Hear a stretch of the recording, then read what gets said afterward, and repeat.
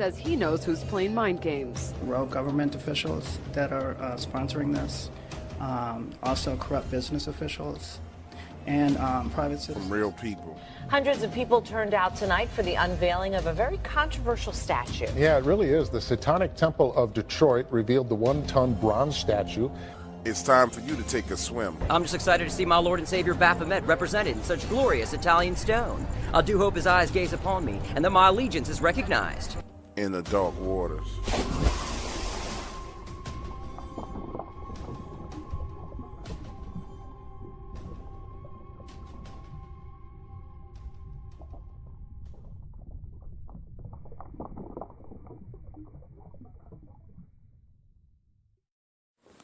The Dark Waters channel is for entertainment purposes only.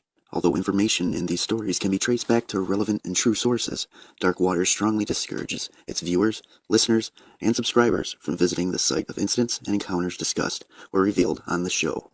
In other words, we will not be held responsible if you are attacked by a dogman, molested by a bigfoot, bitten by vampires, chased by chupacabras, abducted by aliens, accosted by the men in black, investigated or arrested by the local law enforcement, CIA, FBI, NSA, EPA, BLM, or another alphabet group, whether on U.S. soil or abroad. Thank you for tuning in, and enjoy the show.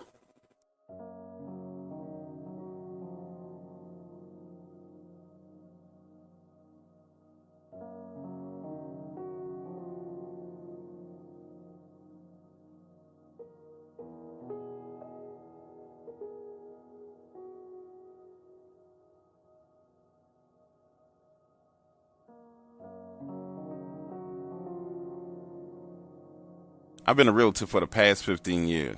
Got my start in San Diego. Made a shitload of money. After I made my goal of $3 million, my wife and I retired to a small town, 150 miles away from the U.S.-Mexican border. But I couldn't just give up my love of real estate. So I continued to take listings and sell properties. The only difference was that in this area, there were no beaches or high-rises. Here, there were nothing but broad swaths of land. And selling ranches is the name of the game. It took a while for me to get my first listing. I was a newbie in the area, and people around here are not so trusting.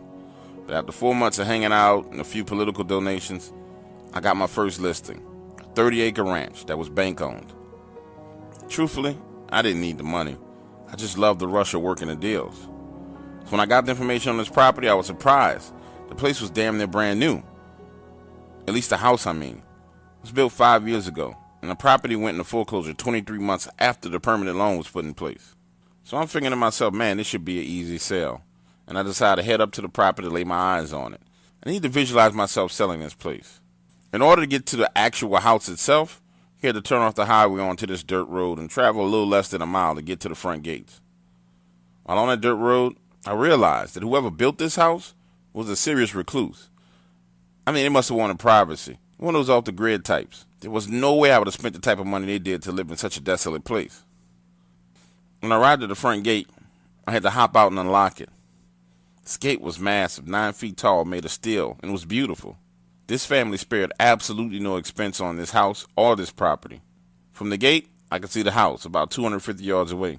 I drove right up to it, pulling up damn near at the front door. Typically, I do a walk around the property and take measurements. But there was a recent appraisal on a bank package, so luckily all I had to do was just go inside and see it for myself. Just as I was putting the key in the door, I heard what sounded like another vehicle coming up the road. Remember I told you about how desolate this place was? So I knew the only way somebody was coming down this road was they were headed to the property. I finally was able to see the vehicle. It was a cop car. The vehicle pulled in the gate, and it's this female officer. She parks, exits the vehicle, starts eyeballing my real estate sign on the side of my car, then starts to ask me what I'm up to. To be honest with you, this was a tense moment, because she had her hand on a weapon the whole time. It took a while for her to relax. Then she started telling me about the place. She said it was owned by a man named Kevin Shields and his family. They built the place as an off-grid location. Then she goes on to tell me about the underground bunkers and all kind of other little crap that's associated with this property. It was during this conversation that I learned that Mr. Shields died from some kind of wild animal attack. He tried driving himself to the hospital and had a wreck on the roadway, flipping his vehicle over and dying. Then she goes on to tell me good luck with selling the place, and explains how there's lots of weird things that happen in the area. People are always reporting strange lights in the sky, hearing noises that sound like broken tornado sirens, and about these very large wolves. Diana, the officer, goes on to tell me that she was called out to the property one night when Mr. Shields was away on business. His wife and older sons were home alone. She said that when she arrived, they told her they thought a person was stalking the house, but whoever it was had run off. So she drove around the property in her vehicle to take a look around. And that's when she saw this huge wolf on all fours, walking a dried up creek bed that runs along the west side of the property. She said other officers had been called out as well and witnessed these same large wolves. At this point in time, I'm starting to get freaked out, and I want to change the subject. So I asked her if she wouldn't mind joining me as I did a walk around through the house. As I walked into the house, I realized that it was still furnished. I mean, this family clearly had just picked up and left in a hurry. There were still plates and dishes in the cabinets. And Diane, she looked disturbed as she walked around inside the house. At that point, I started getting the feeling there was way more to the story than I was being told. 20 or 30 minutes had passed, and then she said something real freaky. She said, "We need to be out of here by dark." And that's when I noticed this panicked look on her face. So I took her advice, and we left. The property sat on the market for 3 months before I got one phone call. And this call was from a man out of Texas. And this guy was weird. He was an oil man. Said he needed a place to prepare for the end of days. I mean, he seemed like a real smart fellow. But he thought the apocalypse was coming like next week. 2 days later, I found myself out at the property with this guy we'll call Big Tex. Now, normally, I like to show properties in the morning time. But this particular case, we were forced to do it around 4 p.m. because he came into town late. By 5:30, we had gotten through the house itself, and he still wanted to see the bunker and food storage area, and the barn that was towards the back of the property. I tried my best to get him to agree to start again in the morning, but he had plans to get back on a plane that night. Now, this property has no utilities turned on, so when the sun went down, we were just working with the headlights from our car and handheld flashlights. But luckily the sky was clear, and the moon provided good light. So we headed into the bunker and walked around a bit and then came out. I started getting that itchy feeling, like I can get this deal closed. So we were standing right at the front of my car. I had the contract in my hand, $2.5 million at 6%. I'm talking about $150,000. If I can get Big Tex to sign on a dotted line, I get that money. And just as I handed him the pen, I hear this growl. I mean, this thing was loud and deep. Tex looks at me and said, "What the fuck was that?" Now, in the back of my mind, I'm thinking, Diana was serious about these wolves. They got wolves out here.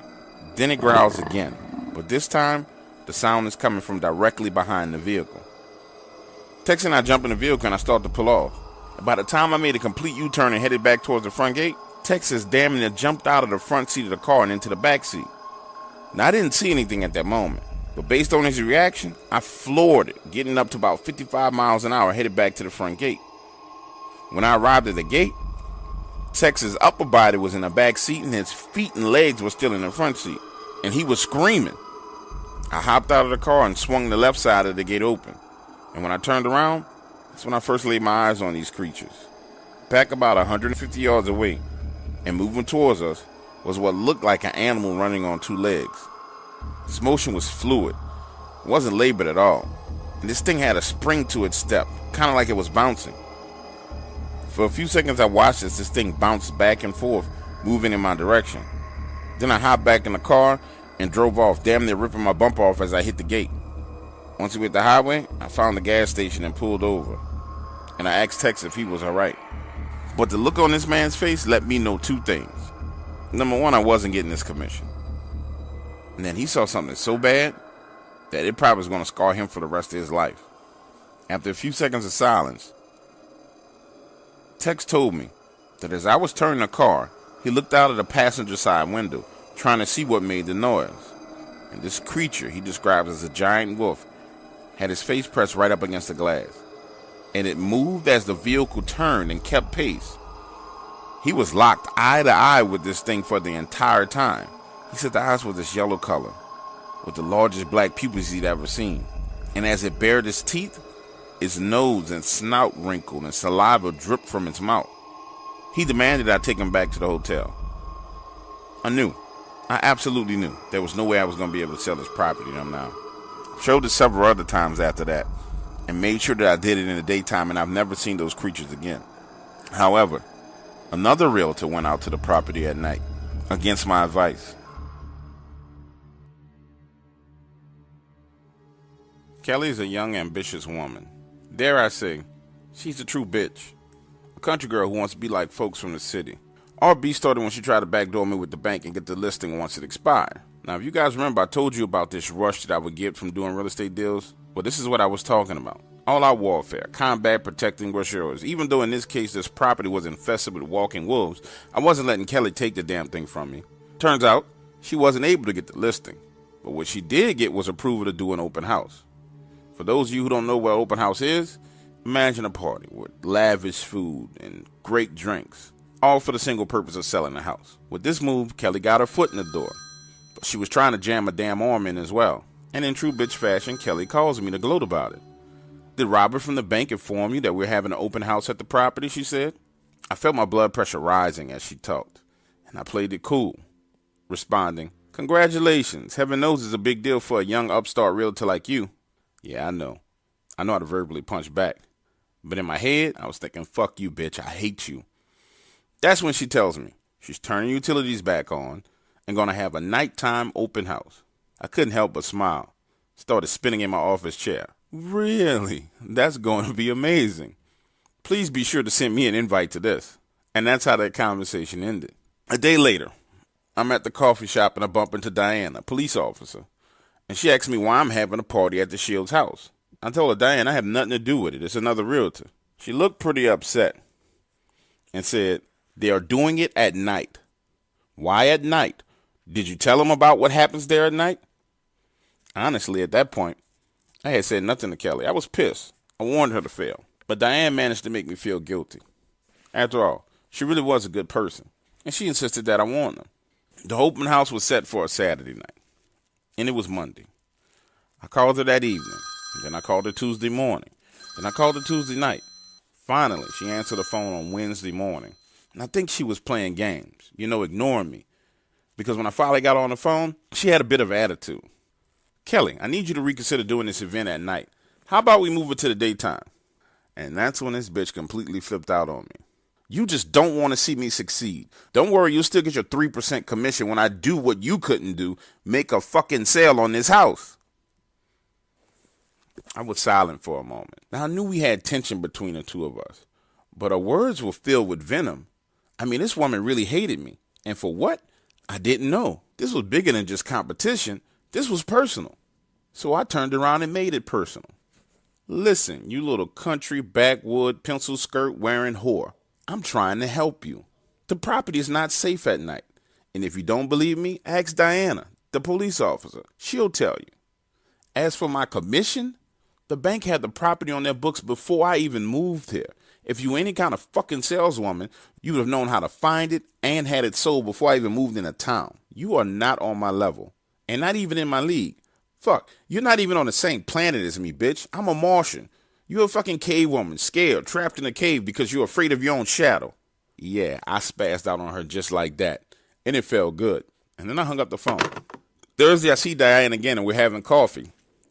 I tell her, look, I did my best to warn Kelly. And I would be at the property all day. By nightfall, I was leaving.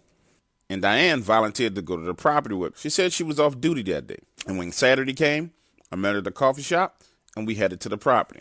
When we arrived, I quickly realized that Kelly had went way overboard with this whole damn party thing. When we pulled into the gates, there were catering trucks, flower trucks, a temporary generator, an outdoor movie screen. She went all out trying to get this sale. And I must admit I was impressed.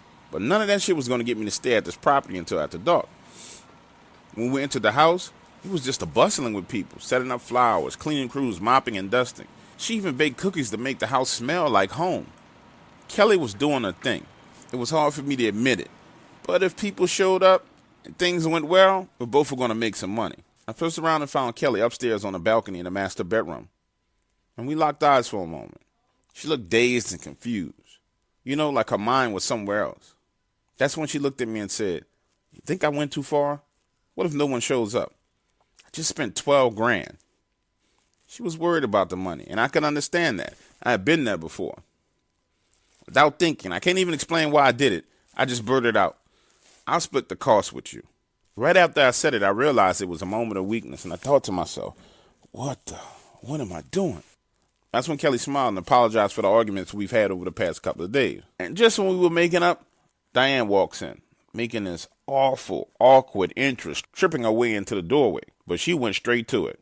Kelly, I'm a local officer. Are you aware this place is dangerous at night? Why are you doing this? That's when Kelly looked at me and said, are you serious? I thought you were just being a hater. From there, I went on to tell Kelly my experience, and Diane shared hers. Wasn't sure it was the fact that Kelly had invested so much money into this event, or she was just a skeptic, but she didn't listen. In 2 hours, guests would be arriving. It was kind of late to turn back now. So we moved off into the house, and Kelly disappeared among a crowd of people working and cleaning. The very first guest arrived at 4:30 and was greeted with champagne and began to walk around the property. By 5:45, there were 45 people walking around. The sun was about to set, so I headed out to my car, only to discover that I had been blocked in.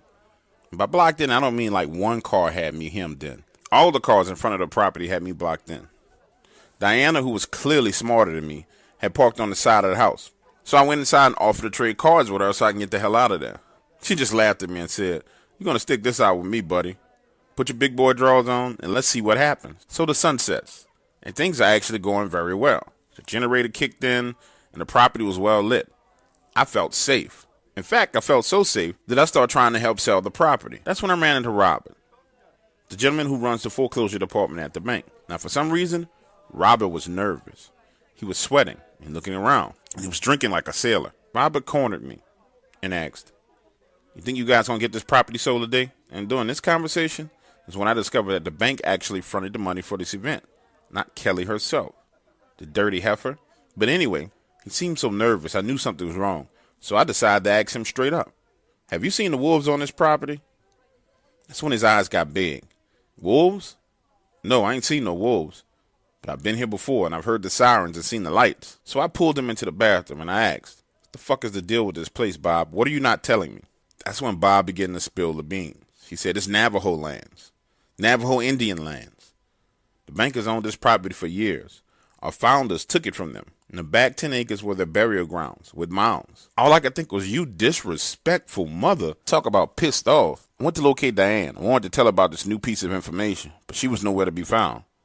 That's when you started to hear the sound coming from outside. And this shit was creepy. Walking out of the front door, the sound was coming from the sky. And at first, I thought I was going crazy, figuring I was the only person hearing this. But when other people came outside and started to join me on the porch looking up at the night sky, it was clear that everyone was hearing this. There were no clouds in the night sky, and looking around, there was nothing to indicate where the noise was coming from. Just as suddenly as the sound started, it stopped. A few people took that opportunity to leave, but most of them just went back inside. So I went back to searching for Diana. When I found her, she was in the master bedroom on the balcony. What's wrong? I asked. She had her back turned to me, staring at the back of the property. Just look, she said, towards the back of the property. I could see movement. They're coming in, she said. They're coming in. For me, there was no need for an explanation. I could see it with my own two eyes. It looked like animals on all fours, 5 of them to be exact. They were moving slowly, hiding behind a brush, taking cover. Stalking is what they were doing. They were stalking to get closer to the house. Now, at this point, I have to say, I ain't nobody's hero. In fact, I'm a bit of an asshole. But so judge me how you choose to, but I needed to get out of the situation. I remember Kelly had left her keys in the master bathroom on the vanity. I noticed it earlier while she was talking that day. So I took him and head downstairs to the front door. Bob grabbed me by the shoulder and stopped me right about 10 feet away from the door and said if I can get this place sold, he would up the commission to 12%. If not, they were going to have to donate the land. For a second, I started to punch him in his face. He knew all this shit was going on this property, and he still let me come up here anyway. And that's when shit went crazy. The power went out. From upstairs, you heard 2 gunshots, and the damn siren sounds all returned at once. I was pushed out of the front door by people trying to exit the house, and I rolled down the steps, and panic set in. People were jumping over cars, falling over each other, trampling people. When I recovered from my fall, I made a beeline for the side of the house where Kelly parked her car. Got in, cranked it up, and when the lights came on, 2 of these wolves were standing right by the power generator. I may have possibly damaged a few vehicles getting out of there, and I possibly might have bumped a person, 2 or 3 or maybe 4 on my way to the front gate. But I got out of there. Hours later, I got a call from Diana. She was worried and said she searched everywhere for me. Diana explained that it seemed as if the wolves didn't want to harm anyone. They just wanted to run everybody away from the property. They never even entered the house. or went near anyone's cars, but they growled and they howled from every direction. More people got hurt running than anything, she said. Then Diane explained to me there were only 2 cars left there. Bob, the guy from the bank, and mine. And no one had seen Bob anywhere. 48 hours later, Bob was found, wandering on the back 10 acres of the property. He was severely dehydrated and delirious, according to Diane. He claimed that the wolves dragged him away to that area and wouldn't let him leave. 2 days after Bob was found, that property was donated to a nonprofit associated with the Navajo Nation. I lost out on $175,000. Truthfully, I don't give a shit. I'm just glad that it's settled. Bob offered me another listing, a ranch closer to the border. I politely told him he could kiss my ass. I'm in full retirement, and if I want to sell real estate, I'm moving back to California.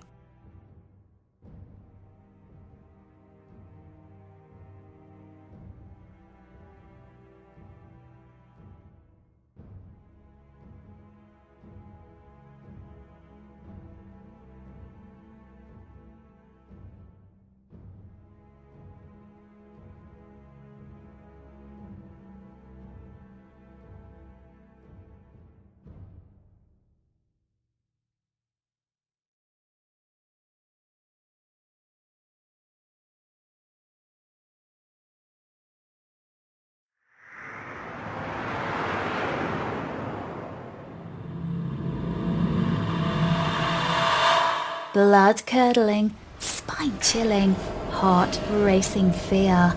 You are now listening to Dark Waters Radio.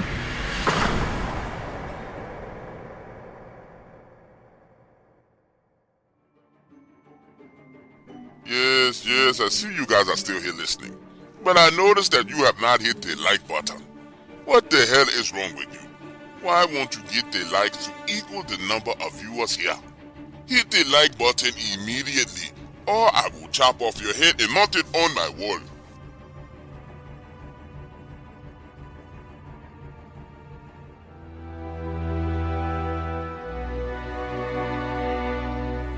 Are you feeling the mysterious influence of witchcraft in your life?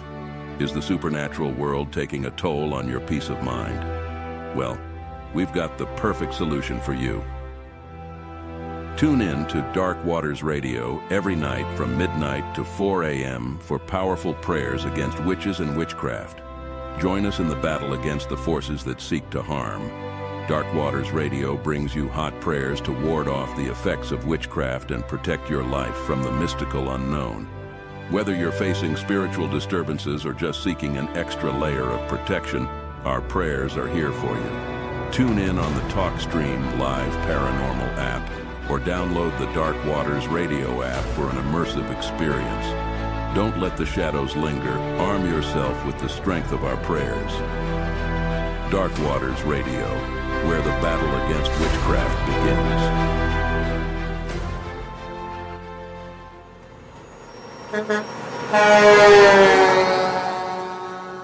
A Dogman encounter happened early one morning. You see, as a trucker, I spend very long hours on the road.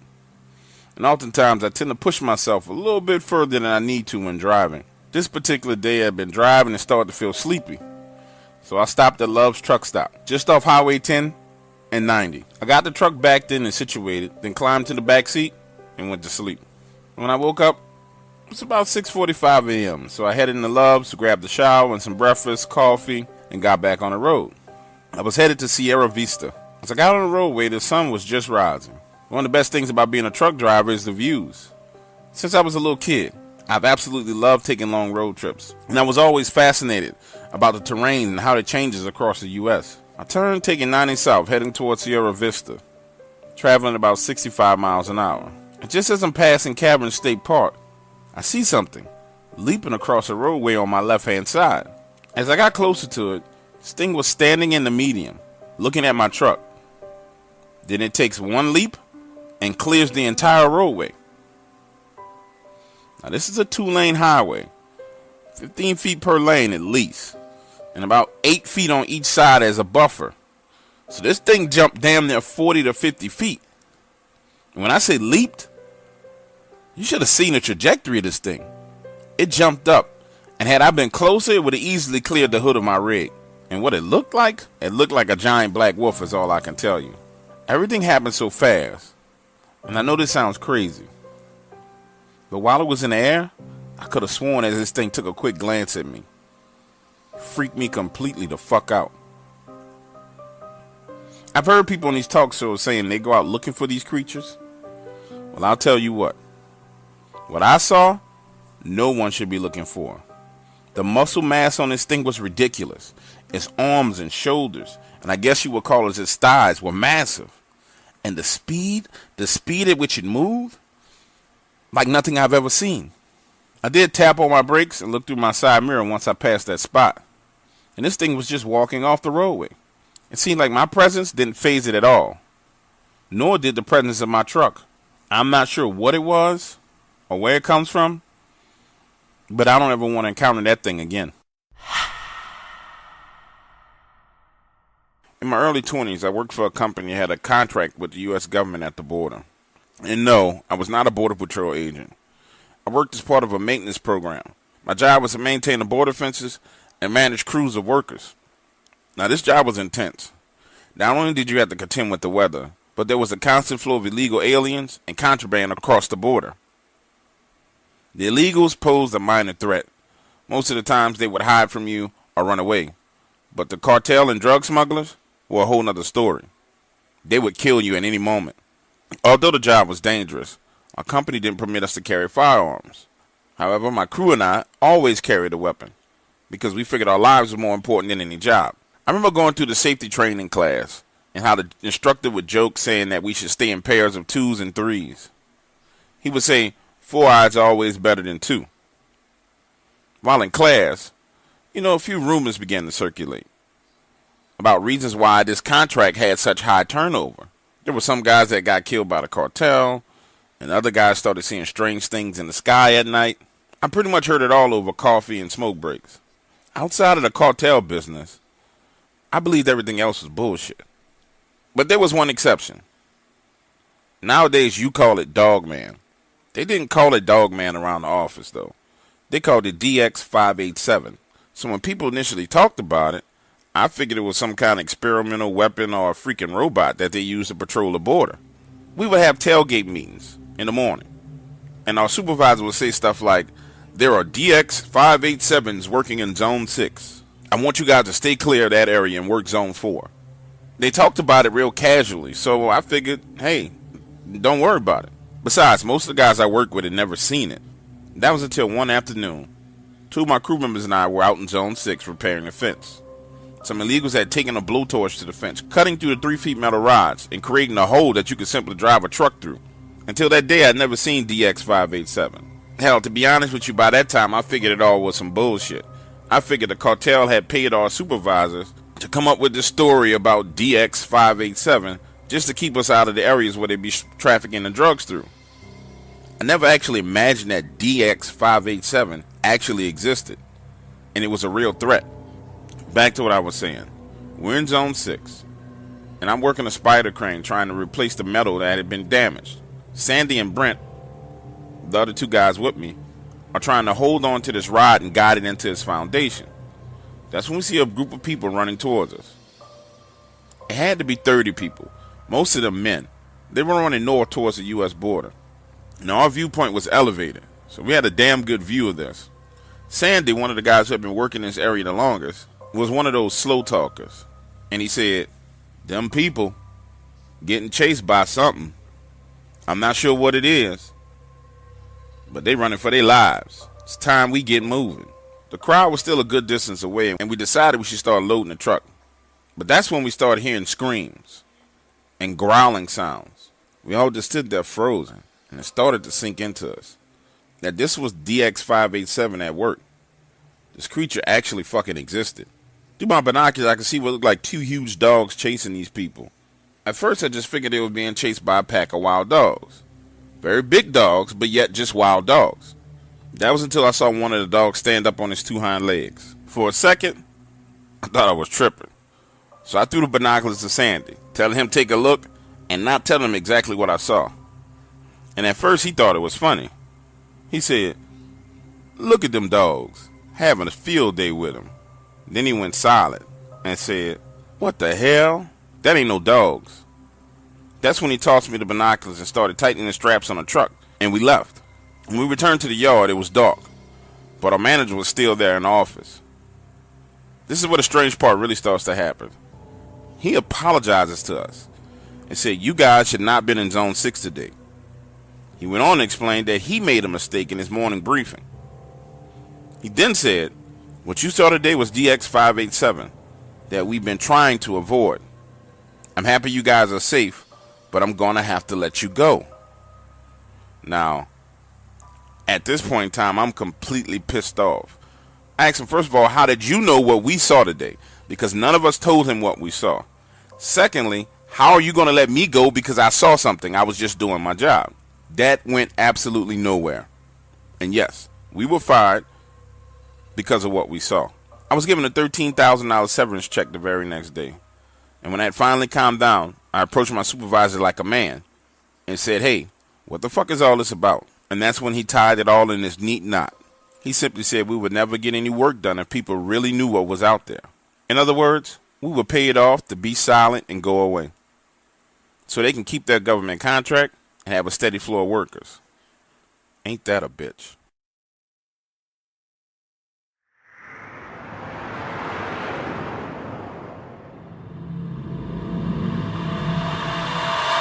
Blood-curdling, spine-chilling, heart-racing fear. You are now listening to Dark Waters Radio.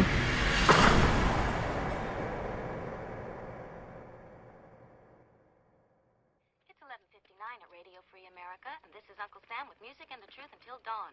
Right now, I got a few words for some of our brothers and sisters in the occupied zone. The chair is against the wall. The chair is against the wall. John has a long mustache. John has a long mustache. It's 12 o'clock, Americans, another day closer to victory. And for all of you out there on or behind the lines, this is your song.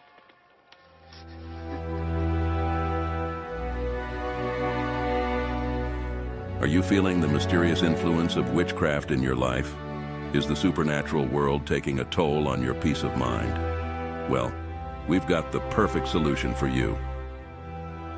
Tune in to Dark Waters Radio every night from midnight to 4 a.m. for powerful prayers against witches and witchcraft.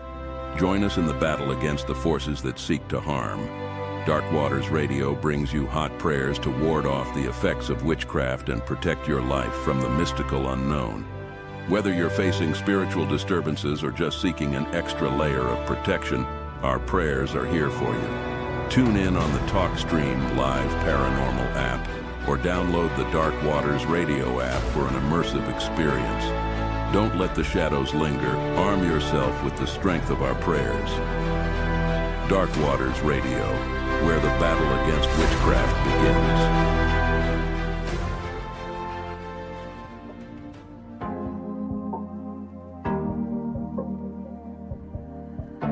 Your heart, keep it in your pocket for safekeeping. Don't ever let nobody be the reason you throw it out, you stop caring about it. Don't let your hair get in the way, can't be defined by your mistakes.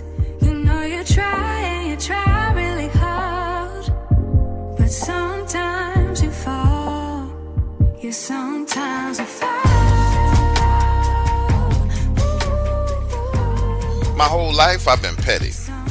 Picked up the trait as a kid. You see, growing up I was small and I got bullied. But I was smarter. So I would outthink the bullies. Get them to fight each other and then sit back and watch. I remember one of the kids that used to bully me had an accident on his bike.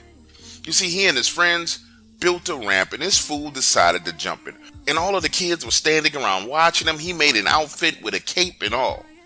And understand, my generation is long before any of the safety equipment that the modern generation had. There were no safety helmets, no knee pads, no elbow pads, none of that. So he's there on his bike about 20 yards away from the ramp and he's hesitating. Remember, this is the kid who used to bully me. So I start to cheer him on, getting the other kids to cheer him on as well. Putting gas in his tank. Now, looking at the ramp, the angle, the support, it was way too high. Definitely, absolutely, no way in hell he was safely jumping this ramp. And sure enough, This fool takes off riding full speed, hits that ramp, the bike shoots straight up in the air, flies from under his legs. He falls from 8 feet in the air, slamming, landing on the back of his head. Now he's on the ground bleeding and screaming. All of his friends take off running and leave him, and I'm the only one standing there. He's saying, help me, please help me. Remember, I told you that I was petty. So I reach out my hand pretending like I'm going to pick him up, and when he reaches for my help, I jerk away and tell him, listen, you should have thought about all this bullshit before you decided to bully me. Now, a few days later, I see him at school. His head is swollen. He's got stitches. He's angry because I didn't help him. And remember, he's bigger than me. So that day, he whooped my ass. And I didn't see it as a problem. Yeah, he was punching on me. I blocked a few of them, curled up into a ball. But at the end of the day, his head was cracked open, and all I had was a few minor bruises. Anyway, I was 18 when I had my Dogman encounter. I'm on my way home from school. Springtime. It was right before sundown, and the road I had to walk home had train tracks on the right and woods on the left. That evening, a train had stopped on the tracks loaded with these gigantic logs. I remember for the first time feeling like there was no escape as I walked down this roadway. And I don't want to confuse you, there was no reason for me to feel scared at the moment. It just dawned on me that if someone came speeding down that roadway, my only option was to run off into these deep woods or to try and climb up a train cart full of logs. Anyway, I'm walking along, right, when I suddenly get the feeling that I'm being watched. Then I hear this quick scratching sound like something climbing on top of those logs. And this werewolf literally comes flying down onto the road, looks at me as it's landing, and I'm terrified, standing there frozen in place. It squares up to me, stretching out his chest, his arms wide open. Look at me like, boy, if you don't get away from me, I'm going to kill you. Listen to me, everything inside of me wanted to run. But I knew growing up in that area that you never ever run from a predator. And all I could think to do was to bow. So I bowed my head in submission. And it slowly walked away. Now fast forward, I get home, tell my mom what happened. She thinks I'm crazy. I try to tell my dad, but he's watching a football game. So I go to bed with no dinner, scared out of my mind. 2 days later, I'm walking down the same road. Keep in mind, this time there's no train, but I'm terrified, and I hear this truck coming up behind me. Looking over my shoulder, it's my sworn nemesis, the kid who cracked his head like an eggshell. He has this Ford pickup truck full of people, and as they pass by, they throw small rocks at me, cursing me out, calling me a wimp. He's hanging out of the driver's side laughing, calling me a loser. His girlfriend is in the passenger seat, egging him on. Now once they get past me, I grab the biggest rock I could find and chuck it at his truck. Now I threw it not thinking that I was actually going to hit someone, more as a way of making myself feel better about the situation. But I ended up hitting one of the boys riding in the bed of his truck. Now they stop, put the truck in reverse, and head back my way. So I take off into those woods, running my tail off, jumping over down trees, tripping, falling. And I can hear them running behind me, following me through the woods, screaming, "We're gonna beat your ass when we catch you." Now, understand, I was taught that the shortest distance between two spaces is a straight line. So in the woods, I started running zigzags, just random zigzag patterns, hoping that they wouldn't catch me. And it was doing one of these zags that I noticed the claw marks on the tree. These huge, long claw marks. And instantly, I stopped. Because now I'm remembering what I saw going into these woods. I have a decision to make. So I'm saying to myself, do I take this ass whooping, or do I keep running into these woods and possibly run into that creature that I saw on the road? I tell myself, no, we're not going any further. We're just going to have to take this beating. So now I've turned around and I'm making a beeline straight for their direction. My plan was to scream and just keep running past them. Well, that plan didn't work because I get tackled by the same guy that I hit with the rock in the bed of the truck. Now I'm being held down while he's screaming for the others to come over in his direction. Looking at me, he says, "Boy, you got to be stupid. You ran straight into me. What the hell is wrong with you? You know we about to beat your ass." So I try to tell him, there's something in these woods worse than you think. And I believe that we're in its house so we need to go. But he punches me in the face, laughing at me, and calls for the others to come over. When the rest of them arrive, he says, this limp dick bastard right here believes there's something in these woods. Now, imagine a scene. I'm laying on the ground. He's got me pinned down. They have me circled like hyenas, and they're laughing at me. Understand, I'm there pleading with them, saying, listen, I know we don't like each other. I know y'all gonna whoop my ass. That's fine. But whatever you do, please, let's get out of these woods and get back to the road. And no, just like a pack of rabid hyenas, they're just laughing at me. So I'm squirming on the ground, break loose, try to get away, only to be kicked in the head. Now I'm dazed, got white spots in my vision, and they think it's funny until they hear the growl. And I know for a fact they heard that growl because I heard it, and they started to curse and swear, saying, what the F is that? So now all of their attention turns from me into the woods. And to be clear with you, we were deep into these woods. I ran at least 400 to 450 yards before I saw those claw marks and decided to turn around and run back in that direction. And these woods themselves, if you keep going further back, they connect to this ridge line that goes up and down towards a river. On the far end, close to that ridge, is where the logging operation was going on. Now, back on my feet, I step away, getting out of the circle they had me in, and say, look, man, for real, let's go. We can sort all this out another day. I'm scared. Let's go. Now pause right here in the story. Was I scared? Absolutely. No doubt about it. But it was one thing I knew. One thing I knew for sure about my bully, and I knew him better than he knew himself, was the fact that he could not stand being afraid. And he couldn't stand the fact that anybody around him would think that there was something that he was afraid of. So when I said that I was scared, deep down inside I knew that that would push him to go deeper, move further into those same woods. And exactly as I predicted, he did it.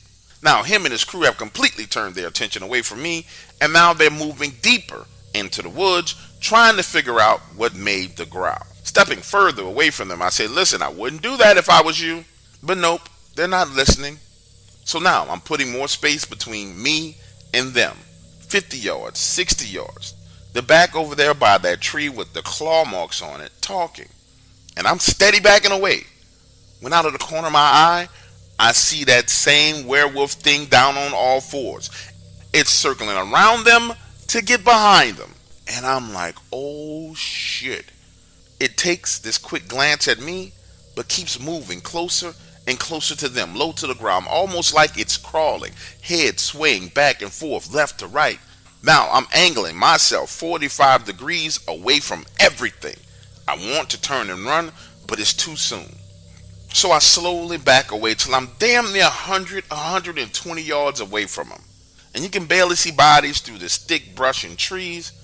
Then I turn and run, hauling ass back to that roadway, pick up my school bag, and as I'm standing there catching my breath, I hear screaming. Even from that distance, as deep as they were into those woods, you can tell whatever the hell was happening wasn't good at all. So I run as fast as I can all the way home, get inside, go straight to my room. 6 hours later, the sheriff is at our front door. My parents are pissed, and he's asking me questions about what happened in the woods. So I tell him the exact story. I'm walking down the roadway. They pull up, throwing rocks and cursing at me. I grab a rock, throw it at them, run into the woods. They chase me into the woods. I see these giant claw marks on the trees. They surround me, beat me up. Then something growls. I take off running, get back to the road, get my school bag. I hear them screaming like something is murdering them, and I run home. So now the sheriff is pissed, asking me why I didn't call and tell him what was going on and try and get the kid some help. And I tell him, listen, it's none of my business what happened to them, because had the shoe been on the other foot, I promise you, these kids would have done nothing to help me. Angrily, the sheriff tells me that if there's any criminal charges that he can press against me, he will, and demands that I come with him down to the station and file a report as to what happened. So my dad and I get in the car, follow him back to the police station, and that ride to the police station is a whole nother story because my father is pissed off. He tells me that I embarrassed him because the sheriff came to his door asking questions about an incident that he knew nothing about. And I try to remind him I had just tried to explain that whole situation to them a few days before when I came home scared out of my mind, and neither him nor my mother believed me. So there was no reason for me to tell him anything else because he didn't believe me the very first time. And there was no reason for me to call the sheriff and tell the sheriff that a werewolf had attacked kids in the woods because he would have thought that it was a prank call. The only logical outcome was to let it play out, and if the sheriff came, explain all of it to him then, because now he would have evidence of the situation. Keep in mind, I got my level of intelligence and logic from my mother and not my father. One of the many things that my father resented about having me as a son. Anyway, now we get to the police station, hop out, follow the sheriff inside, and when we walk into the station, guess who's sitting in the lobby? Mr. Egghead, my nemesis. And you can tell looking at him that whatever happened in those woods, oh boy, it had to be bad. Moments later, the sheriff, my father, go into the office to talk in private, and I sit down right next to him. And I say, man, are you okay? But he's gone. I mean, space cadet gone. This blank stare in his eyes. And that's when he tells me what happened. He starts by saying, you know, this is all my fault. Had I just left you alone, drove past you, none of this wouldn't have happened. We would have never been in those woods. She would never be missing. He would never be hurt. Nothing would have happened. Now get this, after I backed away from them, they were all standing there, staring at the claw marks on the trees, making fun of it, trying to figure out what it was.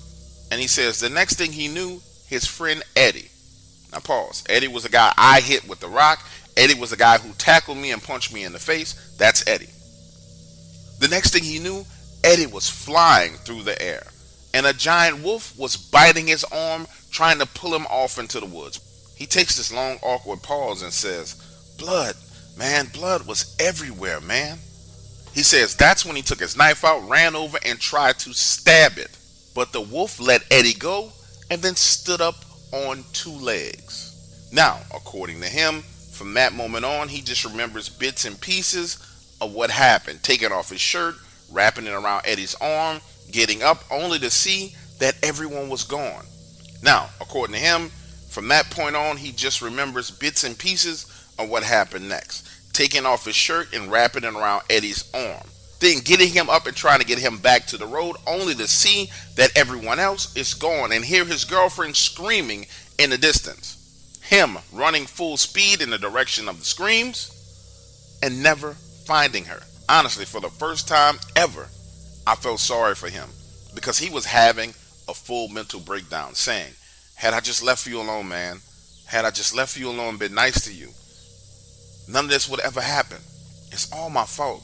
All I had to do was just be nice. It was right then and there in that moment that I noticed the blood all over his shoes, all over the lower parts of his jeans. But honestly, what do you tell a person in a situation like that? A few minutes later, I'm called into the sheriff's office. He's sitting behind his desk. My dad is sitting on the other side, and I sit down next to my father, and he asks me if I want to press charges for being kicked in the head. Now, my father presumes to speak for me and says, no, Sheriff, we don't want to press charges. We want to do everything we can do to get out here and try and find this missing girl. But I interject, and I tell him, yes, I do want to press charges. Now, the sheriff is looking at me like, what the fuck is wrong with you? And I repeat it. Yes, I do want to press charges. They chased me down into those woods, put my life in danger. He kicked me in the head, and they all admitted it to you. I want to press charges. That's when the sheriff puts down his pen and says, son, that boy who kicked you in the head is 2 towns over in the hospital. He's probably going to lose his arm. Don't you think that losing an arm is a big enough price to pay?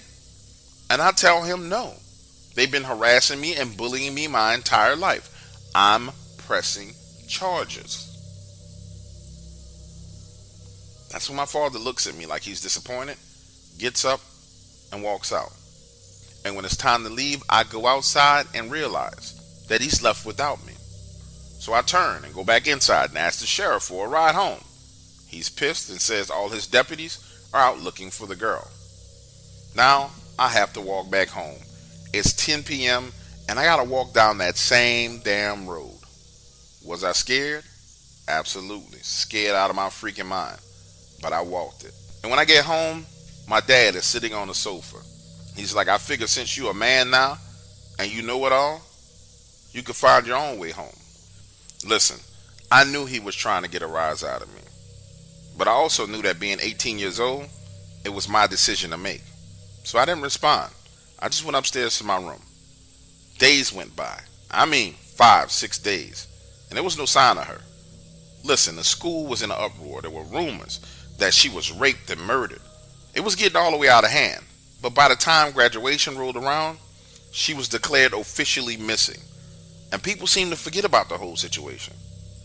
But I was never able to forget about it because my father stopped taking me places. I had to constantly walk down that same road to and from school every day.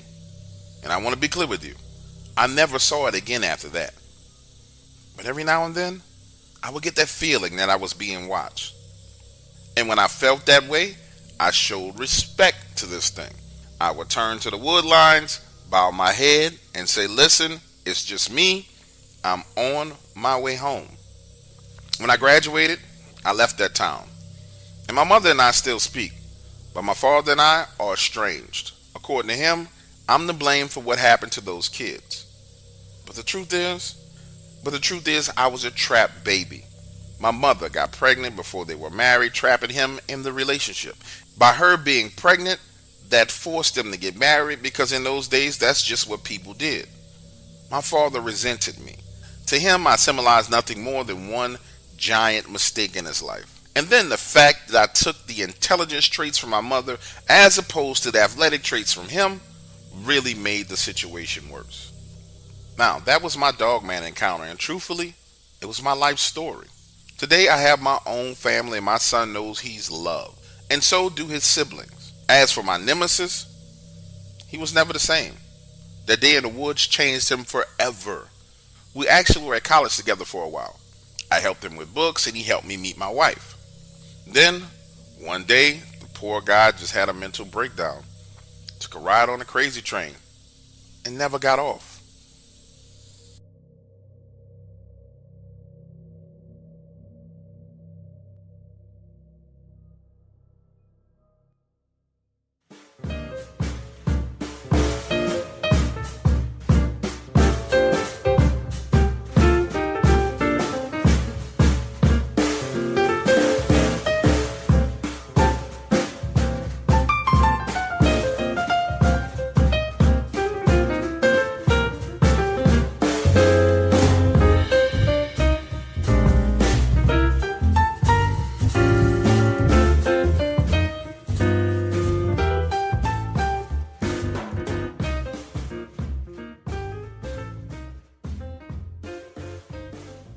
By early 2016, my sister Maria's wedding was quickly approaching. And for her bachelorette party, she wanted to go to New Orleans, Louisiana, hang out on Bourbon Street, drink, have fun, and be merry.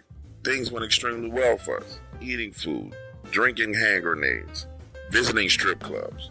It was all good until one of the girls in her wedding party suggested that we take a nighttime swamp tour. Now, to be clear with you, we're all from Atlanta, Georgia. Not the city surrounding Atlanta, from Atlanta, Georgia. And none of us, nobody in the wedding party, had ever been to a swamp. However, I found myself being the only one who was in protest. Listen to me when I tell you, I tried to talk my sister out of it. I told her the only thing in the swamps at night were mosquitoes, giant alligators, huge spiders. There was no reason for a bunch of single women to go on a nighttime swamp tour. But it seemed like the more I fought with her, the more she wanted to go. And understand, that's how it's been since we were children. I tell her we need to go right, and she says we need to go left. So as you can imagine, the next day, we end up taking a nighttime swamp tour. Now, in order for you to understand this, the nighttime swamp tour wasn't at 5 o'clock in the evening. It wasn't at 6 o'clock in the evening. It was at 8:30 at night. We're talking about a real nighttime swamp tour. And I knew there was a huge potential for things to go bad when I noticed that the gentleman who was guiding this swamp tour, not only did he have a pistol mounted on his hip, but he had a shotgun on the front of the boat. Now imagine the scene as 5 of us and him out on a boat, riding around in the swamps in the middle of the night in the darkness. I was surprised at the fact that the mosquitoes weren't biting us. The boat is moving along through the water. The tour has been going on about 10-15 minutes. He shines the light into the trees, and all you see are these eyes looking back at us. That's when the tour guide goes on to tell us that the swamp is really not a safe place to be in at night, because there are hundreds of gators in the water, each and every last one of them searching for their next meal. Then this man proceeds to open a cooler, pull out 2 full-grown raw chickens, and feed these alligators right at the side of the boat. Listen to me when I tell you, I don't know what your idea of fun is, but to me, this was not fun at all. Being out in the swamps in the middle of the night was absolutely terrifying. And soon, it was going to get way worse. Because we're riding along and we start to turn and go into this wide cove. Now, I can't explain to you how swamp gas or swamp fog, as he calls it, works, but this particular area had this dense fog right on top of the water. And so you understand, we had only traveled no more than 175 yards from where we were feeding those gators to this area, and there's fog everywhere. That's when he stops the boat, turns out the lights, and starts telling us ghost stories about how this particular cove is haunted, about witches, that there was a voodoo witch that lived back here and how she was murdered by the locals. And ever since that day, her spirit has haunted this cove. And if you've ever been on any kind of ghost tour or scary tour, you know how the tour guides are. They're extremely dramatic. So he's going on about how every now and then, when he does a tour in the middle of the night, that someone would see the ghost of this woman drifting through the trees. Did that scare me? No, not really. But what happened next scared the living shit out of everyone. Because as we're sitting there in the darkness, you start to hear what sounds like something moving in the trees. And by movement, I mean it sounds like something is literally scratching and digging its claws into the trees as it either climbs up or climbs down them. Now listen to this. The tour guide hears the exact same sound we hear, and he starts to tell us stories about the rougarou, a werewolf creature that's known to live in the swamps. And at first I'm thinking he's doing a bit, like there's some speakers mounted in the trees and he's got a remote or something like that, and he hits a button and it makes the noise. But no, this was no joke.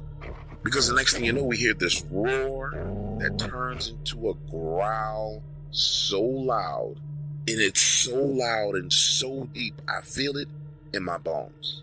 Now, have you ever heard a sound so nasty and wicked that it made your skin crawl, the hair stand up on the back of your neck? Well, that's what this sounded like. Scared the shit out of everybody in the wedding party.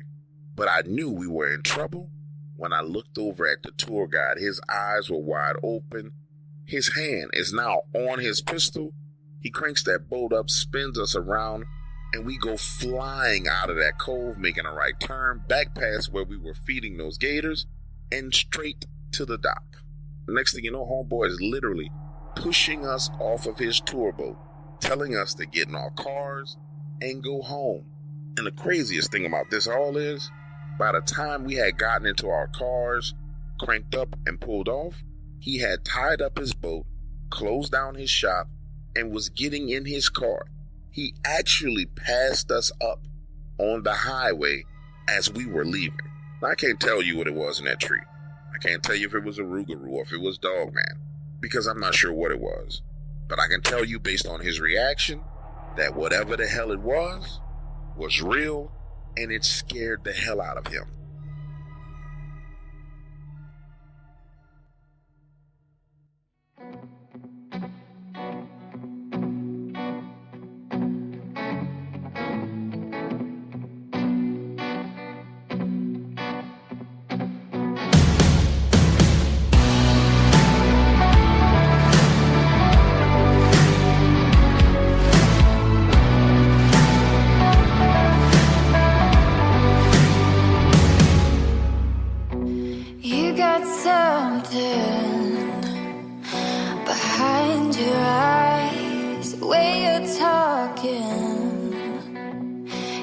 cheap disguise.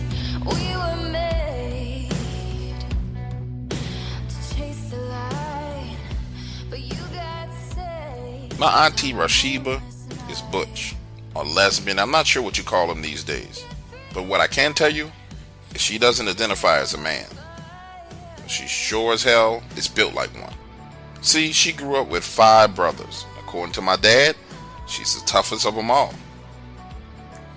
So when Auntie Rashiba showed up at our house at 8:45 p.m. seeking shelter, my whole family was confused. The woman looked worn down, bags under her eyes, and frankly, broken.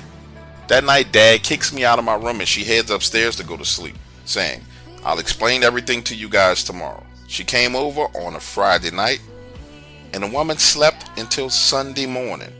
I mean, nothing we did would wake her up. And when she finally wakes up, we're headed out of the front door to go to church, and she's asking about coffee. 2 hours later, we're back home from church. Mom has made brunch. We're sitting down at the table, and she goes on to explain that she has a story to tell. Now, the words that proceeded out of her mouth combined created the most terrifying story I have ever heard about the rougarou. You see, she lived in Longville, Louisiana. 22 acres of land, her and her partner Katrina. My auntie goes on to say that Katrina had left the property 2 weeks ago because she was scared for her life. It all started one night. The two of them were in bed watching TV when the power went out. Auntie Rashiba, being the prepper that she was, goes out the back door to their little shed and turns on the generator. Right then and there is when she hears Katrina screaming at the top of her lungs. Rushing back inside of the house to the bedroom, she finds her down on the floor, body curled into a ball in the corner of the room. The bedroom window open, and the screen slit with what clearly looks like 3 claw marks. And over the next 45 minutes, she tries her best to calm Katrina down. But nothing will work. Finally, an hour and a half later, Katrina explains that when the power went out, she decided to get up and open the window to let some fresh air in. And you know how it is when you walk to the window to open it, you don't necessarily look out of it, you just hit the latch and slide it open.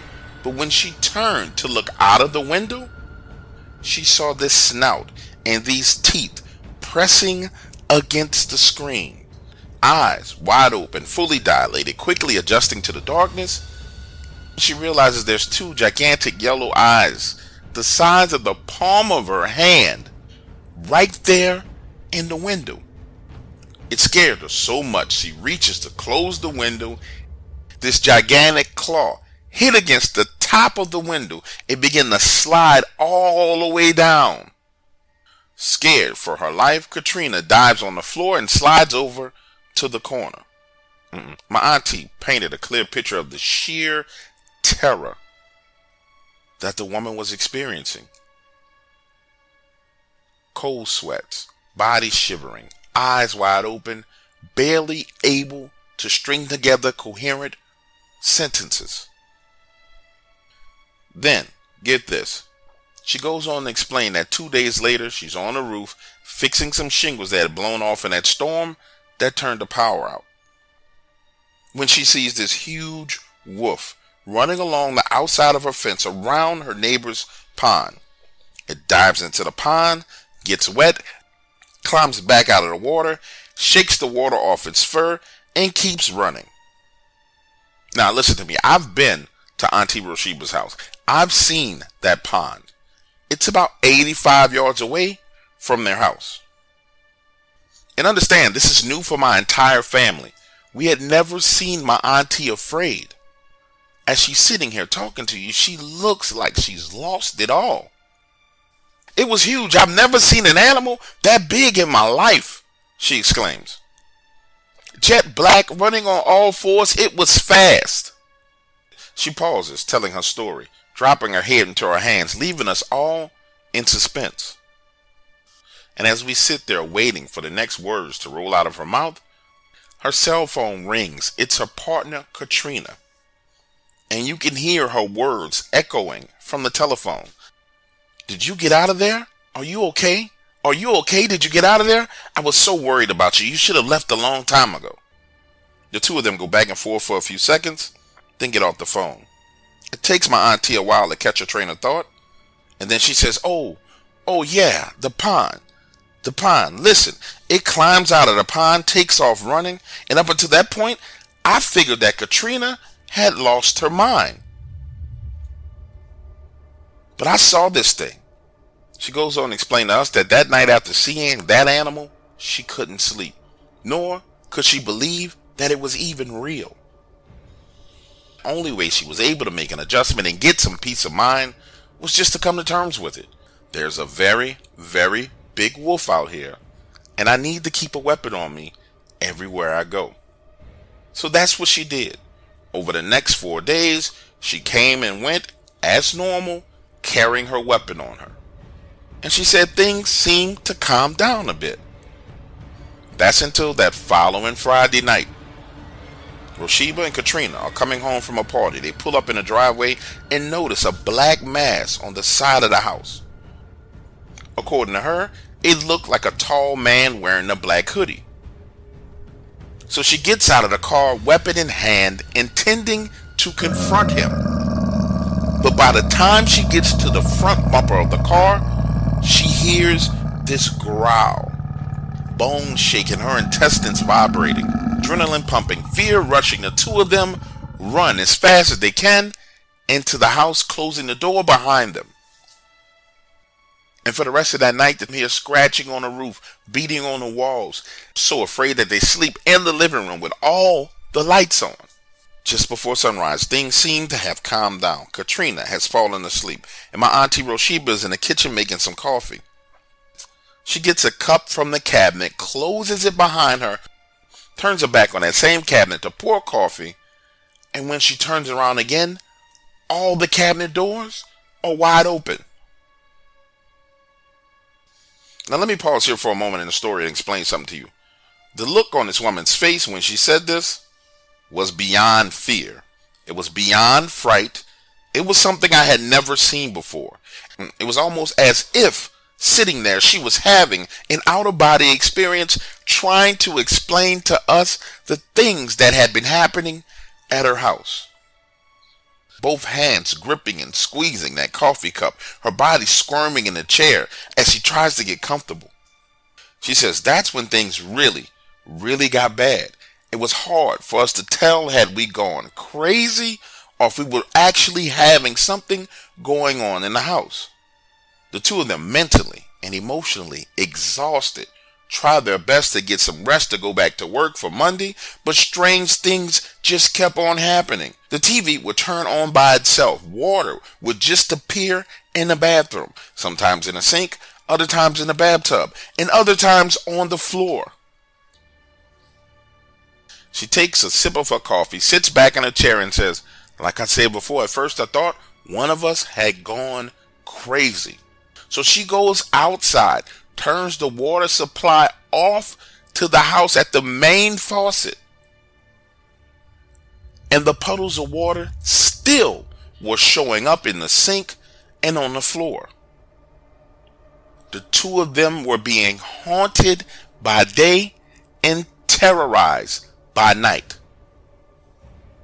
And by Monday evening, Katrina couldn't take it anymore. She decided to leave. And she begged my auntie Roshiba to leave with her. Sitting there, tears rolled down her face as she said, you know, I really should have left with her.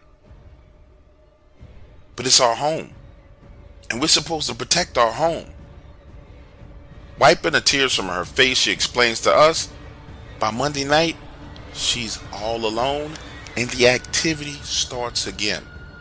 Kitchen drawers opening, cabinet doors opening, bedroom doors opening and closing on their own, water appearing in the sink, on the floor in the hallway.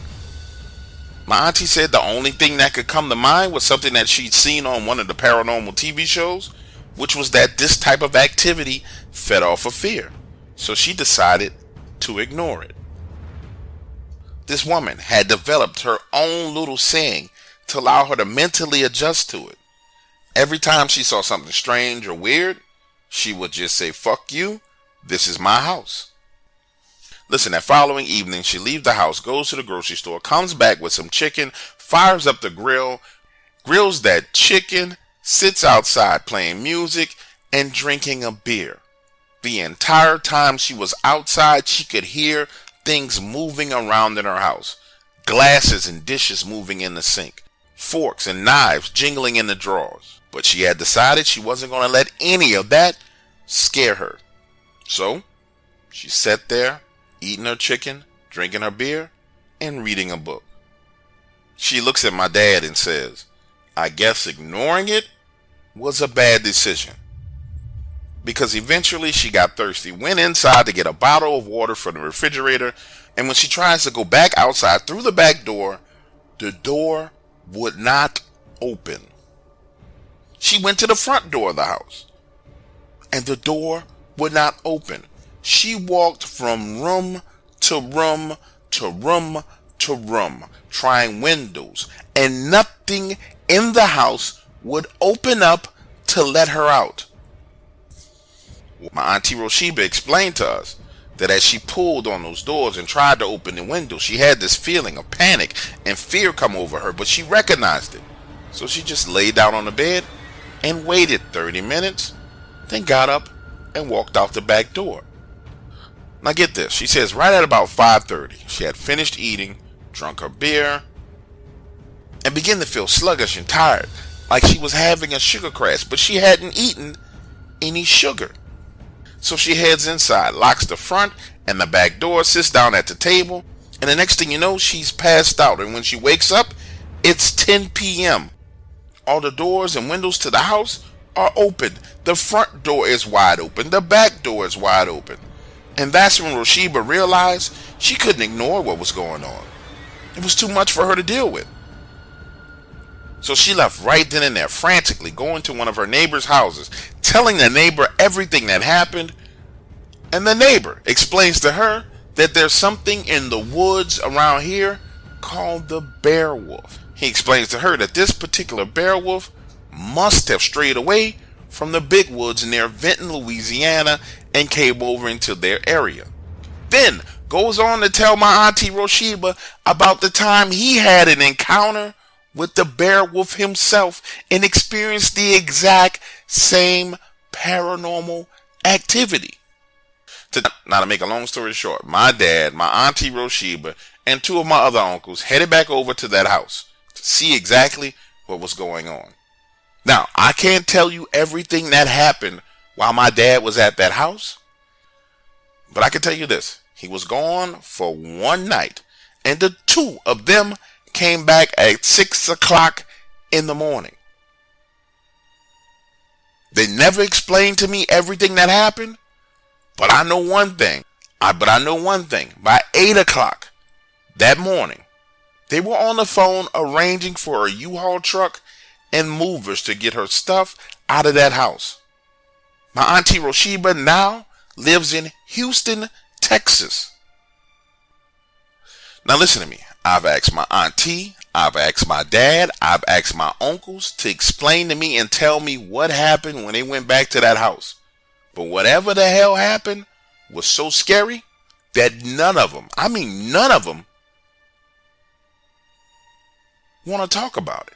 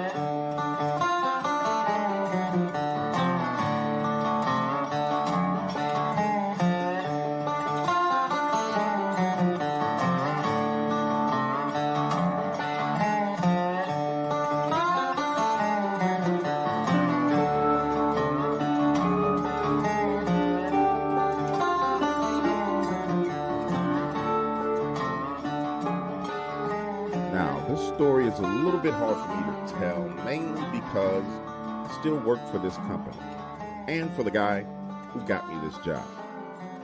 So I will give you some background information about me, but please, please, please understand that I cannot share everything with you. And for one moment, think about someone other than yourself and realize that I have a family to feed. Now, as you are aware, there are a few major railroad companies in America. Norfolk Southern, Canadian Pacific, KC Southern, and many more. But what most people don't realize is that the railroad companies were the original American monopolies. They were what Facebook, Google, and Twitter are today. But when it comes to sheer power and ruthlessness, nobody, and I mean nobody, compares to the railroad industry. I know this for a fact because I've worked for them for over 34 years.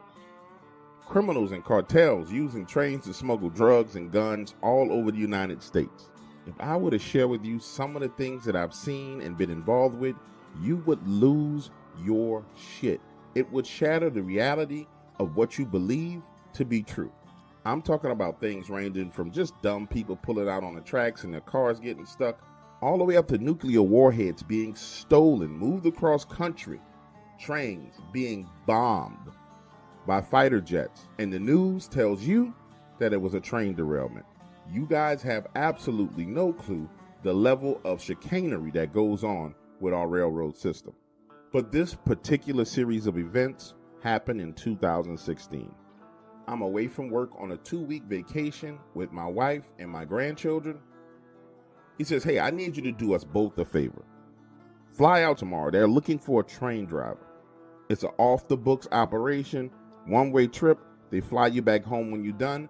The pay is $15,000. You keep 10, I keep 5. Just for me bringing this to you.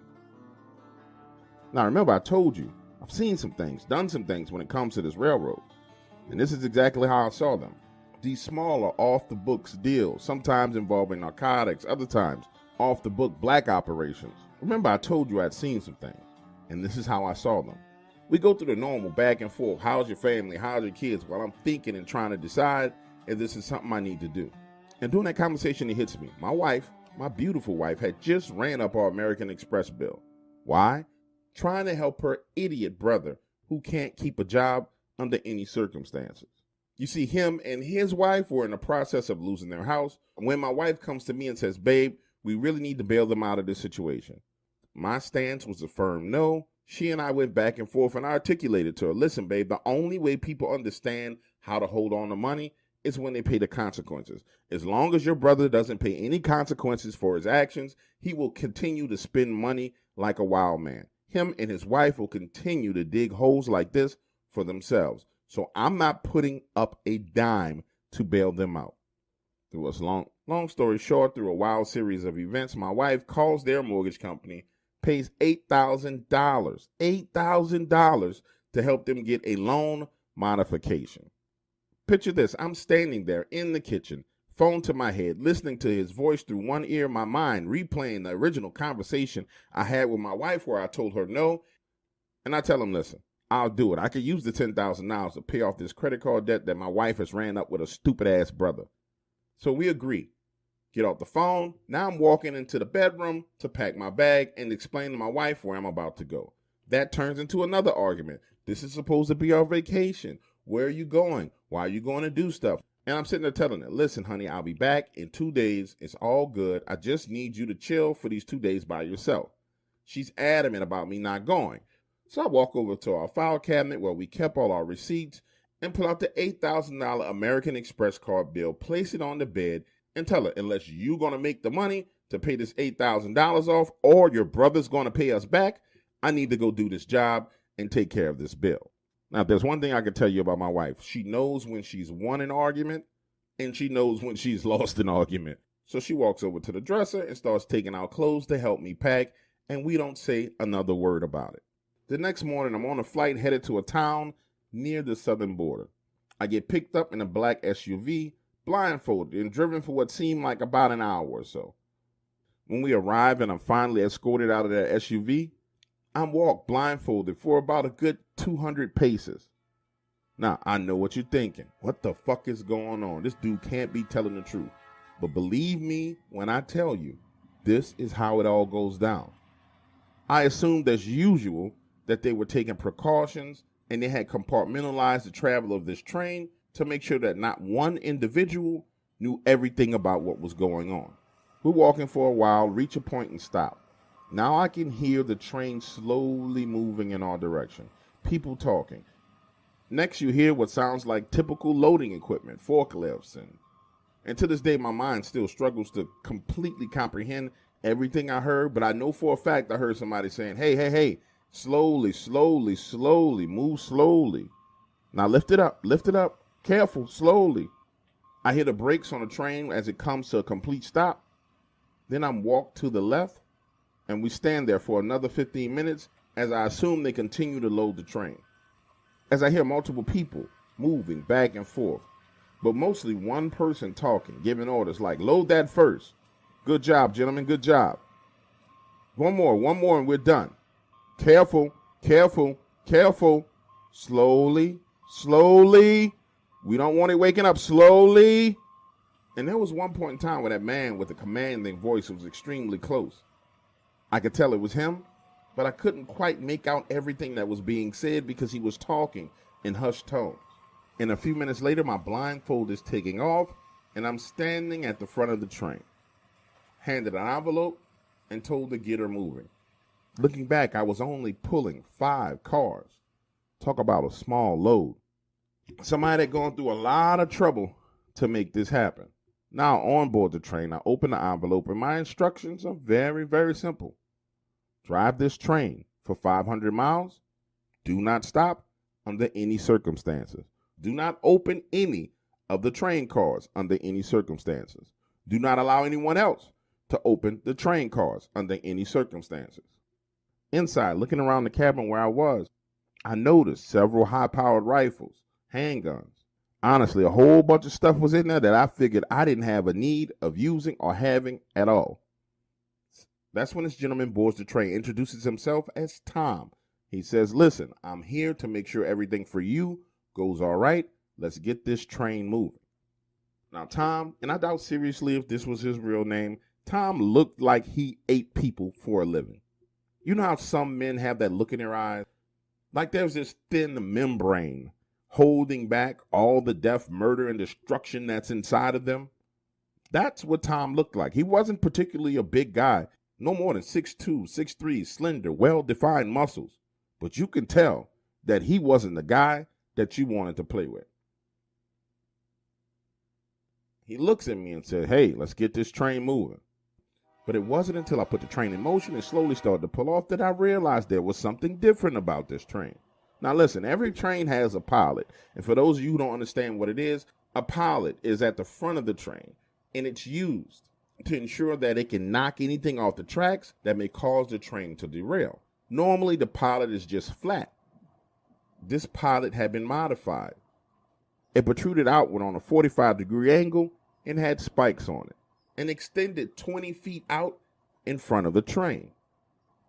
As we're moving along, I look at Tom and said, hey, this is a weird pilot on this train. Why does it have spikes on it? What are we expecting to see on our way to our destination? Tom just replies, listen, we haven't seen anything on this trip thus far, and I'm hoping we don't see anything moving forward. This is the last leg of the trip. Let's just get this done and get it over with so we can get home safely. Now the train is moving along. Everything is going smooth, and I'm trying to make small talk with Tom. So, where you from, Tom? His eyes were locked on the tracks up ahead of us. They dart to the left. He gives me this quick look, saying, you really don't need to know or want to know any of that information. I notice that he has a scar, and it runs between his pinky and his ring finger all the way up his wrist. And I said, well, Tom, okay, if we can't talk about where you're from, at least tell me the story of how you got that scar on your hand. Again, his eyes dart to the left, and he quickly says, those are claw marks. And jokingly, I reply, oh, I get it. You one of those guys that goes to Africa and does the big game hunting. Man, I never understood people who do stuff like that. Expecting him to bite on that line, he doesn't. He just stands there quietly staring at the tracks. It was right then and there that I realized that this guy wasn't going to freaking talk to me at all, so screw it. Let's just get this train where it needs to go, and I'm going to keep my fucking mouth closed. We had been riding along for about an hour and a half when we felt the first jolt. And by jolt, I mean something at the rear of the train had moved and transferred that force through every car all the way up to the locomotive. We both felt it. I look over at Tom, and he doesn't seem to be bothered by this one bit, but I am. I've been on trains my whole life, and I know the type of force that it takes in order to make something like that happen. And if we had cargo on board with that kind of force, it meant only one or two things.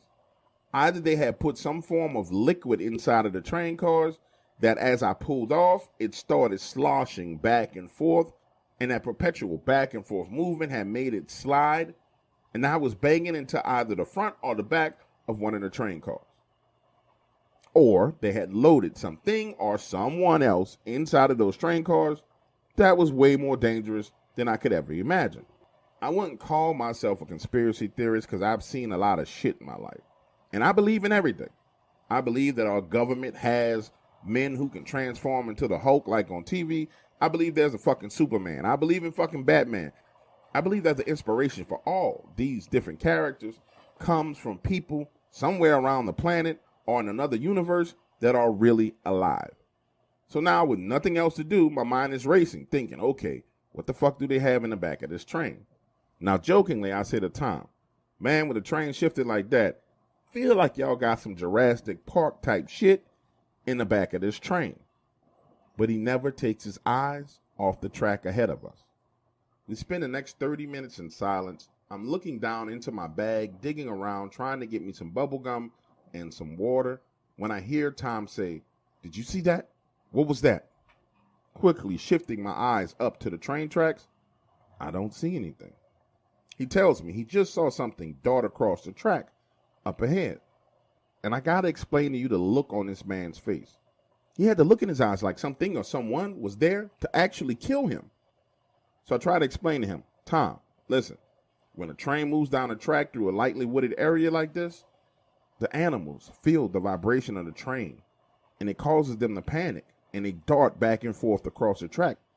I tell him I've been on jobs where confused deer would dart back and forth across the track, trying to figure out which direction to go into, until eventually they got hit. And I don't know why at this point I was trying to reassure him, but I was. Tom, it was probably nothing more than a deer. Over the next 30 miles, the terrain began to change. Originally, it was low-density forest, but as we moved further, the woods became more and more dense. Something that I really, really enjoy. Opening the window, letting some fresh air in. I love the smell of the woods, that cool breeze coming in. And that smell of nature, you know how it is when you're out in the woods. It's so much better than anything you experience living in the city. As I'm opening that window, we feel the train jolt again. Honestly, this time it's 3 times harder than it was originally. To me, it felt like the Incredible Hulk was in one of those train cars behind us, and he was fucking pissed off. Because of the noise that the train made, I couldn't hear any sounds, but I could tell by the look on Tom's face that he was getting concerned. Because he grabs one of the rifles, opens the door, and heads out the side of the train. Now, to be clear with you, I've been riding on trains my whole life, and that's some shit you just don't do. You don't go outside of a moving train under any circumstances. But he does it. Him making that decision immediately let me know that we wasn't transporting no fucking liquid fluids. We was transporting something that was extremely dangerous. Concerned for his well-being, I start to slow the train down. I walk over to the side where he was standing, peek my head out, and now I see him literally climbing up to the top of the moving train car. So I slow it down even more.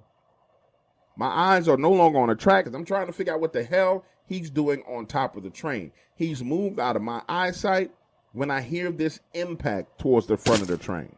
When I turn my head and look, all I see is blood on that pallet at the front of the train. So now I'm screaming, Tom, Tom, Tom, trying to get his attention, Because normally when you hit something on a track and you're not sure exactly what it is, you slow the train down, stop, take a look, and make sure it wasn't an actual human being. But my instructions were specific. Do not stop this train under any circumstances. So for the next 10 minutes, the train is still moving along. I'm there panicking, freaking the fuck out, because I'm not sure what the hell I just hit. In my mind, I'm thinking, nah, it couldn't have been a person. No person's going to walk out in front of a train with this kind of pilot on the front of it. You would have to be freaking insane in order to do something like that. Finally, Tom climbs back inside the cabin with me. I tell him, listen, we hit something, and I don't know what the fuck it was. I was too busy looking back at you. I took my eyes off the tracks, and next thing you know, there's blood everywhere. Now, this was the first time that Tom had literally squared his body to mine, looked me straight in the eyes, and said, listen, I need you to get this train up to speed, and no matter what happens, no matter what you hear, no matter what you see, do not slow this train down. Do you understand? And I realized I had to look like a confused, scared child as I'm nodding my head, because he repeated it again. This is an order. Do not slow this train down again. No matter what I do or what you hear, do not slow this train down. It is way too dangerous if you slow it down. And it's at this point in time when he and I have this slight disagreement that leads to him putting a loaded pistol to my head. Because I simply say, Tom, I don't know if you know this, but I can't make this train go any faster than 65 miles an hour. In fact, I'm not supposed to go any faster than 59 miles per hour. And that's when this man pulls his gun from his holster, takes a step back, and points it directly at my head, saying, make the train go faster. You're not listening to me. Make the train go faster. So now I'm making the train go faster. Keep in mind, this is not my train. This is their train. So I look at him and tell him, you know what? Fuck it. If this bitch derails, at least both of us are going to fucking die together. So I start to bring the train up to speed faster. We move from 45 miles per hour to 55, from 55 to 60, from 60 to 65. And then the PTC system kicks in. He looks at me and says, why are we not going any faster? And I explain to him, Tom, somebody on your end did not disable the PTC system, which combined with the other systems limit the speed of the train. If you wanted this train to go any faster than this, then you guys should have consulted with one of us first, and we could have removed the systems, and we could go 150 miles per hour in this motherfucker, but we can't because the system is intact. And now I'm pissed the fuck off because he's standing there with a pistol pointed at my head, not realizing that I've been in the same situation before with way worse people than him. And the best way to get my fucking cooperation is not to put a gun to my head. So I tell him, Tom, the best way to get me to cooperate with you is not to put a gun to my head, but explain to me what the fuck is going on and why we need to remove this system. If you talk to me, maybe we can work together and get the issue resolved. But pointing a gun at my fucking head is not going to get you anywhere, because if you fucking shoot me, what happens to the train, Tom? How do you move the train if you put the bullet in my head, Tom? And you can tell by the look in this man's eyes that everything that he's accomplished in life, he's done it by brute force. He puts the gun down and he says, listen, we need to get this train moving faster and get to the rendezvous location because there are other parties interested in rescuing the cargo. So now I'm putting two and two together in my head thinking, okay, we got some kind of high value target on the train. And under those circumstances, there's no telling who or what number of people they're going to send to try and recover this high value target. Now, even though he just put his gun back in his holster, I feel more comfortable because at least now I have a clue as to what the fuck is going on. So I tell him, Tom, keep your eyes on the tracks as I go and try and disable the system. And the biggest problem that we had is whoever was on this train before me didn't disable the speed limiter. Now moving towards one of the control boxes, I opened it up and realized that someone else had recently been inside. You can see where someone had already tried to tamper with the speed limiter.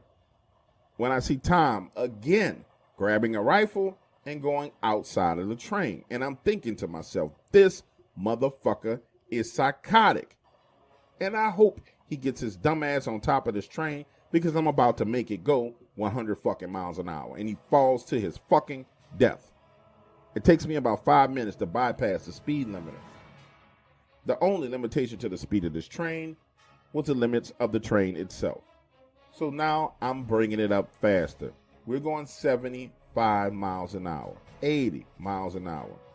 Somehow Tom's crazy ass is still outside of the train, and that's when I start to hear gunfire. And not like brrrr, automatic gunfire shots. Tom is on top of the train, and he's firing off these single shots. Pow! Pow! Pow! Pow! Pow! But looking out, he's too far back for me to see exactly what he's shooting at. The train jolts again, and I'm like, what the fuck is going on? So now I find myself opening the door to a moving train, holding on, leaning out, trying to see what the fuck is going on. And let me tell you, that was the first and the only time I stuck my whole body outside that train to take a look. Because running along the side of that train were 5 gigantic wolves running along trying to keep pace with the train. And when I say gigantic wolves, one of these things was the size of a mini Fiat. We're talking about big freaking wolves. Now, I'm standing there in shock, staring at the tracks, trying to figure out what the fuck have I got myself into, when Tom climbs back into the cabin like nothing strange or weird is going on. There was this awkward silence as I stood there thinking to myself, do I ask this man what he was shooting at, or do I just ignore the shit and pray that we get to where we're going? But I could not hold this question back. Tom, what the fuck are those gigantic wolves that are trying to run down this train? He looks at me and says, those are the interested parties that I was telling you about, and that is the reason why you cannot slow this train down. I tell him, listen, Tom, this is my job. I know what I'm doing. If we move any faster than this, we could have a serious problem on our hands. I try to tell him we won't be able to slow down at all if anything is laying across these tracks. We need to maintain this speed. Listen to me. For the rest of the duration of this trip, Tom continues to climb in and out of the cabin to the top of a train that is moving at this point in time 80 miles an hour and starts firing rounds at these wolves. Now listen to me. It was at this point in time that I was able to put all the pieces of the puzzle together. We weren't transporting any kind of dangerous fluid or liquids or any high-value target human being. We were transporting one of these wolves. And these things had to be super dangerous because the closer we got to our destination, I started to notice other men in the woods with rifles. And let me explain to you the actual destination that we got to. Imagine pulling up to a gigantic stone wall, machine guns on top, gates wide open, the train pulling in. This looked like some Nazi Germany type bullshit. Believe me, up until that point, I thought that we were still inside the United States of America. But based on what I was seeing, there's no way, absolutely no way, that that type of shit was built inside of our country. Because if they built shit like that in the United States of America, then we have problems because the citizens don't know anything. When we arrive inside of this place, they close the gates. Tom climbs back in, blindfolds me, and escorts me off of the train. Listen to this. They load me into a helicopter. And before the door closes, Tom says, you did a wonderful job under the circumstances. And if we need your assistance, we will call upon you again. And I'm sitting there thinking to myself, motherfucker, you crazy. This is my last time ever doing any fucking thing like this. The helicopter takes off. We fly for a long time. Land, I'm put into another SUV. And when the hood is finally taken off my head, I'm back at the original airport where they picked me up at. I take the last flight home, get to the parking garage. I'm just sitting there in my truck. Cell phone rings. It's my friend who got me into this shit in the first place. He says, hey, I don't know what you did, but they sent us $35,000. I'm wiring everything to you except for my 5.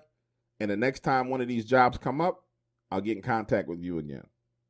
Now, I realize there are going to be people who listen to the story and say, oh, this is bullshit, it's a lie. And that's fine with me. But I've told you everything that I can tell you while simultaneously telling you nothing at all. And if you can't read between the lines and get to the truth, then that's on you.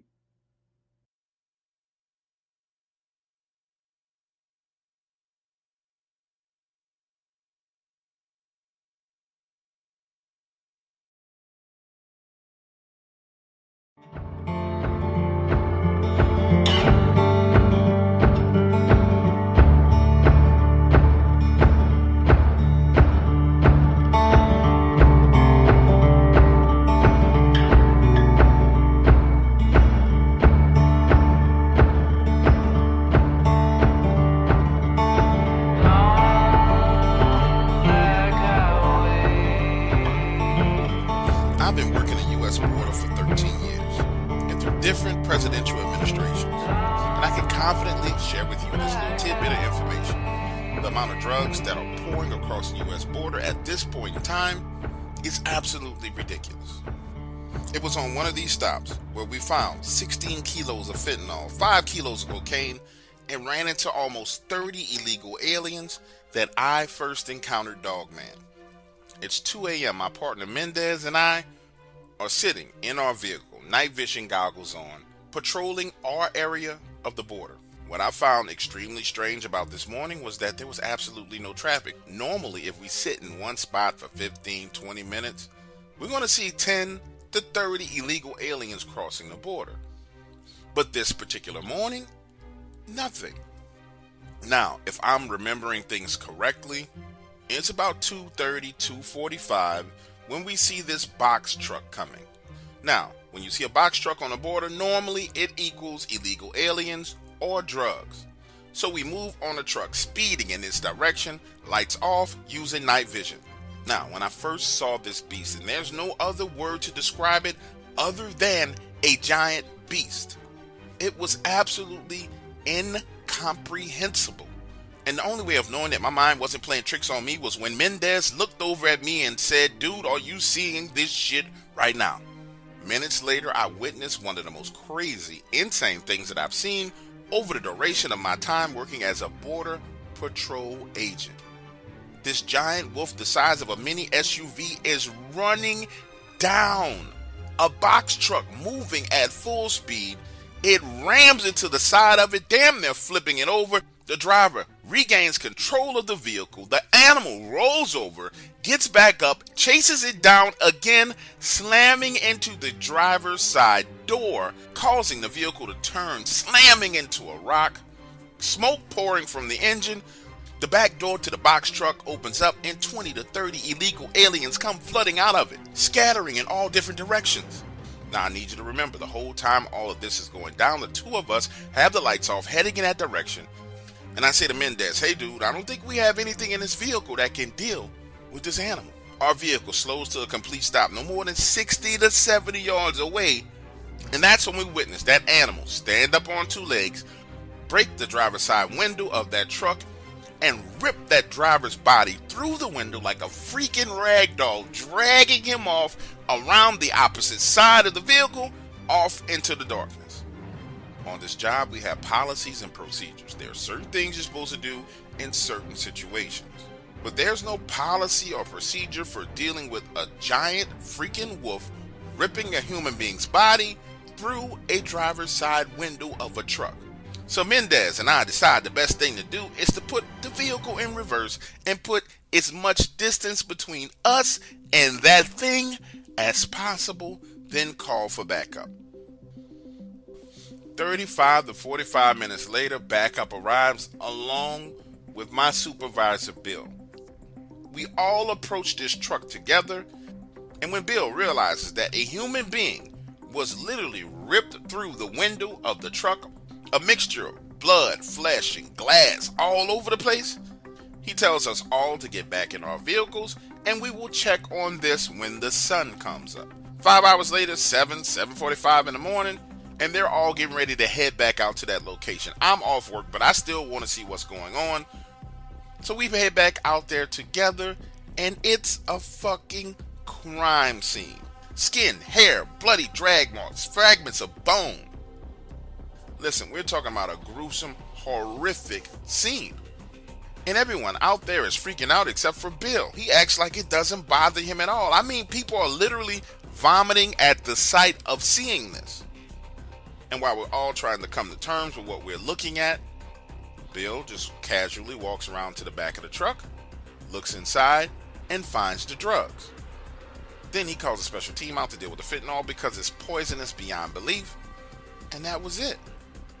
Just so you understand what I mean when I say that was it. Bill never mentioned anything else about the guy being ripped through the vehicle. When he wrote up the report and we had to sign it, there was nothing in there about that missing person. Nothing at all. Now get this, 2 weeks later, I'm talking to Bill. I mean, have you ever found yourself in a situation where you're about to ask a person a question and they already know what you're about to ask, so they go ahead and answer it before you can ask it? Well, that's what he does. And he just blurts it out. He says, I know what you're thinking. What you saw was a Mexican werewolf. Yes, they're real. Yes, they're out here. And they're very dangerous. But what he said next made all the sense in the world to me. Because he proceeds to explain to me that the cartels have drivers assigned to certain sections of the borders, both on the Mexican side and on the American side. And that this particular driver probably encountered that werewolf before and pissed it off, so it tracked it down and it killed him. Then Bill goes on to give me his personal opinion about the situation, and by the end of the conversation, I couldn't help but agree with him. You see, in Bill's opinion, anybody who was involved in human trafficking and smuggling little small children deserved to die. And if it was up to him, he would kill them on spot. But he can't, so he was thankful that the werewolf did the job for him. Now, as far as he was concerned, it was just one less child trafficking motherfucker at our border. The guy got what he deserved. And the more I stood there with him thinking about it, he was right. Why in the hell should I risk my life fighting a werewolf to protect a scumbag son of a bitch who's smuggling children? That makes no sense at all. So as far as I'm concerned, Dogman, the werewolf, the rougarou, whatever y'all want to call it, as long as it's eating them, I don't have any problems at all. Eat them all. Every last one of them. Kill them.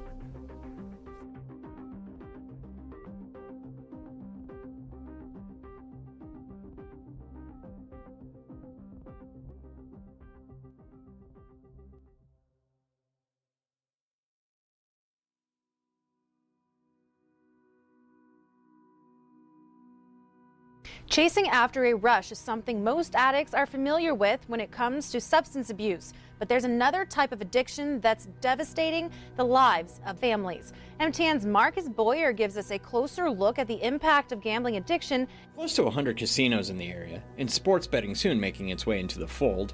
Gambling addiction is an underlying issue that's affecting people. Just look at the casinos. You never see them empty. There's always cars in the parking lot. Just in terms of our patients, so I have 4 active gamblers on my caseload right now. And they range from the person who, yeah, they gamble more than they should. Sometimes they're a little short on rent, but versus I've also got some who lose everything. I've had ones that have lost their entire retirement. They've drained their kids' college fund.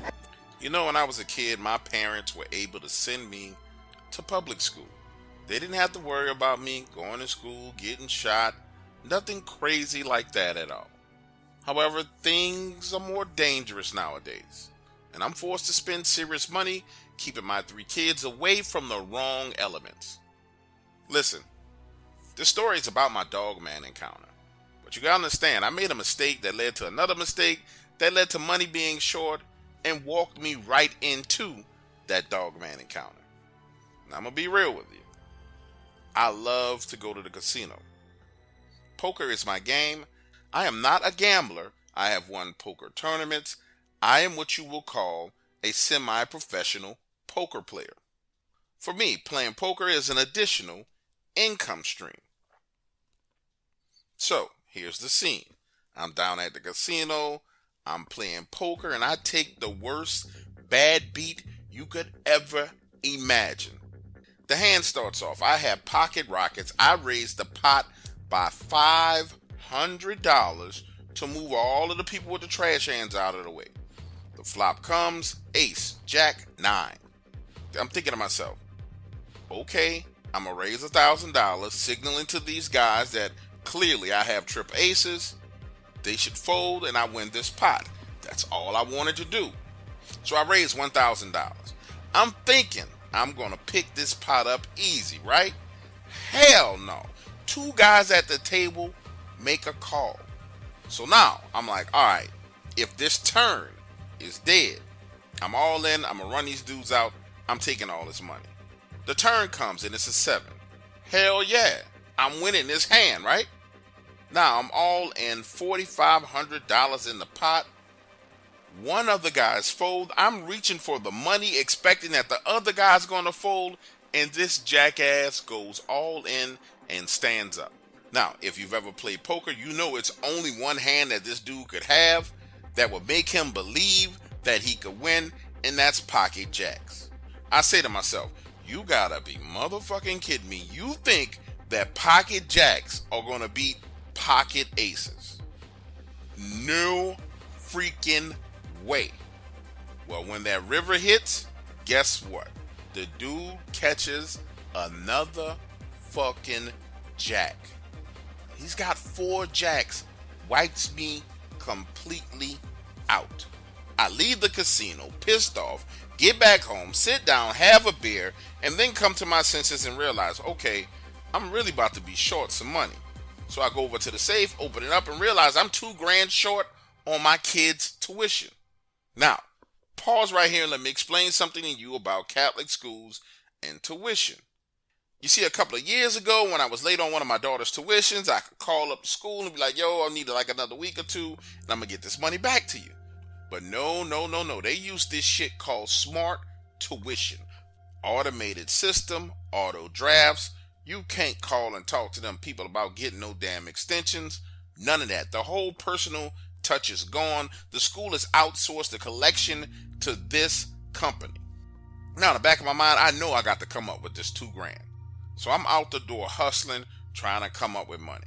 These schools will embarrass the shit out of your child. They will take your child out of class and make them sit in the office holding your emotions and your kids' emotions hostage over this money, taking your child's emotions, forging a sword, lighting that sword on fire, and then thrusting it straight into your heart, making you realize that you are a fuck up for not having this money.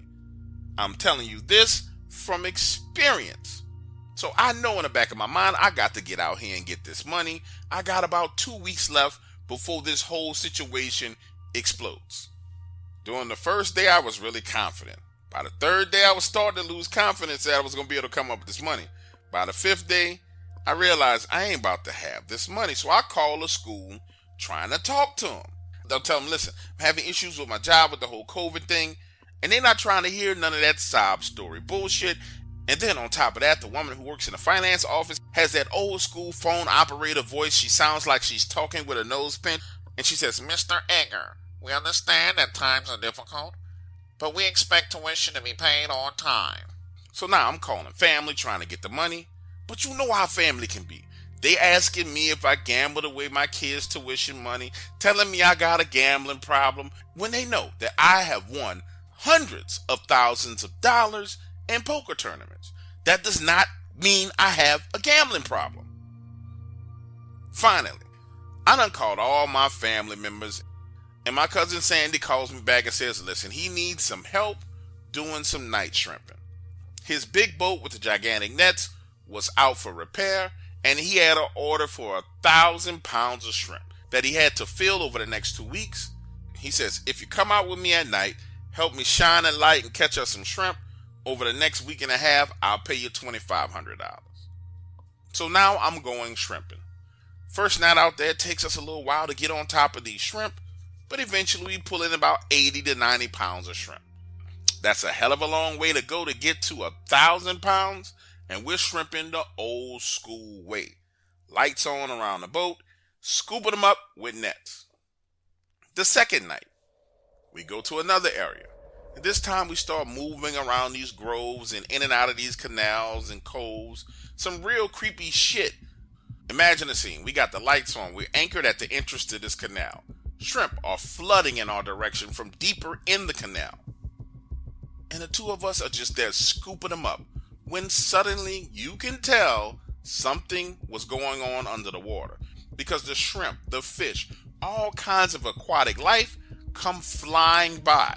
You can see them because the water's lit up and they are literally zooming past this boat. Now, I spent my fair share of time in the swamp, so now I'm thinking, okay, maybe we got a giant catfish in the water, or possibly, worst case scenario, an alligator. Now, with your permission, allow me to slow down and calm down a little bit and just repaint this picture for you, because what happened next is absolutely insane. Remember, we're at the mouth of a canal connected to a larger body of water. We're anchored with the front of our boat in the entrance to that canal. The lights are on the front of the boat and alongside of the boat. At the back of the boat, it's pitch black. And when you're doing this kind of work, looking down into that water, into those lights, when you turn around and try and peek into the darkness, it fucks with your eyes because they have to adjust. Okay, so now you fully understand the situation. Here's what happened. I'm there leaning over the front of the boat, net in hand, scooping shrimp up out of the water. When, like I said, everything in the water starts to panic. Then the both of us see this hairy mass swimming under the water in the light. Then it goes under the boat. Now, I had never seen anything like this, but clearly my cousin had a clue as to what the hell was going on, because he starts to scream, "Grab the anchor! Grab the anchor!" I'm still down on one knee trying to figure out what the hell we just saw. He's running to the back of the boat, cranking it up. Now I'm pulling the anchor line, and I swear it's stuck. Then the anchor line, which I'm holding, begins to move, pulling me towards the front tip of the boat. Talk about being scared out of your mind. I let it go, and now we're being pulled into this canal. Sandy throws that engine all the way in reverse. Now the front of the boat is dipping down, and we're being drugged down this canal. Listen to me when I say this to you. I ain't no punk, but I ain't no tough guy. Now, I've been in the swamps, like I told you before, and I'm going to put it to you as simple and as plain as I can. I felt like we were at the beginning of the end of our lives. Deep down in my bones, down in my soul, every molecule of my body told me that I was in mortal danger. Something was about to fucking eat me, and I did not know what it was. That's when Sandy starts to scream. And like I told you before, I'm not a tough guy, but Sandy sure the fuck is what you would consider a tough guy. But he sounds like a freaking little girl at the back of the boat. Now I'm shifting my focus back to that anchor line, which has been ripped out of my hands. And the next thing you know, I see Sandy's body flying through the air, knocking over coolers, landing sideways on the front of the boat, rolling down to his belly, pulling his knife out of his pocket, and trying to cut the anchor line. Now I need you to understand exactly what the hell is going on. He's there cutting the anchor line. The front tip of the boat is now dipping into the water. The engine is in full reverse. And when that line is cut, the front of the boat pops up into the air. He goes flying into the air, and this motherfucker turns into Spider-Man. To this day, I can't tell you how he did this, but he's floating up in the air. I watch him spread his legs, looking at where he's going to land. One of his feet land on the boat before the other one, and somehow he pushes off while a portion of his body is still in the air and darts to the back end of that boat and steers us out of there. Remember, we are now moving backwards. He spins the wheel, throws the engine in forward, then turns on the spotlights. And that's when I realized why he was screaming like a little girl, because back there where we had just came from, a solid 75-80 yards away, you see these huge fucking red eyes in one of the oak trees. listen to me when I say to you we were shook up and we were doing stupid shit. Sandy's got this boat wide open, flying through the swamps at night. Some shit you absolutely never do. And he didn't say a word to me until we got back to the dock. Now, sitting there at the dock, Sandy running his fingers through his hair. You can see the stress on his face, and he says, man, I know what the hell we just saw and what we just went through, but dude, we got to get back out there and get some shrimp. Let's just go to another area, nowhere near there, but we got to get out here and we got to fill this order for these shrimp. So the two of us take 30 minutes to get our heads in order. Then we go back out there and get another 80 pounds of shrimp. I can't explain to you why we did this, but while we were shrimping, we really didn't talk about it much. He just said, and I really can't explain to you why we did this, but while we were shrimping, we really didn't talk much about what happened. He just said, man, we got to be the two most unlucky people in the world. All this swamp around here, and we picked the canal with 2 rougarous. Over the next couple of days, we caught 450 pounds of shrimp, the old school way. Then he got his big boat back, and we went out and got the rest of the order. Now, for those of you listening to the story, this is my very first time telling it. And I know what you're thinking. So you went through all that shit. Did you pay the tuition? Absolutely, yes, I did pay my kids' tuition. Now, and to this day, I still help my cousin on the shrimp boat whenever he needs me. But one thing we ain't doing is going nowhere near the area where them rougarous were.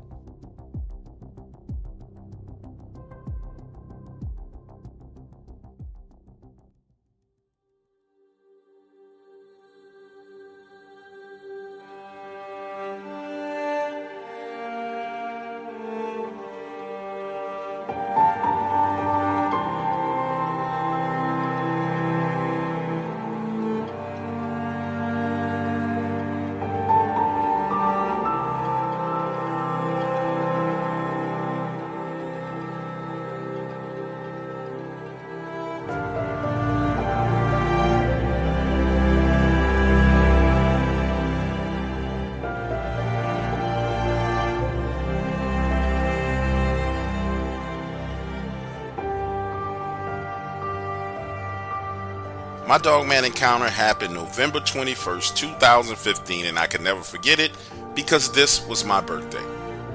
Now, there's a lot of things I've learned about Dogman since I've had this encounter. However, I come to some conclusions that don't seem to fit into what everybody else seems to believe about these creatures. What I encountered could be described as nothing other than a freaking monster. Nonetheless, when I go to Reddit, I see people online talking about you shouldn't kill Dogman, they won't hurt, or they won't harm you. When you're reading things online, there's no way to judge if that person actually had an encounter or not. But what I can confidently say to you is this: had I not had a rifle on me when this happened, I probably would not be here today to tell you this story. My encounter happened in Texas, Big Bend National Park. And before I explain to you exactly what happened to me, let me tell you a little bit of the reasoning as to why I was there. In 2014, my father retired from the Air Force, allowing him and I to spend a significant amount of time together. And it was my father who told me that the world was going to be changing over the next 10 years and that I needed to get out and enjoy myself more while I could. Now, looking back on it, my father's advice was completely and totally accurate. Nonetheless, I take one semester off of college and decide just to travel all around America. I visited Miami, Florida. I visited New Orleans, Louisiana, Dallas, Texas, Memphis. I went to every major city that you could dream of. Me and my Subaru Outback. When I got tired of visiting the big cities, I decided to visit some of the national parks and forests. Ergo, how I ended up in Big Bend National Park. Now listen, my encounter happened in broad daylight. I'm on Basin Junction, headed downhill, when my tire goes flat. And just to be as clear as possible, there was nothing in the roadway. I didn't roll over anything. This particular tire is what I called a Maypop tire. It was old, worn down, so at any moment in time, it may pop. To me, it was inevitable that this tire would blow out. It just picked the wrong location to do so, because the roadway I'm on is a 2-lane highway with very little room on either side for you to pull over.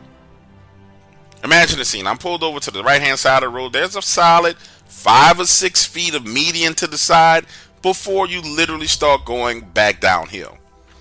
On the left-hand side of the road, there's this steep mountain range that leads straight up. Nestled right there along the roadway are trees. Now, behind me are literally a few trees and some rocks, and if you mistakenly slipped or stumbled, you would immediately start rolling downhill. It's 2 in the afternoon. I'm outside of the vehicle on the passenger side, jacking up that front tire and unscrewing the lug nuts. And listen to me when I say this to you. To this day, I have tried to find something that sounds similar to this and have never been able to find anything close. I'm there, unscrewing the lug nuts, when I hear this high-pitched shrieking sound coming from the ridge up above me. And looking over the hood of the car, you can't see anything. It just looks like trees and rocks and dirt. So I go back to changing the tire. I got all the lug nuts off. I take that tire off the car, head to the trunk, get my spare tire. While I'm rolling my spare tire around the driver's side of the car, which is on the street, I start to hear movement, but not like trees rustling, more like gravel and dirt sliding. Now imagine the scene. I'm rolling the tire, looking up that ridge, and I see what at first glance just looks like a big black rock rolling downhill. But by the time I got to the front of my car, right there between the 2 headlights, I realized that it wasn't a rock. It was something running straight down this ridge, headed in my direction. I'm beginning to panic because there was no way of me getting the hell out of there. I still had to put that tire on, screw the lug nuts on, lower the jack, and drive off. So now I'm leaning the tire against the front bumper, standing there staring. This thing is coming down the ridge. It's about 200 to 250 yards away. And then it gets to this area where there are trees. And man, when I tell you, it sounded like it was intentionally jumping through trees heading in my direction. I realized right then and there, in that moment, no matter what it was coming for me. So now I'm scrambling to the back seat of my car, grab my rifle, chamber around, and just shoot it in the air. Pow! And it stops right there, dead in its tracks. My ears still ringing from the gunshot. I'm using my eyes, scanning those trees, trying to see if anything is there. And I stay right there at the back of the vehicle, rifle in hand, pointed in that direction for the next 15 minutes and don't hear another sound. So now I'm thinking to myself, okay, whatever the hell that is, it's going about its business, right? No. Wrong. All the way wrong. It waits until it sees me begin to put the tire back on the front of the car, and that's when I get a glimpse of this thing about 50 yards away on the opposite side of the road, moving from between 2 trees. And it is absolutely massive. Now pause right here in the story for a moment, because I need you to understand the risk that I was about to take and everything that's centered around that risk. My vehicle was facing going downhill. So now I have the rifle laid on top of the hood, and I'm splitting my attention between this thing moving in the trees and hand tightening the nuts on the tire. I had just got the 4th nut hand tightened and I lost it. Couldn't find it, couldn't see it, absolutely nowhere. So now I put the rifle down. Now I'm turning and tightening each nut as quickly as I can, but it's at that phase to where the tire is on the vehicle, it's secured, but it's still wobbly to where if you kick it, the tire itself will move. And that's when I hear something moving on my side of the road down the ridge behind me. Remember, I told you this happened in broad daylight. So now I'm really panicking because in my mind, somehow it done crossed the road and got behind me. I never once considered that it could be more than one of these creatures. So I fire another shot into the air, and then I see movement across the road from me. That was it for me. I had enough. Screw the tire, screw the jack, screw the wrench. I took my rifle, ran around to the front seat, hopped in, put the vehicle in drive, and drove it off the jack and started to roll downhill. Listen to me. Within about 8 seconds, I'm going 45, 50 miles downhill into a turn with a tire that ain't screwed all the way the fuck on. And as I go down that ridge, making this sharp, damn near U-turn, I look back in that direction, and sure enough, it was two of them. One on my side of the road and one on the other side of the road. My ass was about to be Dogman lunch. So, with that being said, I want to explain something to you. For the people out there on the internet, on Reddit, who are saying, oh, Dogman won't hurt you, it won't kill you. No, it will kill you. They were in the process of hunting and killing me. And for the record, all you missing 411 people who like to talk about missing 411, guess exactly where the hell I was. In the middle of a national forest.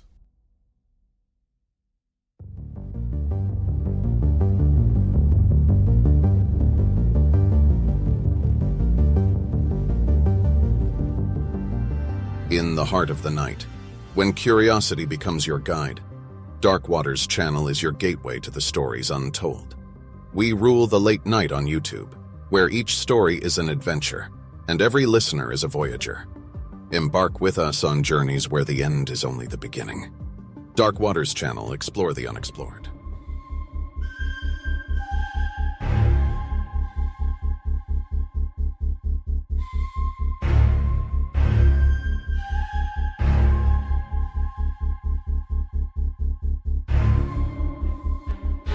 I first told some of my story over on another channel.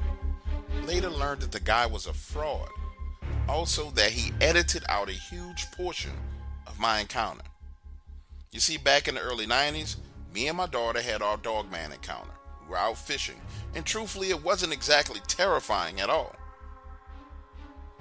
That day, we had been fishing for crappie in one of the lakes. Imagine this, the two of us on my flatboat, anchored right at the edge of these high weeds and reeds. The water's no more than 7 feet deep, and we're using these old school crappie fishing poles. My daughter, who's actually better at catching fish than me, is burning them up, catching fish after fish after fish. I remember bending over to get some more bait out of the live well, and then hearing this explosion in the water. It sounded like something or someone quickly scurrying through that water away from us. We use our long fishing rod spreading and laying down those reeds. And that's when we get a glimpse of this wolf. And let me tell you, this thing had to be 11, 12 feet tall. And remember, we were in 7 feet of water. Worst case scenario, the depth changed from 7 to 5 feet from where we were to where we saw it. But nonetheless, this thing still had to be tall because its waist was above the water. Its head is turned to the left, looking off in another direction, and it's almost as if it was listening for some kind of sound. Now, I'm not sure if you ever found yourself in a situation like this, but what my daughter and I did was we froze for a brief second, looked at each other. She whispers to me, Dad, am I seeing what I think I'm seeing? And I say, yes, honey. And I tell her, yes. So I tiptoe to the front of the boat, gently pulling the anchor from the water, then crank her up and get the hell out of there. Now listen to me, that was our Dogman encounter. But see, I talked about the things that happened after my Dogman encounter, and no one ever heard it. So now I want to share it with you. 2 weeks pass from that incident, and we start to have this string of bad luck. Incomprehensible bad luck. I go to pick up my daughter from school. It's about 30 miles away from home. I get to school, successfully pick her up. We get about 8 blocks away from the campus, and I get a flat tire. Listen, no problem. Hop up out of the car, change the tire. Listen, no problem at all. I hop out of the car, get the spare, put it on. Now we're back on the road. Then we get 5 miles away from our house and get another flat tire. Listen, we have to get a ride, have the car towed home, and not only buy a new tire, but buy a new spare tire. Never seen anything like that in my life. Then, a few days after that, weird and strange stuff starts happening around my house. I'm in the kitchen. My daughter is in the back of the house in her bedroom on the cell phone with a little punk ass boyfriend that I didn't like at that time. I'm standing over the stove making chicken fried rice when I hear this growl in my house. Now, initially I'm thinking, okay, she's got the TV on too loud, but then she comes flying into the kitchen saying, Daddy, did you hear that? Did you hear that growl? But then she comes flying into the kitchen. Dad, did you hear that growl? What was that? Even her punk ass boyfriend on the phone heard this growl. And it was loud, man. Scared me so much that I went into the attic with a shotgun trying to see if we had some kind of wild animal in the attic of our condo. Now pause. Let me explain this to you. To be clear, my daughter and I don't live anywhere near woods. We live in condos, essentially row houses attached to each other in the middle of the city. A couple of days later, it's time for her to go to school. We're sitting at the kitchen table eating breakfast when we hear the growl again, this time coming from my bedroom. Look, it scared my daughter so much, she hops up, grabs her bag, goes outside, and sits in a car waiting for me to take her to school. Listen. If you think that's bad, we're not done yet. So that same morning, on our way to school, she says, Daddy, I need to stop by Walgreens and get some loose leaf paper for my class. So she and I go into Walgreens to get loose leaf paper, and they come in and rob the place. Two dudes come in with masks on screaming, get on the ground, get on the ground. Now my daughter and I are huddled in the back of Walgreens by the pharmacy department. I'm thinking to myself, man, what the fuck have I done wrong? Listen, I didn't make the full connection between our Dogman encounter and the bad luck that happened afterwards until I heard another interview on this channel. And then all of the pieces to the puzzle came together. Because for days after those events, my daughter and I were on edge. And then the bad luck and all the strange occurrences stopped as they started, just as suddenly as they started. Now, to this day, I'm not sure what to make of it. But what I can tell you is this. The only thing about our routine that changed, we go fishing all the time, we do breakfast all the time, I cook that same chicken fried rice every Thursday. The only new thing that was introduced to our life was that damn Dogman. And for the record, we haven't been back to that lake fishing again.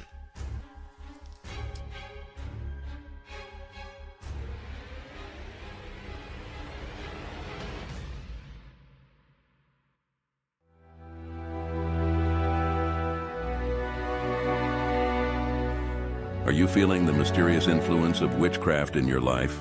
Is the supernatural world taking a toll on your peace of mind? Well, we've got the perfect solution for you.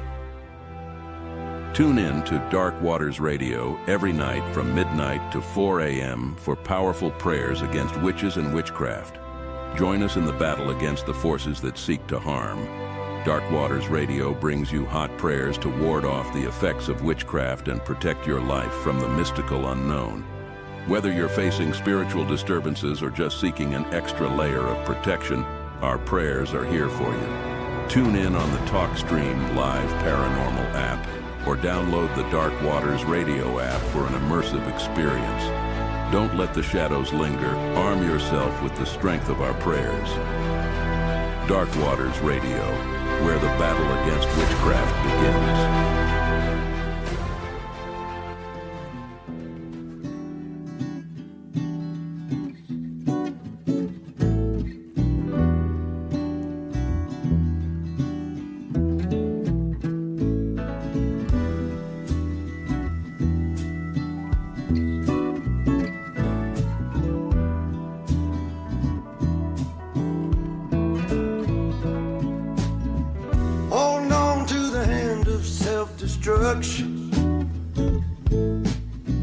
And I'm back to a place that I left a long time ago. Just give me a sec while I smoke this cigarette. My aching body feels better still. What do you do when you just pick up my guitar? A couple of shows ago, a gentleman called in asking about a dead horse in Dogman. This horse's face was chewed on, the genitalia eaten out. Well, you guys speculated whether it was Dogman or some type of cattle mutilation. The reason why I contacted you today is because I've had the very same thing happen to one of my favorite horses, and I can tell you for sure that it was Dogman. Understand, I have 500 acres of land, horses, pigs, chickens, a barn, a full stable, the works. My favorite horse's name was Roosevelt. One evening, we're on the back side of my property. He's tied to a tree. I'm working on a fence, and Roosevelt just goes crazy, bucking and pulling, pops the rope, runs 30 yards over to me and starts looking at me like we need to go. Now, I'm figuring it's a pack of coyotes in the area because I've had serious problems with coyotes from time to time. But now I notice he's got his back to me, bumping into me like he didn't want to let something get behind him. Now, imagine a scene. That area of my property, there's this trail that you ride to get back up in there. Once you get into that area, it's kind of a horseshoe. There's thick brush on both your left and your right, and my property line actually curves, making a U shape. As I'm standing there trying to finish making repairs to this fence, Roosevelt will not leave me alone. So I say, okay boy, you ready to go? We're gonna go ahead and go. Listen to me, the minute I mount him, he takes off, hauling ass out of there. I'm trying my best to slow him down, but he's not having it. He runs full speed up that trail, head darting back and forth, looking left and right like he's spooked. So spooked that now I'm starting to get afraid, looking and trying to see if there's something there in the thick brush, but I don't see anything. Now, when we get back to the front side of the property, I dismount him, get him some water, and go to leave. But he follows me towards the house. And right then and there in that moment is when I knew something strange was going on, because Roosevelt never behaved this way. He was a stubborn bastard. When we were done doing whatever we needed to do, normally he would look at me like, okay, you go your way and I'm gonna go my way, leave me the hell alone for the rest of the day. But he damn near followed me to the back door. So I walk him into the fence and let him go into one of the pastures. Hours pass, I'm inside, my wife is cooking supper. It's about to get dark outside, so I head out to stable him, and he's not there. So now I'm on my 4x4. The sun is damn near gone down. And remember, I have 500 acres of land, and I'm out here looking for him. Listen to me, with any other horse in my stable, I wouldn't even put this type of energy and effort into finding them. I would have let them come back on their own. But Roosevelt was a gift from my wife, and I had a special bond with this horse. Something in the back of my mind told me I needed to go back up that trail where we were earlier that day. And the minute I got on that trail, I get this eerie feeling like I'm being watched. So now I have my rifle in hand, driving along. I go 400 yards, 450 yards, 500 yards, and I see blood all over the place. Confused, when I come around one of the turns in that trail, Roosevelt is laid out, face chewed off, and there's this giant black wolf standing on two legs, pulling him by one of his hind legs. His genitalia is gone. For a moment there, I found myself in shock. Then scared. But right after that, I got pissed. Really pissed.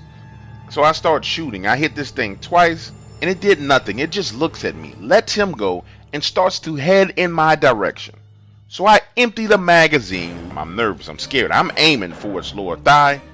But I swear to you, I must have hit it in its genitalia, because it dropped down on all fours and took off running.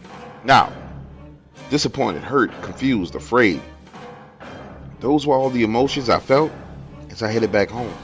I would have never imagined that there was something like this on my property. And there was absolutely no way that I could deal with it on my own. So when I get back home, I call my best friend Elmo, tell him what happened, and he agrees to go with me early the next morning to retrieve Roosevelt's body. That following morning when we get back out there, Roosevelt is gone. Flies all over the place, the blood done dried up, ants swarming on the pieces of his flesh left on the ground. Calling the game warden was Elmo's idea, so we call him. They come out, look around. This man tries to brainwash me and tells me that it was a cougar that I saw. And that's when I lost it. Cursed his ass out, told him to get the fuck off my property. I know exactly what I saw. It wasn't a cougar, and you can't make me believe it was a cougar. Like I said to you earlier, you could have never told me that I would be afraid on my own piece of land. But ever since these incidents, I don't even go anywhere near the backside of my property. And I used to care about that section of land. People would hunt it illegally. I would have to go back there and run them off. But now, mentally, I have completely written it off. That section of property does not belong to me. It belongs to whatever the hell is back there. And I prefer for it to stay back there than come anywhere near the front side where my chickens, horses, cows, and pigs are. So guess what, Dogman? You can have all that back there. It's yours.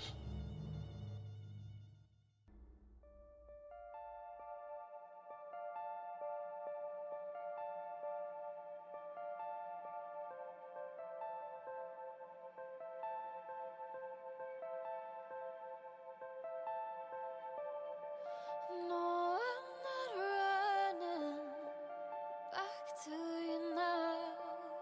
Said I was all in, then you let me down.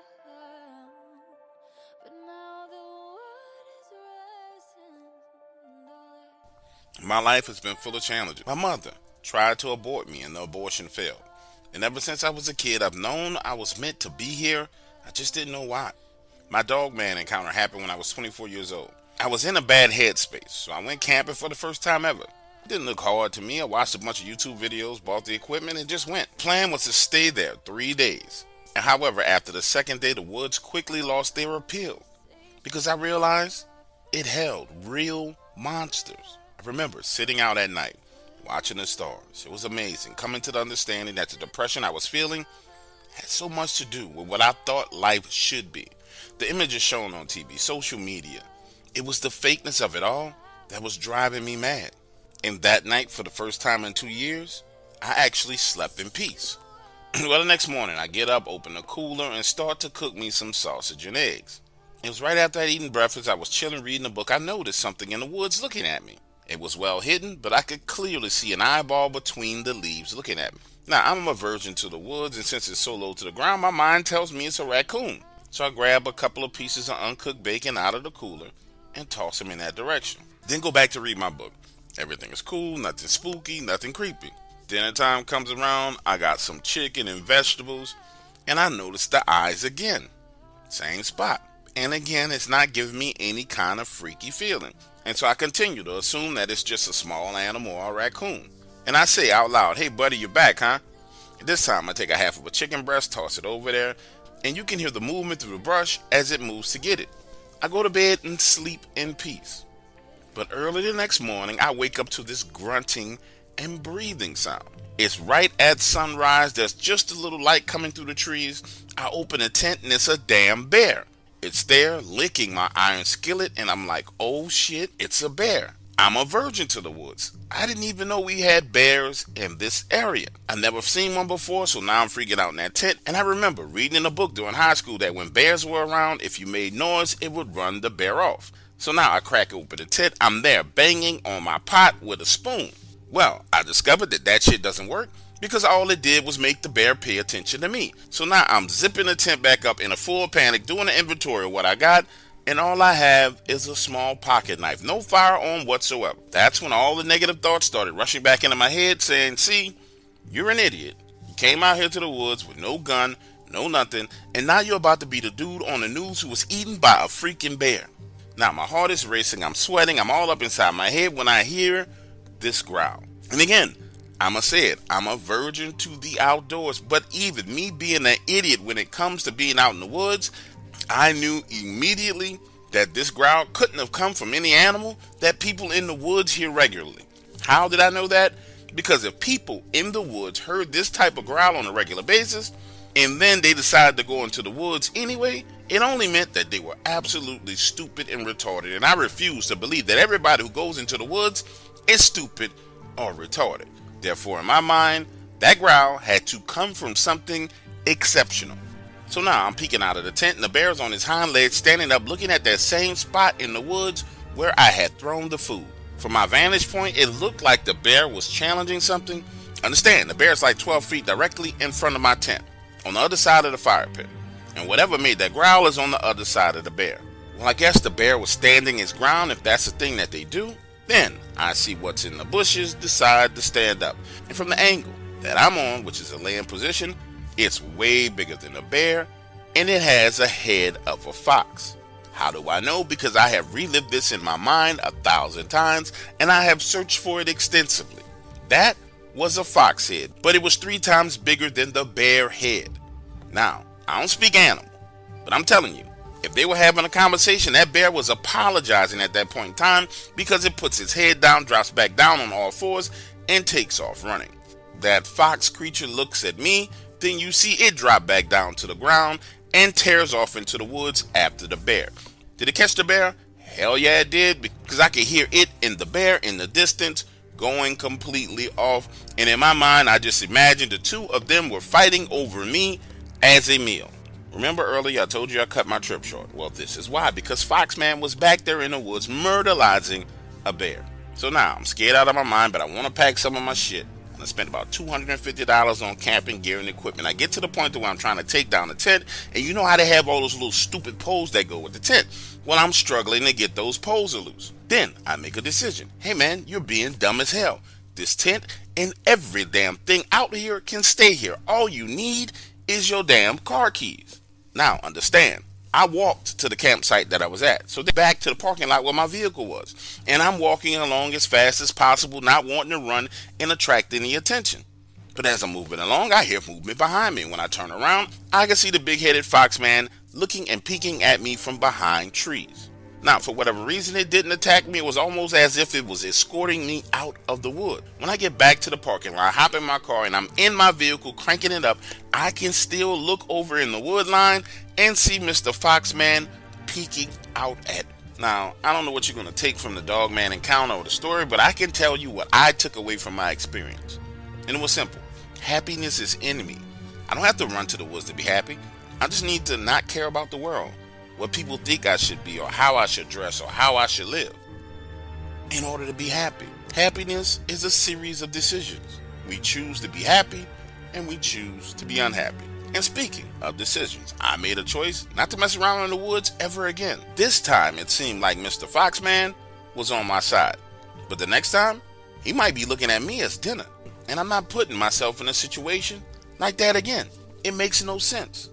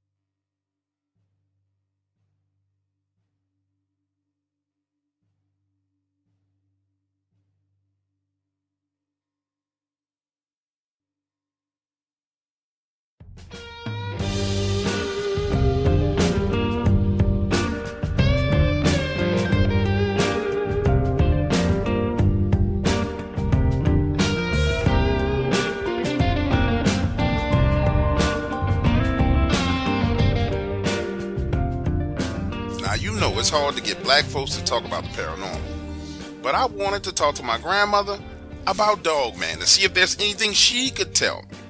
Hell, she's 91 years old, quick as a whip, and that led to her telling me all kinds of stuff. So I'm going to start with the rougarou or Dogman, but oh boy, do I have some stuff for you. So, Her uncle, they called him Handsome because he was the most handsome man in town. And by town, we ain't talking about modern day amenities. Back in them days, they were poor, but they had their pride and they worked hard. We're talking about them old color purple days. Well, Handsome was a musician. He went to the juke joint, played the guitar, could sing, and all the women lost their minds over him. But he had a rule. He never ever messed with no married woman. Nonetheless, the other black men got jealous of all the attention, and one day he's playing at the juke joint and a fella pulls a revolver, starts shooting at him from the back row. Handsome runs out of the back door, and the four of them chase him into the swamps. Now he's hiding up in the moss-covered trees with moss all over his body, listening to them plot as to how they're going to kill him. They search a bit longer, and they leave, saying, that nigga gotta go home. We gonna get his ass when he go home. So he stays in that tree all night till morning. When he comes down, he goes back to the juke joint to see about getting some money so he can leave town. The owner was a cutthroat bastard. Told him to sit right there and wait. He needed to go home to get more money. So the owner leaves, goes to find the guys who wanted to kill him because he didn't want to pay Handsome his performance fee. But her uncle, Handsome, was smart. Had a bad feeling. So he left and went into the woods on the back of the juke joint, right? He waited and watched as all those men went in the door looking for him. Then he ran home to get some clothes and decided to leave town with what he had. Well, he's on his way out of town and sees the local hoodoo priestess. The lady loved him. She loved his music. But she was married. But she asks him where he's going, and he tells her he's got to get out of town because they're trying to kill him. When she asked him why they were trying to kill him, had he messed with one of their wives, he says no, but he wasn't sticking around. So instead of letting him leave town, she took him home. In a back shed, she made a token for him and told him to go into the woods and sit, that the men will come looking for him. And when they do, run deep into the swamps until something stops you from running. And when it stops you, stand still, don't move. Wait, look and listen and see what happens to those men. Now, in exchange for her help, she demanded that he make love to her. So he did. Then he took that token and headed into the woods. At sundown, sure enough, 5 men came looking for him. So he fled into the swamps, mosquitoes, water, waist deep, mud. But he kept moving, staying ahead of the men pursuing him, even when they were firing shots at him. Somehow, he managed to lose them. But now he's tired, so he's resting, leaning up against a tree. And when he looks up, there it is, the rougarou, a wolf-like beast on all fours coming down the side of a tree. It sniffs the hair on his head, growls, then hops down from that tree and went in the direction of the other men. And that's when her uncle stood there, frozen. The man didn't move an inch, and he heard them dying one by one. Hours passed. He stood there, too afraid to move.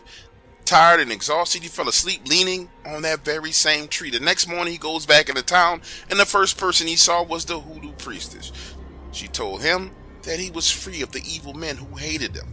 Well, now, Handsome went back to that juke joint and demanded his money, and the owner paid all of it to him. Then offered him part ownership in the business, saying that he could be the in-house entertainment, that instead of him getting paid, they could start splitting the proceeds from the door and the bar. Well, Uncle Handsome refused, took his money, and left town. Now, Grandma told me the next time she saw him was 5 years later.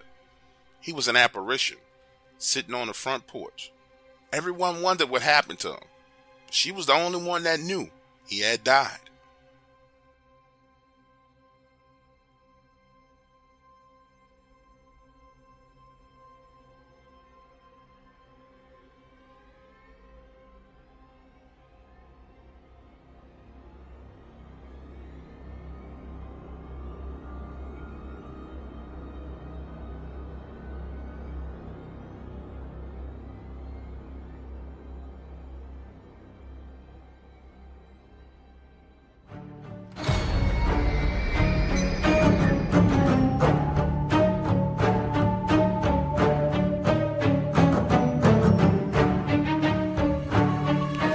There's a storm brewing in the dark waters. Do you feel it in the air? Yes, I feel it. Do you feel the lightning? Hear the thunder? Yes, something is brewing here in the dark waters. Something big is coming here to the dark waters. I see that some of you have decided to leave the kiddie pool and wade deeper into the waters. But you must be mindful, be careful, because the dark waters have been around since the beginning of time. In the Bible it says, "In my distress I called to the Lord. I cried to my God for help. From his temple he heard my voice. My cry came before him into his ears. The earth trembled and quaked, and the foundations of the mountain shook. They trembled because he was angry. Smoke rose from his nostrils. Consuming fire came from his mouth. Burning coals blazed out of it. He parted the heavens and came down. Dark clouds were under his feet. He mounted the cherubim and flew. He soared on the wings of the wind. He made darkness his covering, his canopy around him about the dark rain clouds of the sky. Out of the brightness of his presence clouds advanced, with hailstorms and bolts of lightning. The Lord thundered from heaven, the voice of the Most High resounded. He shot his arrows and scattered my enemies. With great bolts of lightning he routed them. The valleys of the sea were exposed, and the foundations of the earth laid bare. At the breath from his nostrils, he reached down from on high and took hold of me, drew me out of the deep waters. He rescued me from the powerful enemy, from my foes, who were too strong for me. They confronted me in the day of my disaster, but the Lord was my support. He brought me into a spacious place. He rescued me because he delighted in me. And this is why you must be careful when you swim in the dark waters. Be mindful of where you are. Enjoy yourself, but know that this is a place of God. No matter what you hear, understand this and you will be fine.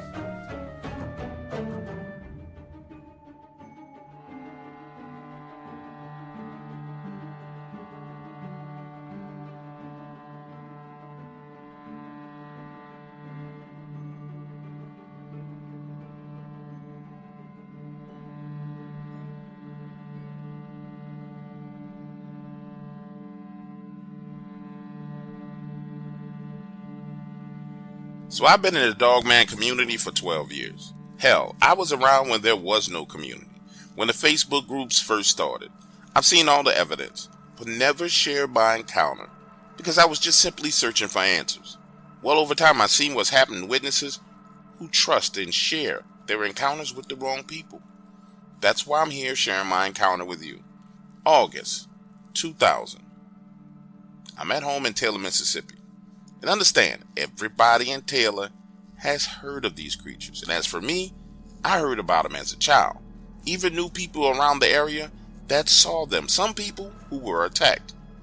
However, I hadn't had a personal experience for myself. And I can say this to you. Once you see something like this, there's no turning back because there's no way to unsee it. It all started off so innocent. I'm at home in the kitchen warming chicken in the oven, and I hear this banging sound, like metal hitting metal. Understand, on my property I have a few cows, nothing really major, and to me it sounded like the chain that I use to secure the metal gate to keep my cows in the pasture. Still a little sunlight up, so I head out the back door, and as soon as I walk out of the door, it stops. Now, before I get to the gate, I can see from a distance that the chain used to secure it is just hanging. And I know for a fact that I wrapped that chain around the gate and used the master lock to secure it. A few seconds later, upon closer inspection, the lock that I used to chain the lock onto the gate has been crushed. I mean, literally crushed, like someone took it in their hand and squeezed it, smashing it. So now I'm standing there trying to figure out who would do something like this, because my neighbors and I are very, very friendly. However, all my cows are there, nothing's out of place, so I head back inside to get another lock.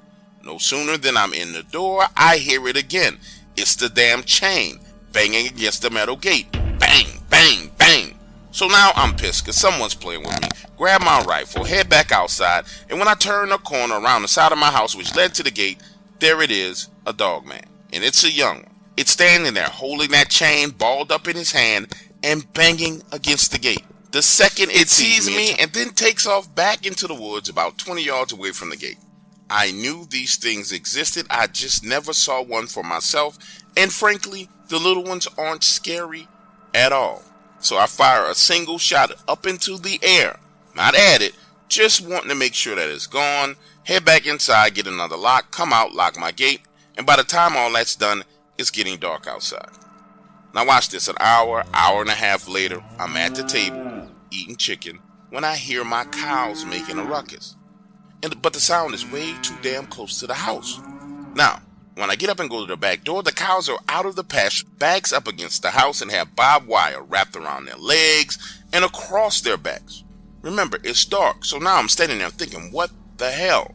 Clicking on the back floodlights, I can't see anything. But that's when I hear that gate start to rattle and shake, and the next thing you know, you can hear the sound of the fence posts that had been driven into the ground to hold those gates cracking.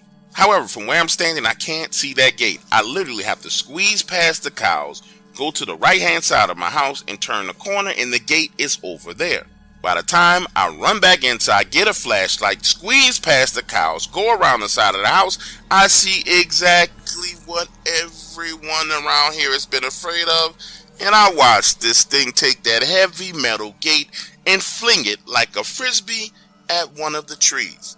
Then it looks in my direction and growls, and man, when I tell you this growl lasted damn near 75 seconds, and I could feel my bladder vibrating. Imagine the scene. I'm standing there at the edge of my house with a high beam flashlight, and it's shining right on this thing's face. And I swear to you, it literally looks like something from a Hollywood movie. Then it turns around and flees into the woods like the little one did. Now I'm back inside the house, calling my neighbor who's dealt with these things, trying to figure out what the hell I need to do.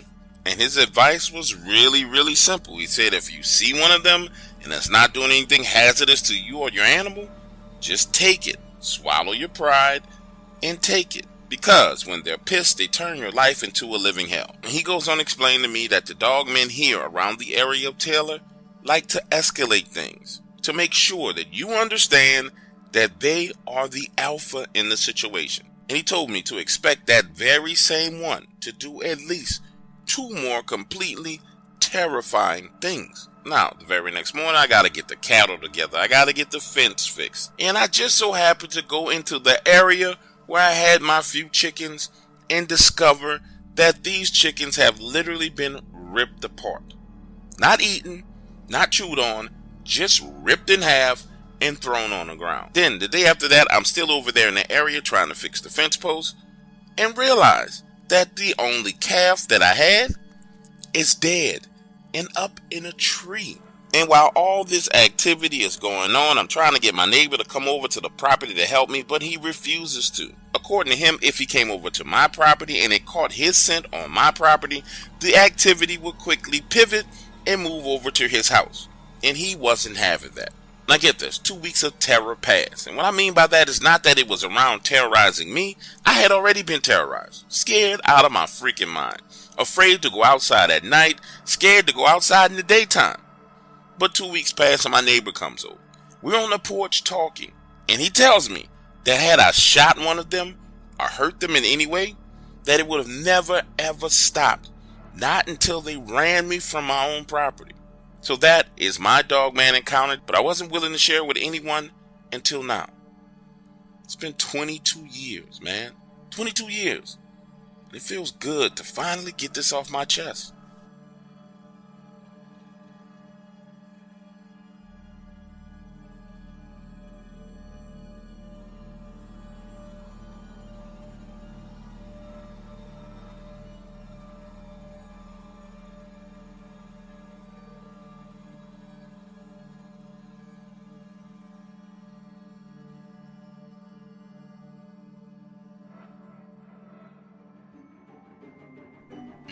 Yes, I see you guys are still here listening.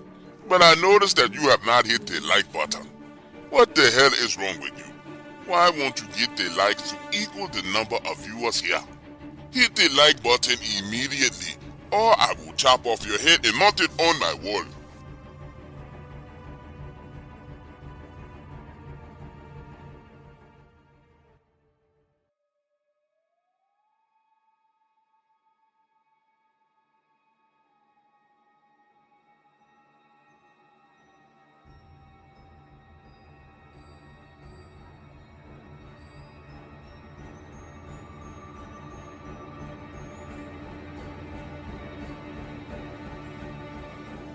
Listen, I wasn't interested in Dogman. Didn't even know they existed.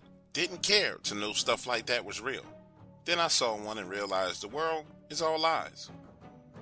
You can say back then I was a normie, but now my eyes are open and boy can I see. This happened last year during the whole beer virus and circus.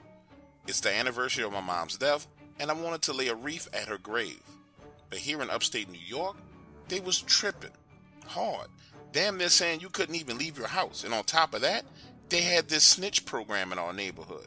And I swear to you, I would never, ever would have believed that my neighbors would tell on each other the way they did. One guy gave his son a birthday party in his own backyard, and some bastard called the police. Pissed off half the block because it was none of that person's business what he did in his own backyard. Well, why am I telling you this? You lived through this with me. The lesson I learned from all of that crap that happened is that people ain't shit. Cowards, the whole lot of them. You tell them the sky's falling and the only way to protect yourself is to hide under a garbage bag, and these dumb bastards would do it. I'm sorry, let me get back to the story. I'm headed to visit my mom's grave, and I leave early in the morning because my office is forcing us to work from home. Last week, I did all of my work for the month, so I head out to the cemetery early. When I get there, the gate is locked, which didn't make no sense because the place should have been open. But upon further inspection, there's a sign saying due to the bear virus, the hours have changed. Now that really pissed me off, so I jumped the gate and went to lay the wreath on my mother's grave. I was sitting there talking to my mom, saying, I'm so glad you are not here to deal with all this bullshit. And I'm telling her everything that's going on when I get the feeling I'm being watched. But it's a cemetery, so I just brush it off. Now I'm laying on the grass next to her grave, just talking my heart out. And I start to hear something moving about 40 yards away from me in the woods. Understand, the backside of the cemetery leads to a river, so I'm thinking it's just wild game, right? I chill there for another 30 minutes, and when I finally get up, I'm dusting the dust off my mother's tombstone, and I glance over at the wood line, and it's the biggest black dog I ever seen sitting there. Literally, a super muscular Doberman pinscher. Way bigger than a dog is supposed to be. I'm 5 foot 10 inches, and sitting down, this dog is as tall as me. It's looking and watching me. It scares me so much, I say, Jesus, you're a big boy. Well, I'm leaving now, just came to visit my mother. And I slowly back away. But what I thought was weird is the expression on this animal's face. It was almost as if it could tell I was in pain, because it had that look of sympathy on its face. You know how your dog looks when it's worried about you? It had that exact same look on its face. It watches me, then gets up and trots back into the woods. And listen, from behind, it's all shoulders. I'm talking about prehistoric monster muscle. But it was cool, didn't bother me one bit. Now, of course, I'm not trying to bump into nothing like that on a dark, deserted roadway. Hell, I'd rather not bump into that ever again. But every time I listen to one of these Dogman encounters, people are acting like these things are raving lunatics. And that just wasn't my experience. And I wanted to say that.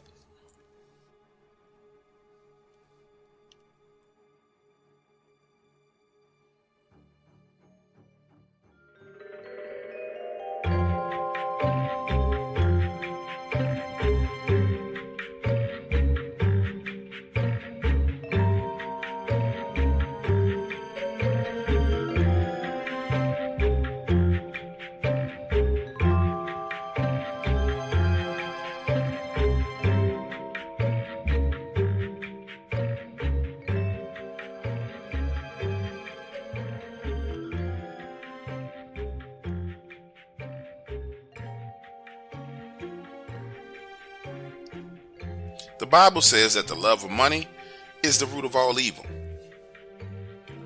Well, I'm not God, and I'm not disagreeing with him, but I'm just saying it's the lack of money that I've witnessed all around me that has caused all the evil that I've seen. Back when this happened, I had just lost my job.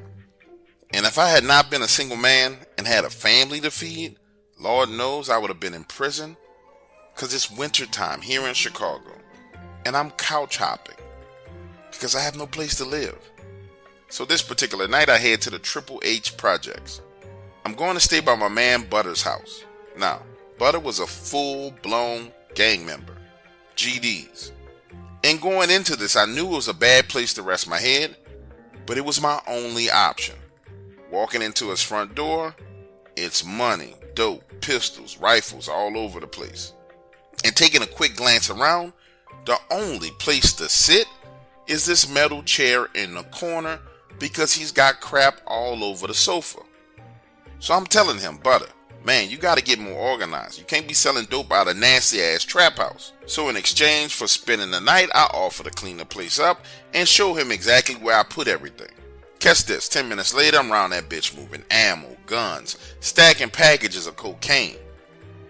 And it takes me a solid 3 hours to get this dude's place organized, just so I can lay my head on the sofa and get some rest. And by the time I get done, lay my head down on the sofa to rest, he's in the back room with this chick, smoking weed and listening to rap music. So I turn the lights out in the front and go to sleep. Listen, what happens next? I knew I wasn't asleep, because when I got up, it was 4:44 on the clock. Walk down the hall, take a pee, and when I come back out of the bathroom, I see this figure standing in the living room between a sofa and a television. It's a normal height, 5'8", 5'10", got his back turned to me with his hood over his head. Now, I'm standing in the hallway, and I know for a fact it's not my friend Butter, because I can look into his bedroom and see that him and the chick are in the bed asleep. So now I'm slowly inching my way up the hallway saying, yo, my man, understand, I wasn't sure if Butter actually invited somebody else into the house while I was asleep. So I'm playing the whole situation cool, steadily inching up that hallway, getting closer and closer to the kitchen. Now, glancing over at the front door, it's locked. The nigga Butter had damn near 4 locks on the door. Every last one of them are locked. So I say, yo, my man, how did you get in here? That's when I hear this voice coming from behind me down the hallway saying, I've always been here. You're the one that's new. Bruh, listen to me. Then it turns around, and for real, you can see that the face is part human. It's got this smoky black skin, but it also looks like a wolf man. His eyes aren't glowing as much as they're glistening this bright red color. Then, again, from behind me, I hear this voice saying, if you stay here, you will die. You are irresponsible.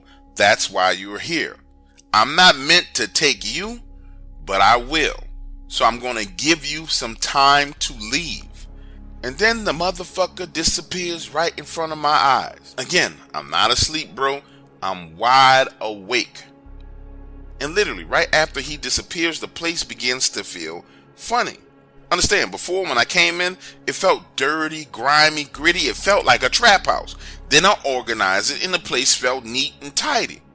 Now, it just felt heavy, like I had this weight on my shoulder, like something was steadily pushing me to leave. Listen, and no matter what I did, I couldn't shake that feeling. I sit there on the sofa until 9 a.m. The two of them are still in the back sleep, and I decide, fuck it, something's not right. Something's about to go down, so I leave. I didn't know where I was going. I didn't know what I was going to do, but I knew I needed to get the hell out of there. Grab my backpack, walk to the back, wake up Butter, tell him I'm leaving, and to come lock the door. He walks me out and tells me to come back whenever I'm ready. Now get this, as I'm walking away from his unit, I hear him locking the 4 locks on the door. And I know, I sound nuts. It's 9:30, 9:45 a.m., freezing. I mean freezing fucking cold in Chicago. But I felt the pushing, like something was pushing me away from that place. So I walk up the street to McDonald's, opening my bag to get my wallet, and it's like $5,000 inside that bitch. And a note from Butter saying, bitch, you too proud to ask for help, so I just gave it to you. Now, I'm all excited. I get pancakes, eggs, bacon, sit down, have breakfast. And you know, people don't understand that money is really energy. So this money is giving me energy. And I'm thinking, I can get me a small place to live, pay for 3-4 months, put some food in the refrigerator, and I can get back on my feet. I'm literally on my phone in McDonald's, sitting there searching for places to live. When I'm done calling around talking to apartment complexes, it's 2 p.m. And that's when it hits me, yo, you are unappreciative ass nigga. Like you didn't call this man and tell him thank you. You ain't do nothing. So now I'm dialing him on my cell phone and it goes straight to voicemail. I wait 5 minutes, dial him again, and it goes straight to voicemail. That's when I decided to walk back over to where he lives. And when I get there, the door is cracked open. And immediately I know it's some fucked up shit because it's bloody boot marks leading out the front door. Going inside, I find Butter shot dead on his bed. Now looking around the place, all the dope and money are gone. So I say a prayer for my nigga Butter, and I bounce. Call the cops when I'm out the building. Later I learned that it was that low-down chick that spent the night with him. She was known for sleeping with niggas, and then when they were knocked out sleep, unlocking the door so her brothers could come in and rob the place. Listen, when it comes to women, she's a dirty, dirty, dirty bird. Well, all I'm gonna say is this. 2 weeks later, her and her two brothers were found sitting in the car, and they were kind of leaking a lot of blood.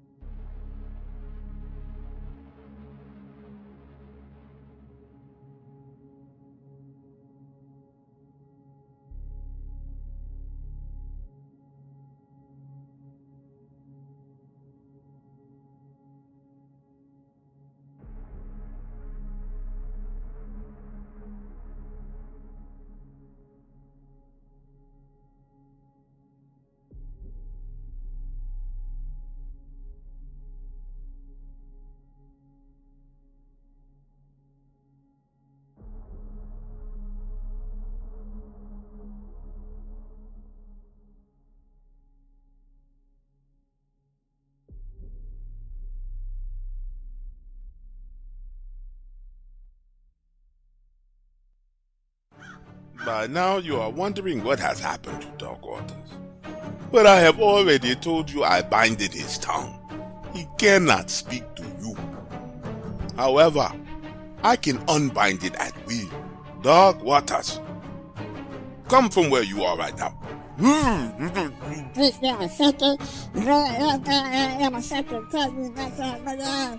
Don't talk to me that way. I understand that you are angry with me, but I am doing this for your own good.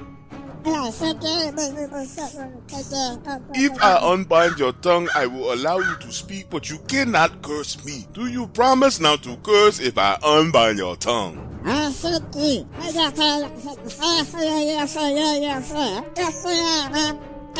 see, he does not want to cooperate with me. I told you I have bound his tongue. Soon I will let him speak, but for now, I must let him calm down. He is angry with me. As for you listening right now, here is your next story.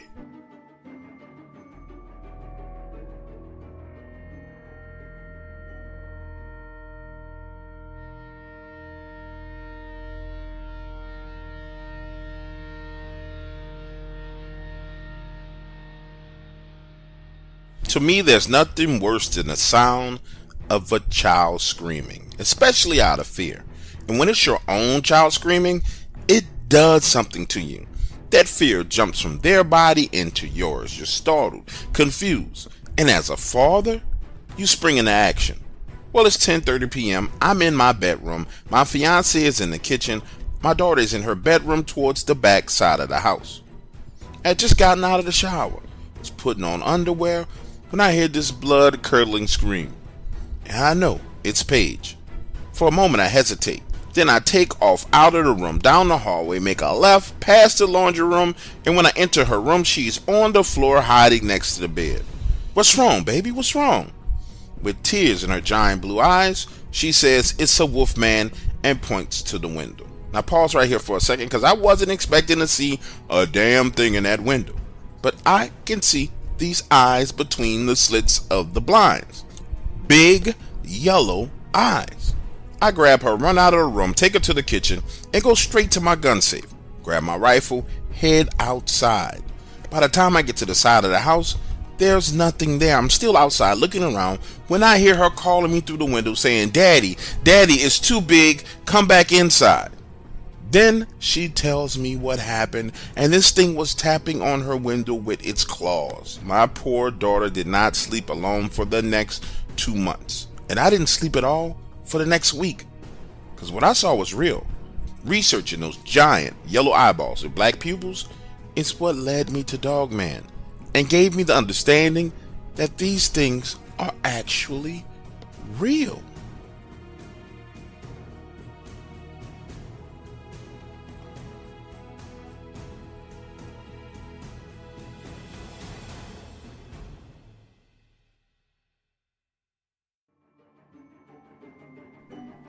Yes, I see you guys are still here listening.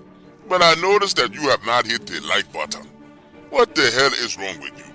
Why won't you get the likes to equal the number of viewers here? Hit the like button immediately, or I will chop off your head and mount it on my wall.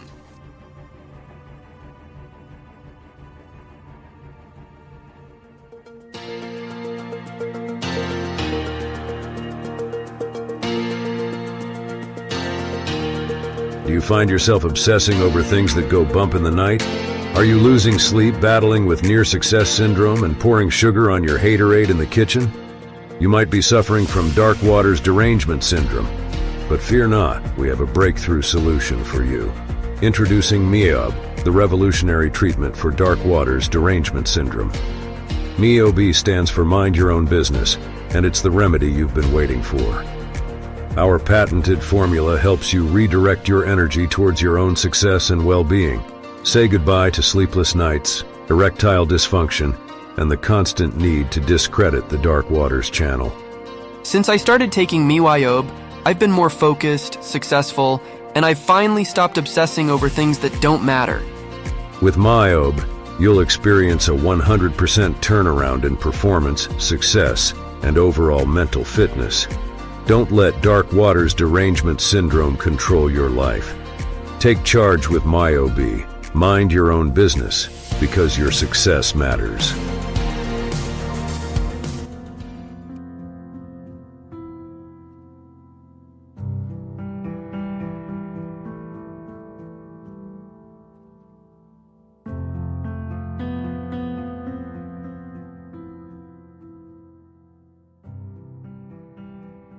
Bass, Alabama is where I was born and raised.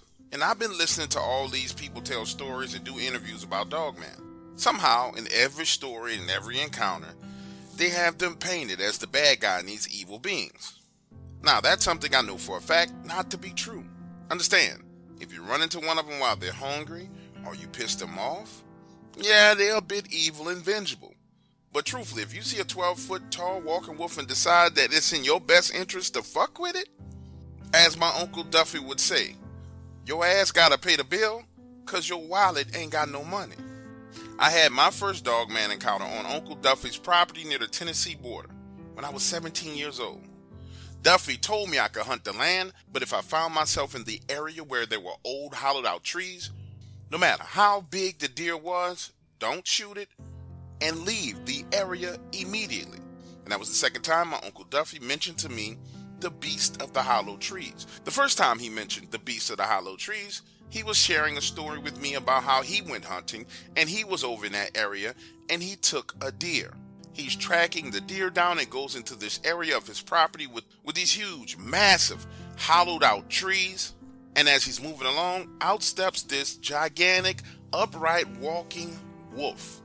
Uncle Duffy said it had to be 13 feet tall. And the only reason why he was able to escape that situation was because he noticed that wolf was eyeballing his rifle. So he laid it on the ground, put his hands up in the air, and backed out of there, and then let him be. Well, I'm 17 years old, young, dumb, full of cum. I'm out there and I see a 5-point buck. So I take the shot. And now I'm tracking him down. Now, in the back of my mind, the whole hollow tree incident is there, but I had been out a couple of times and I never ran into no area with no hollow trees. And that was until that day, because I followed the blood trail of that deer and it led me straight into this area of the woods with these massive, I mean massive trees. The trunk of these trees were literally the size of an 18-wheeler big rig. However, from the angle that I'm walking, I can't tell that they're hollowed out inside. So I keep walking. I'm not directly in the midst of these trees. I'm kind of on the outskirts of them. They're to my right. I'm walking in the woods to the left of them. I had been moving along about another 40 or 50 yards through those woods, and my vantage point changed, and I can now see that these gigantic ass trees are hollowed out. And I'm saying to myself, oh shit, I am in the wrong area. Now mind you, part of me did not believe what Uncle Duffy said about the beast of the hollowed out trees. Mainly because Uncle Duffy made moonshine and he would get a little too drunk on his own damn moonshine. However, finding myself facing the reality that at least the trees do exist and not wanting to take a chance of running into the beast, I said to myself, you know what? We're going to have to chalk this deer up as a loss and get the hell out of here. I'm not sure if it was there watching me the whole time or if it just moved in silence and came up on me, but I hear movement ahead of me. And you know how your eyes have to adjust to the woods, like to the foliage, the trees, the leaves, the colors, the sunlight patterns that are coming through. Well, when I hear movement, my eyes lock in that direction and I can see what probably or possibly had already been there and I just hadn't recognized it. It's hard to explain that part, but boy, once you see, you can never, ever unsee something like this, because it's a rib cage. That's what my eyes see, a rib cage through the foliage. Standing there, you can see it inflate and deflate with every breath. At 17 years old, I'm 6'2". That rib cage was above my head, 6'7". And when my eyes trace upward, I see the head, good God Almighty. Now, I've heard everybody's description of Dogman, but the beast of the hollow trees, I know exactly what it looks like. Because when I first saw the movie Underworld, I said to myself, these people in Hollywood must have traveled to Alabama to take photos or to model the werewolf after this thing. Because it looks exactly like the wolf in the Underworld, the brother who was locked in the cage. Remember that long snout, those piercing yellow eyes. It looked exactly like him, but it wasn't white. It was black and gray. Now listen, I don't mean to harp on this, but I think it's important for anybody who spends significant amount of time out in the woods that you understand this. Your eyes have to be able to register this, because they can be right there in front of you and you won't see them. But once my eyes actually registered what I was seeing, I ain't gonna lie, the panic kicked in. And I remember what my Uncle Duffy told me in that story about how he saw the beast and how he laid the rifle down. Understand, this thing is about 40 yards away from me. It's close enough that if it wanted to run after me and get me, it could. And judging by the size of what I was seeing, my little rifle wasn't about to do anything. So it left me no other choice but to raise the rifle in the air and say out loud, hey, listen, I'm sorry. I did not mean to trespass on your land. And I laid that rifle down and slowly, when I say slowly, slowly backed out of there, keeping my eyes on it. Now, when I get back to Uncle Duffy's house and I walk in without my rifle, he immediately knew what the hell happened. But I go on and explain it all to him anyway. And that was the last time I was allowed to hunt his land. He said he couldn't take the risk of someone provoking it and it attacking our bloodline again. When I asked him what he meant by risk and attacking our bloodline again, he refused to talk about it. Time passed. When I was 23 years old, my Uncle Duffy passed away. Why? Because moonshine turns out not to be too good for your liver and your kidneys. I never got an understanding of what he meant, but his property is still in the family. And when I asked my parents about going there to hunt it, they said it was in his will that no one in the family could hunt his land. He didn't even want you taking shots at deers through the windows. As of today, my cousin lives there. And he does nothing but drink beer and watch TV. I don't even know if he understands what the hell lives on that property.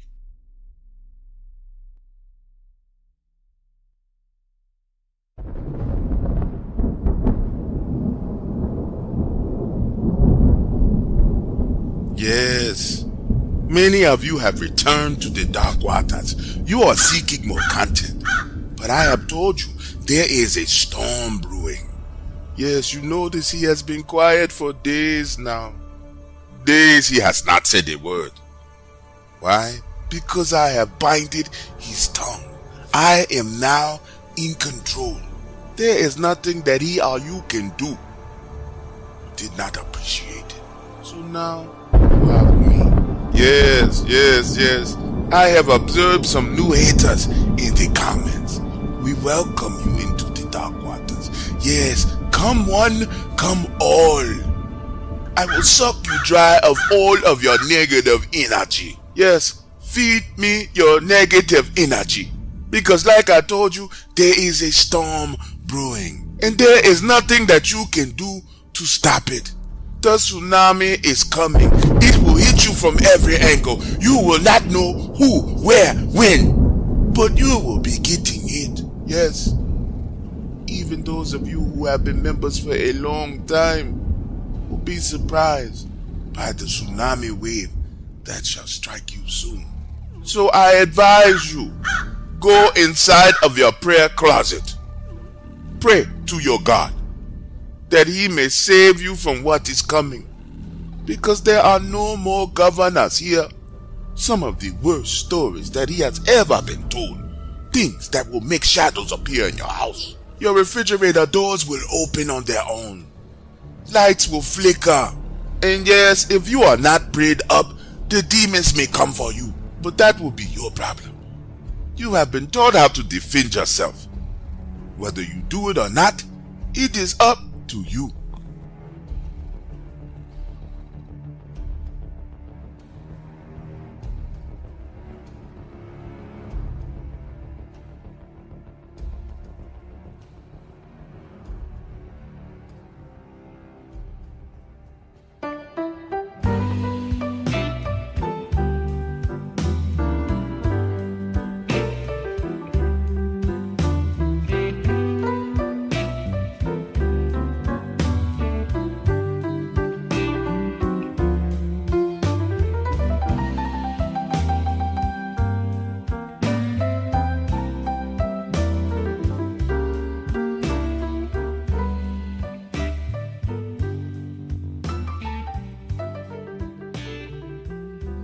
Some people speculate whether these dogmen or werewolves can be controlled by magic. Well, let me tell you about a hoodoo practitioner in Mississippi. When I was a boy back in 1956, there was this little old black lady named Miss Georgia. She was a widow, 72 years old, nice lady. Now back then, my father was one of the few white people that worked over in what they called Nigger Town. That was a section of the city where black folks lived, and that's what it was called. Doing construction work, so I would go over into that area with him, doing odd jobs, and that's how we both got to know Miss Georgia. One day she gets a roof leak, sends words to my dad that she needs help. We go over, and when we get there, these two guys had been drinking and driving, drove their truck up on her lawn, smashed into her front porch, and destroyed her steps. They're talking to Miss Georgia. She tells them as long as they pay for the steps, it's okay. She instructs them that if they pay my father the money, he'll fix the steps, and she doesn't want anything else, everything is fine. Well, when we get back into the truck, my dad, who knew these guys, said, you know, son, they're not going to pay this money. This is going to be a problem. The roof leak gets fixed. A few days pass, and my dad and I head over to the Thompson's boys' house to collect $30 to fix the steps. That's when they tell us that they're not going to pay the money and threaten to sick their dogs on us. I remember standing there on their porch with my dad and this look of anger in his eyes as he says, look, boys, now you know y'all wrong. She could have called the sheriff. Y'all could have gotten all type of trouble. All that little lady want is for y'all to fix her steps. Just give me the money to fix the steps and we can be done with it. But they insist that they're not going to pay. Well, we hop in the truck. Dad and I go over to Miss Georgia's house and tell her what they said. And she just smiles and says, give it 2 days, then go back, and tells them if they don't pay the money that the price goes up by $20. And for every 2 days that it takes for her steps not to be fixed, it goes up by $20 more. And that they should pay right now while they can. Well, 2 days later, my father and I go back over to the Thompson boys' house, and they laugh at us. Then we head on over to Miss Georgia's house to tell her what happened, but she ain't there. Understand? This woman is old, no family, no car, no nothing. But we done walked around this entire house, knocked on every door and window. We were afraid that she might have died, but she's not home. When we come back the following morning, she's sitting on a porch. Her eyes are bloodshot red, and she looks sick. My father insists that this woman goes to the hospital because her legs and ankles are swollen. But she stands her ground saying, no, it's all temporary. All we need to do is go back over to them Thompson boys' house and get the money. And the words that came out of her mouth were, if they don't pay you now, trust me, they will be paying you soon. So we head back over to their house, and when we get there, you can tell something is wrong. They've got their pickup truck parked sideways, blocking the front door. I'm sitting in the truck this time, and Dad knocks on the door, and when they open it up, they're spooked. peeking their head out, looking left and right. And he tells them, listen, Miss Georgia said the price is just going to keep going up. Pay her money and get it over with. Well, the oldest, Ed Thompson, looks directly in my dad's eye and says, listen, we can't deal with that right now because something came through here last night and killed all our dogs. Tried to break down our front door. Then he brandishes his pistol in his hand, telling my father to get the hell from around here because he has no money to pay her. Well, when my father gets back in the truck, he's just disgusted with the whole situation and decides that he's going to go buy the material and fix the steps himself. So we head on over to the scrapyard, grab some lumber, then head to Miss Georgia's house. Now, when we get there, she's standing on the porch with this fiery look in her eyes, and before we could even get out of the truck, she says, listen, I told you that them boys are going to pay for what they did. I don't want you taking your hard-earned money and paying for their mistakes. I want them to learn their lesson.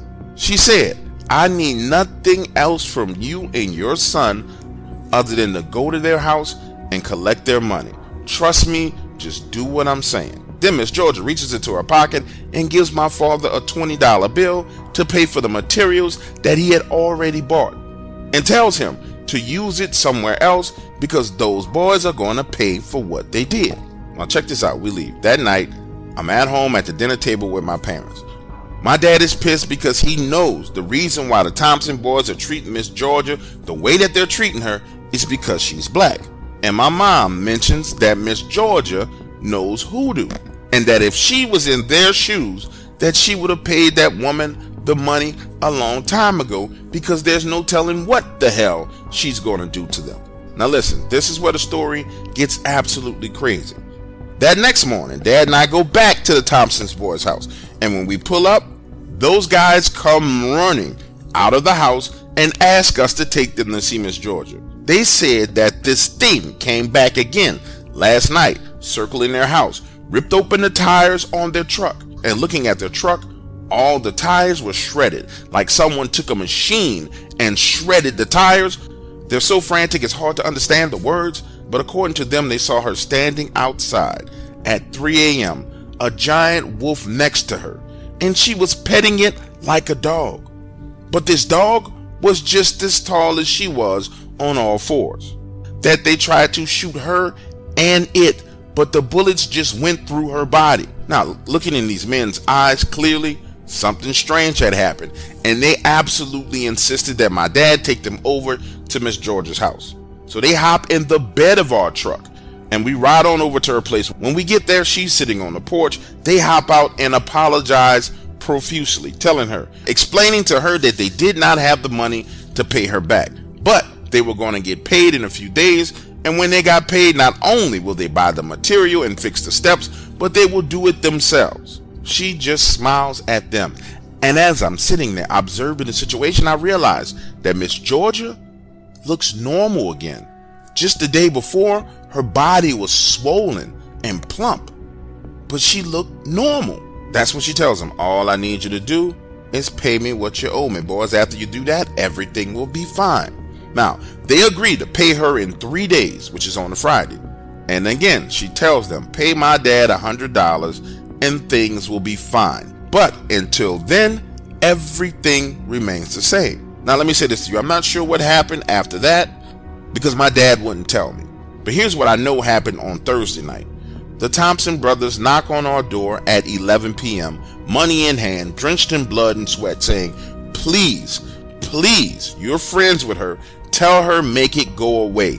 Make the werewolf go away. Now, I remember this as clear as day. My dad was at the front door, my mother right behind him. I was right behind her. I heard the words werewolf with my own 2 ears, saw the blood and sweat on them with my own 2 eyes. Them boys looked like they had been through holy hell. And understand, $100 was a lot of money back then. Now wait, get this.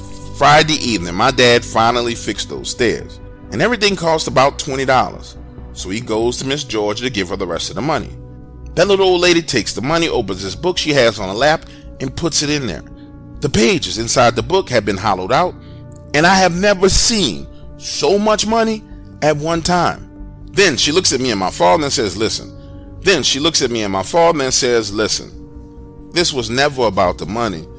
It's about them learning to respect folks' property. Had my husband been alive, he would have shot both of them dead.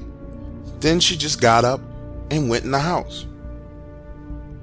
When I was 18 years old, I started doing lawn work for her, taking care of odds and ends around the house. Understand, integration had started, but people were still segregated.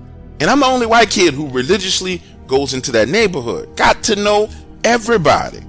Then one day, the boys told me that I need to be careful because Miss Georgia might put a curse on me.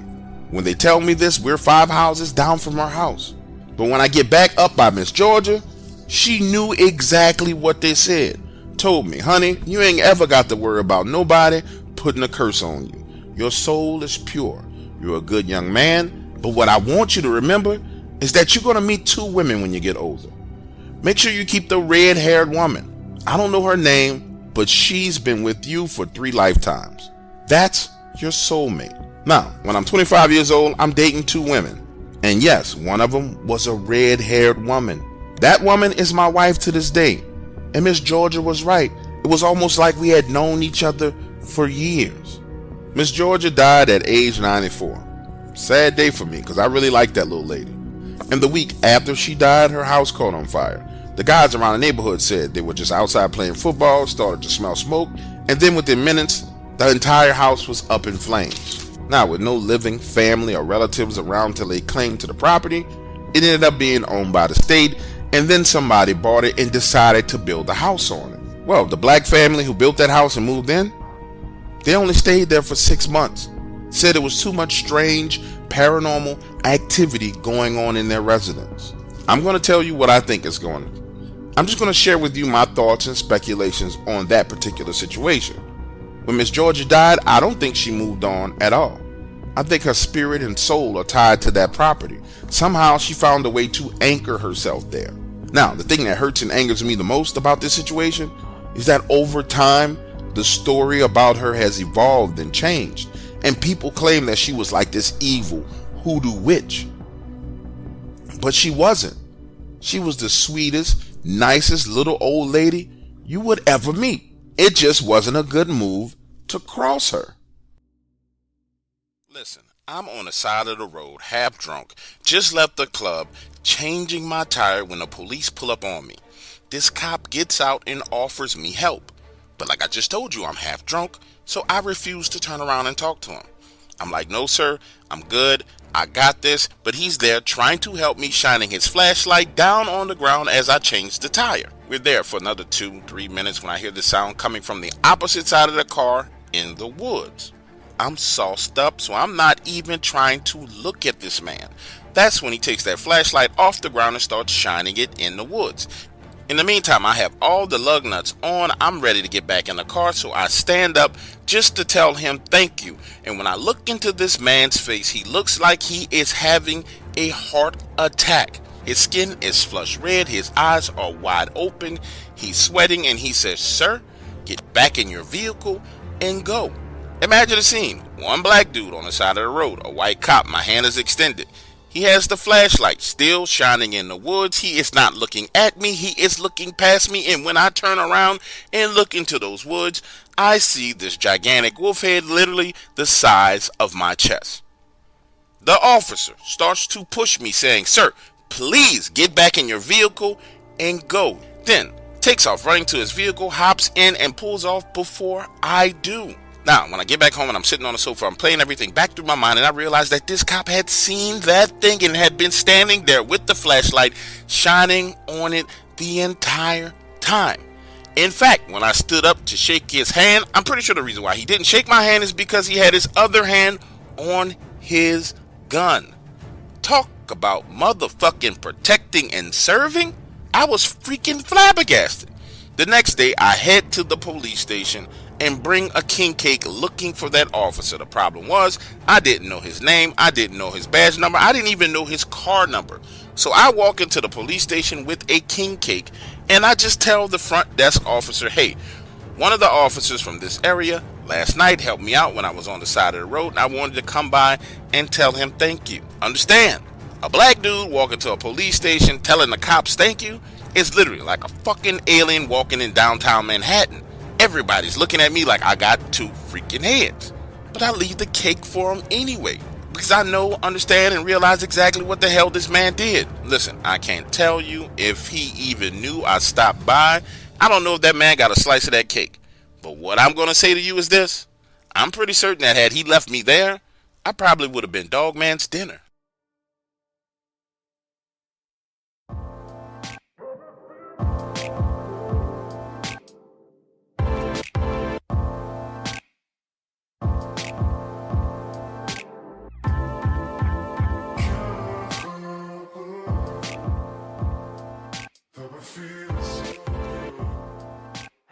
Back in 1995, I'm working as a state trooper. It's 10:45 p.m. Imagine the scene. You're on a bridge high above the interstate working a speed trap when an 18-wheeler blows its tires. And you watch from that vantage point as that trailer swerves left, and this guy driving this rig is good because he's able to get it back.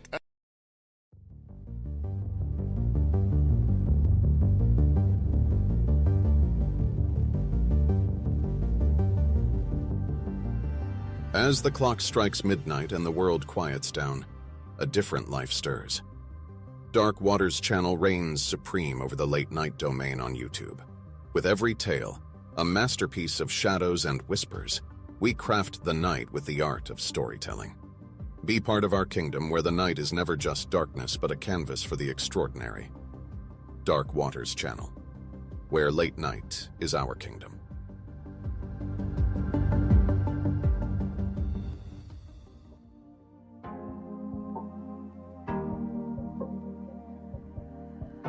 Your heart, keep it in your pocket for safekeeping. Don't ever let nobody be the reason you throw it out, you stop caring about it. Don't let your hair get in the way, can't be defined by your mistakes. You know you try really hard, but sometimes you fall, yeah, sometimes you fall.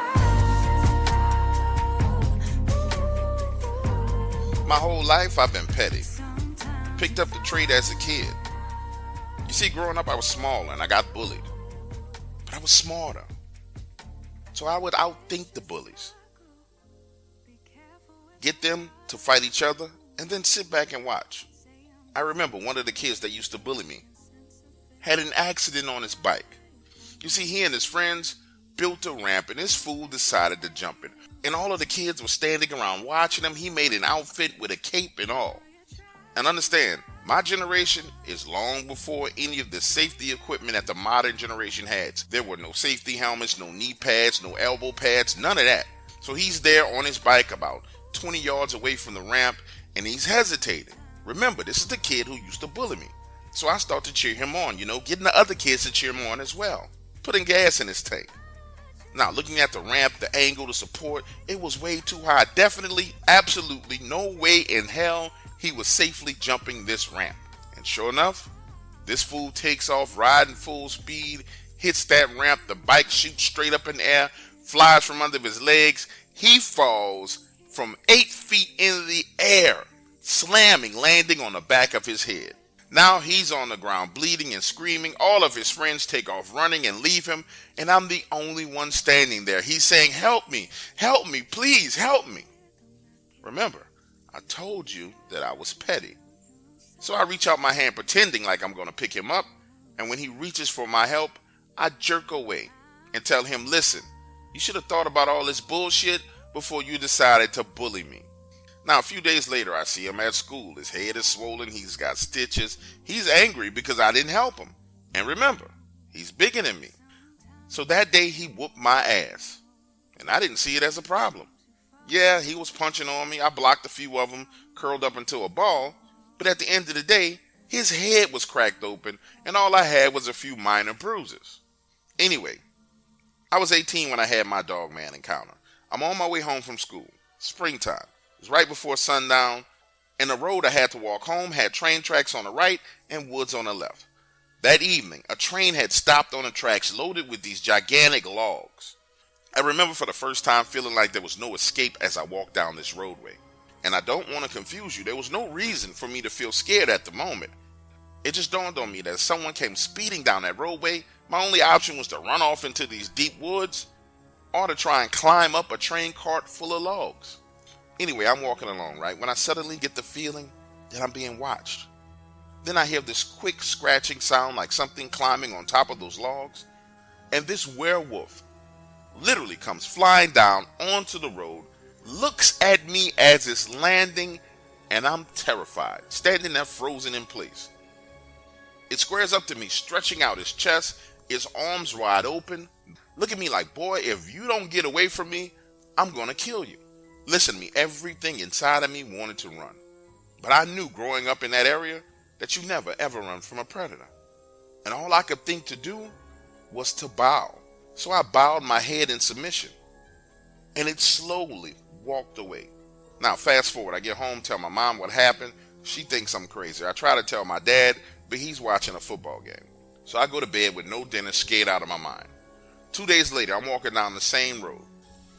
Keep in mind, this time there's no train, but I'm terrified. And I hear this truck coming up behind me. Looking over my shoulder, it's my sworn nemesis. The kid who cracked his head like an eggshell. He has this Ford pickup truck full of people. And as they pass by, they throw small rocks at me, cursing me out, calling me a wimp. He's hanging out of the driver's side laughing, calling me a loser. His girlfriend is in the passenger seat, egging him on. Now once they get past me, I grab the biggest rock I could find and chuck it at his truck. Now I threw it not thinking that I was actually going to hit someone, more as a way of making myself feel better about the situation. But I ended up hitting one of the boys riding in the bed of his truck.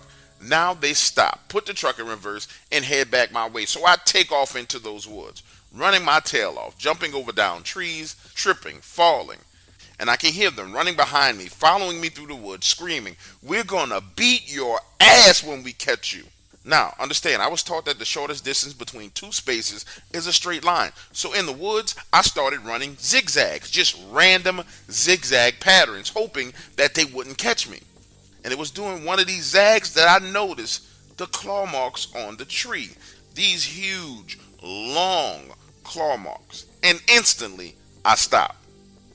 Because now I'm remembering what I saw going into these woods. I have a decision to make.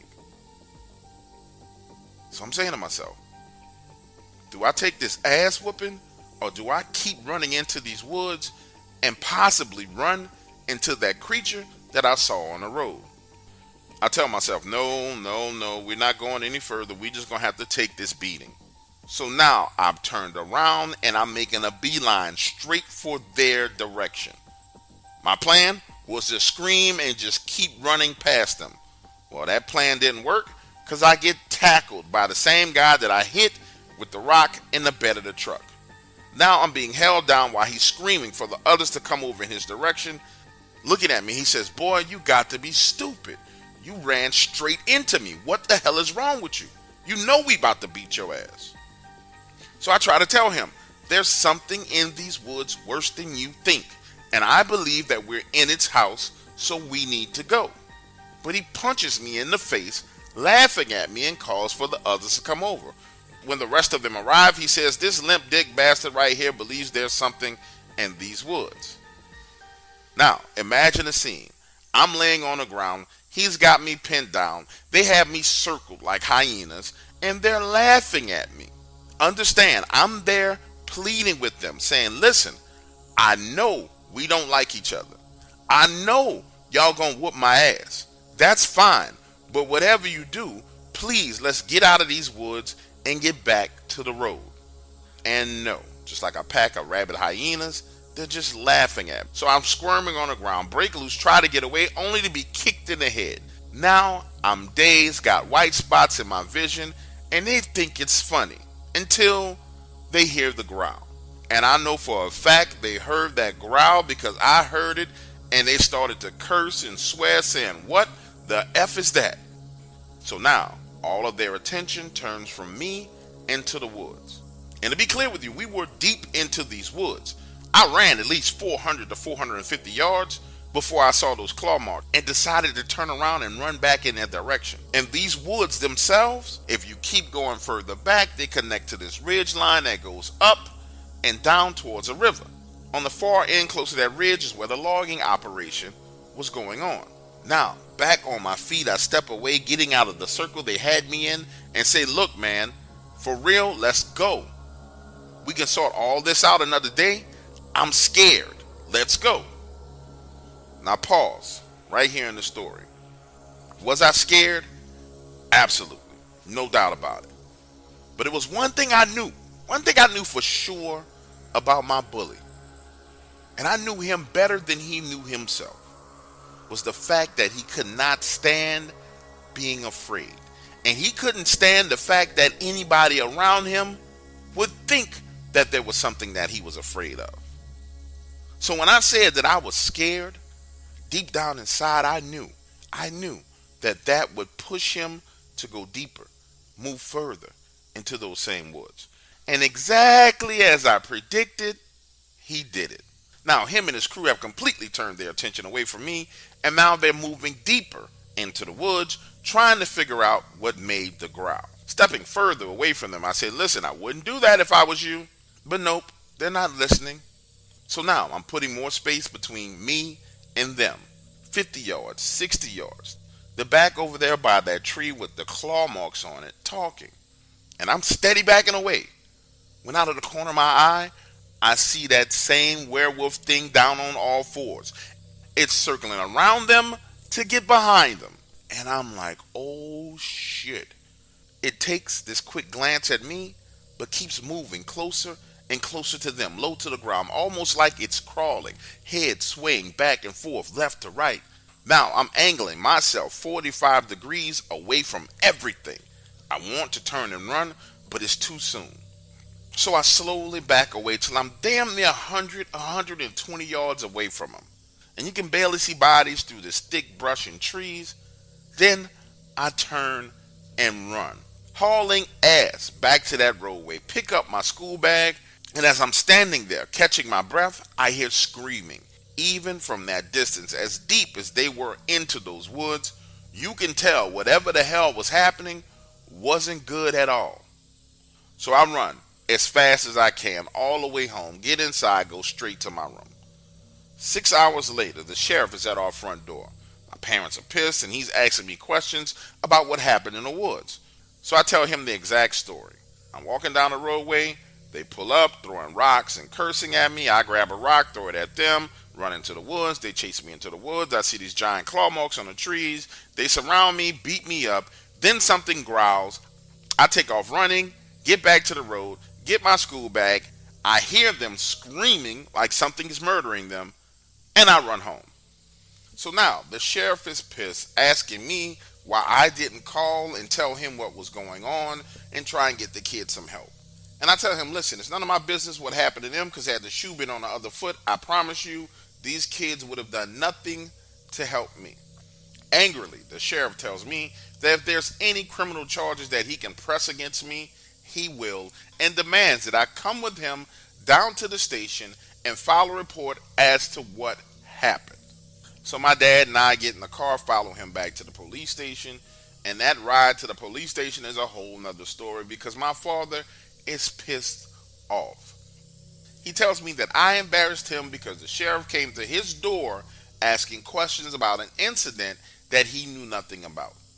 And I try to remind him I had just tried to explain that whole situation to them a few days before when I came home scared out of my mind, and neither him nor my mother believed me. So there was no reason for me to tell him anything else because he didn't believe me the very first time. And there was no reason for me to call the sheriff and tell the sheriff that a werewolf had attacked kids in the woods because he would have thought that it was a prank call. The only logical outcome was to let it play out, and if the sheriff came, explain all of it to him then, because now he would have evidence of the situation. Keep in mind, I got my level of intelligence and logic from my mother and not my father. One of the many things that my father resented about having me as a son. Anyway, now we get to the police station, hop out, follow the sheriff inside, and when we walk into the station, guess who's sitting in the lobby? Mr. Egghead, my nemesis. And you can tell looking at him that whatever happened in those woods Oh boy, it had to be bad. Moments later, the sheriff, my father, go into the office to talk in private, and I sit down right next to him. And I say, man, are you okay? But he's gone. I mean, space cadet gone. This blank stare in his eyes. And that's when he tells me what happened. He starts by saying, you know, this is all my fault. Had I just left you alone, drove past you, none of this wouldn't have happened. We would have never been in those woods. She would never be missing. He would never be hurt. Nothing would have happened. Now get this, after I backed away from them, they were all standing there, staring at the claw marks on the trees, making fun of it, trying to figure out what it was. And he says the next thing he knew, his friend Eddie. Now pause. Eddie was the guy I hit with the rock. Eddie was the guy who tackled me and punched me in the face. That's Eddie. The next thing he knew, Eddie was flying through the air. And a giant wolf was biting his arm, trying to pull him off into the woods. He takes this long, awkward pause and says, blood, man, blood was everywhere, man. He says that's when he took his knife out, ran over, and tried to stab it. But the wolf let Eddie go and then stood up on two legs. Now, according to him, from that moment on, he just remembers bits and pieces of what happened, taking off his shirt, wrapping it around Eddie's arm, getting up only to see that everyone was gone. Now, according to him, from that point on, he just remembers bits and pieces of what happened next, taking off his shirt and wrapping it around Eddie's arm, then getting him up and trying to get him back to the road only to see that everyone else is gone and hear his girlfriend screaming in the distance. Him running full speed in the direction of the screams and never finding her. Honestly, for the first time ever, I felt sorry for him because he was having a full mental breakdown saying, had I just left you alone, man, had I just left you alone and been nice to you, none of this would ever happen. It's all my fault. All I had to do was just be nice. It was right then and there in that moment that I noticed the blood all over his shoes, all over the lower parts of his jeans. But honestly, what do you tell a person in a situation like that? A few minutes later, I'm called into the sheriff's office. He's sitting behind his desk. My dad is sitting on the other side, and I sit down next to my father, and he asks me if I want to press charges for being kicked in the head. Now, my father presumes to speak for me and says, no, Sheriff, we don't want to press charges. We want to do everything we can do to get out here and try and find this missing girl. But I interject, and I tell him, yes, I do want to press charges. Now, the sheriff is looking at me like, what the fuck is wrong with you? And I repeat it, yes, I do want to press charges. They chased me down into those woods, put my life in danger. He kicked me in the head, and they all admitted it to you. I want to press charges. That's when the sheriff puts down his pen and says, son, that boy who kicked you in the head is 2 towns over in the hospital. He's probably going to lose his arm. Don't you think that losing an arm is a big enough price to pay? And I tell him no. They've been harassing me and bullying me my entire life. I'm pressing charges. That's when my father looks at me like he's disappointed, gets up, and walks out. And when it's time to leave, I go outside and realize that he's left without me. So I turn and go back inside and ask the sheriff for a ride home. He's pissed and says all his deputies are out looking for the girl. Now I have to walk back home. It's 10 p.m. and I gotta walk down that same damn road.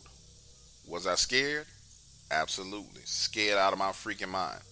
But I walked it. And when I get home, my dad is sitting on the sofa. He's like, I figure since you're a man now and you know it all, you could find your own way home. Listen, I knew he was trying to get a rise out of me. But I also knew that being 18 years old, it was my decision to make. So I didn't respond. I just went upstairs to my room. Days went by. I mean, 5-6 days. And there was no sign of her. Listen, the school was in an uproar. There were rumors that she was raped and murdered. It was getting all the way out of hand. But by the time graduation rolled around, she was declared officially missing. And people seemed to forget about the whole situation. But I was never able to forget about it because my father stopped taking me places. I had to constantly walk down that same road to and from school every day. And I want to be clear with you, I never saw it again after that. But every now and then, I would get that feeling that I was being watched. And when I felt that way, I showed respect to this thing. I would turn to the wood lines, bow my head, and say, listen, it's just me. I'm on my way home. When I graduated, I left that town. And my mother and I still speak, but my father and I are estranged. According to him, I'm to blame for what happened to those kids. But the truth is, I was a trapped baby. My mother got pregnant before they were married, trapping him in the relationship. By her being pregnant, that forced them to get married because in those days, that's just what people did. My father resented me. To him, I symbolized nothing more than one giant mistake in his life. And then the fact that I took the intelligence traits from my mother as opposed to the athletic traits from him really made the situation worse. Now, that was my Dogman encounter, and truthfully, it was my life story. Today, I have my own family, and my son knows he's loved, and so do his siblings. As for my nemesis, he was never the same. That day in the woods changed him forever. We actually were at college together for a while. I helped him with books, and he helped me meet my wife. Then, one day, the poor guy just had a mental breakdown, took a ride on a crazy train, and never got off.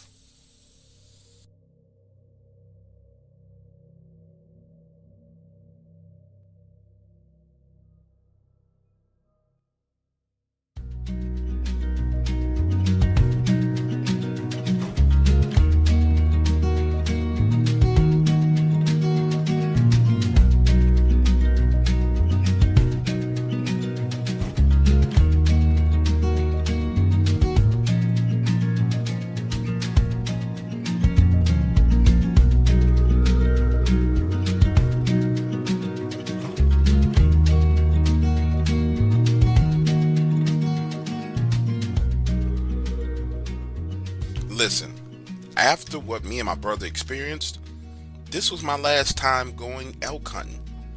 I never ever was able to actually adjust to being in the woods again. But let me take you back to the beginning. My brother and I have been hunting since we were 9 years old. Got turned on to elk hunting in our early 20s.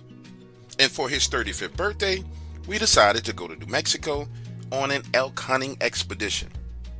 And listen, when I tell you the events of this trip, I will absolutely never forget.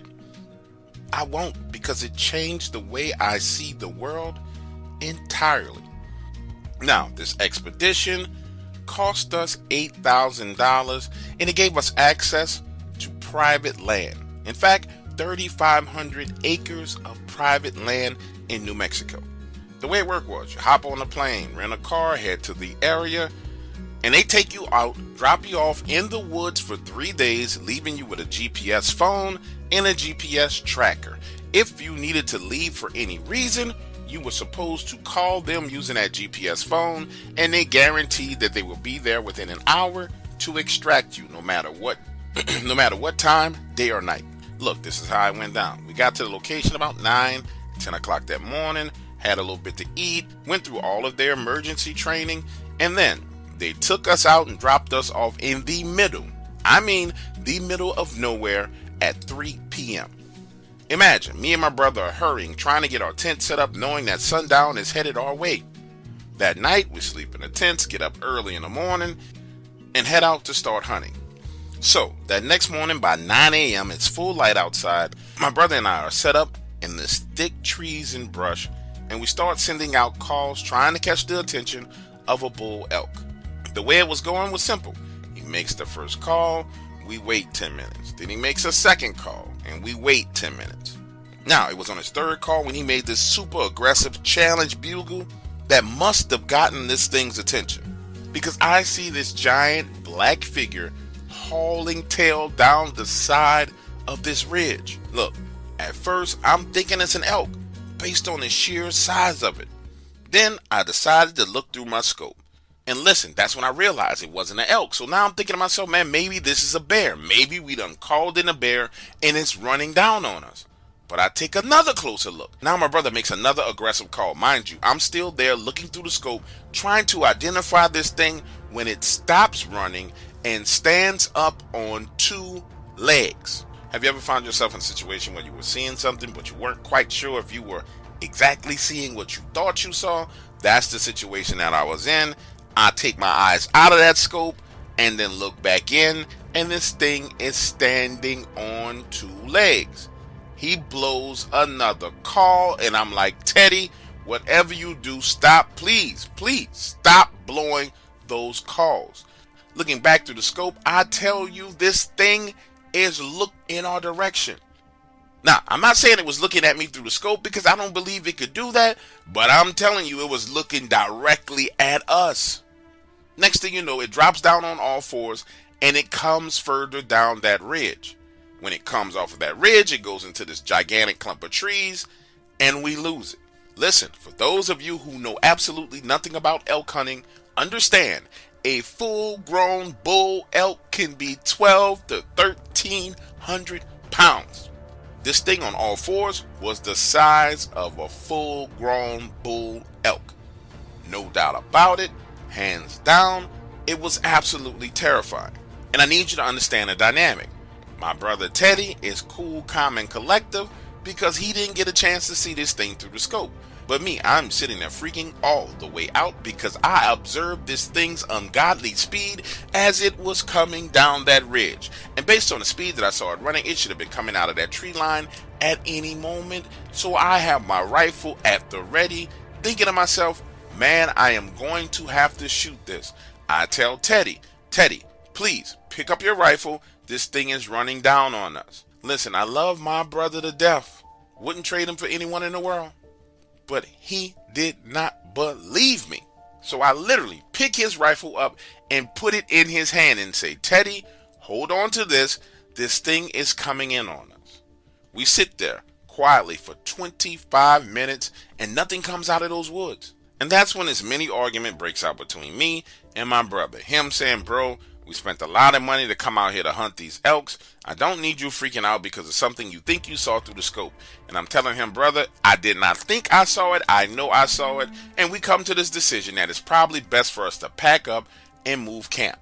So we pack up our entire camp and walk 6 miles away from the location that we're in and go through the process of resetting up our camp. We get everything done right before nightfall. Our plan is to go straight to sleep, get up early in the morning, and then start hunting again.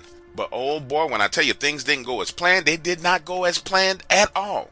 Because the 2 of us are out there sitting around the fire. We had just cooked a little food, we're getting ready to go into our tents, and we start to hear these wolves howling in the distance. Not 1 wolf, not 2 wolves, it had to be at least 6 to 8 wolves howling in the distance. They sound like they're a solid mile away. Then 10 minutes later, they howl again, and they sound like they're hundreds of yards away. Then 5 minutes later, they howl again, and they sound like they're 30 to 50 yards away. Amongst all of this howling, there is this other growling, barking howl so loud that it shuts them all up. And then the next thing you know, 2 of those wolves come into our camp. And understand, I've been hunting my entire life, and this is not typical behavior from wolves. We got a gigantic fire going. Now, they will circle you around that fire and growl, but they don't come straight in at you, single file line. 2 wolves come into our camp, single file line, growling like they want to rip our heads off. Teddy is scrambling to get both of the rifles. He throws me my rifle as these 2 wolves who came in separate, one looking at him and one looking at me. And that's when I hear something behind us, and looking behind us, there is a 3rd wolf closing in. And right here in this moment is when things go off the chain. Because I wasn't taking any chances. I shoot the first 2 wolves right there in front of me, and Teddy shoots and kills the one behind us. When that happens, you hear what sounds like the other wolves that were with them scampering away into the darkness. But then there is a growl.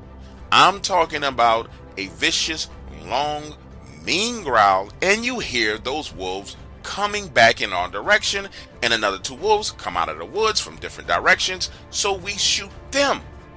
Then, again, you hear the rest of the wolves scampering and running away, and about 3 to 5 minutes later, something out there starts to kill those wolves. Hands down, no doubt about it, you hear the snarling, the growling, the yelping, something starts killing those woods, and then everything goes silent. So imagine a scene, my brother and I are now sitting in chairs, back to back, right next to the fire, adrenaline pumping, heart beating, trying to figure out what in the world is going on, and we hear something circling us. This is not a wolf. It's not on 4 legs, it is on 2 legs, and it is circling us fast like water going down a drain. The circles that it's making are getting closer and closer and closer and closer to us. And then I get a glimpse of this thing by the firelight, and it is a giant freaking black wolf standing on 2 legs, and its head is bigger than my entire upper body. I tell Teddy, listen bro, if this thing comes out of these woods, we are going to shoot, and we will not stop shooting until it is dead. Then Teddy gets a glimpse of it by his flashlight and completely freaks all the way out. I'm talking about shaking, shivering, stuttering his words, terrified by what he sees. It provokes so much fear in us that he starts to take pot shots, wasting ammunition. I tell him, Teddy, I want you to calm down because I think this thing is trying to get us to run out of ammunition. You are shooting at it. This goes on the entire night. It's circling us, bluff charging us, trying to get one of us to run and separate it. The entire night until the sun comes up. I need you to understand, that is from 9, 10, 11, 12, 1, 2, 3, 4, 5, 6:30 in the morning. This thing harassed the 2 of us, trying to get us to split up, trying to get us to make a mistake. And I'll tell you, anybody else who had no experience in the woods would have got up and ran. The only reason why my brother and I are alive today is because we have been hunting since we are 9 years old, and we know predatory behavior. Imagine a scene. The sun is up. We have dead wolves laying on the ground all around us. Blood spilled everywhere. Flies are everywhere. And we go out into the woods just to look around and see what the hell was going on. And that's when we discovered the other wolves with their heads ripped off, legs ripped off, giant bite marks in them, tails ripped off completely. I mean, ripped off. Listen, Teddy says, bro, nobody's going to believe this. I'm going to take pictures of these wolves on my cell phone. So he starts taking pictures while I get on that sat phone and call for a pickup. We have to sit there for an hour and a half before these guys drive all the way out to our location and pick us up. The minute we get inside the vehicle, the minute they get to our camp, they look around, we start telling them what happened. These guys start freaking out. They start helping us pack our stuff, and they say, look, we have to go. We have to go right now. Teddy and I are trying to get answers from them.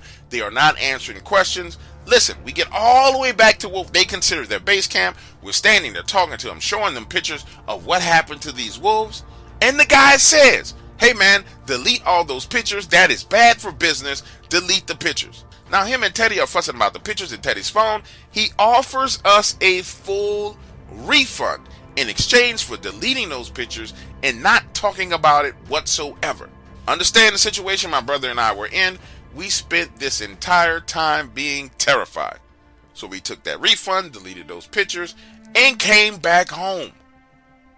This is the craziest thing.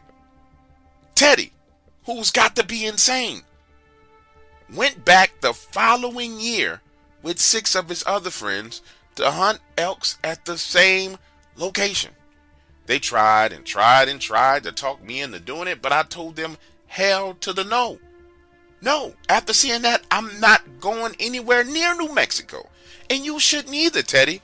But they went and didn't have a freaking problem in the world.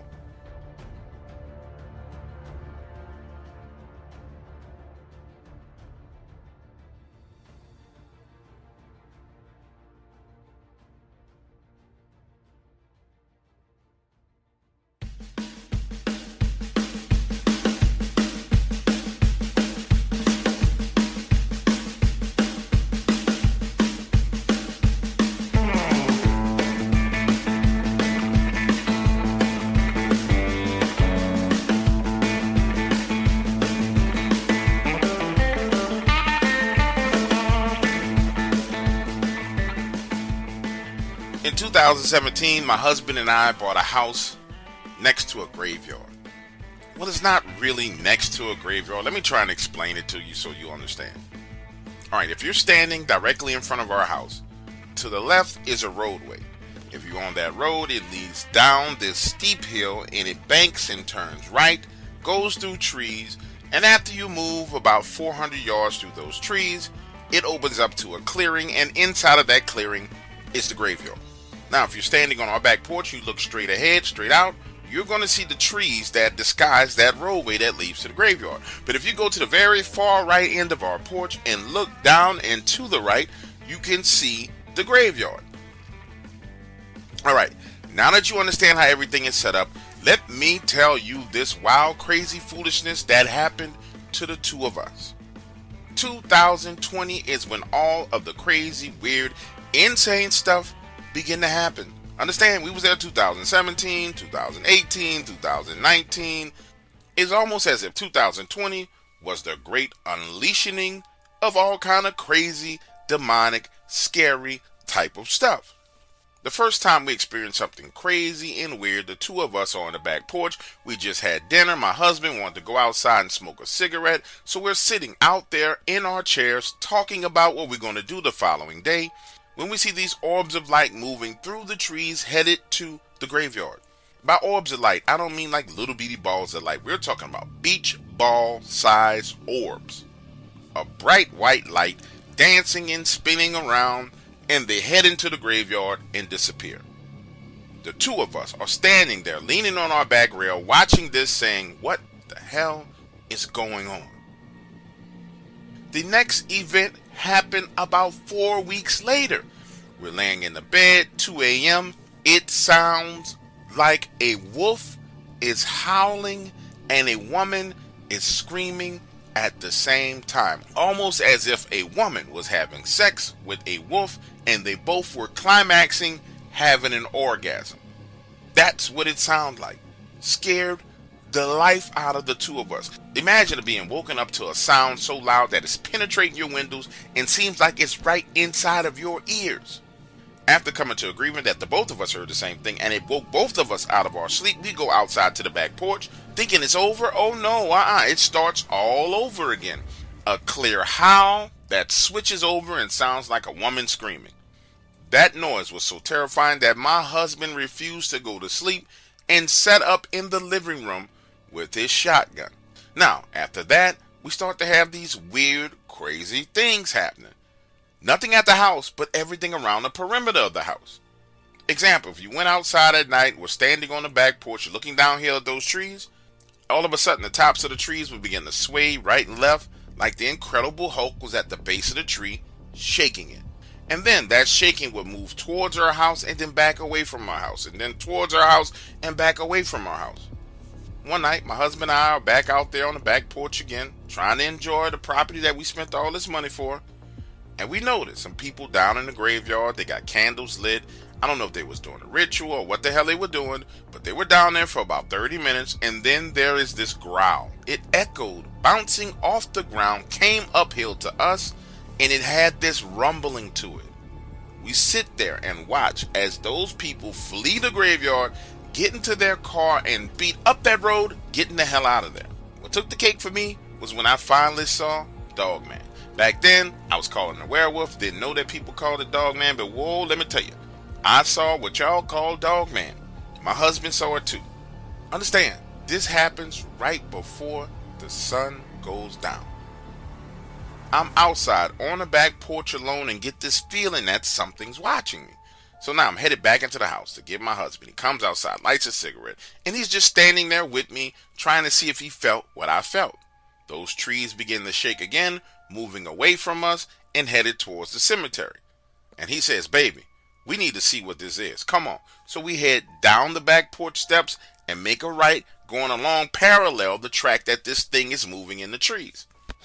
Like I told you before, that graveyard is no more than about 200 to 250 yards away from the center line of our house. So as we're walking parallel, heading in that direction, we see this thing jump down out of the trees right there at the edge of the graveyard. And when I tell you this looks like a black timber wolf standing on two legs, it looks like a black wolf standing on two legs. It proceeds to jump over the fence and begin to dig. It's there, hunched over, digging into the ground. I am slapping my husband on the shoulder as hard as I can, saying, we need to leave this alone. Come on, let's go. We need to leave this alone. But he's fascinated at what he's seeing. Now I'm tugging on his arm, pulling him, saying, this is not right, Bill. This is not right. We need to go, Bill. We need to go. He's still not listening. So then I start calling him by the name his mother gave him. William, it is time for us to go. We need to leave that alone. And now understand, we are uphill above this creature, looking down on it. It turns around, looks at us, and bluff charges, covering a distance of what had to be like 80 yards within seconds, and roars at us.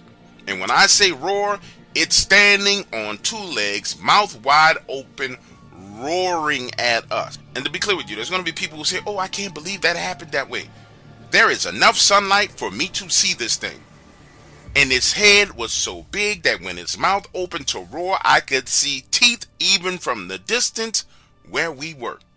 Now, I'm not sure if these dogmen are psychic, or if they can read minds, or if they just know human nature, but it does that and turns and starts walking away. And I felt like deep down inside, it already knew that it had scared the hell out of me personally, and I wasn't going to be a problem, because I take off running back to the house.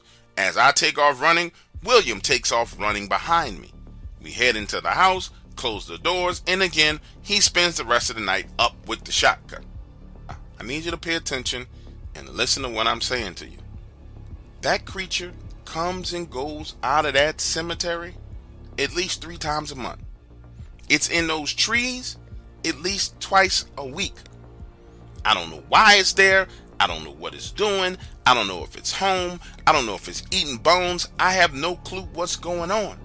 Maybe it's the edge of its territory. Maybe somebody worked some magic and summoned it. But man, I am so sick and tired of being afraid in my own house that it is now up for sale.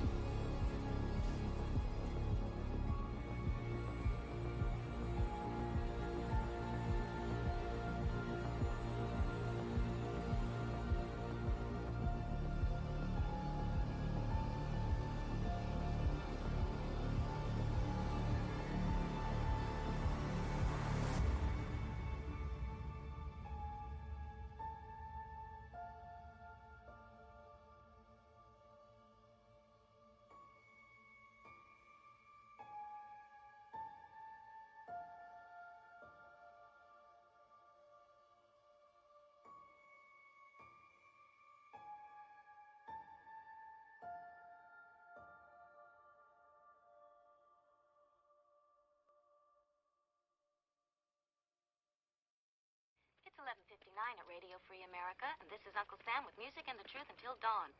Right now, I got a few words for some of our brothers and sisters in the occupied zone. The chair is against the wall. The chair is against the wall. John has a long mustache. John has a long mustache. It's 12 o'clock, Americans, another day closer to victory. And for all of you out there on or behind the lines, this is your song.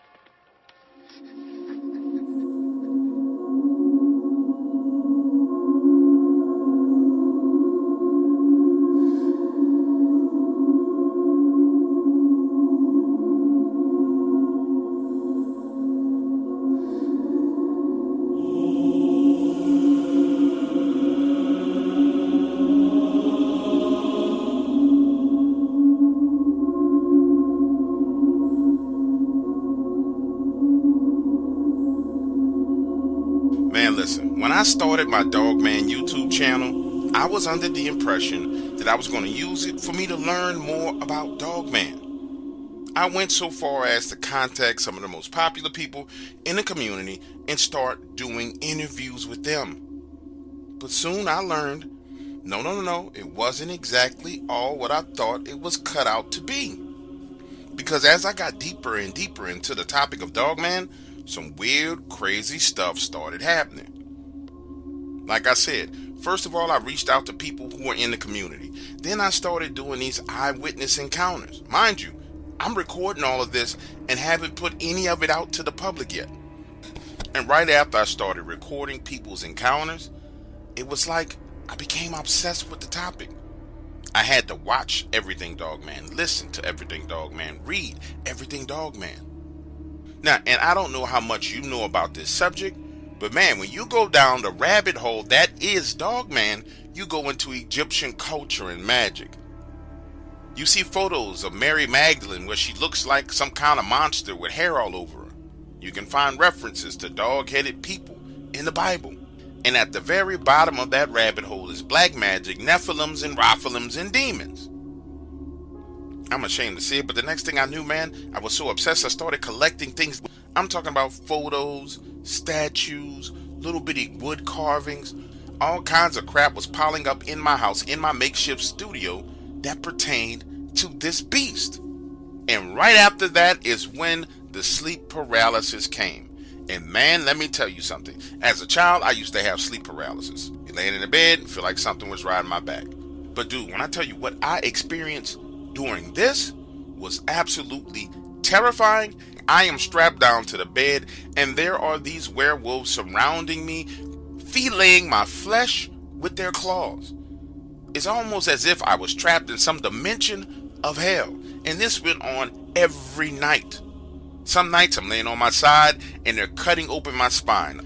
Other nights I'm laying on my back and they're cutting open my neck. Listen, it got to the point to where I was afraid to go to sleep. And listen to me, the coup de grace was when I was sitting up in my bed one evening at 7 p.m. 7 p.m., dude. I'm leaning back on my headboard, reading a book, holding it up in the air, and I see this misty smoke forming. And when I drop that book, I witness this smoky mist begin to form into the shape of a head of a black wolf.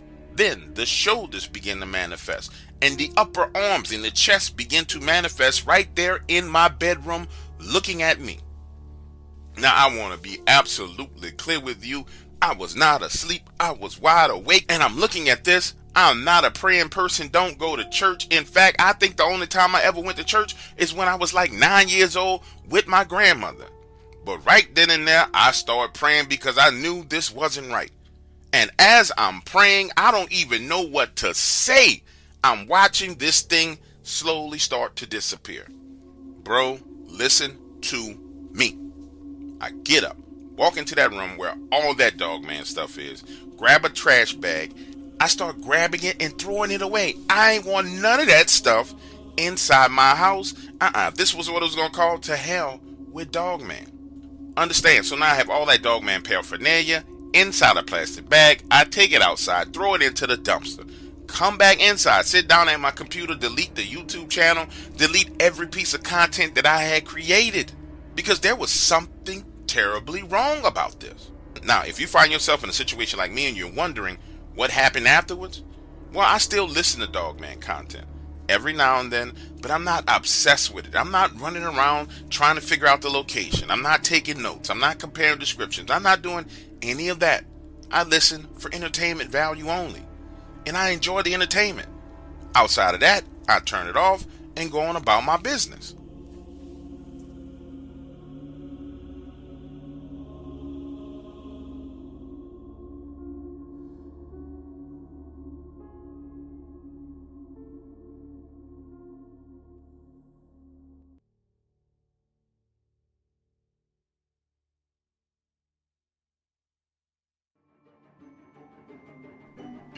Yes, I see you guys are still here listening.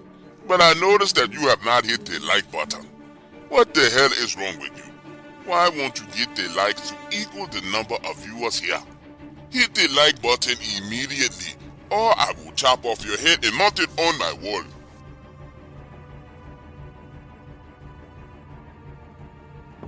Yes, Dog Waters, where have you been?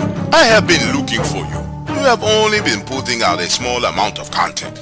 Barry, you know what I'm saying, man. I just been busy trying to get my mind right. You know, we just did a big deal, bro. I did a big deal. You know, I acquired 51% of the paranormal media group. And I'm excited, man, because I'm going to use it to really help people in this field, man. I really am. I'm going to do a lot to help other people, man. Let me ask you a question. Did you pray to God before you made this decision? No, let me be specific to you. Did you pray to Jesus Christ before you made this decision? Yeah, I sure did, man. You know, it weighed on me heavily because, you know, Baron, you know, I'm wild. It's part of me want to, you know, always wreck shop, but I don't know, man. It don't seem like the right thing to do. Good. Then put on the full armor of God and get started again. Yes, I am headed back to Bigfoot Island to make sure that everyone gets away safely. They are surrounded by the Bigfoots, but they don't know how to get away. I'll be back soon. When I am done, I will be back to sit with you and we will talk about what is coming.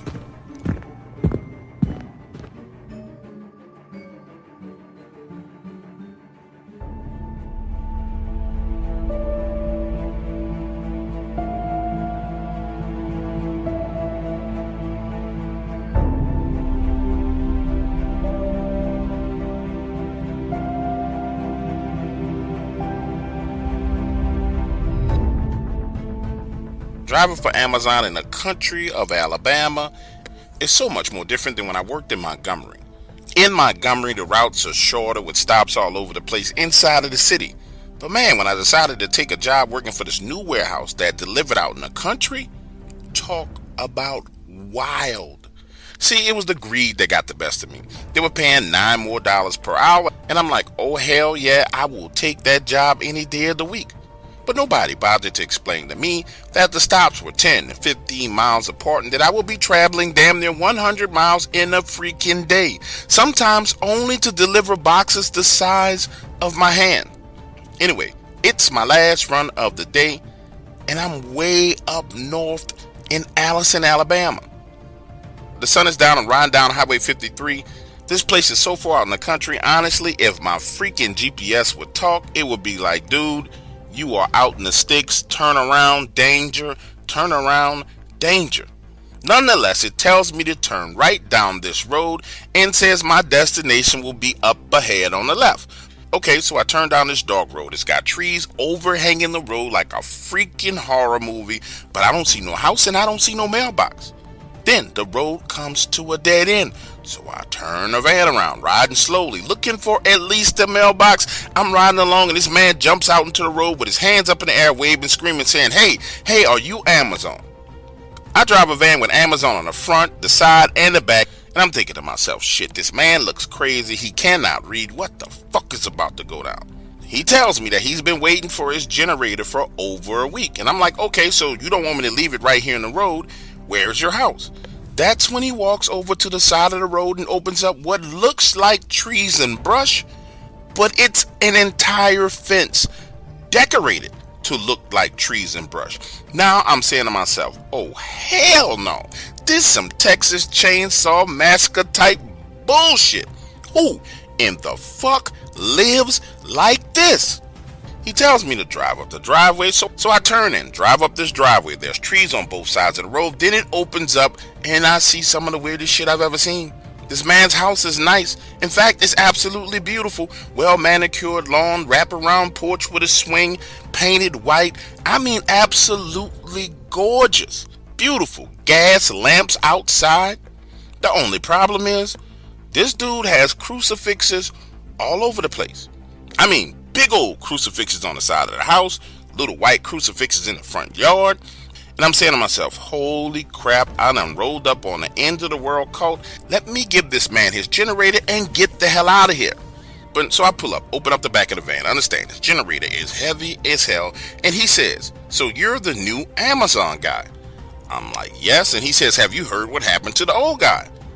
I'm like, no. Now, I have this heavy generator on the dolly. I'm rolling it up to his front steps, and he says, listen, I know this may be an inconvenience to you, but I tend to order a lot of stuff from Amazon. But if you deliver to my house first, you should be fine. Do not wait until after dark to deliver to my house. It's not safe. I look around, see all of these crucifixes, and honestly, I'm not trying to be a smart ass when I say this to this man, but I said, listen, based on all these damn crucifixes you got out here, this looks like the safest place in the United States. But he just smiles at me and says it keeps the evil away. Then he grabs that generator, drags it into the house, and before he closes his front door, he says, "Will you close the gate behind you when you leave? All you have to do is grab the 2 ropes and pull them, and it will latch automatically." So I hop in my van, drive back down that roadway, park along the road, get out, walk around. So I'm standing there for a split second, marveling at how this man has decorated his front gate. Sure enough, there are 2 ropes there. When you pull them, the gate closes, and he even has this fake foliage that protrudes all the way out and disguises the dirt road underneath it. Imagine the scene. I have to circle around the front of my van to get in and drive off. So I'm in the process of circling around when I hear this yelling, screaming, roaring growl. Scares the bejesus out of me.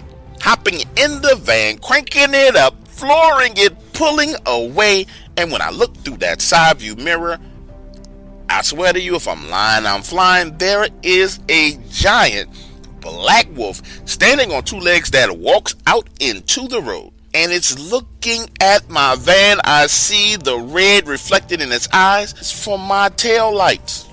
Listen, this was the first time I delivered to the Mosley's property. The second time, I damn near had a fucking heart attack. Girl, to get a lot of dough, anything is possible. Turn me up in the headphone. Yeah. Trying to get a lot of dough and dirt through all the obstacles, cause anything is possible. Yeah. Oh man, I got a lot of gold. Stack that bread and vomit nose. Anything is possible. Yeah. Trying to get a lot of dough and dirt through all the obstacles, cause anything is possible. Alright, fast forward.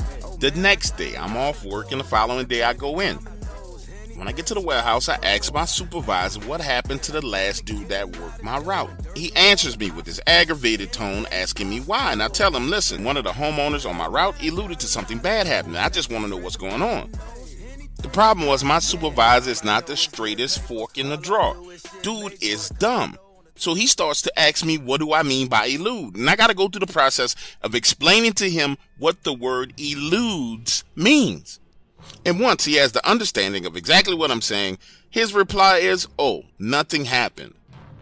But he can't look me in my eyes. So now I'm shifting my head, bending my neck, trying to look him in his eyes. And I'm like, dude, why are you lying?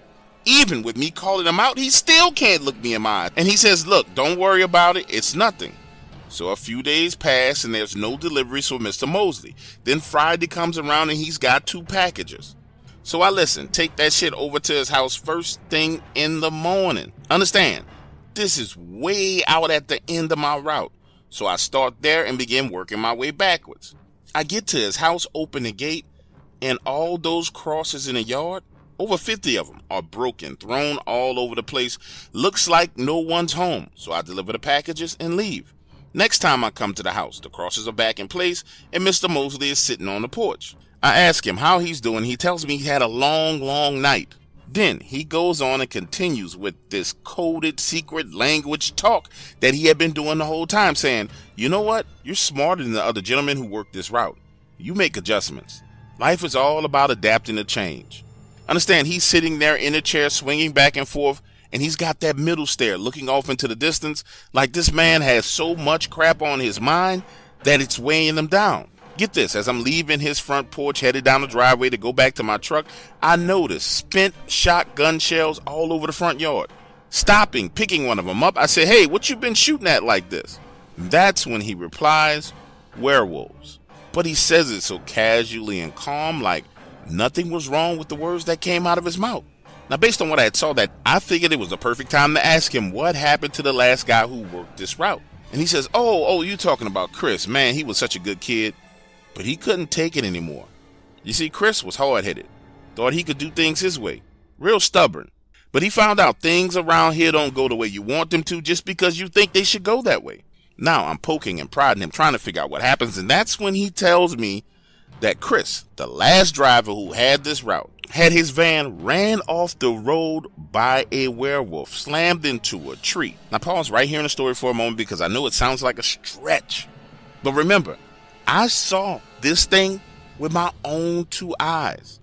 I did not want to believe that what this man was saying to me was the truth, but I had absolutely no other options based on everything that I saw. And when I say I didn't want to believe, I'm telling you, I didn't want to believe that I was driving into an area every day that when the sun went down, monsters were running around. So I decided right then and there to prove to myself that what Mr. Mosley was saying was pure and utter bullshit. I asked him, hey, do you have a way to get in contact with Chris? And he goes inside, comes back out with Chris's cell phone number written on a piece of paper. I leave, drive my route. Towards the end of the day when I deliver my last package, I call Chris on the phone, but there's no answer, and his voicemail is full. Next time I'm at the warehouse, I ask my supervisor about him again, and he gets angry, tells me to stop asking him questions about Chris. Listen, over the next few days, Mr. Mosley has no packages, so I'm just moving back and forth, going on about my business, and I'm kind of trying to put the whole situation out of my head when I get a call from an unknown number. When I answer, it's Chris, and I may have jumped down his throat too fast, and I tell him, listen, bro, I work your old route. Mr. Mosley gave me your number, told me something bad went down, and I just need to know what happened because I'm on this route. Look, Chris's response completely and totally fucked me up because the first thing he says is, have you seen the men with the military backpacks yet? And I'm like, no, I haven't seen anybody with any backpacks. And he says, good, because they are the handlers. He says, if you don't see them, then you are fine. But the moment you come in contact with them, understand, be careful what you say, because they are the ones that control the werewolves. I know it sounds crazy, but I'm just telling you my story. Chris goes on to explain to me that the thing that ran his truck off the road was actually sent after him. And I'm like, by who and why? Right then and there, in the middle of me asking him that question, not only does my cell phone hang up, but the damn cell phone restarts itself and goes into safe mode. Almost as if someone was telling me that I needed to get my ass off the phone with Chris. It wasn't safe. Imagine the scene. I'm there driving along in my truck thinking to myself, yo, this is some straight up cloak and dagger bullshit. I have absolutely no interest in this whatsoever. All I'm trying to do is make my deliveries and make my money. This is some bullshit. Now, when I'm done for the day, I pull back up to the warehouse, get out, head inside, and I'm debating in my mind if I should talk to my boss about this at all. But I'm kind of pissed off because I'm feeling like, listen, bro, you got me out here hanging. Like, you could have told me there was some weird, crazy shit going on. So I confront him and I say, hey, boss, listen, I talked to Chris, who used to work here, and I'm confused because I'm trying to figure out why you didn't take some time to explain to me that there's some X-Files conspiracy going on with this route. That's when he finally pulls me into his office, closes the door, and says, look, drive your fucking route and shut up. I don't need them people coming back in here messing with us, bro. All you need to do is drive your route. If there's a problem at the Mosley house, go in the daytime and you will be fine. Don't go over to that house at night and you shouldn't have any issues. But hold on, for you listening to the story, I need you to understand something. You see, I'm standing there feeling played because he knew this shit from the time I was hired. He knew all this shit from the time he gave me Chris's route. So that wasn't going to work for me, man. Dude, you sent me into harm's way. Those were the exact words that came out of my mouth. Bro, I don't know what the fuck is wrong with you, but you sent me into harm's way with no warning. I don't even feel like I can trust you. I don't know if I even want to keep this job at this point in time. Understand, the words that came out of my mouth wasn't so much about expressing myself or just getting it off my chest. I was dead serious. And he could tell, like I was angry, wanted to do something to him. That's when he looks at me, he says, you know what? So you talked to Chris, right? And I'm like, yeah, I talked to Chris. And he says, next time you talk to Chris, ask him why he didn't do what he was told to do. He says, no, you see, Chris watched too many sci-fi movies. He wanted to be a fucking hero, and he caused us all kind of problems at this warehouse. My boss puts it all in perspective for me. He says, you and I are a hell of a lot alike, and you need to listen to me. You see, I want to pay my bills, and you want to pay your bills. You took this job because of the raise, and that's the only reason why you took it. Be honest with yourself. Same reason why I took the managerial job was because of the raise. And what happened to Chris? Chris brought it upon himself. As long as you understand that, you will be fine. Listen, now that I understood exactly what the hell was going down, I wasn't trying to be in the middle of none of that crap, so I continued working my route, making Mr. Mosley's house my first stop, and then working my way back all the way to the warehouse. A month passes, with absolutely no issues whatsoever.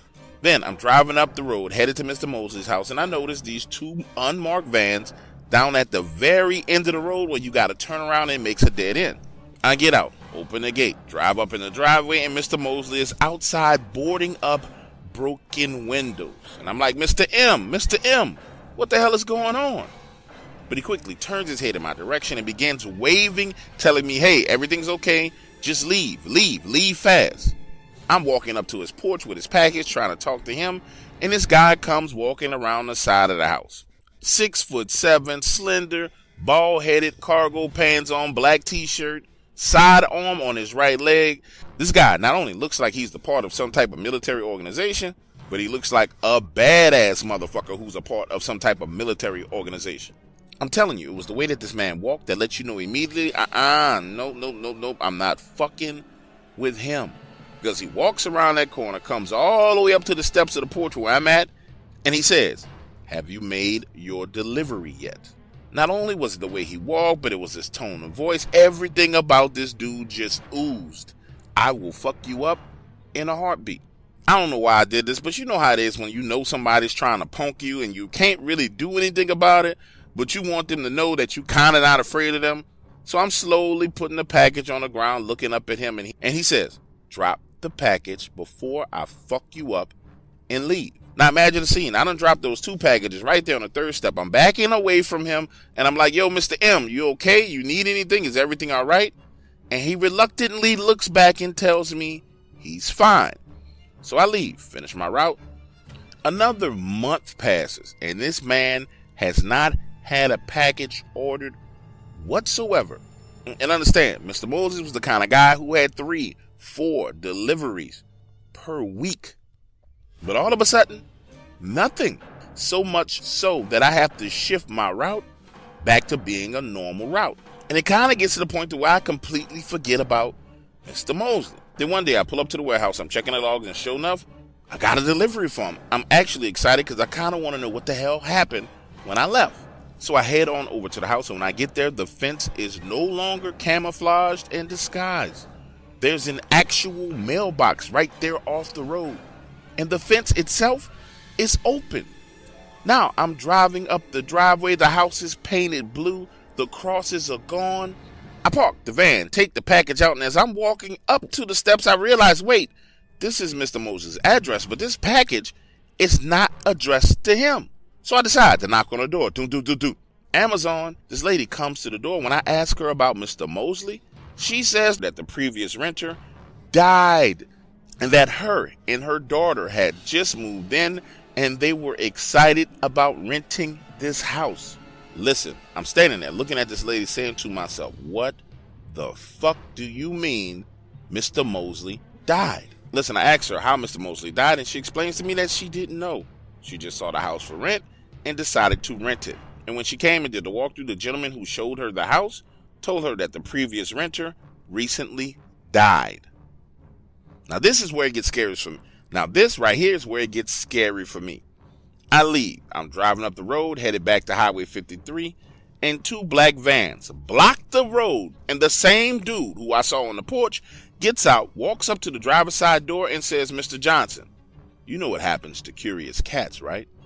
They start to lose their 9 lives. I throw my hands up in there. I said, listen, bro, I don't know what's going on, but whatever y'all doing, y'all do. I'm just trying to make my money. Understand, this man is staring at me with death in his eyes. And he says, I'm glad you and I have an understanding. Be careful, Mr. Johnson. Then they allow me to leave. Another 2 months pass and I don't have another delivery for that address. Then when one comes and I go to the house, there's another person living there.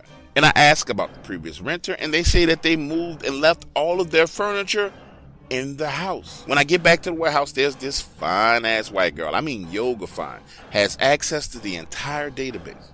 She knows where every package has come from and where every package is going. Now get this, I buy her lunch and ask her for a favor. I wanted to know exactly how many different people ordered packages to that particular address. She agrees to look it up for me while we sit there and have lunch. It turns out that every 3 to 5 months, it looked like someone new moved into that house. Now, straight up, I'm not telling you that I know what the fuck is going on, but I'm just telling you what I saw. I tried to call Chris back and just hold the conversation about the whole situation again, but it kept going to voicemail. So here's what I think, and it's only based on what I've seen. Those people are doing some kind of training or experimentation right there on that property. Understand, I still drive that exact same route.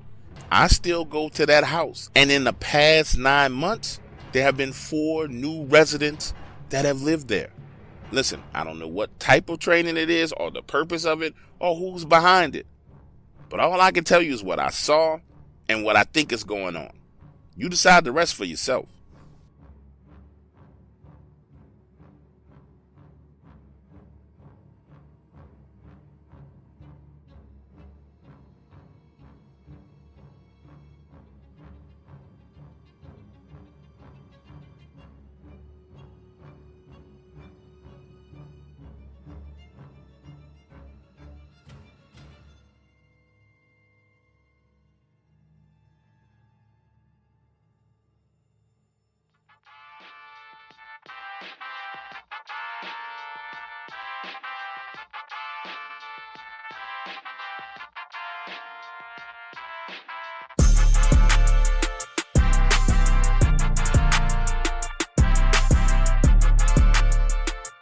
Look, as a father, I always thought that I would lay down my life for my family. But just like most other fathers, I never thought that there would come a situation where I felt like I was forced to do it. Then, I suddenly found myself in one very such situation, and I would like to tell you about it. Now, if you're married with kids, you know how it is when mom goes away out of town. And for me and my sons, when mom is gone, all hell breaks loose because we do whatever we want to do. So my wife goes out of town on a business trip, and I decided to take my sons out for a day at the lake and camping at Little Black Creek in Mississippi. We get there, the kids are out there having fun. It's families everywhere talking about grilling hamburgers and hot dogs, fishing, running around, splashing in the water. We have a freaking ball. As it gets closer and closer to sundown, I prepare the tent. Other families join us around this fire. We have some beers, we're laughing, the kids are playing, running back and forth in the darkness. I'm talking about one hell of a time while mom is gone away. After a couple of hours of that, it gets to be about 8:30, 8:45. Everybody decides they're going to head to bed. So me and my sons climb in our tent, and we're laying there. They have their headphones on, connected to their tablets, watching cartoons. I'm just laying on my back, looking up at the top of the tent, thinking about how wonderful and joyous this day has been, saying to myself, it would be nice if my wife was here so she could experience this. I lay there for like another 15, 20 minutes, and then this weird feeling comes over me, almost as if something is watching the tent. Then I start to hear movement, footsteps outside around the area. And at first I'm thinking to myself, okay, it's probably one of the other families. They left something, they came back over to get it, and they're going to go away, right? Nope, no sir, no ma'am. Next thing you know, I hear this breathing right there next to my face on the other side of that vinyl tent. And then this low growling sound. That audible growl can be tracked as it moves up into the air, and now I can tell the growling is coming from above the tent. That's when this fear washes over me. And when I mean washes over me, it's almost as if my body was laying right at the edge of the water on the beach, and waves of fear were hitting my feet, coming up my legs, hitting my waist, and submerging me all the way up to my neck, and then going back down, and then back up, and then back down. I have never felt that kind of fear in my life. I'm laying there thinking to myself, what in the world is this? And this little bitty voice in the back of my head says, you need to get up and you need to go outside and confront it. Listen to me, I'm not sure if you ever had that little voice that speaks to you in the back of your head. It's just this small, still, quiet voice. It's not screaming, it's not howling. It's just small and still. And it says it 3 times. You need to get up and go outside and confront it. The 3rd time it says it, it's a little bit more aggravated. It says, listen, get up, go outside and confront that. but I'm so bogged down in this fear, my body literally feels like it's strapped down to the ground. But I make the decision to get up, so now I'm getting up, unzipping the tent, go outside, and when I look back at the direction of the tent, there is this humanoid wolf-looking thing. It looks more human than wolf, and it has these glowing red eyes with black pupils. And when I say glowing red eyes, I mean take your hand, ball it up, make a fist. That portion of your hand where your thumb wraps around and it makes that circle, that's how big these eyes are. They are glowing red with gigantic black pupils, and it's just there, staring at the tent, not paying any attention to me. And the voice again says, you need to confront it. And I say, hey, I have no clue what you are, but what are you doing?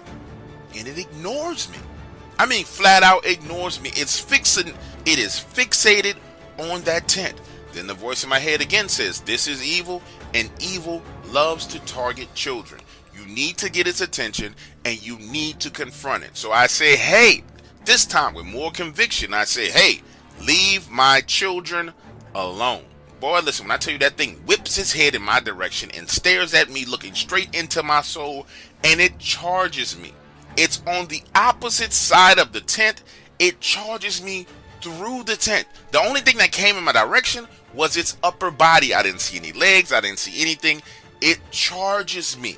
And as it's charging, it begins to dissipate, leaving only these glowing red eyes there for a split second. Listen, by the time it's all over, I feel physically drained.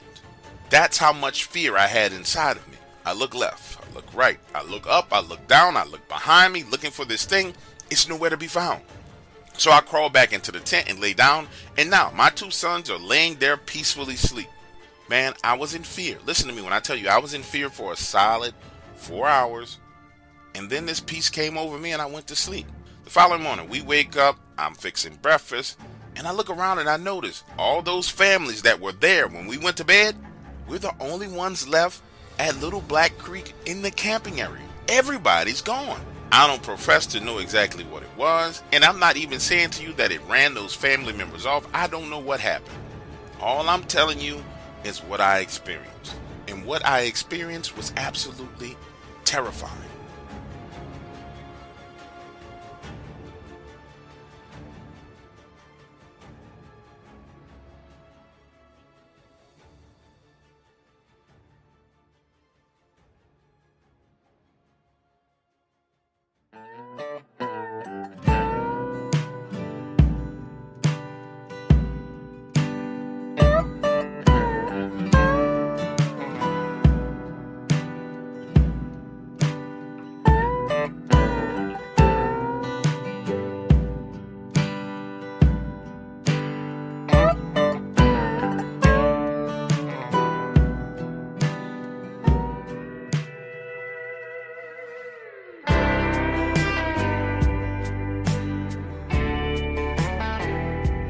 Before I start the story, let me say this. I knew about Dogman before I ever heard of a Dogman encounter. In fact, I knew about Dogman before I even knew it was called Dogman. Because my grandmother here in the Appalachians used to call it the wolf of the fog.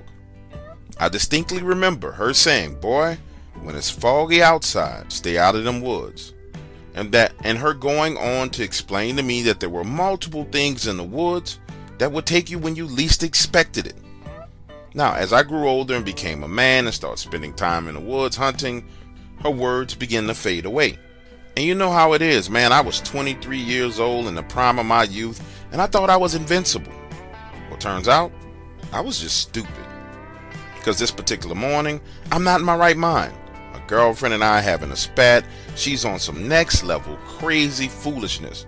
Just arguing because she needs attention. We spent the previous night on the phone with her just aggravating and digging at me for no reason whatsoever. And in turn, I didn't get much sleep. Now imagine the scene. I'm restless. It's 6:30 in the morning and she calls me again, telling me that she wants to come over because we need to talk. And I'm not sure if you ever found yourself in a situation where you just wanted to flee, run and get away. That's how I was. I just wanted to get away from it all. And my solace when everything was going wrong in my life has always been the woods. However, when I open my front door and walk outside, it's this dense fog everywhere. But like I told you before, I wasn't in my right mind. So I just keep walking, trapped in thoughts, not thinking about anything except for why in the hell is she acting this way. A few minutes later, I cross the road and walk into the woods. And I want to be clear with you. Walking into these woods, even though it was foggy, wasn't scary to me at all. These woods across the street from my house were my second home.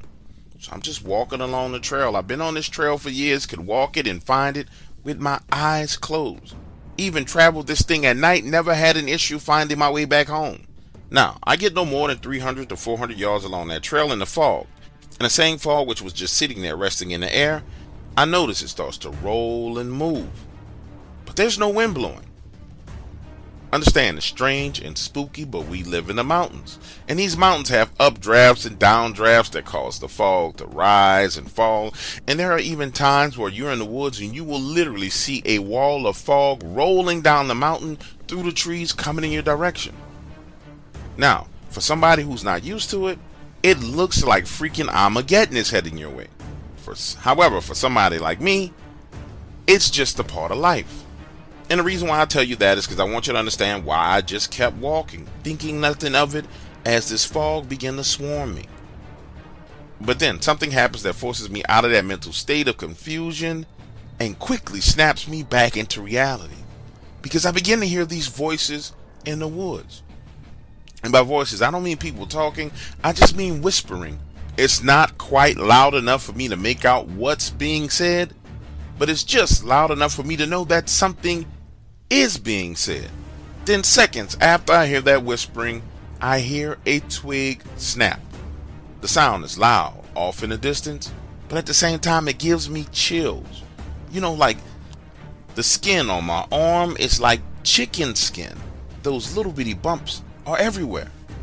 Now, I want to reiterate to you again, I've been in the woods my whole life. These woods are like my home, and I know when the woods feel bad. And it doesn't necessarily mean something's bad in the woods, it just means the woods feel bad. And all of a sudden, they feel bad. So I decide, you know what? I'm turning around and headed back home. Now, imagine a scene. Now I'm working my way back home, and this feeling of doom comes over me. And by doom, this feeling like I'm about to die comes over me. And I need you to understand, this emotion and feeling is completely alien to me. I've never been in the woods and felt like I was going to die for no freaking reason. In fact, the only time in my life where I ever felt this type of doom and dread, it was when I was drinking and driving my pickup truck. Went around this curve, flipped that truck over, and started to slide on the highway, and the only thing that saved my life was the guardrail. Had that guardrail broken, my truck would have tumbled 500 something feet, and I would have died a fiery death. And the feeling that I was having in the woods at that moment was equivalent to the feeling that I had during that accident. And it didn't make any sense to me at all in that moment. Like I said, it's foggy outside. I'm working my way back home, walking down this trail, when something darts past me and I get a quick glimpse and it's a deer. Seconds later, another deer, then another deer, then another deer. All of them running past me. One running so close, I could reach out and touch it. A coyote comes running up behind me, darts off to my right, looks me in the eye as it's running past me. And now, all of a sudden, I find myself standing there confused, my mind trying to process the information that's being given to it. I'm thinking, okay, all these animals are fleeing the woods. What in the world could make them run like this? Bear, coyote, a wolf, a fox, a bear, a coyote, a wolf, a fox. You know how slot machines have those images on it, right? You pull the handle and it's got like cherries and grapes and numbers, and it rolls and it scrolls and it circles and it circles, and as it slows down you start to see these different symbols. Well, that's kind of what's going on in my mind. Images are rolling through my mind and I'm trying to process and figure out what in the world could be causing this. Now, I need you to understand, to be clear with you, I hadn't even realized that I stopped walking. My brain is processing every piece of information about the woods that I've experienced since I was a child. And I cannot come up with any solution to this problem. Then I hear my grandmother's voice in the back of my head saying, there are things in that fog that will take you when you least expect it. Listen, when I tell you an alarm goes off in my body, Warning, warning, danger, danger, warning, warning, danger, danger. Dude, my feet start running without me even thinking about it. Now I'm running full speed up that trail, my mind only thinking about getting out of these woods and getting home. About 5 minutes later, I emerge out of the woods, make a sharp right, and run across the street to my front porch. Imagine the scene. I'm standing there on the front porch looking back at the woods. The fog is rolling over the road, and I'm trying to figure out what the hell is going on, and I see birds, a flock of birds flying through the fog, coming out of the woods, and that was it. I knew deep down inside in my heart that something horrific was coming through those woods. I just didn't know what it was. A moment later, a black bear appears right at the edge of the tree line, rooting around in the grass. Moments later, a black bear appears right at the edge of the tree line. It's rooting around, sniffing, and I'm thinking to myself, okay, all right, that makes sense. This black bear is out hunting, and that explains what I was feeling, right? Hell no. Wrong.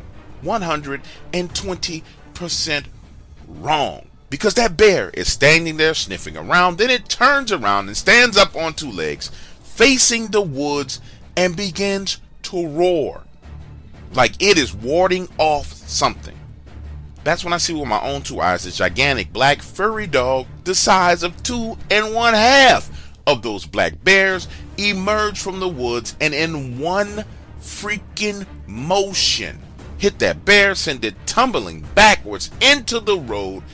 Then as the bear is tumbling, this thing launches itself into the air, lands and bites down on that bear's neck.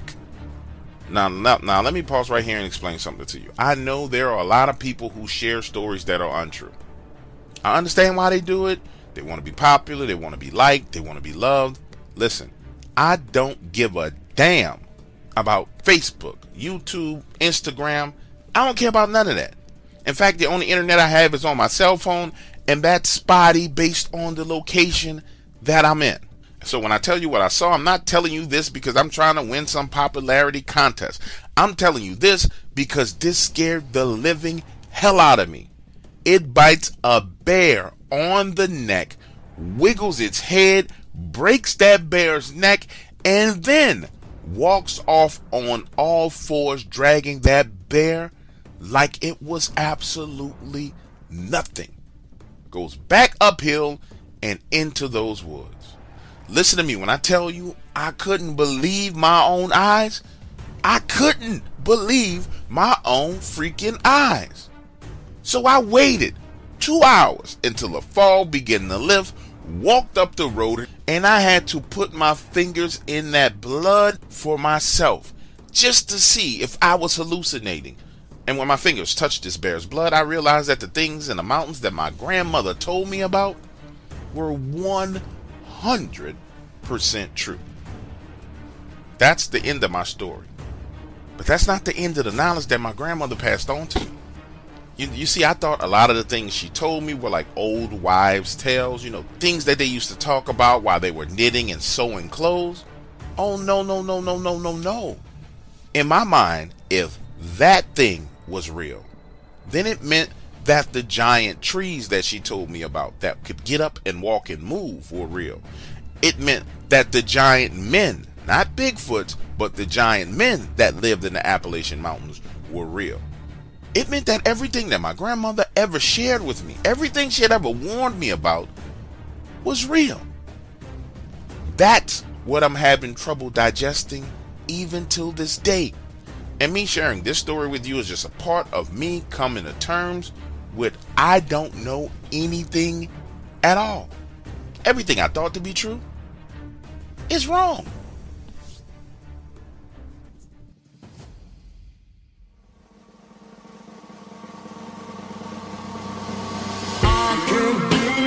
Diamonds so pearls, and I'm gonna take you traveling the world.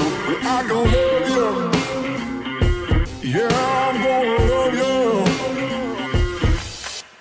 I'll give you the whole of what I've got. The fancy finds, baby, I have not. Just gonna love you, yeah, I'm gonna love you.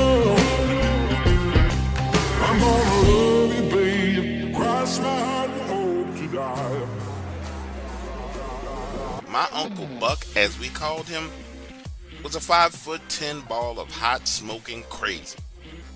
I remember my dad telling me the kind of things that his young brother did as a kid, and it just amazed me that someone could be so reckless. Example, my grandfather was a home builder. My Uncle Buck, at 6 years old, would climb the framing of the houses all the way up to the peak and hang upside down and talk to them. A 6-year-old, 25 feet in the air dangling from his legs, only thing he's holding on to is a 2x4. And it didn't matter how bad they beat Uncle Buck, he just kept doing crazy stuff. Then, when he was a teen, he ended up having fights with these guys. They're 20, 24 years old. He got beat up, stole a car, went back and ran over 2 of them with the stolen car, and beat the other ones with a crowbar. So when I was 18 years old and my parents told me I would have to stay with him for a few days while they were out of town, I was terrified. And rightfully so, because they dropped me off at his house and the dude's place was a mess. Dirty dishes in the sink, molded food in the refrigerator, beer cans all over the place. And he stayed drunk all day long. His environment was the complete, total, polar opposite of what I was used to, structure and order. So much so that I started cleaning his house up for him while he was sleeping. These events happened the second night I was there. I'm cleaning his kitchen, and it's 3 trash bags that I need to do something with. Uncle Buck lived out in the country, and I figured, listen, I'm just going to do what I saw him do the night before, which was he took the trash out, dumped it in a barrel, poured some lighter fluid, set it on fire, and came back inside. Now, in my mind, if he was able to do that, I figured it was no problem. So now I'm lugging the trash bags out of the house. I take the first 2 out, put them outside in the barrels, go back in, grab another one, put it in the barrel, pour the lighter fluid, strike a match, flames fly everywhere, and then I hear noises coming from the tree line, which is no more than 50 feet away, that sound like chimpanzees in a freaking zoo. And I'm not talking about 1 or 2 chimpanzees. It sounded like 50, 60 freaking chimpanzees were right there in the wood line, screaming and angry at me for lighting this fire. Now imagine this, I'm running full speed back towards the house. The door is still open. I go inside, slam that door, and as the door slams, it wakes my uncle up. He comes walking into the room and hears all the noise outside. That's when he starts to dress me down, saying, "What the hell did you do? What the hell did you do?" And I tell him, "Uncle Buck, the only thing I did was go outside and burn the trash." Man, listen, his eyes are as wide as a can of peas. He turns around, runs into his bedroom, grabs a shotgun, and walks straight out of that door into the darkness, beyond that fire, right to the edge of the wood line, and starts to talk to the darkness, saying, hey, I'm gonna need y'all to calm down. Understand, it still sounds like a freaking zoo out there. And he's talking, saying, hey, that's my nephew. I'm gonna need you guys to calm down. He didn't know any better. Y'all gonna leave him alone. And they get louder and louder and louder. Then Uncle Buck fires that shotgun into the ground and it goes deadly silent. And he starts talking. That is my nephew. He's going to be here a few days and he doesn't know any better. I'm sorry for what he did, but you guys are going to have to leave him alone. Then he turns, walks back into the house, closes the door, puts the shotgun on the kitchen counter, lays down on the sofa and goes to sleep. Listen, I'm trying to get an explanation out of this man and he's not telling me anything. So I spend the rest of the night in complete and utter confusion. I don't know what the hell is going on. The next morning, he's up at 6 a.m., wakes me up and says, listen, we need to take a ride into town. We drive 15 miles into town to the market and he buys 5 bags of apples.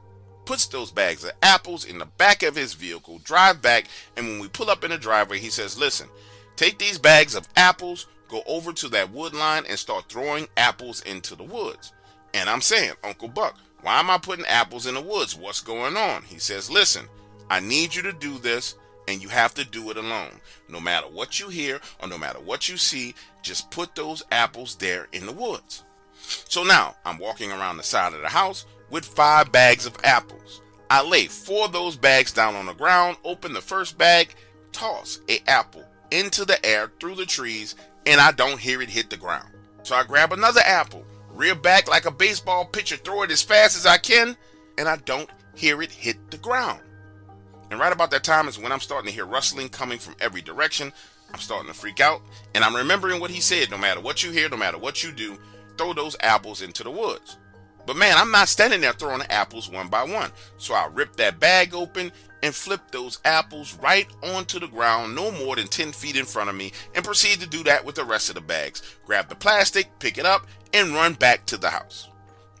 When I walk into the front door, Uncle Buck tells me we need to leave the house for a little while.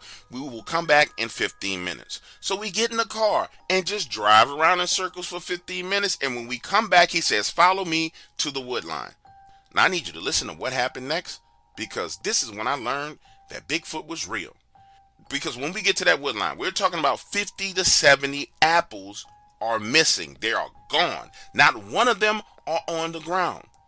And he says again, this is my nephew holding his hand up over my head. He will be here a few days. He does not know any better. Leave him alone.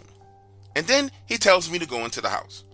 Listen, nighttime comes around. He tells me to take out the trash and burn it.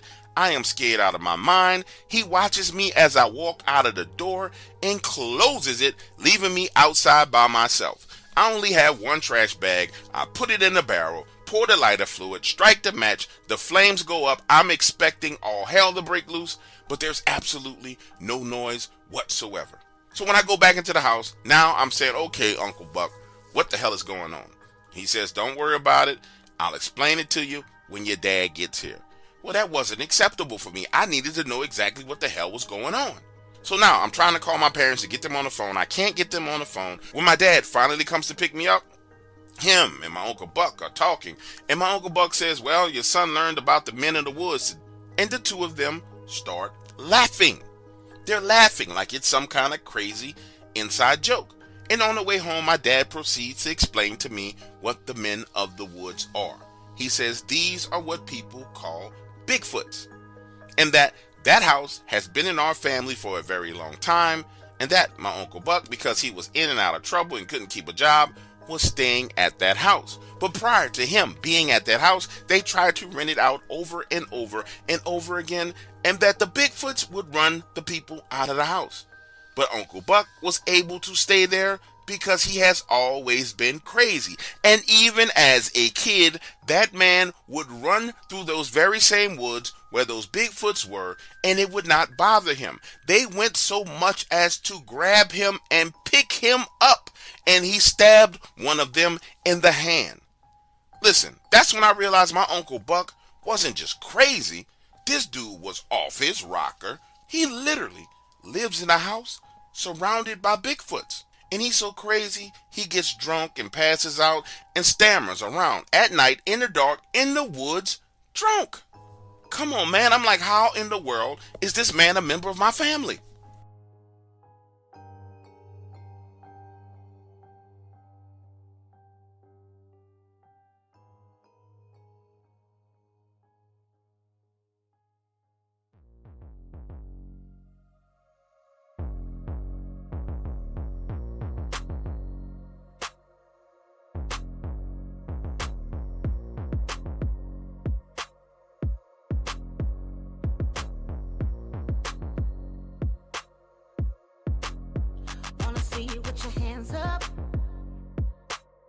Going straight to the sky, let me see you put your hands up.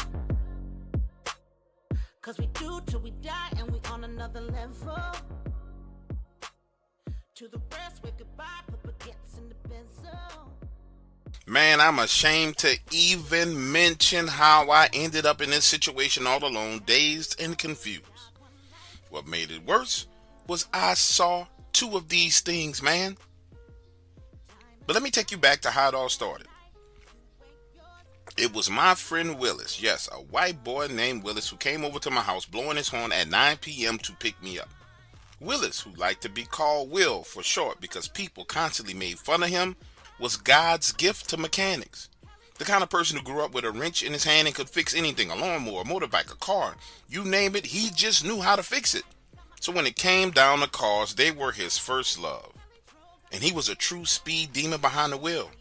So when he got his hands on a 1967 classic Chevy Corvette, just for pennies on the dollar, and started working on it, I already knew he was going to be a monster on the highway. That night, he picks me up in that Corvette, and he's done put all kind of money under the hood and into the suspension of this car. But the seats are still crappy, and the paint job looked like something from a zombie apocalypse movie. But let me tell you, when this boy hit the gas, man, felt like you were flying on a rocket ship. Next thing I know, the two of us are speeding down the highway, headed to where everyone meets to race. Will is out of his body with excitement because he has a race set up for $5,000. I'm sitting in the passenger seat looking at him saying, bro, could you please slow down? You're driving way too freaking fast. Take it easy. If you keep driving like this, we're not even going to make it to the race. 10 minutes later, we pull up to the spot. There are people everywhere outside. It's a party. Races are going down. He is sitting there waiting on the guy that he's supposed to race. In the meantime, I run into this girl named Kimberly. Now, hold on. Let me explain something to you about Kimberly. Kimberly was half white, half Asian. But she was just the right amount of Asian to make her look exotic. Imagine the scene. She's got on a crop top, short shorts, long, fine, thick legs with wedge shoes on that make her look like she's 6'4". I am hitting on her. We start having drinks, having a wonderful time. Next thing you know, the two of us end up in the back of my partner Brian's van. Now, let me tell you a little bit about Brian. Brian had been rolling with us since we were kids. And Brian was a speedster as well. But he had taken all of his money and dumped it into this van. I'm telling you, man, this thing was a hotel on wheels, but it was fast. So now Brian and Will are off trying to get this race squared away, waiting on the guy to come. And me and Kelly are in the back of his van getting it on. I'm getting sloppy drunk. She's getting sloppy drunk. It's going down. I'm about to be knee deep in a shepherd's daughter when the police pull up. And I ain't talking about one cop car, two cop cars. We talking about 12, 13 police cars show up. The two of us in the back of the van, half naked. I see the lights, hear the siren. She jumps out of the back of the van and starts running while she's pulling her pants up. I hop into the front seat and start to pull off. Understand, movies mimic real life, and real life sometimes mimics movies.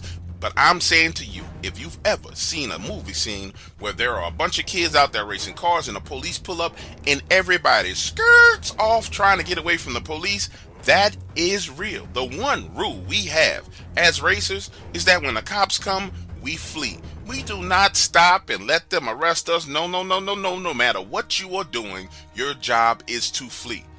So now I'm behind the wheel of Brian's van, peeling out, and this thing is an oversized rocket ship. I'm trying to position myself between all of the rest of the cars to get back to the main street, but a cop car cuts me off, forcing me to go down this dirt road.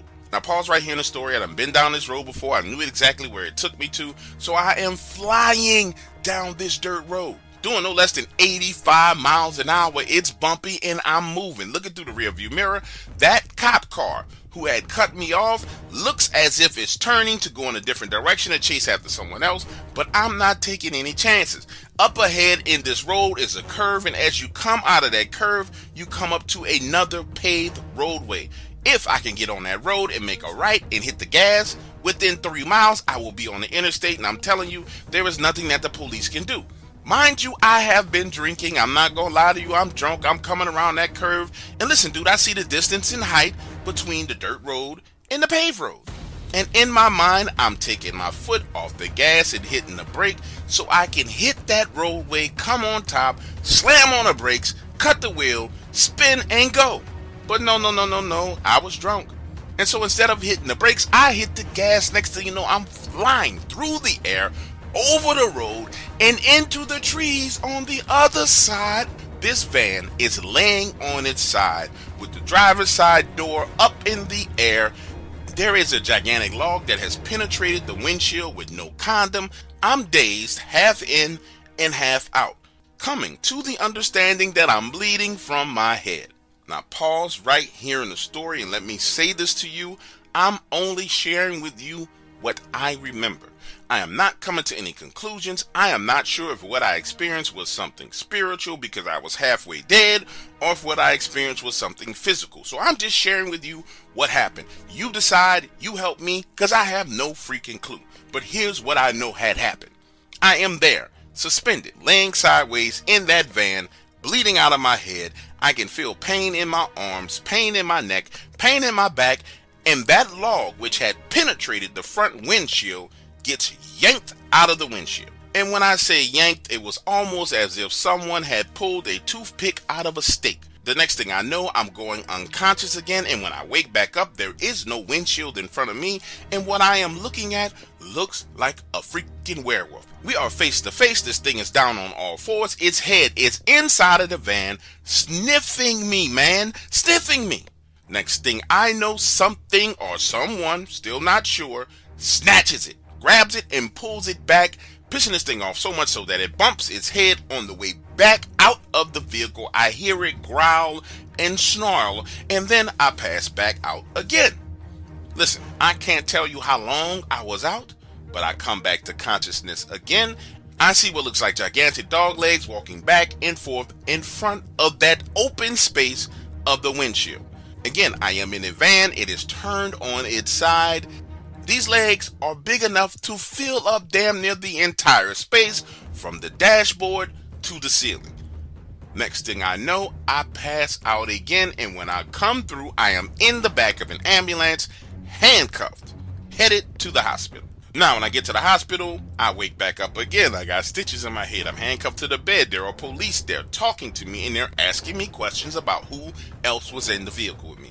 I tell them I was in the vehicle alone. I'm thinking to myself, bro, this is not my first rodeo. I'm not about to tell y'all nothing. But they insist that someone else had to be in the vehicle with me. So now I'm insisting that no one was there. They're telling me they have samples of my blood and my blood alcohol levels are high, which I didn't give them permission to draw my blood, but nonetheless, this is what they do. They're trying to leverage that against me for a DUI, and I'm like, whatever, bro, I'm not lying to you, nobody was there.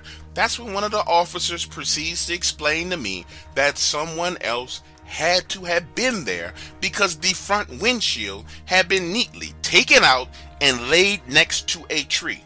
Then, on top of that, the driver's side door had literally been wedged open and ripped off the vehicle and sat right next to that windshield. I'm telling him, sir, there was no one else in the vehicle with me. I don't know what's going on. I have no clue what the hell you are talking about.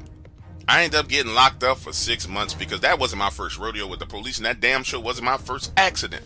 Listen, while I'm inside, my cellmate, who has somehow smuggled a phone inside the prison, is talking about this dude named Darkwaters who was paying people in prison for their prison stories. So now we are sitting in our cell listening to a Darkwater story about these dogmen, and I tell him, bro, I have seen something like that. So the first thing I did when I got out was reach out and tell this story. Not because I want attention, not because I want money. I haven't even received a dime. I'm just trying to figure out if what I saw was real or if I was half dead and there was some kind of demon coming for me, and I haven't been able to figure it out. What do you think?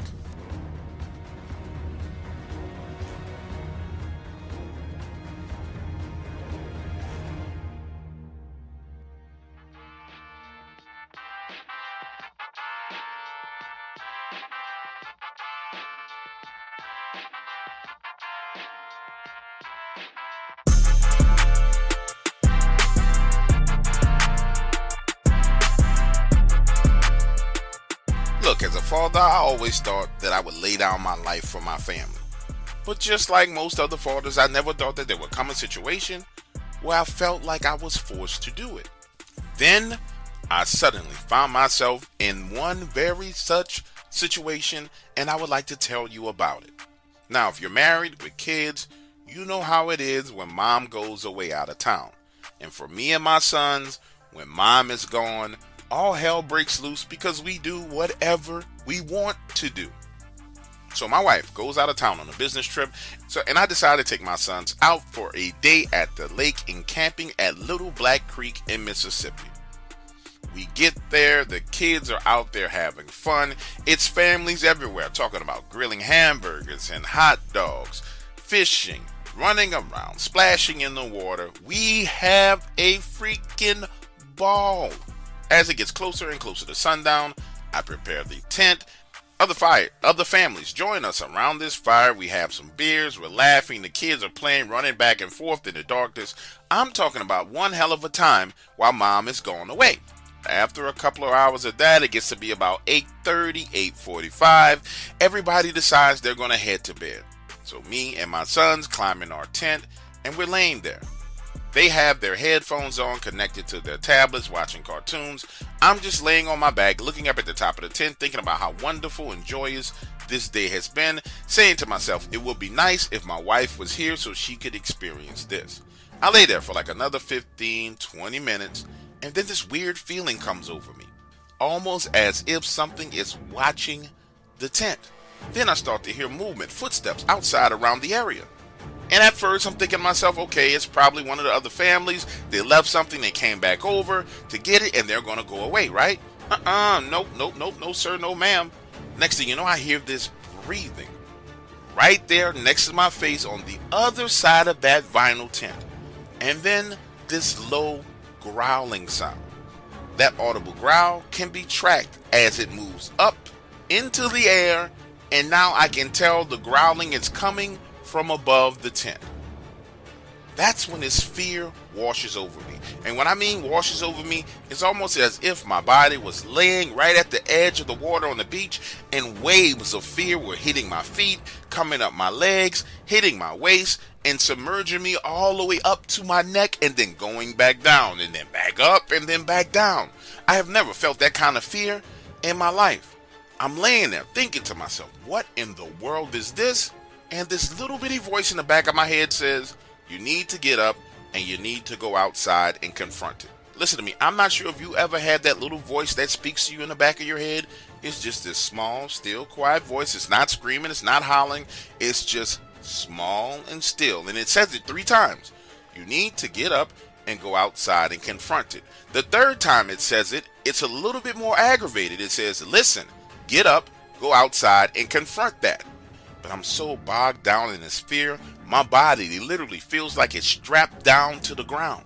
But I make the decision to get up. So now I'm getting up, unzipping the tent, go outside. And when I look back at the direction of the tent, there is this humanoid wolf looking thing. It looks more human than wolf.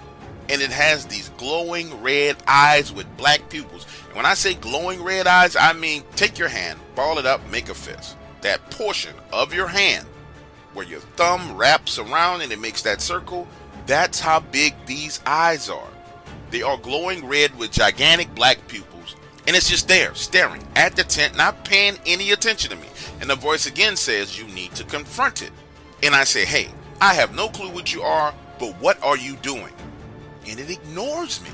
I mean, flat out ignores me. It is fixated on that tent. Then the voice in my head again says, this is evil, and evil loves to target children. You need to get its attention, and you need to confront it. So I say, hey, this time with more conviction, I say, hey, leave my children alone. Boy, listen, when I tell you that thing whips its head in my direction and stares at me, looking straight into my soul, and it charges me. It's on the opposite side of the tent. It charges me through the tent. The only thing that came in my direction was its upper body. I didn't see any legs. I didn't see anything. It charges me. And as it's charging, it begins to dissipate, leaving only these glowing red eyes there for a split second. Listen, by the time it's all over, I feel physically drained. That's how much fear I had inside of me. I look left, I look right, I look up, I look down, I look behind me, looking for this thing. It's nowhere to be found. So I crawl back into the tent and lay down, and now my 2 sons are laying there peacefully asleep. Man, I was in fear. Listen to me when I tell you I was in fear for a solid 4 hours, and then this peace came over me and I went to sleep. The following morning, we wake up, I'm fixing breakfast, and I look around and I notice all those families that were there when we went to bed, we're the only ones left at Little Black Creek in the camping area. Everybody's gone.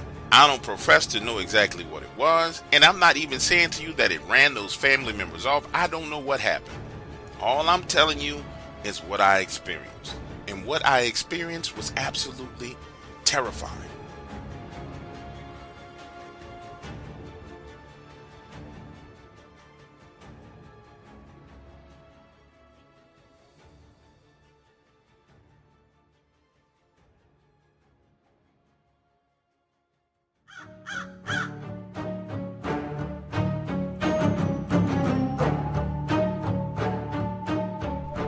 I see that you are back to swim in the dark waters, but I am warning you, Dark Waters is very angry today. I went to go and check on him, and his eyes were fiery red. You see, some of you have been running your mouth, but it's better for me to let him say it than I say it to you. Yes, follow me, we will go find him. Dark Waters, what is going on with you? Your nose is flared wide like a bull. Your eyes are fiery red. What has happened to you? Address something. If you've been listening to this channel for a while and you pay attention to my community tab, then you know the type of stuff that I talk about. Like those are people who actually swim in the dark waters. They're not visitors. So the other day I posted about the shooting that happened at the Galleria in Houston, which is an upscale shopping area. And if you paid attention, then you know that I've had friends who were murdered there. Not only was my partner DJ murdered there were two police officers from NOPD who were shot there in Houston. DJ was going there for, I want to say, a football game. Yeah, I think it was a Saints game. He went to the Saints game and got murdered. Now, initially we all thinking, it's a hit, bada bing, bada boom. Turned out it was just a fucking gang of motherfuckers that was robbing people at the Galleria. And I referred to the whole defund the police movement. What you need to fucking understand when I talk about this kind of shit is, prior to 2 years ago, there was none of this bullshit going down at the Galleria. The violence was nowhere near where it is today, and these people were not doing the shit that they are doing today. All of this shit transpired once, overall, segments of communities, especially liberal communities, start running this defund the police bullshit. And what I find very peculiar about this, and actually disgusting, is that the people who run this shit don't live in none of these communities. You don't. You're nowhere near the gun violence, nowhere near the drugs, nowhere near none of that shit. But then when I talk about it, you want to come over here and talk to me? Like I don't know what the fuck I'm talking about? Man, you lost your fucking mind. Period. So here's what I want you to do for me. Unsubscribe and get the fuck from around me. I mean all the way the fuck from around me. Because I've lost people to this shit. I've seen children with their brains blown out on the fucking wall since this shit has went down. There are elderly people that I know who had their fucking head blown out since this shit went down. And you have no clue about the fucking real world. Your life, your world is the fucking internet.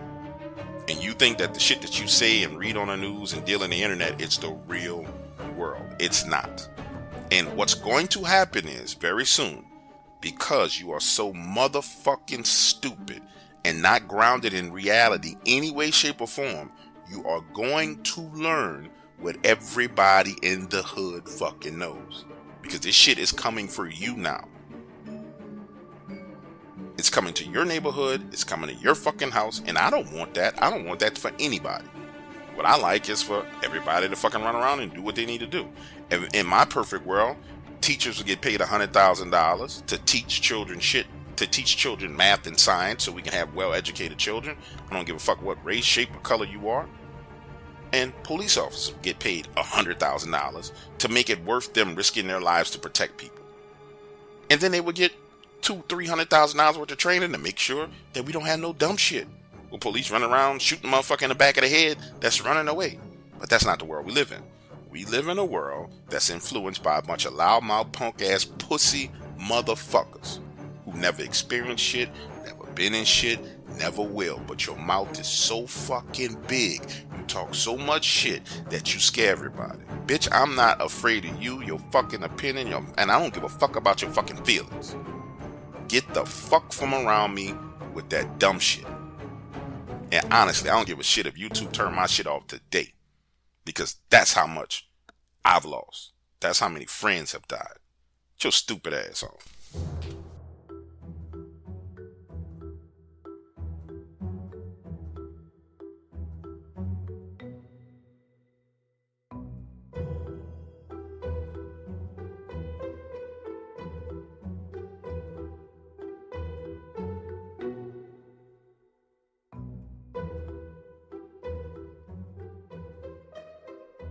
As a priest, kids come to me for help.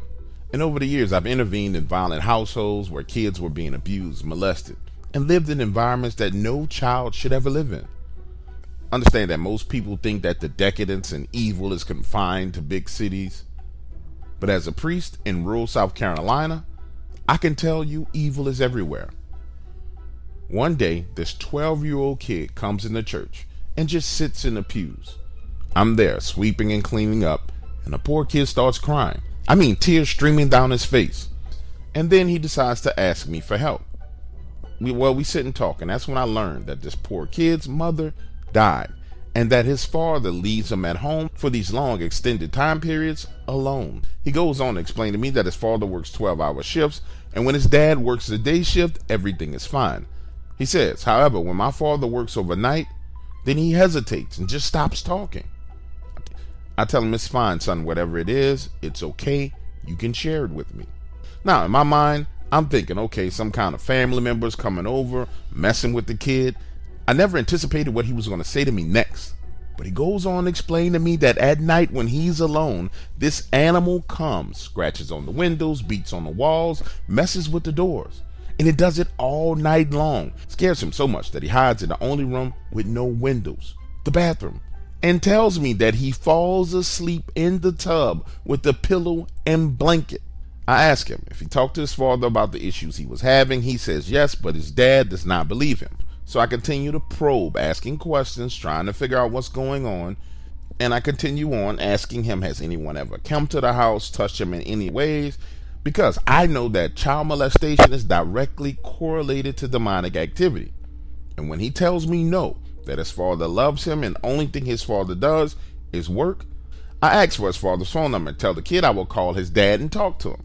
Well, he sticks around another 15 minutes and then leaves. The next day, I get his father on the phone. He's at work. Tell him I really need to speak to him, but he tells me he cannot talk until 2 p.m.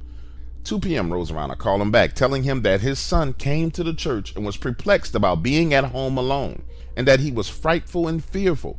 And I asked his dad if he knew anything about it. The man goes on to explain to me that his son has not been the same since his wife passed away, and that he chalked everything up to the kid having an overactive imagination. Well, during that conversation, I suggest that the father give his son my cell phone number. That way, if he's at home alone and he's afraid, he can call. At least he'll have someone to talk to. And he agrees. Fast forward a week. It's 10 p.m. I'm at home watching the news, and my cell phone rings, and it's this little boy. Sounds scared out of his mind, and he's mumbling, "It's outside. It's outside. I'm scared. It's outside." So I'm trying to calm this kid down. Listen, it's 10 p.m. I'm trying to calm the kid down, just thinking he's afraid. I'm on the phone telling him that there's nothing to be afraid of, and this kid is insisting that what's going on is real. I hear him getting up out of the tub, opening the door to the bathroom, then open another door, and you can hear this growling unlike anything I've ever heard. I'm on speakerphone, and it sounds like the growl is in the room with me. He tells me that this thing is at the window growling so loud that the window pane itself is shaking, and I can hear what sounds like a window shaking. And when I ask him to describe to me what he's seeing, he says it's a werewolf. Then I hear the sequence of him slamming a door, running down the hallway, slamming another door, breathing hard, body sliding back into the tub, and then the kid asks me to come to his house. Now pause right here, because here's where the problem came in for me. I offered my help to this family, never thinking that what this child was encountering was real. So I hang up the phone, call his dad at work, telling him his son is freaking out, and ask for his permission to go to the house and check on him.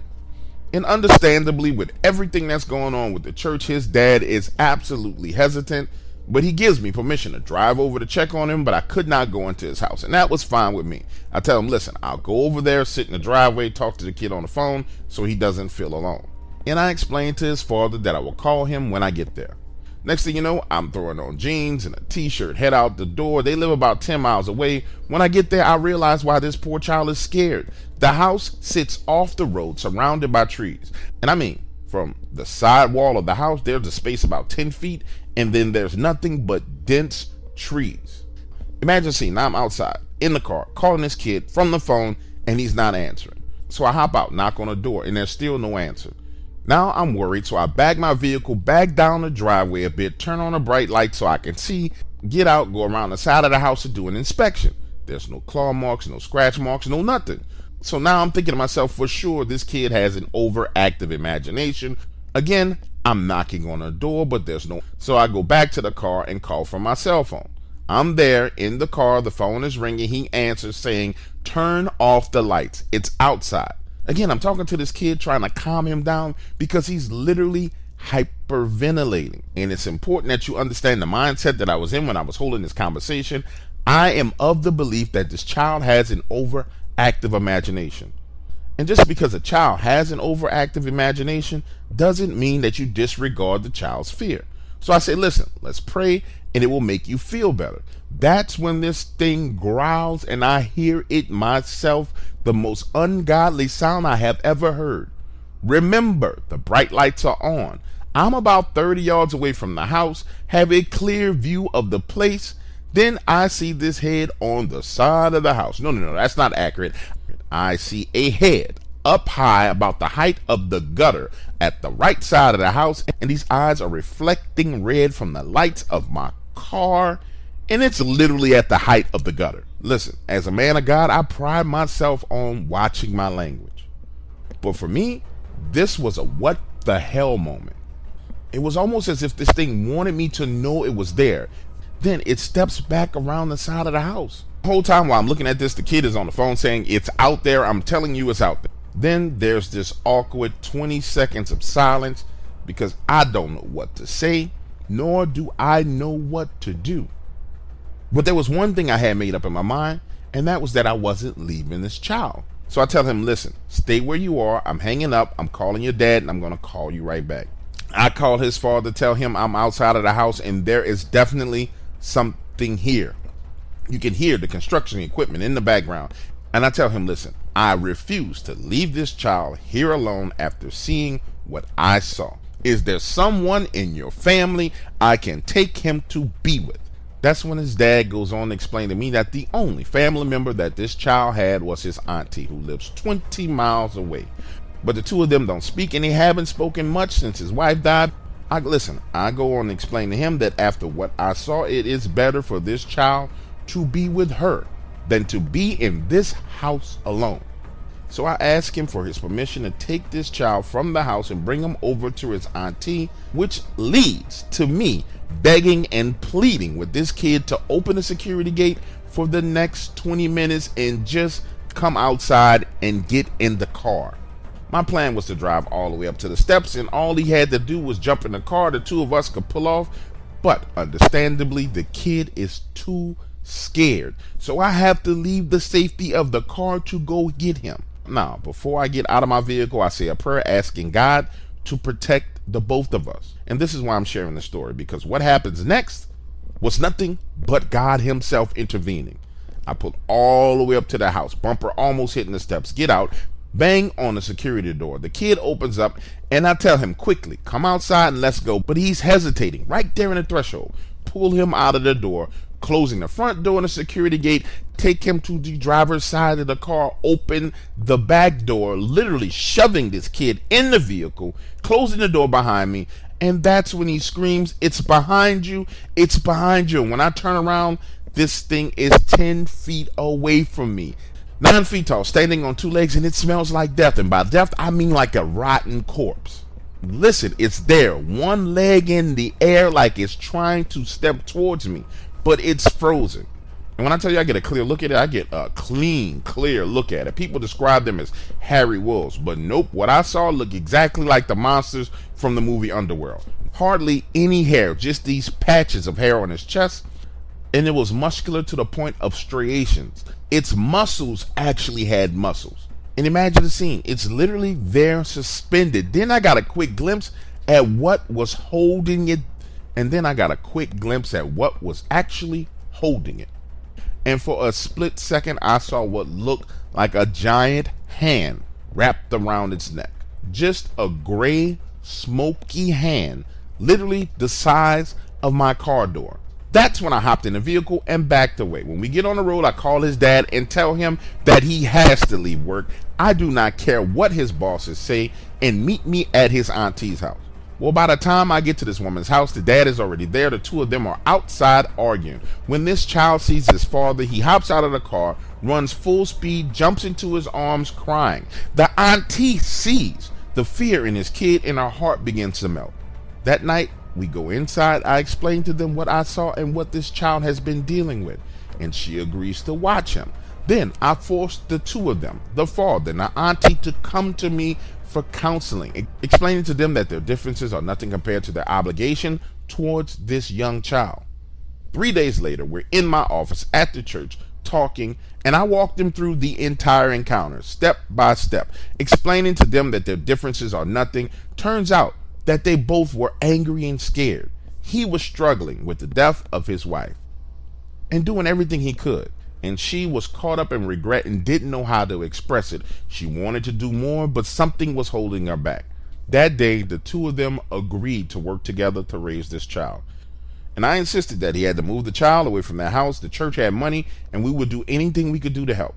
So they stayed with the auntie while we found them a better housing arrangement. Now get this, 2 months pass, I get a call from the dad telling me to meet him at the old house. And when I get there, the metal security door is ripped off.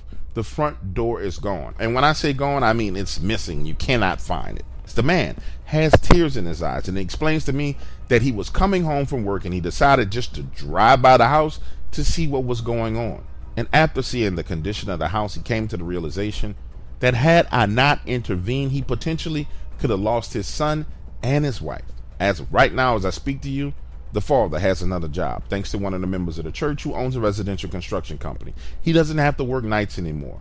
And that child is joyful and full of life. I see him at church every Saturday. And I want to leave you with something. Evil is real. It exists, and it takes many forms. Listen, I've been listening to the Dark Waters channel since I met James in the airport in Houston. I've watched, prayed, and counseled him when he went through demonic attacks. I watched people attach themselves to him and try and use him. And more importantly, I've watched God shift and move people in and out of his life. And I believe that people need to know and understand what's going on, especially right now. And I urge you and your families to be prayerful and be safe.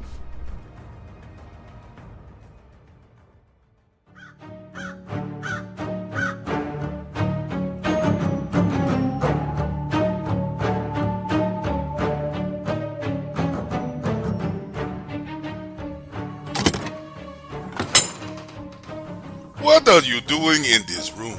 This is a place for members only. What is wrong with you? Yes, but since you are here, I will give you a tour. Follow me.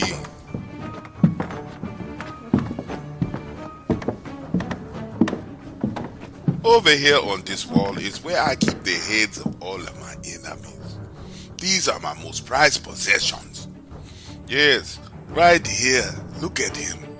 That is the head of Vic Gundam. You did not know he was black, did you? Yes, many of you have been fooled by him. And over here is the head of the swamp donkey. Yes, he was not a worthy adversary whatsoever. But I took his head nonetheless. And over here in this section are the heads from those from the Bigfoot community who decided to oppose me. Yes, several of them I have turned into zombies. Careful what door you open, for they may come back and try to bite you. And over here, these are some of the very first heads that I have taken. Yes. And over here is the head of the horror narrators that I have taken. Many of them have died who have opposed me. Be careful what you say and careful what you do. You do not want your head to end up on my wall. Put that piece of paper down. Do not look at that. That is the list of the people whose heads I will take in the future. You are way too nosy. You come here, you don't pay any money, but you want to know all the business. Get out of here right now. Go listen to a story. Go. Now, before I take your head.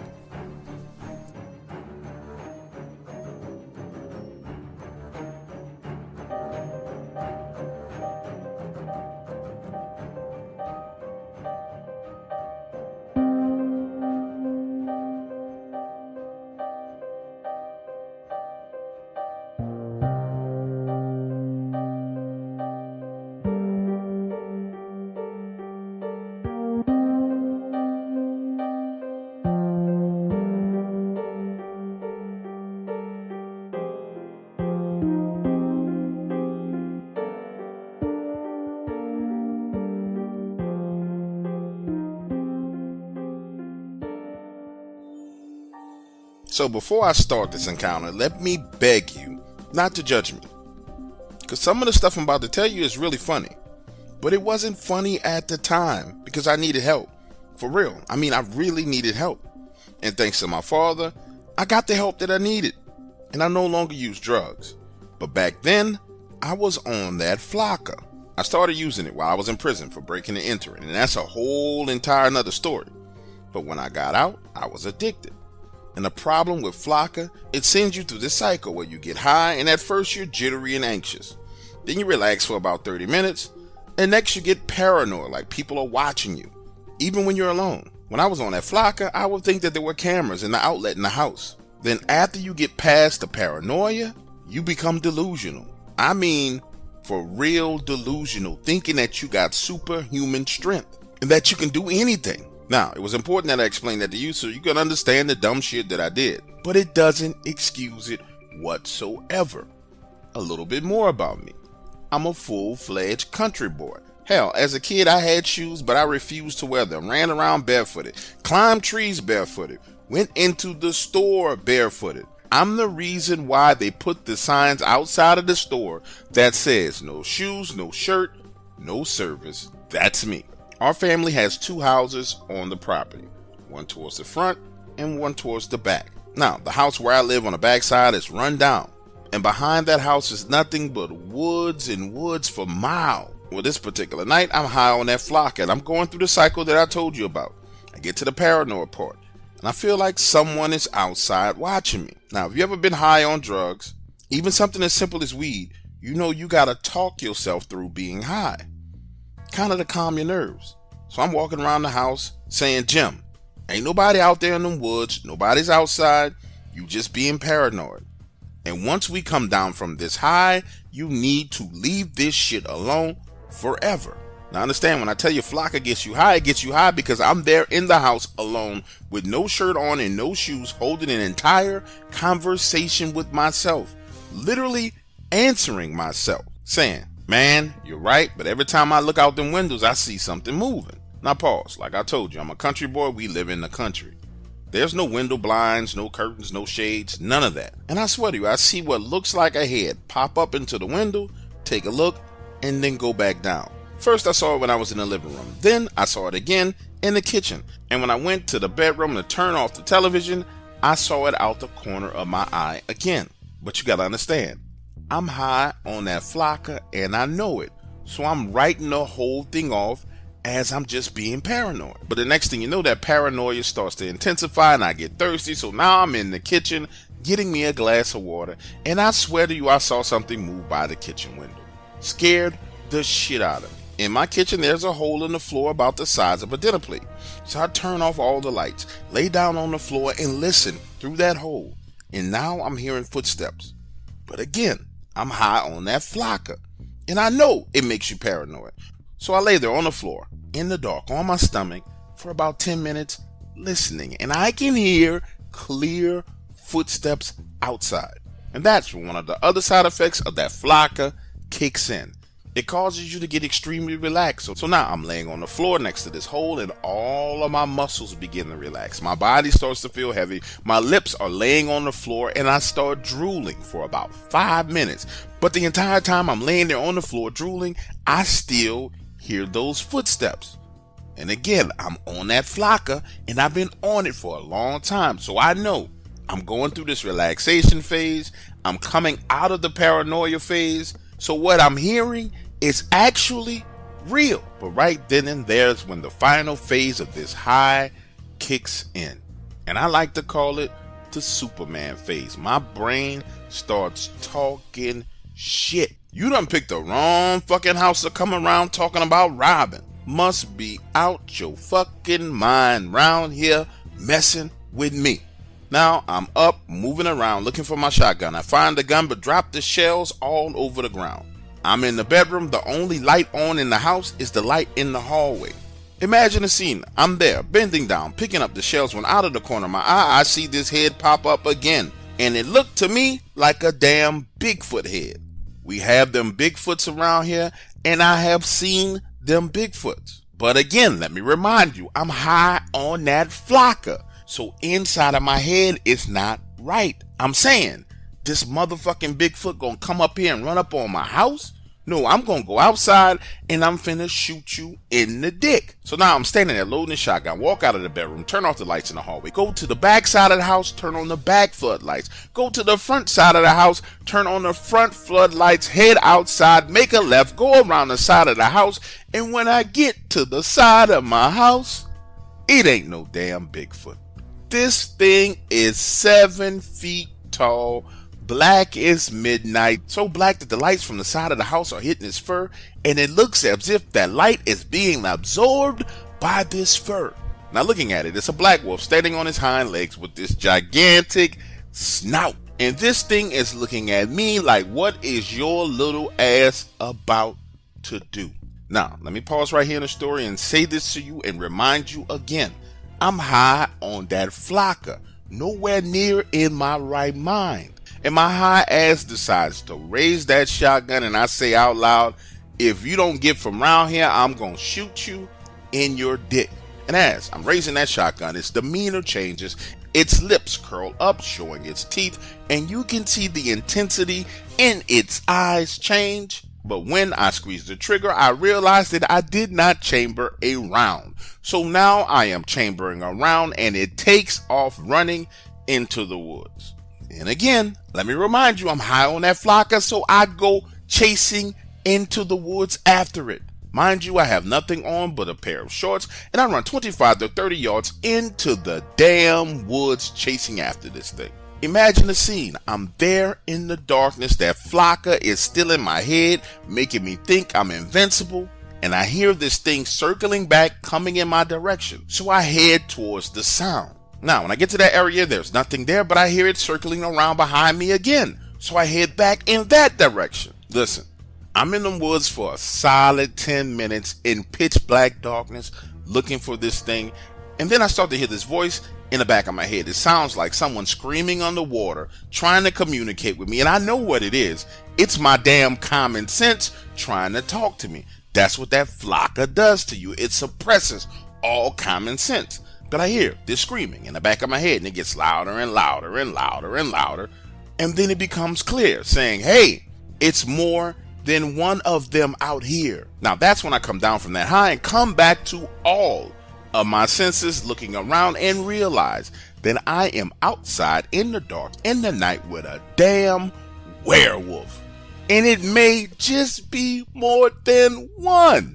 Listen to me when I tell you, reality hit me like somebody dropped a piano out a third-story window and smashed me to death. Turned around and ran my half-naked ass into the house, turned off all the lights, made sure the doors were locked, and then I climbed into my attic and stayed there until morning. That following morning, over breakfast, I had a conversation with myself. And I realized I needed some damn help. This flocker had me all messed up. I could have died last night on this shit. So I hop in my truck, drive up to the front side of the property, knock on the door, and I sit down and I tell my father that I am addicted to drugs and I need help. But understand, we didn't have no money for rehab. So my loving father locked me into a bedroom for 15 days, fed me, and made sure that I was all right while I detoxed off that flocker. And understand, when you're detoxing off of something like this, you act absolutely crazy. That man, who I love with all my heart, went through that with me. And when the 15 days were over and I re-emerged from that room as his son, he simply hugged me and told me that he loved me. 4 days later, he helped me get a job. And I've been off them drugs ever since.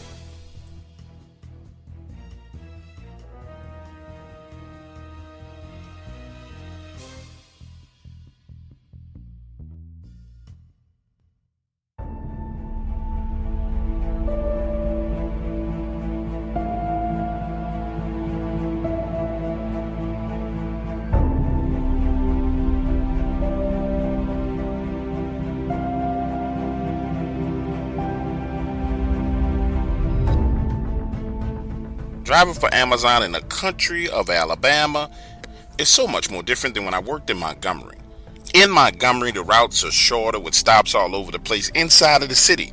But man, when I decided to take a job working for this new warehouse that delivered out in the country, talk about wild. See, it was the greed that got the best of me. They were paying $9 more per hour, and I'm like, oh hell yeah, I will take that job any day of the week. But nobody bothered to explain to me that the stops were 10 and 15 miles apart and that I will be traveling damn near 100 miles in a freaking day, sometimes only to deliver boxes the size of my hand. Anyway, it's my last run of the day, and I'm way up north in Allison, Alabama. The sun is down. I'm riding down Highway 53.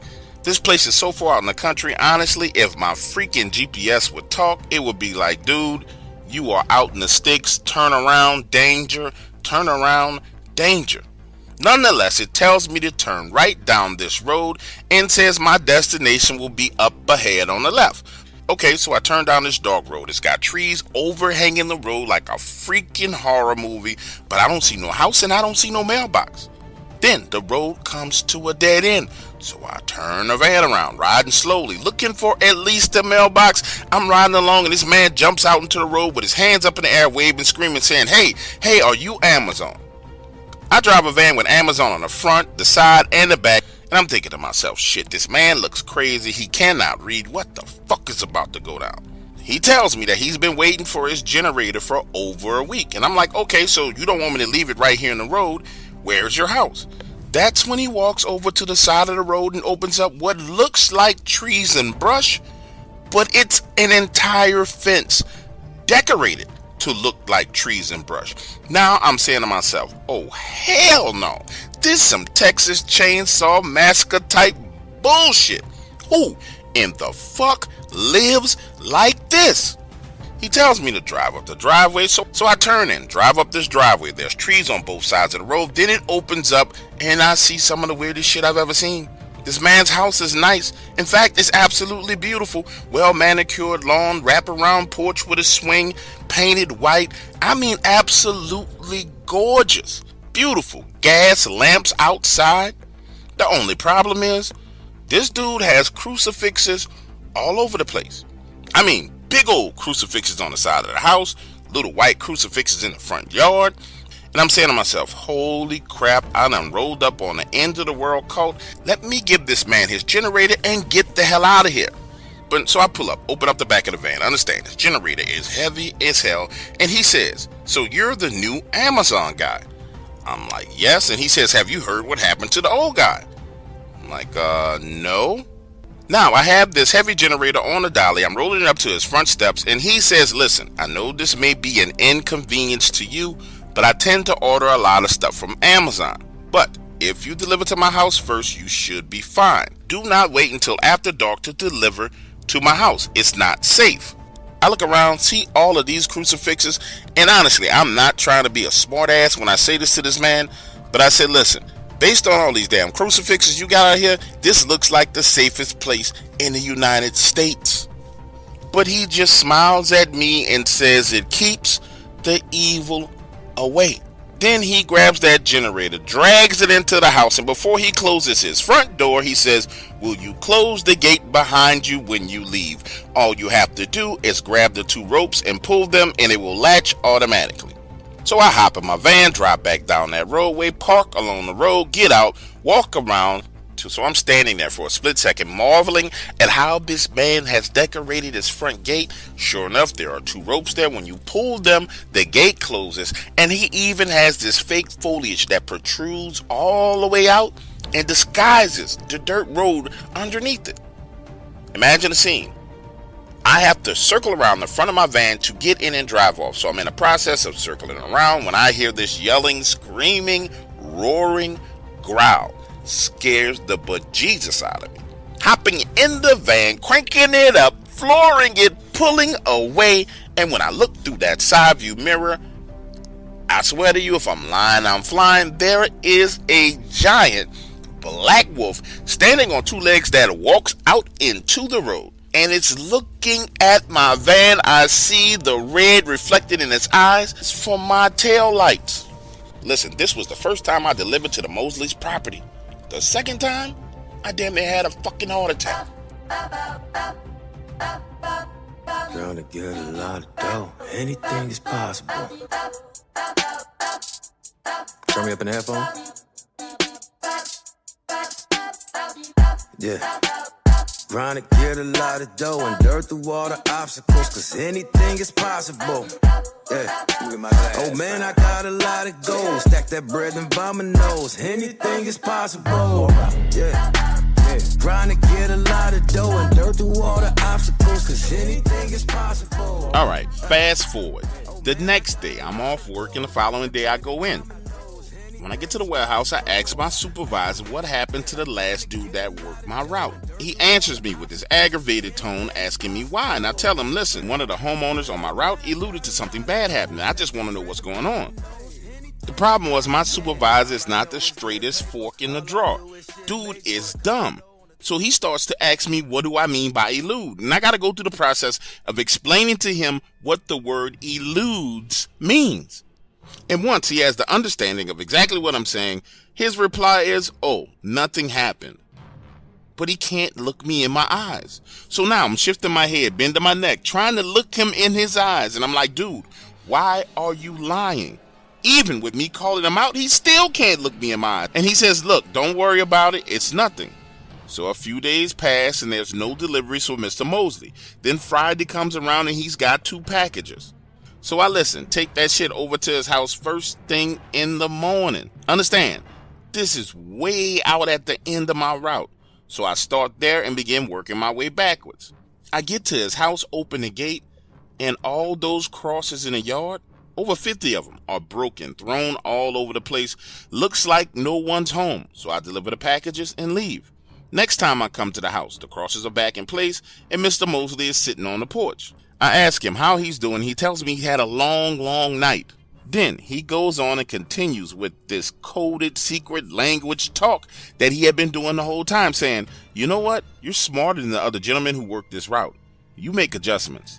Life is all about adapting to change. Understand, he's sitting there in a chair swinging back and forth, and he's got that middle stare looking off into the distance like this man has so much crap on his mind that it's weighing him down. Get this, as I'm leaving his front porch, headed down the driveway to go back to my truck, I notice spent shotgun shells all over the front yard. Stopping, picking one of them up, I say, hey, what you been shooting at like this? That's when he replies, werewolves. But he says it so casually and calm, like nothing was wrong with the words that came out of his mouth.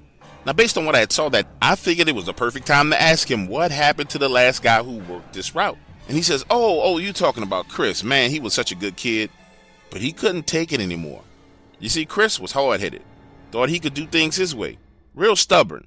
But he found out things around here don't go the way you want them to just because you think they should go that way. Now I'm poking and prodding him, trying to figure out what happens. And that's when he tells me that Chris, the last driver who had this route, had his van ran off the road by a werewolf, slammed into a tree. Now pause right here in the story for a moment because I know it sounds like a stretch. But remember, I saw this thing with my own 2 eyes. I did not want to believe that what this man was saying to me was the truth, but I had absolutely no other options based on everything that I saw. And when I say I didn't want to believe, I'm telling you, I didn't want to believe that I was driving into an area every day that when the sun went down, monsters were running around. So I decided right then and there to prove to myself that what Mr. Mosley was saying was pure and utter bullshit.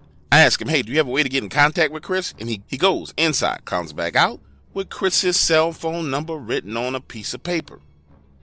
I leave, drive my route. Towards the end of the day when I deliver my last package, I call Chris on the phone, but there's no answer, and his voicemail is full. Next time I'm at the warehouse, I ask my supervisor about him again, and he gets angry, tells me to stop asking him questions about Chris. Listen, over the next few days, Mr. Mosley has no packages, so I'm just moving back and forth, going on about my business, and I'm kind of trying to put the whole situation out of my head when I get a call from an unknown number. When I answer, it's Chris, and I may have jumped down his throat too fast, and I tell him, listen, bro, I work your old route. Mr. Mosley gave me your number, told me something bad went down, and I just need to know what happened because I'm on this route. Look, Chris's response completely and totally fucked me up because the first thing he says is, have you seen the men with the military backpacks yet? And I'm like, No, I haven't seen anybody with any backpacks. And he says, good, because they are the handlers. He says, if you don't see them, then you are fine. But the moment you come in contact with them, understand, be careful what you say, because they are the ones that control the werewolves. I know it sounds crazy, but I'm just telling you my story. Chris goes on to explain to me that the thing that ran his truck off the road was actually sent after him. And I'm like, by who and why?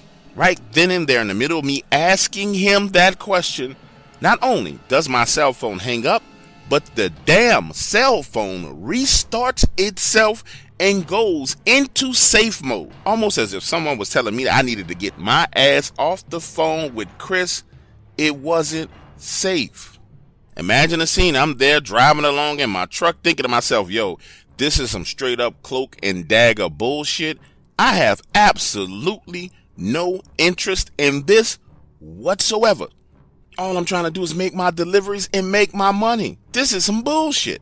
Now, when I'm done for the day, I pull back up to the warehouse, get out, head inside, and I'm debating in my mind if I should talk to my boss about this at all. But I'm kind of pissed off because I'm feeling like, listen, bro, you got me out here hanging.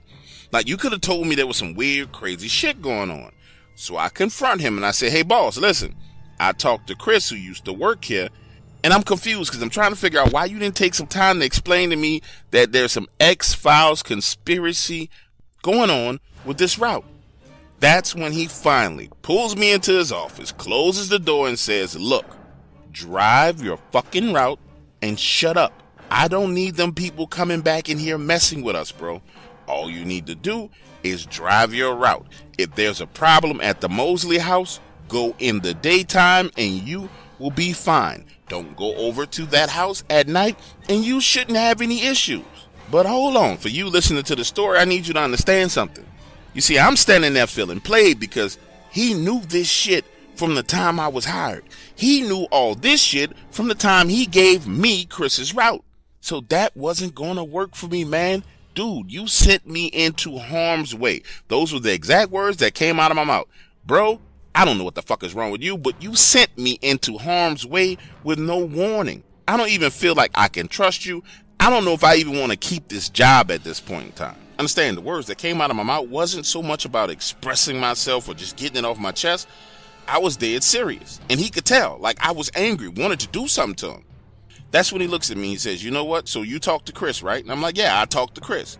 And he says, next time you talk to Chris, ask him why he didn't do what he was told to do. He says, no, you see, Chris watched too many sci-fi movies. He wanted to be a fucking hero, and he caused us all kind of problems at this warehouse.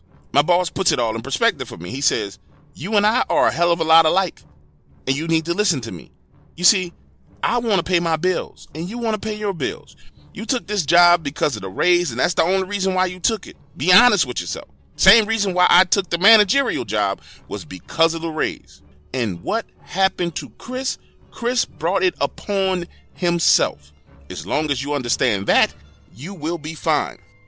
Listen, now that I understood exactly what the hell was going down, I wasn't trying to be in the middle of none of that crap. So I continued working my route, making Mr. Mosley's house my first stop, and then working my way back all the way to the warehouse. A month passes with absolutely no issues whatsoever. Then I'm driving up the road, headed to Mr. Mosley's house, and I notice these two unmarked vans down at the very end of the road where you got to turn around and it makes a dead end. I get out, open the gate, drive up in the driveway, and Mr. Mosley is outside boarding up broken windows. And I'm like, Mr.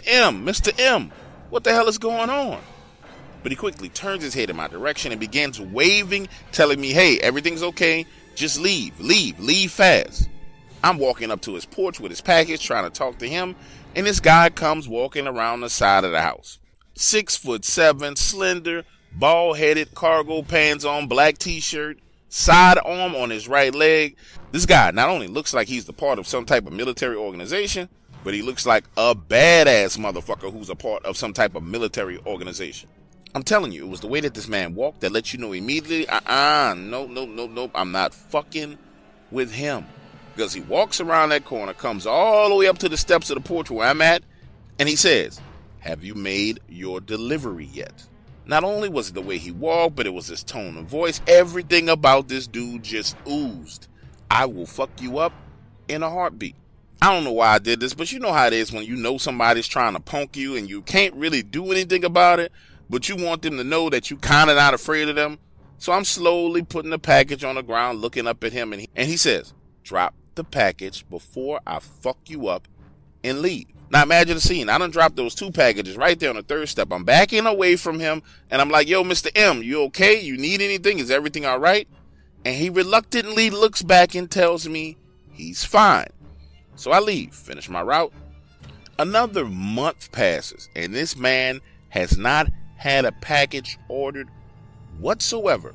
And understand, Mr. Moses was the kind of guy who had 3, 4 deliveries per week.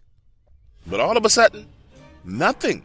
So much so that I have to shift my route back to being a normal route. And it kind of gets to the point to where I completely forget about Mr. Mosley. Then one day I pull up to the warehouse, I'm checking the logs, and sure enough, I got a delivery from him. I'm actually excited because I kind of want to know what the hell happened when I left. So I head on over to the house, and when I get there, the fence is no longer camouflaged and disguised. There's an actual mailbox right there off the road, and the fence itself is open. Now I'm driving up the driveway, the house is painted blue, the crosses are gone. I park the van, take the package out, and as I'm walking up to the steps, I realize, wait, this is Mr. Moses' address, but this package is not addressed to him. So I decide to knock on the door. Amazon, this lady comes to the door. When I ask her about Mr. Mosley, she says that the previous renter died and that her and her daughter had just moved in and they were excited about renting this house. Listen, I'm standing there looking at this lady saying to myself, what the fuck do you mean Mr. Mosley died? Listen, I asked her how Mr. Mosley died, and she explains to me that she didn't know. She just saw the house for rent and decided to rent it. And when she came and did the walkthrough, the gentleman who showed her the house told her that the previous renter recently died. Now this is where it gets scary for me. Now this right here is where it gets scary for me. I leave. I'm driving up the road, headed back to Highway 53, and 2 black vans block the road, and the same dude who I saw on the porch gets out, walks up to the driver's side door, and says, Mr. Johnson, you know what happens to curious cats, right? They start to lose their 9 lives. I throw my hands up in there. I said, listen, bro, I don't know what's going on, but whatever y'all doing, y'all do. I'm just trying to make my money. Understand, this man is staring at me with death in his eyes. And he says, I'm glad you and I have an understanding. Be careful, Mr. Johnson. Then they allow me to leave. Another 2 months pass and I don't have another delivery for that address. Then when one comes and I go to the house, there's another person living there. And I ask about the previous renter and they say that they moved and left all of their furniture in the house. When I get back to the warehouse, there's this fine ass white girl, I mean yoga fine, has access to the entire database. She knows where every package has come from and where every package is going. Now get this, I buy her lunch and ask her for a favor. I wanted to know exactly how many different people ordered packages to that particular address. She agrees to look it up for me while we sit there and have lunch. It turns out that every 3 to 5 months, it looked like someone new moved into that house. Now, straight up, I'm not telling you that I know what the fuck is going on, but I'm just telling you what I saw. I tried to call Chris back and just hold the conversation about the whole situation again, but it kept going to voicemail. So here's what I think, and it's only based on what I've seen. Those people are doing some kind of training or experimentation right there on that property. Understand, I still drive that exact same route. I still go to that house. And in the past 9 months, there have been 4 new residents that have lived there. Listen, I don't know what type of training it is or the purpose of it or who's behind it. But all I can tell you is what I saw and what I think is going on. You decide the rest for yourself.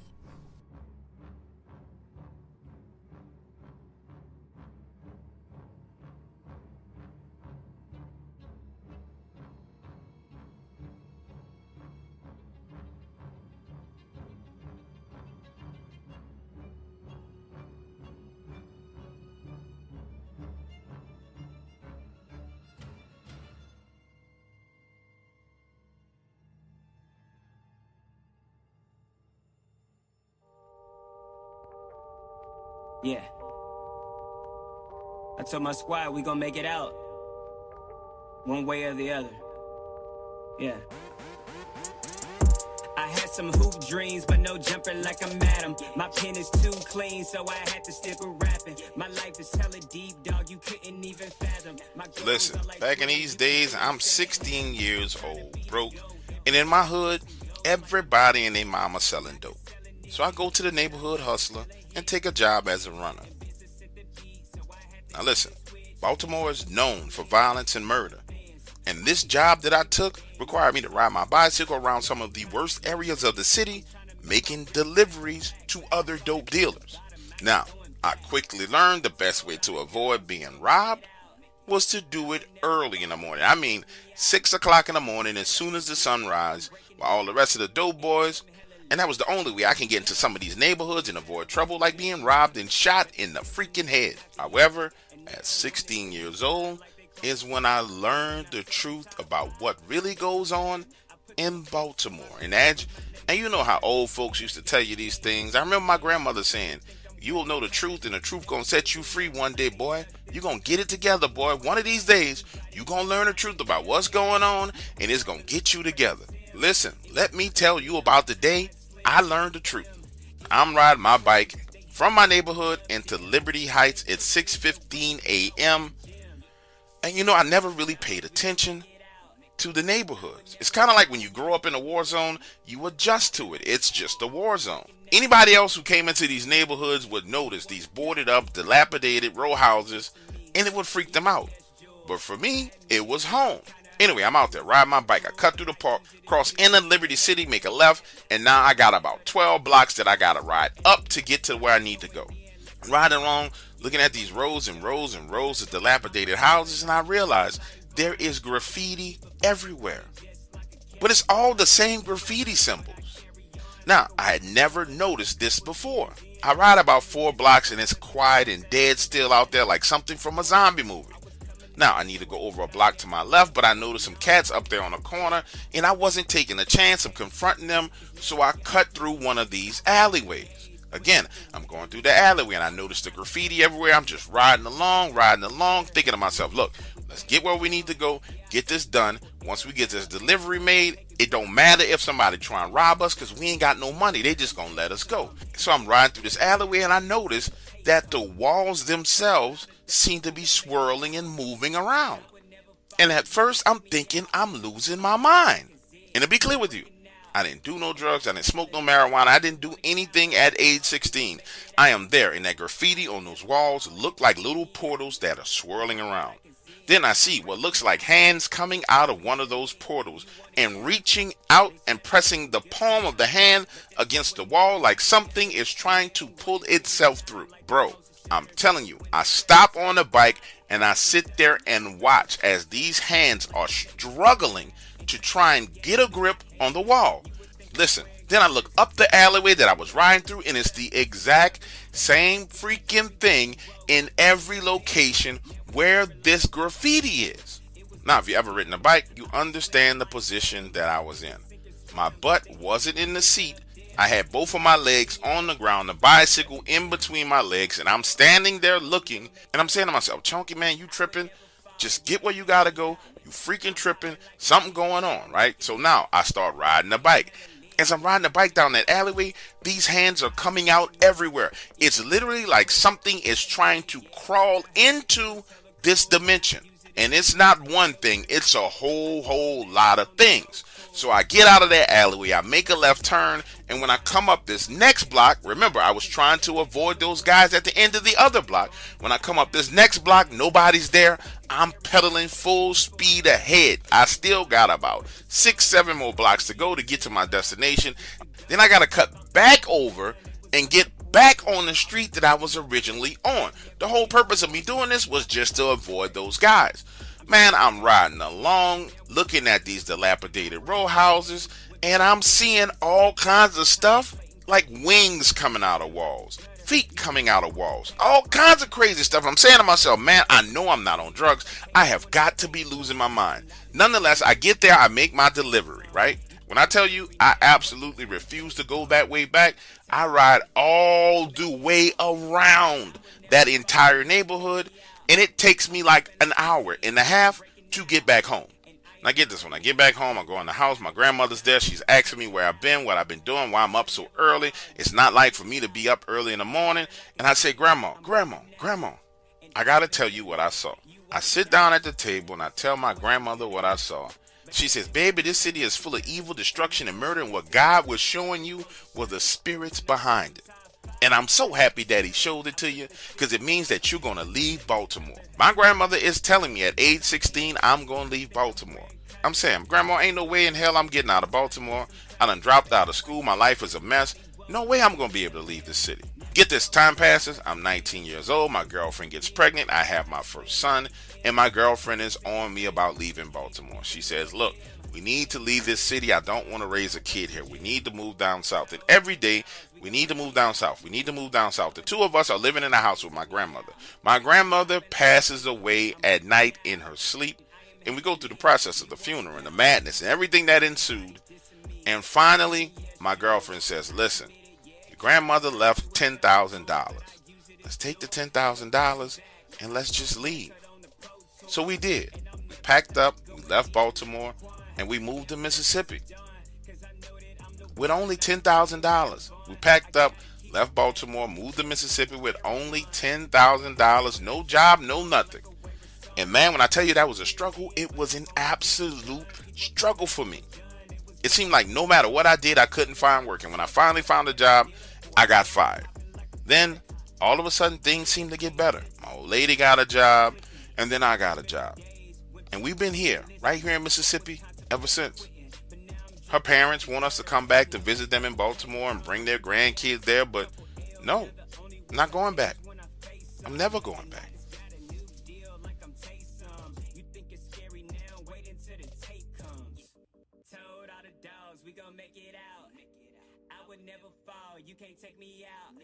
I'm popping like a zit, I'm breaking out, and I am hella lit. You want a couch?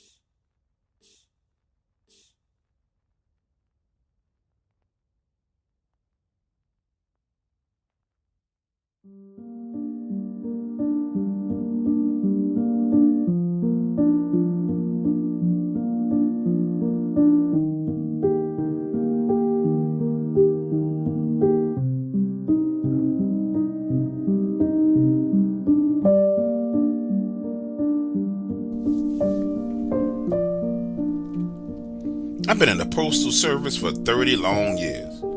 Long enough for me to see and observe the whole entire Postal Service change, be flipped on its head, technology coming. Now it's to the point when I get inside my truck, they got cameras all over the place. When I first started this job, you used to be able to go out on your route, deliver your mail early, then go to the Union Hall and have drinks with your friends. But nope, those days are long gone. Now, they spy on your every move. Now, with that being said, let me share some of the stories of the things that I've seen while working as a mailman. Now, to those of you out there listening to this story right now, I'm pretty sure you don't realize this, because I've been doing it for 30 years. But we, the postal workers, we see everything. We're quiet observers of your entire life. We're the one person that visits your house every day, rain, sleet, hail, or snow. We know what cars you drive. We know how many kids you have. We see the graduation signs in the window when your kid graduates 8th grade. Then when they graduate high school and when they go off to college. We see all these personal, private moments in passing. And it was in passing on one of these days that I saw something that was absolutely terrifying. You see, there was this house on my old route. No more than 2,000, 2,100 square feet.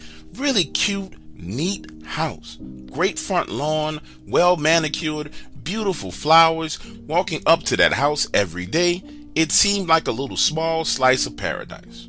Well, one day I get this package. I need to get a signature on it. So I walk up to the front door and knock. There are 2 cars in the driveway. I know that someone's home. I'm standing there, knocking on the door, ringing on the doorbell.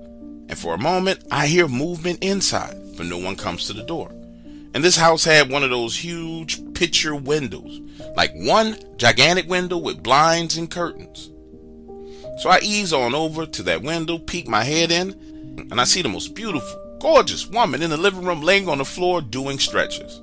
The woman was so beautiful that she made you want to be a bit of a peeping Tom. So I'm standing there watching her for a moment, and that's when I noticed this gray, smoky mist. And at first I'm looking at it and saying to myself, nah, that's a reflection from the sunlight. But I move my head to the right and then back to the left, and it's this gray, smoky mist in the shape of a man. It's standing, literally, right next to her as she's exercising and stretching on the floor. I look at it, and then this humanoid shape turns, looks at me, and disappears. Understand the emotions I'm going through at that moment. I'm not supposed to be peeking in this woman's window in the first place, and now I'm seeing this gray, smoky, misty, humanoid figure.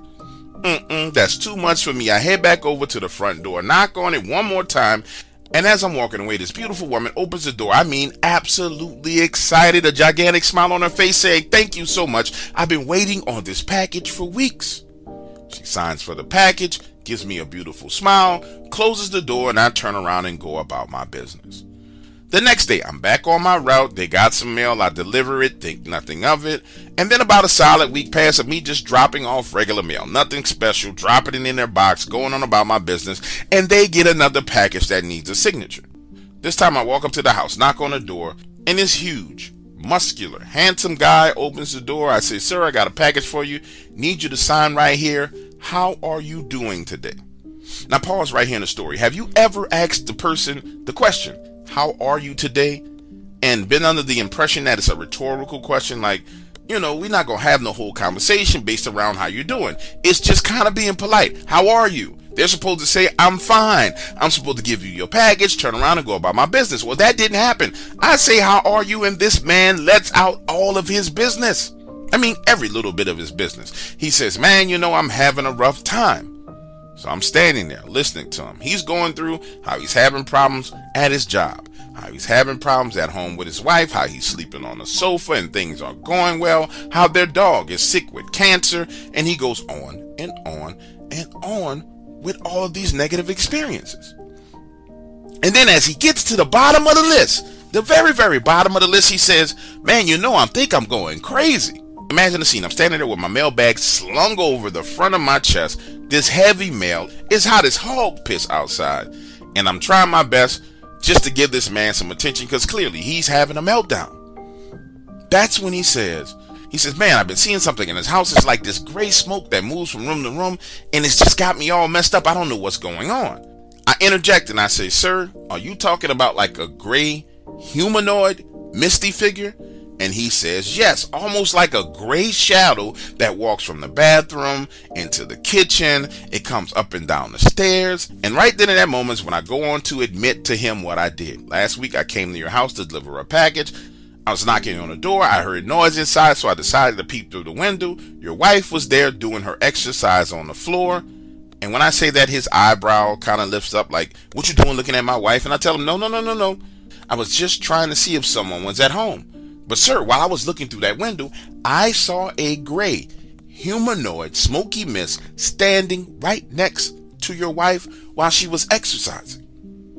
He looks at me and says, so are you telling me that I'm not going crazy, that what I'm seeing is real? I tell him, sir, I don't even know you. I have no reason to lie to you. I'm just telling you what I saw. Now, he has the package in his hand. I have the paperwork already signed, so he just turns and closes the door. I go on about my business.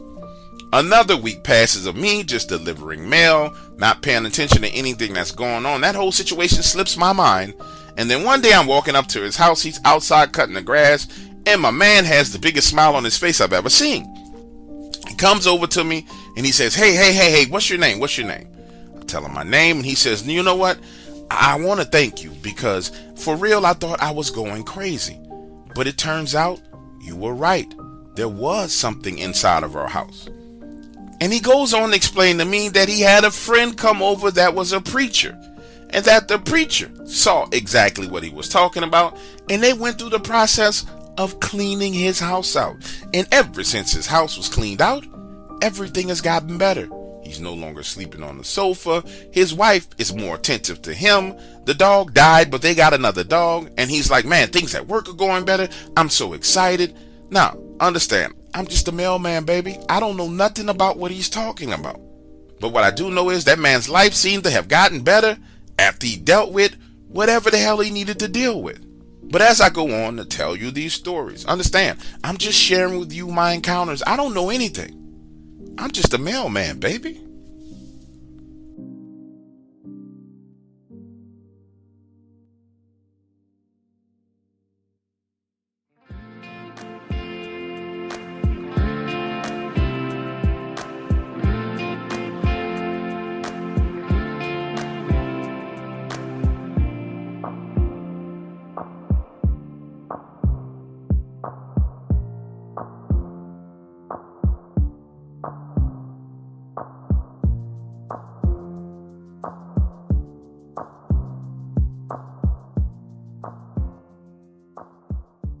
Have you ever had the feeling of being watched? I have, and I hated it.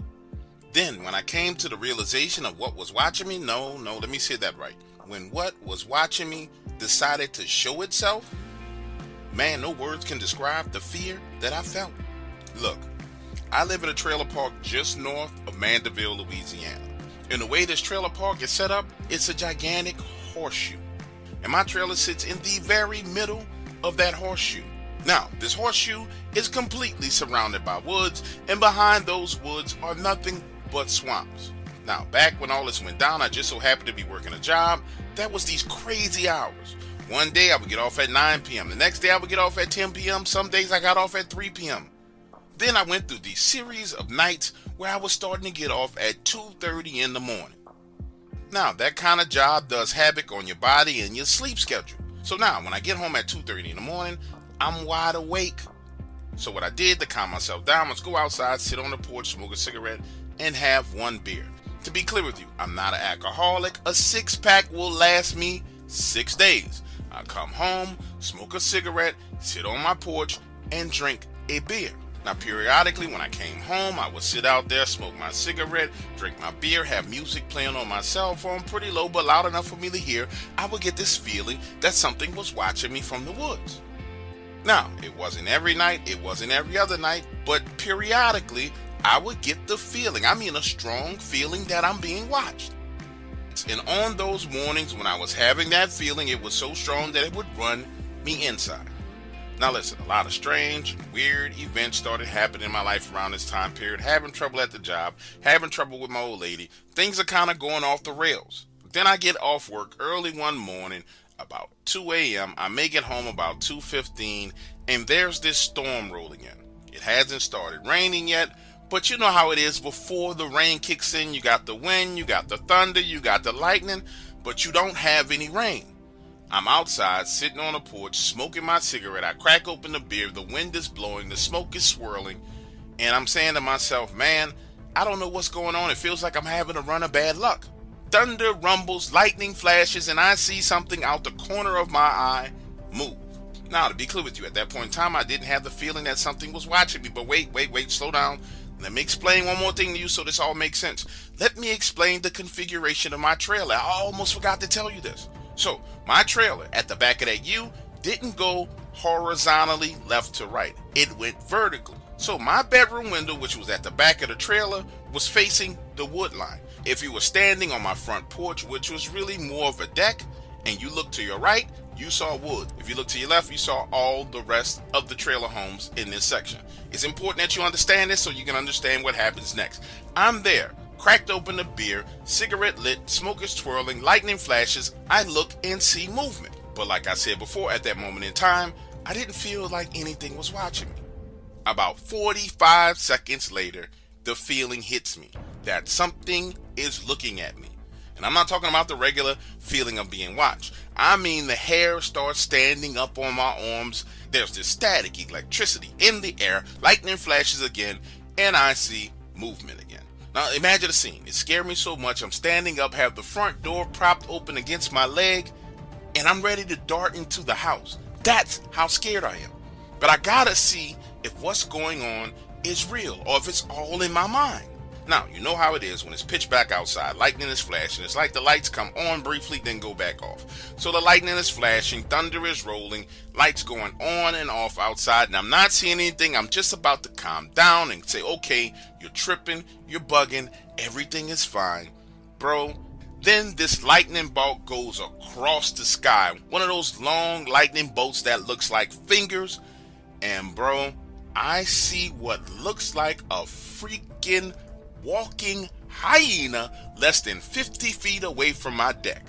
And this thing is standing on two legs staring right at me. Listen to me, I didn't go into my front door. I literally fell face first into the house. The beer spills all over the place. The screen door that I was holding open swings back, and I'm so freaking afraid I am literally kicking the interior door to my trailer, trying to get it to close. Once that door is closed, I crawl over on my knees, turn the lock, reach up and click off all the lights, and spend the next 2 hours right there with my back against the door. Understand, when I say to you that this was one of the most terrifying nights of my life, thunder rumbling, lightning cracking, wind blowing, every freaking sound I heard, I thought was this thing. Nothing happened, but at the same time, I didn't go to sleep until sunrise. This paranoia and fear kicked in me to the point where I had to have my shotgun on me every time I went outside. That's how afraid I was.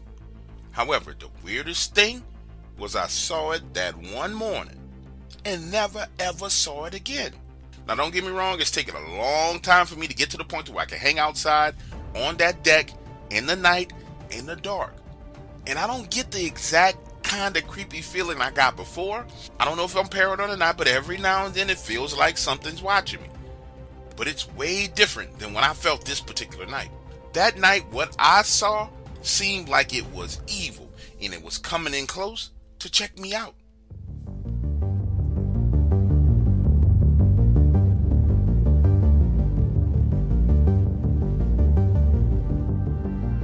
In the heart of the night, when curiosity becomes your guide, Dark Waters channel is your gateway to the stories untold.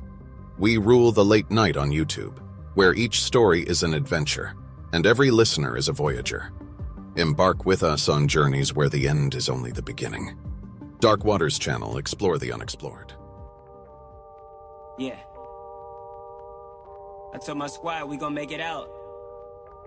One way or the other. Yeah. I had some hoop dreams, but no jumper like I'm Adam. My pen is too clean, so I had to stick with rapping. My life is hella deep, dog, you couldn't even fathom. Listen, back in these days, I'm 16 years old, broke, and in my hood, everybody and their mama selling dope. So I go to the neighborhood hustler and take a job as a runner.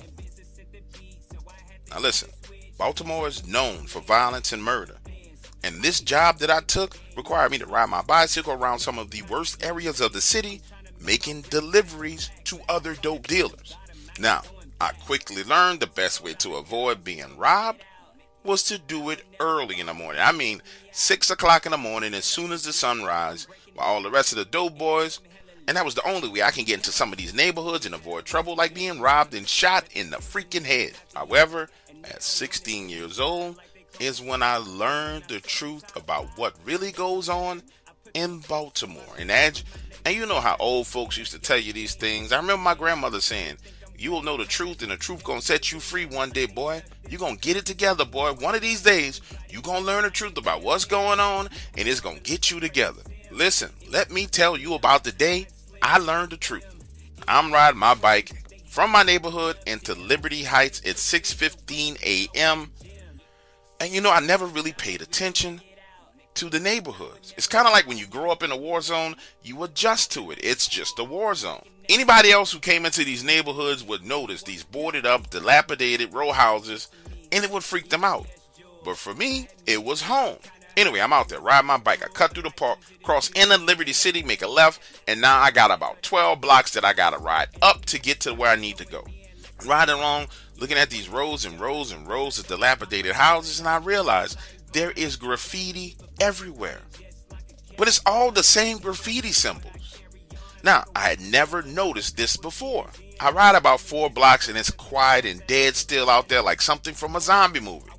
Now, I need to go over a block to my left, but I noticed some cats up there on the corner, and I wasn't taking a chance of confronting them, so I cut through one of these alleyways. Again, I'm going through the alleyway, and I noticed the graffiti everywhere. I'm just riding along, thinking to myself, look, let's get where we need to go, get this done. Once we get this delivery made, it don't matter if somebody try and rob us, because we ain't got no money. They just gonna let us go. So I'm riding through this alleyway, and I noticed that the walls themselves seem to be swirling and moving around. And at first, I'm thinking I'm losing my mind.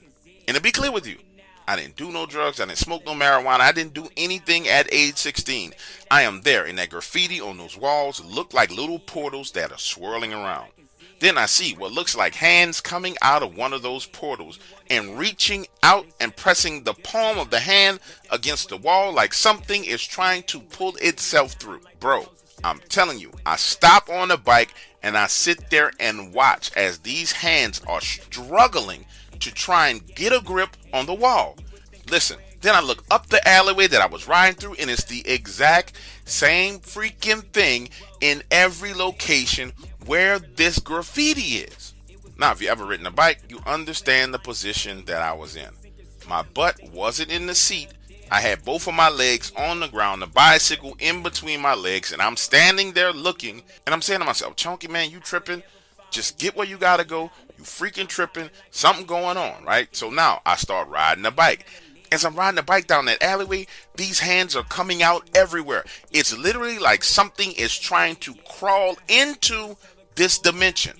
And it's not one thing, it's a whole lot of things. So I get out of that alleyway, I make a left turn, and when I come up this next block, remember I was trying to avoid those guys at the end of the other block. When I come up this next block, nobody's there. I'm pedaling full speed ahead. I still got about 6-7 more blocks to go to get to my destination. Then I gotta cut back over and get back on the street that I was originally on. The whole purpose of me doing this was just to avoid those guys. Man, I'm riding along, looking at these dilapidated row houses, and I'm seeing all kinds of stuff, like wings coming out of walls, feet coming out of walls, all kinds of crazy stuff. I'm saying to myself, man, I know I'm not on drugs. I have got to be losing my mind. Nonetheless, I get there, I make my delivery, right? When I tell you I absolutely refuse to go that way back, I ride all the way around that entire neighborhood, and it takes me like an hour and a half to get back home. Now get this, when I get back home, I go in the house, my grandmother's there, she's asking me where I've been, what I've been doing, why I'm up so early. It's not like for me to be up early in the morning. And I say, Grandma, I gotta tell you what I saw. I sit down at the table and I tell my grandmother what I saw. She says, baby, this city is full of evil, destruction, and murder, and what God was showing you were the spirits behind it. And I'm so happy that he showed it to you, because it means that you're going to leave Baltimore. My grandmother is telling me at age 16, I'm going to leave Baltimore. I'm saying, Grandma, ain't no way in hell I'm getting out of Baltimore. I done dropped out of school. My life is a mess. No way I'm going to be able to leave this city. Get this, time passes. I'm 19 years old. My girlfriend gets pregnant. I have my first son. And my girlfriend is on me about leaving Baltimore. She says, look, we need to leave this city. I don't want to raise a kid here. We need to move down south. And every day, we need to move down south. We need to move down south. The two of us are living in a house with my grandmother. My grandmother passes away at night in her sleep. And we go through the process of the funeral and the madness and everything that ensued. And finally, my girlfriend says, listen, your grandmother left $10,000. Let's take the $10,000 and let's just leave. So we did. We packed up, we left Baltimore, and we moved to Mississippi with only $10,000. We packed up, left Baltimore, moved to Mississippi with only $10,000, no job, no nothing.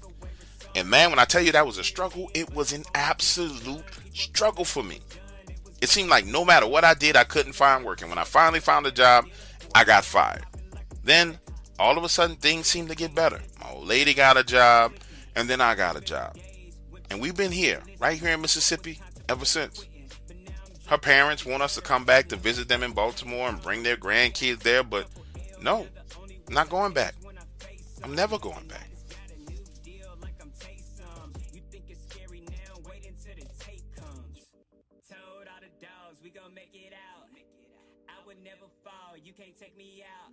I'm popping like a zit. I'm breaking out. And I am hella lit. You want a couch?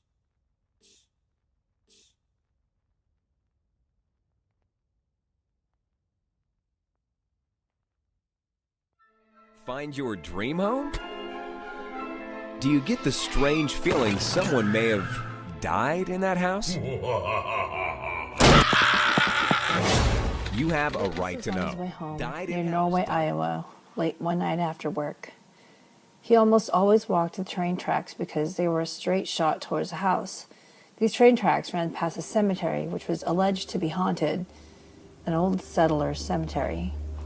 It's already dark and has been so for a few hours. There was no moon that night.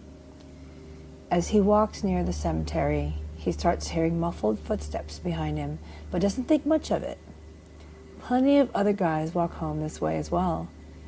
So he keeps going and the footsteps get louder and louder. About midway past the cemetery, he gets nervous and the steps are getting closer. So he turns to look behind him. According to the witness, he saw a goat man, or the devil himself. He describes this thing as a man who basically had goat hooves and horns along the lines of the mythical Pan, and this thing was heading straight for him. Reportedly, all the snow around this creature was instantly melting as it walked through. The witness runs screaming like a banshee. He hears the clopping of the beast's footsteps behind him speed up to catch him as he's running. Finally, he gets past the graveyard and he sees the thing stop right at the edge of the cemetery. He continues running, stops to look back, and the beast just vanishes. One of his older co-workers confided that there was a tale about a goat man many years ago. It was supposedly a Polish immigrant who disappeared one night but returned as a creature several years later. There had been UFO and strange being reports around the same time the man had vanished.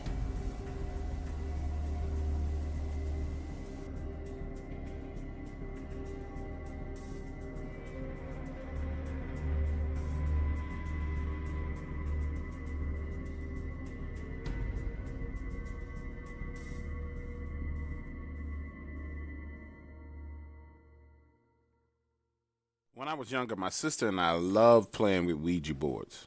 It's safe to say we were obsessed with them. We used to play it nightly, weekly. As many times as we could, we would play with that Ouija board. It got to the point that we didn't feel like it worked unless we would see some type of apparition or something move in the room. I liked them so much that I decided to make my own. And I was a pretty artistic kid. I went out and bought a really nice piece of wood, painted some letters on it, and made a planchet out of wood as well. It's actually very simple. And it seemed to work pretty good. But one night after my sister and I had finished, things started showing up in my house. And I would hear something walking across my bedroom floor at night. I really got freaked out. So freaked out that I hated to be at home alone. I used to come home from school right across the street for my lunch break, and I would be terrified of being there by myself. Well, one day I had to be about 13 years old. I was in my room playing with some toys. Now, I wasn't thinking about anything paranormal, and did I read a few magazines here and there? Yes, but outside of my Ouija board obsession, I didn't really delve into the paranormal. Like I said, the toy was on the edge of my bed, and out the corner of my eye, I could have swore I saw something reach up from under the bed and grab the toy. I still remember what it was. It was this Barbie doll hairbrush, and it was pink and it had the rhinestones on it. It was pretty, and I remember it. Now, after seeing this hand come from under the bed and grab the brush, I thought to myself, no, I couldn't have just seen that. Nah, that's not possible. It must have just been a shadow. I'm confused. I could not have seen a hand come from under the bed and grab this. Now, I started looking around the room for it, and I was clearly in denial because I didn't even go towards the bed. I walked over to the dresser. I went on the other side of the bed on my nightstand. I looked everywhere except for under that bed, mainly because I was afraid. Finally, I mustered up the courage to say to myself, you did not see that. And I put my head down and looked under the bed. And there was nothing there. Then I thought maybe it fell behind the top of the bed and it was just missing. So I moved my entire bed and it wasn't there. In fact, I never found it. After that experience, I was told to through me playing. by my wife, and it actually happened to one of her friends. The man this happened to is a large, no-nonsense security guard. A really quiet dude who likes to joke and isn't dramatic. My wife tells me that it's weird for him to tell a story and to not have it end with a punchline. So early in November, somewhere in Dublin, Virginia, Paul was walking through the woods toward his tree stand. It was deer season. He excitedly arrived at the tree stand and took a seat at the top. Paul settled in and got comfortable. The only sounds he could hear were leaves scattering as they were blown around in the wind. That morning it was absolutely still. In his words, it was damn peaceful. After a time, he fell asleep. Paul jerked awake at the sound of scratching at the base of his tree. He said it was like a large cat or bear was stretching against the tree, putting its weight forward and scraping the bark off to mark its territory. Maybe a black bear or even a cougar. No way it was a deer though, and whatever it was standing directly under him. He leaned over the tree stand, trying to see what it was. As he did, it rushed away in the opposite direction and went behind the tree, just out of sight, leaves loudly crunching under its feet as it went. Paul waited to see what it would do, gun ready. If it was a bear, it might try to climb up the tree, and he might have to shoot it. He thought it might be easiest to scare it off before it got aggressive. He aimed his gun up and fired a warning shot. The blast echoed over the forest and everything became still again. He didn't describe it as being peaceful this time. This time he called it fucking eerie. Nothing climbed up the tree as he had feared, but nothing ran from behind the tree as he had hoped. Nothing moved at all, just leaves swirling around in the wind. Paul began to wonder if it was a person instead of an animal, maybe someone who was trying to play a trick on him but was too scared of being shot to move now. He shouted, "Hey!" No response. He shouted again, "Come out! Say something! I don't want to shoot you, but I will if you don't say anything." Again, nothing. He waited and thought animals don't stay still for this long and it might be safe to come down. Paul slowly stood up and stepped onto the crude wooden step nailed on the side of the tree. As his foot touched the step, he heard someone move around to the other side of the tree. He decided that being afraid was not the best thing to do in this situation, and instead of panicking, Paul waited. Unfortunately, the other thing was just as patient as him, and he waited too. Neither moved as the sun changed positions and afternoon changed to dusk. Paul realized he had to pee, and if there was going to be a struggle, he could at least choose not to have it in the darkness. Paul stood and stepped onto the ladder again, and again the other thing scrambled around to the other side of the tree. He froze for a moment and then steadied himself and climbed down quickly, stumbling at the bottom, trying to ready his weapon, pointing it out, holding it tight against his shoulder. He walked backwards, stepping through the leaves, and he could hear it moving like it was trying to stay hidden. Paul circled the tree until he was standing under the tree stand, and he noticed the scratches, running parallel, 6 deep gashes in the tree. As he was looking at the marks left by the other thing, he saw a red arm. No mistake that it was a man, a red man. Paul was clear on this. I don't mean red like it was a Native American Indian. I mean he was red like a stop sign, like the devil is red. Paul lowered his gun and stepped backward, and as he did, the red man stepped out from behind the tree. He was completely naked and smiling huge, his teeth showing white the size of baseball cards in crooked patterns. His eyes were vacant and menacing. The red man never blinked as he stared. Paul took a step forward, and as he did, the red man mirrored his actions exactly. Paul took a step back, and the red man froze for a minute, but then moved forward. Paul raised his gun and pointed it at the red man. "Stay back!" he shouted. The red man began to walk towards him. Paul scrambled backward. He wasn't ready to shoot, not at another person. Paul stepped back and slung his rifle over his shoulder and began to run in the direction of his truck. He glanced over his shoulder and saw that the red man was just standing there, staring at him. He slowed down and watched the red man shrink as he moved away from him, smiling and naked. Paul lost sight of him a moment later, and it was dark by the time he reached his truck. He said, "Sometimes I lay awake, worrying if I'll see the red man again. Whoever he was, he let me go."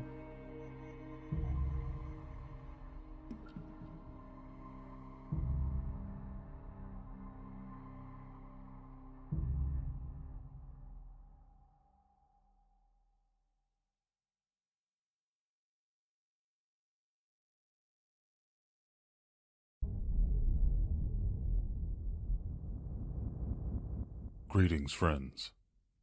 Before we get started today, a quick but important message for you. And you'll have to excuse me because I'm away from my studio right now, training with my job. But I really wanted to get this story out to you as soon as I could. And an opportunity to record came up, so I'm taking it.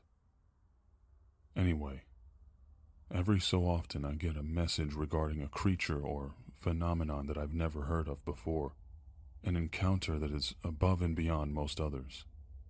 The beings encountered in this story have prompted me to create a new system of classifying the more obscure, unknown cryptids that I come across. From now on, when I feel the need to, I'll assign a class or a grade to a particular entity. What you're about to hear is the account of a pair of what I would call alpha-class cryptids.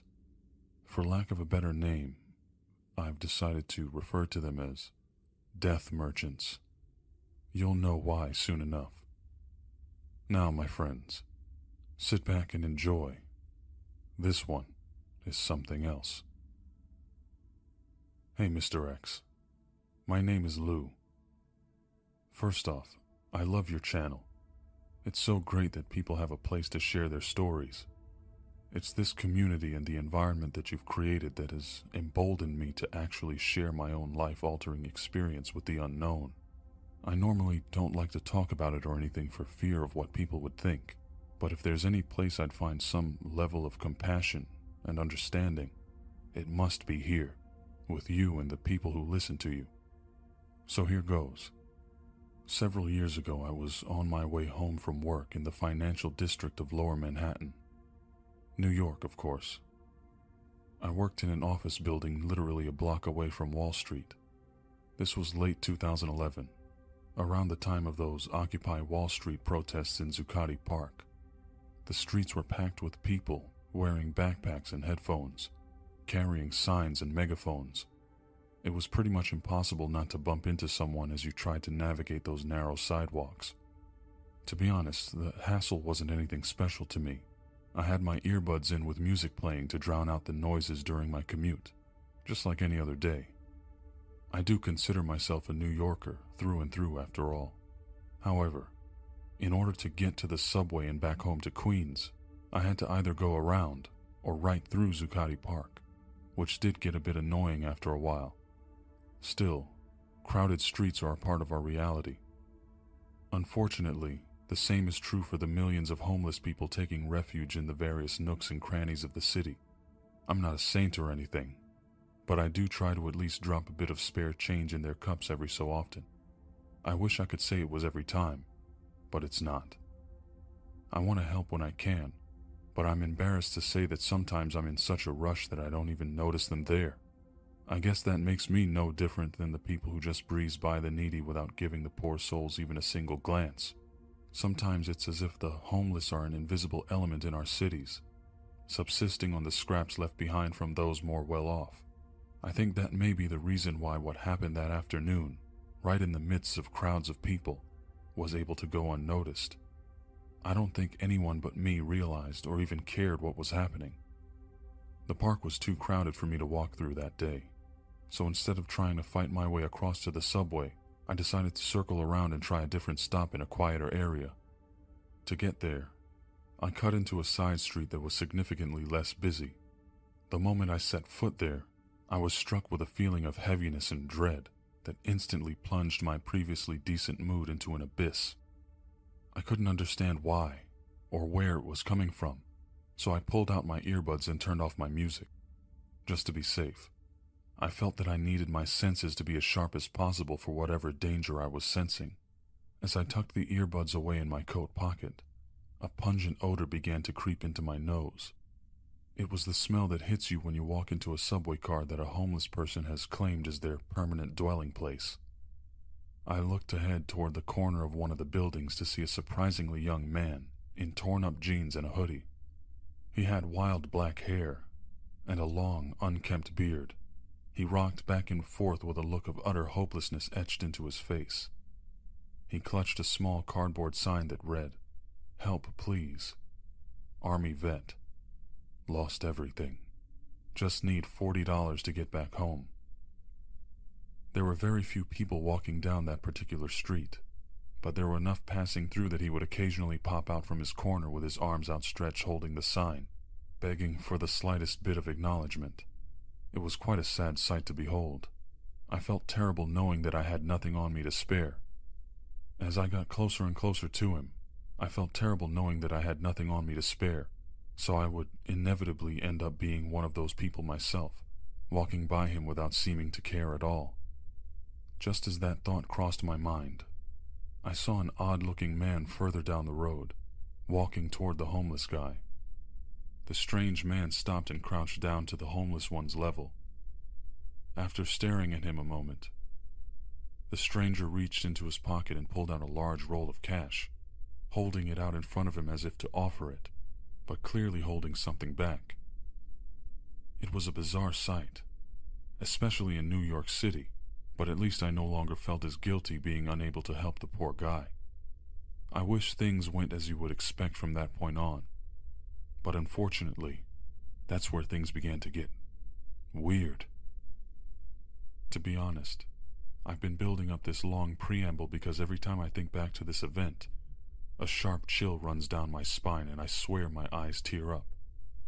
So as I continued to walk toward the pair, I realized that everything, like the world around me, began to slow down somehow. The loud noises of city streets faded into a soup of auditory blur. Every sound muffled as if I was holding my hands over my ears, or had my head underwater. As this was happening, I realized I was staring at the strange man holding the wad of cash. I noticed how ordinary he was. Everything about him seemed so plain. He was dressed like any other white-collar worker. A simple, or even slightly ugly brown suit hung loosely on his slender frame. He wore a tie and dress shoes and carried a generic leather briefcase. He also had a matching brown hat on his head, angled in order to hide the top half of his face. As I slowly made my way closer to them, the stranger lifted his head to meet the confused gaze of the homeless man. That's when I stopped dead in my tracks. The formerly bland appearance of the man became clearer to me, and I noticed two haunting features. His skin was ashen white. Not paper white, but not quite gray either. And his eyes, they were a deeper black than I could ever describe. I tried my best to rationalize what I was seeing, but my brain just had a visceral reaction against it. A guy wearing black contacts in a business suit would be a little weird, but I'm sure it wouldn't be the first time someone had made those particular fashion choices out in NYC. I can tell you this, though. A regular guy dressed like that would not be enough to stop a New Yorker in their tracks like it did me. It was more than just the look of him. It was the feeling I got from him. It was like being punched in the chest.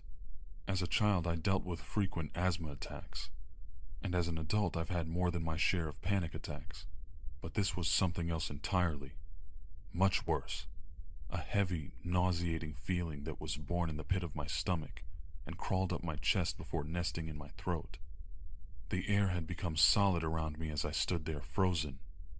I could see in my peripheral vision that other people were still walking by through the side street, although I somehow saw them moving in slow motion. After a few moments, the strange man and the homeless man's voices seemed to emerge from the muffled white noise of the rest of the city. Their voices slowly became clearer to me.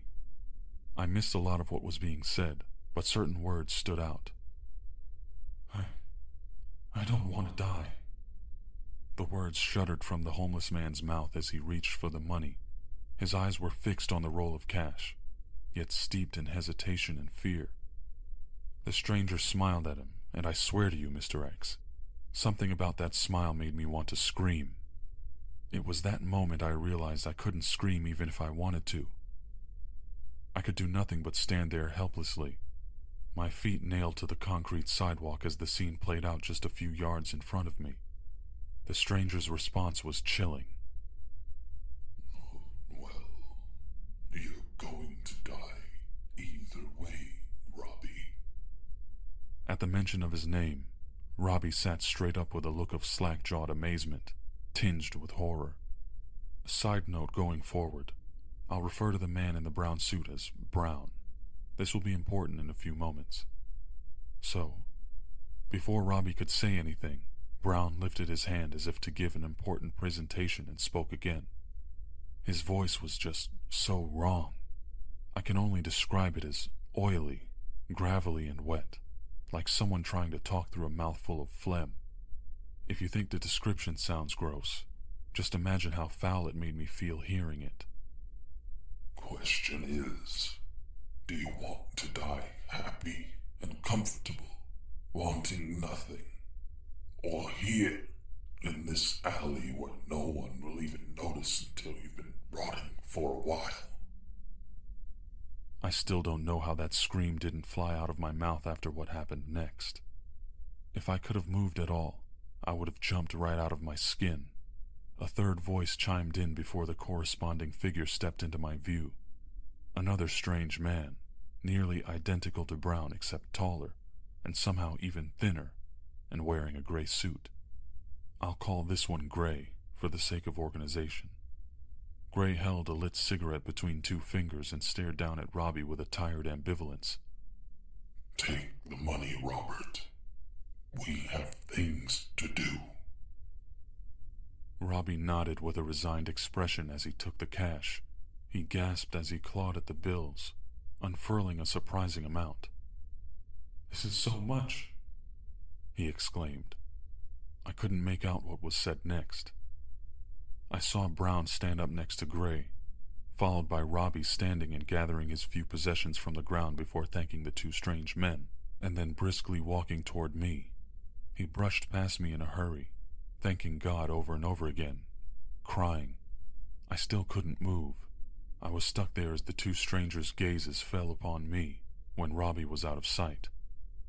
The two sets of pitch-black eyes staring at me gave me the distinct feeling of being watched by something not human. Their mouths moved as if speaking to each other, but I couldn't make it out. The volume of the white noise around me was going crazy, up and down. It was extremely disorienting. Eventually I could hear a few bits of their conversation, but the language was unlike anything I'd ever heard. Now consider this. I speak fluent Spanish and understand bits of many other languages. Italian, French, Arabic, a little Japanese, and even some Yiddish. You tend to pick up little things here and there living in New York. I can certainly place a language roughly when I hear it. What the strangers were speaking was unlike anything I'd ever encountered. The sounds they were making weren't even sounds that people made. It actually caused me physical pain in my ears when I really began to hear it. Like when your ears want to pop on an airplane, the feeling when you know that there's pressure in there but you can't get it out, so it stings. The pain got so bad I wanted to vomit. Brown snarled a word at his friend in the same wet, nasty voice. English. Gray then made a bizarre clicking noise, smiling that same horrific smile that Brown did earlier.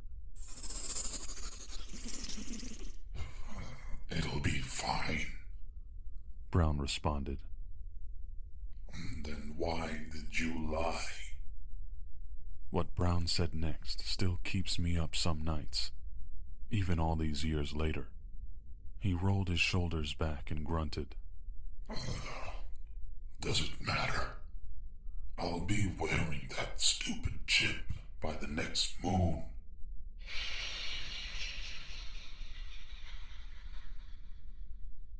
My eyes began to well with tears as I tried desperately to look away, but I was still paralyzed.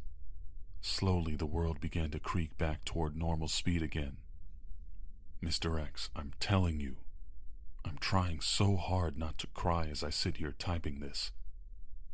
Just like the plight of Robbie or any other homeless person, no one bothered to even look at me as I stood there in terror. People were there, moving slower than normal, at least from my perspective, but no one stopped or noticed that I was in trouble. Gray looked directly at me. My head started swimming and I immediately felt dizzy. My vision blurred as I lost focus on all except one thing, Gray's voice. Well now, look what this one can do. Cute.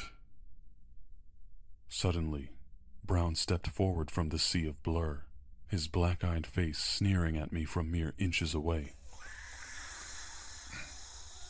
Whatever. A chimp is a chimp. They're all the same. Gray's voice grumbled at me. Hey, you, Chimp, leave now.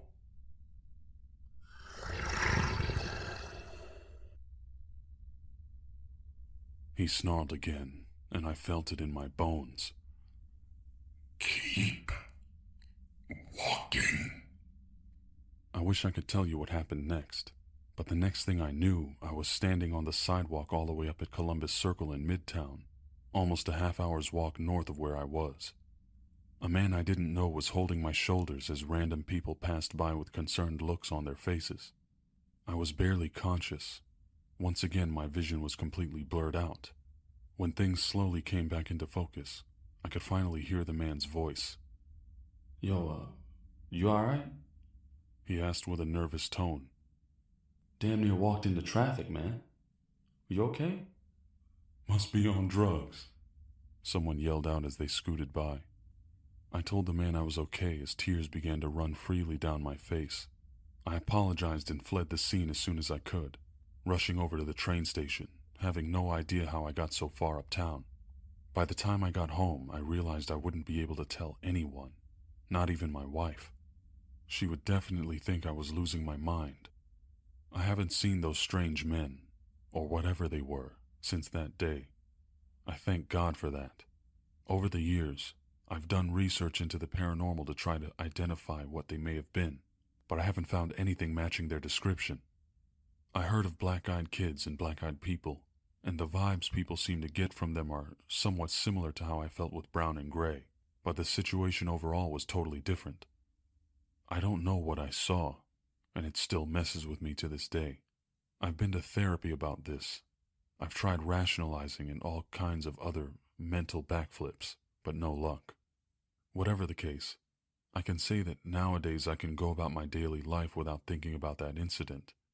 Whenever I allow myself to reflect back on it, it seriously shakes me up. And I'm not immune to late nights of insomnia for fear of nightmares. I still question my own sanity every so often. Was this even real? After hearing some of the stories you tell on your channel, I wondered if anyone else might have seen something like this. So Mr. X, please share this story if you can. If anyone has had similar experiences, perhaps they can help explain what in the world I went through. It would mean so much to me if you could tell my story. Sincerely, Lou. Hello again, my friends. First of all, please excuse any residual engine sounds that you might have heard throughout this video. I try to remove as many of them as possible, but it's not always doable for me. I happen to be situated in a hotel right now because I'm doing some special training for my job, and there just so happens to be some sort of monster truck rally occurring on the highway outside my window. Anyway, now that I have you here, on to the analysis for this story. I know this was a really long one, and when I first read Lou's email, I labeled it as being of high priority. Many thanks to him for providing that high level of detail and reference I needed to write the story.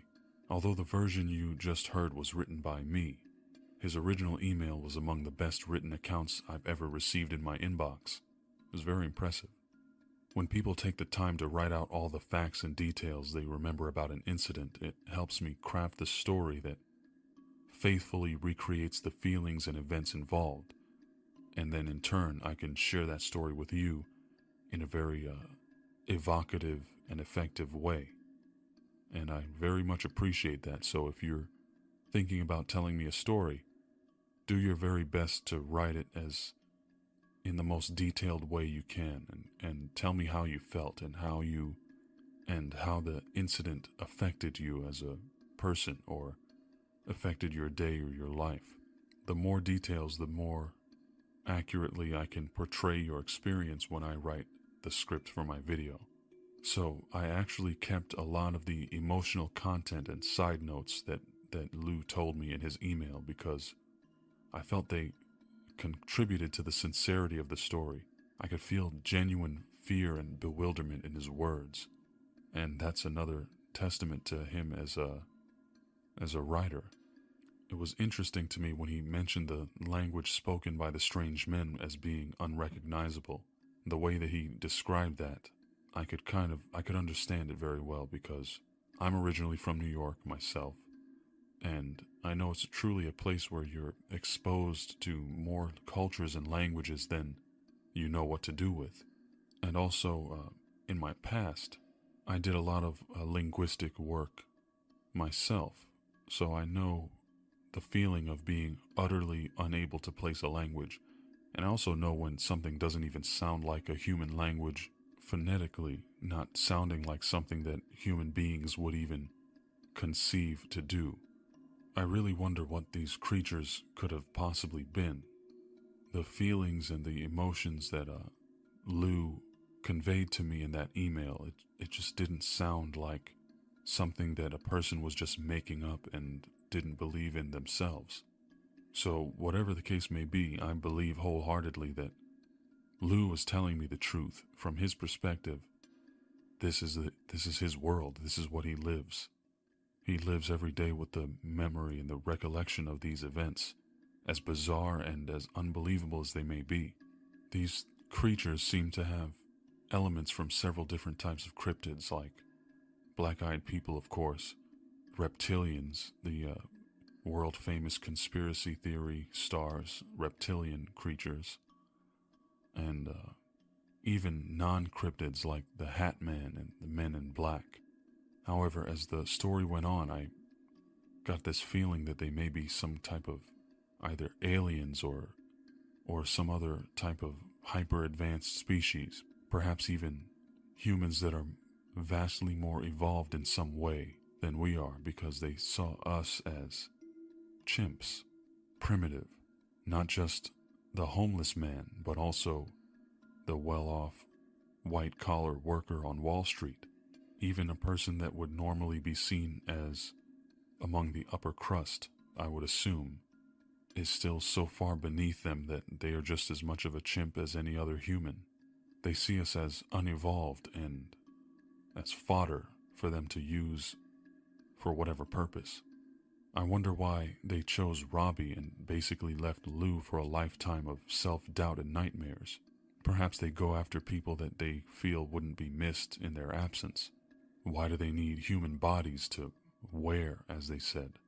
I wonder if perhaps that their decrepit-looking appearance is related to the fact that they were looking for human bodies to, quote, wear. Perhaps they use that body and eventually it just wastes away and they have to find a new one, and they end up choosing a poor soul like Robbie. I wonder whatever happened to Robbie. Is he still alive today, or would we be more likely to see him wearing a brown suit with a hat, with black eyes?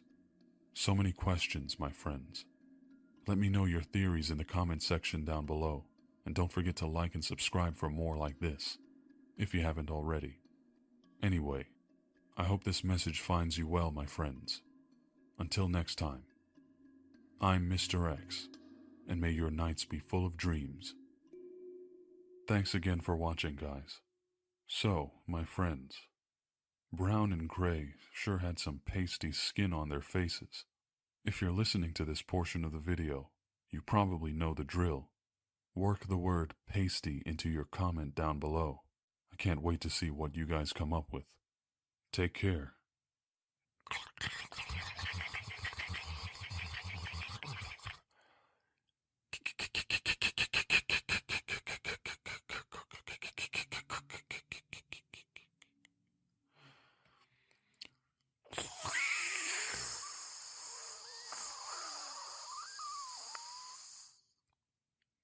Keep walking.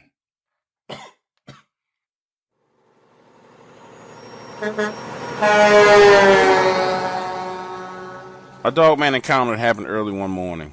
You see, as a trucker, I spend very long hours on the road. And oftentimes, I tend to push myself a little bit further than I need to when driving. This particular day, I've been driving and started to feel sleepy. So I stopped at Love's truck stop, just off Highway 10 and 90. I got the truck backed in and situated, then climbed to the back seat and went to sleep. When I woke up, It's about 6:45 a.m., so I headed into Love's to grab the shower and some breakfast, coffee, and got back on the road. I was headed to Sierra Vista. As I got on the roadway, the sun was just rising.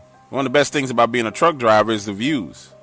Since I was a little kid, I've absolutely loved taking long road trips, and I was always fascinated about the terrain and how it changes across the U.S. I turned taking 90 south, heading towards Sierra Vista, traveling about 65 miles an hour.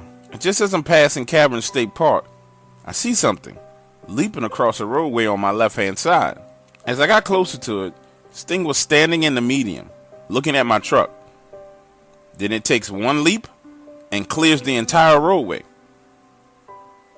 Now this is a 2-lane highway, 15 feet per lane at least, and about 8 feet on each side as a buffer.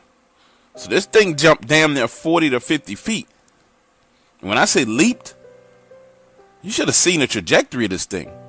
It jumped up, and had I been closer, it would have easily cleared the hood of my rig. And what it looked like a giant black wolf is all I can tell you.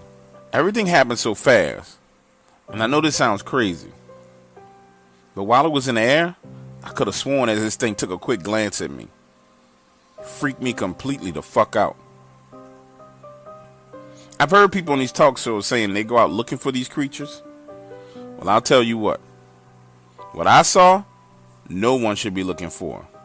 The muscle mass on this thing was ridiculous. Its arms and shoulders, and I guess you would call it its thighs, were massive. And the speed at which it moved, like nothing I've ever seen. I did tap on my brakes and look through my side mirror once I passed that spot. And this thing was just walking off the roadway. It seemed like my presence didn't faze it at all. Nor did the presence of my truck. I'm not sure what it was or where it comes from, but I don't ever want to encounter that thing again. In my early 20s, I worked for a company that had a contract with the U.S. government at the border. And no, I was not a Border Patrol agent. I worked as part of a maintenance program. My job was to maintain the border fences and manage crews of workers. Now, this job was intense. Not only did you have to contend with the weather, but there was a constant flow of illegal aliens and contraband across the border. The illegals posed a minor threat. Most of the times they would hide from you or run away. But the cartel and drug smugglers were a whole nother story. They would kill you at any moment. Although the job was dangerous, our company didn't permit us to carry firearms. However, my crew and I always carried a weapon because we figured our lives were more important than any job. I remember going through the safety training class and how the instructor would joke saying that we should stay in pairs of 2s and 3s. He would say 4 eyes are always better than 2. While in class, a few rumors began to circulate about reasons why this contract had such high turnover. There were some guys that got killed by the cartel, and other guys started seeing strange things in the sky at night. I pretty much heard it all over coffee and smoke breaks. Outside of the cartel business, I believed everything else was bullshit. But there was one exception. Nowadays, you call it Dogman. They didn't call it Dogman around the office, though. They called it DX587.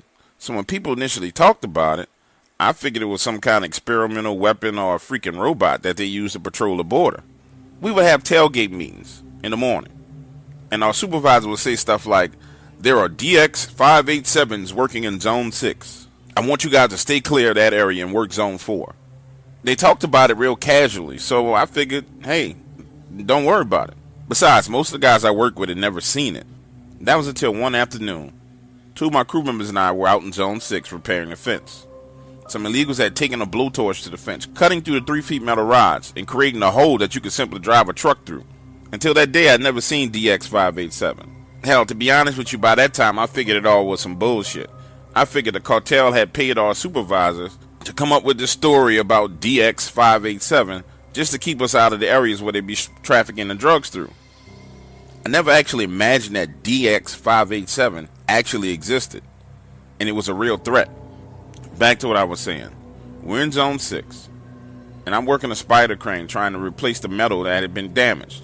Sandy and Brent, the other 2 guys with me, are trying to hold on to this rod and guide it into its foundation.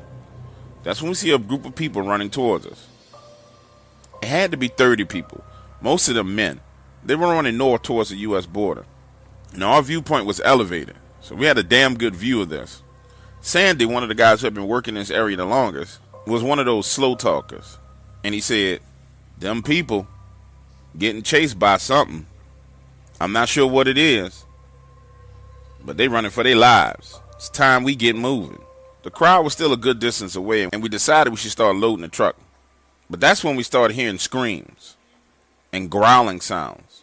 We all just stood there frozen, and it started to sink into us that this was DX587 at work. This creature actually fucking existed. Through my binoculars, I could see what looked like two huge dogs chasing these people. At first, I just figured they were being chased by a pack of wild dogs. Very big dogs, but yet just wild dogs. That was until I saw one of the dogs stand up on his two hind legs. For a second, I thought I was tripping. So I threw the binoculars to Sandy, telling him to take a look and not telling him exactly what I saw. And at first, he thought it was funny. He said, "Look at them dogs, having a field day with them." Then he went silent and said, "What the hell?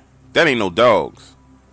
That's when he tossed me the binoculars and started tightening the straps on the truck, and we left. When we returned to the yard, it was dark, but our manager was still there in the office. This is where the strange part really starts to happen. He apologizes to us and said, "You guys should not have been in Zone 6 today." He went on to explain that he made a mistake in his morning briefing. He then said, "What you saw today was DX587 that we've been trying to avoid. I'm happy you guys are safe, but I'm going to have to let you go." Now, at this point in time, I'm completely pissed off. I asked him, first of all, how did you know what we saw today? Because none of us told him what we saw. Secondly, how are you going to let me go because I saw something? I was just doing my job. That went absolutely nowhere. And yes, we were fired because of what we saw. I was given a $13,000 severance check the very next day. And when that finally calmed down, I approached my supervisor like a man and said, "Hey, what the fuck is all this about?" And that's when he tied it all in this neat knot. He simply said we would never get any work done if people really knew what was out there. In other words, we would pay it off to be silent and go away, so they can keep their government contract and have a steady flow of workers. Ain't that a bitch? It's 11:59 at Radio Free America, and this is Uncle Sam with music and the truth until dawn. Right now, I got a few words for some of our brothers and sisters in the occupied zone. The chair is against the wall. The chair is against the wall. John has a long mustache. John has a long mustache. It's 12 o'clock, Americans, another day closer to victory. And for all of you out there on or behind the lines, this is your song.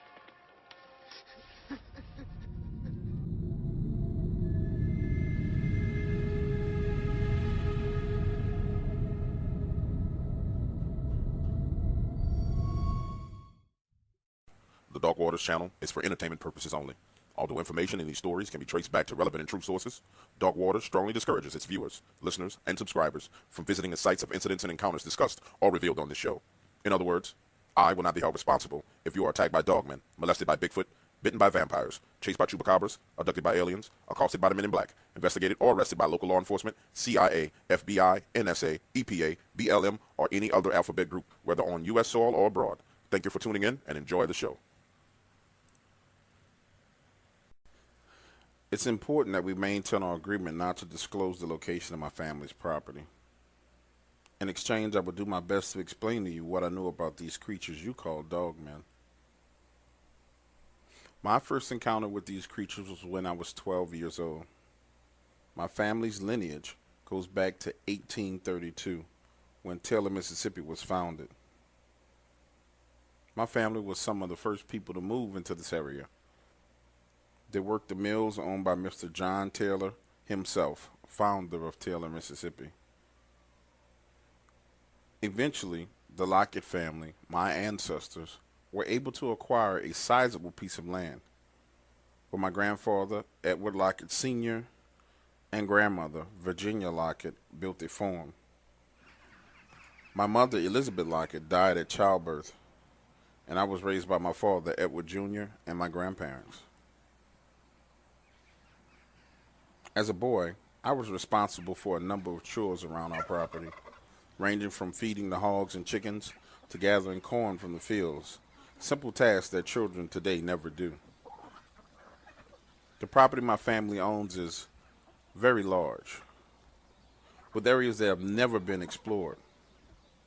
To give you a description, if you can imagine a 5-acre rectangular clearing in the woods. The property is oriented north to south, with our home at the southeast corner of the clearing. Behind our home is a cornfield that extends the entire depth of the clearing, moving north, and it stops 75 feet from the wood line. To the west of the cornfield was our barn, hog pens, chicken coops, and storage shed. Further west was a ridge line that ran along the length of the clearing and beyond. At the base of the ridge was a drainage ditch, and moving inward, back towards the house, was a dirt road. I was told that the property was purchased from the Chickasaw Indians. The Chickasaw were a proud and civilized people with their own laws and religion.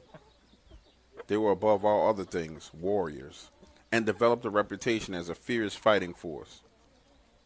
My father told me that deep within the boundaries of our property was the heart of the Chickasaw Nation, a place where they buried their dead and praised their gods. Life was very quiet on our farm for many years, until 1948, when my grandfather signed a deal to provide oak and hickory wood to a local sawmill. From that day on, the property was teeming with life, logging trucks going back and forth.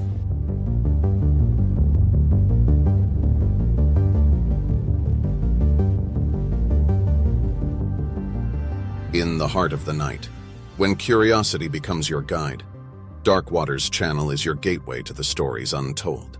We rule the late night on YouTube, where each story is an adventure, and every listener is a voyager. Embark with us on journeys where the end is only the beginning. Dark Waters channel, explore the unexplored.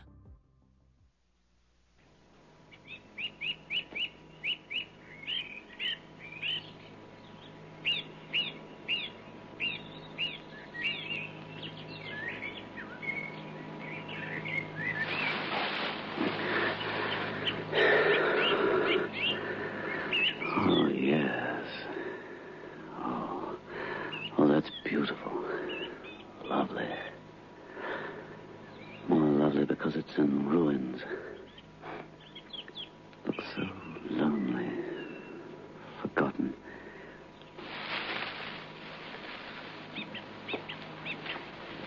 Don Oren. After all this time, the name's still there.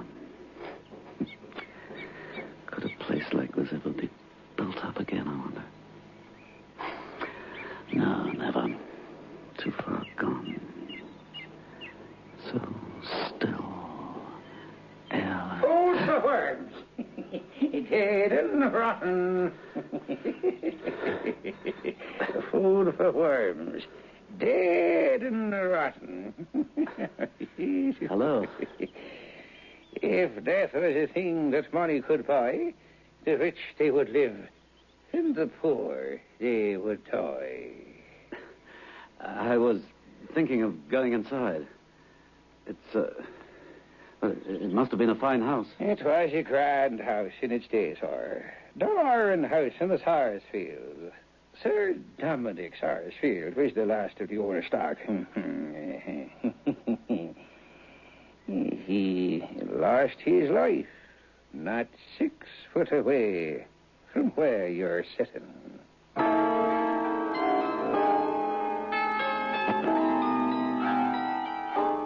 Biotex, the new soak and pre-wash powder, presents Beyond Midnight by Michael McCabe.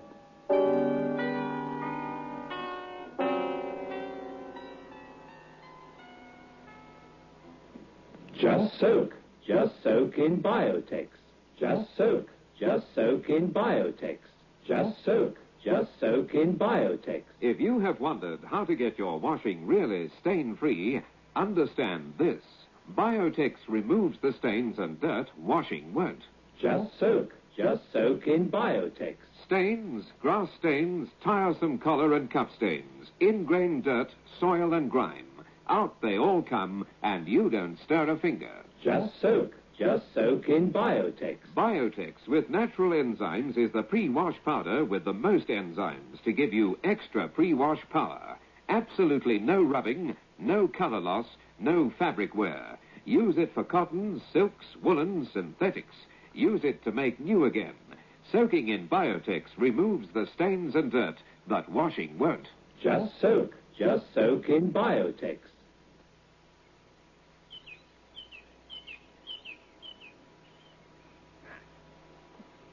Yeah. Do you mind that mark, sir? 7 or 8 feet off the ground, sir. Yes? That's 7 foot off the ground, sir. Maybe 8. Did you not mind what it is?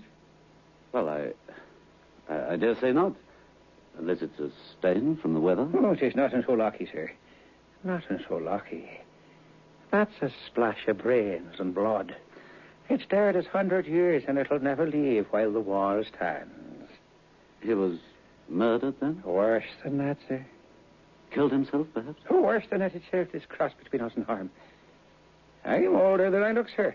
You wouldn't guess me years. Well, Oh, don't be put out by the hump on me back.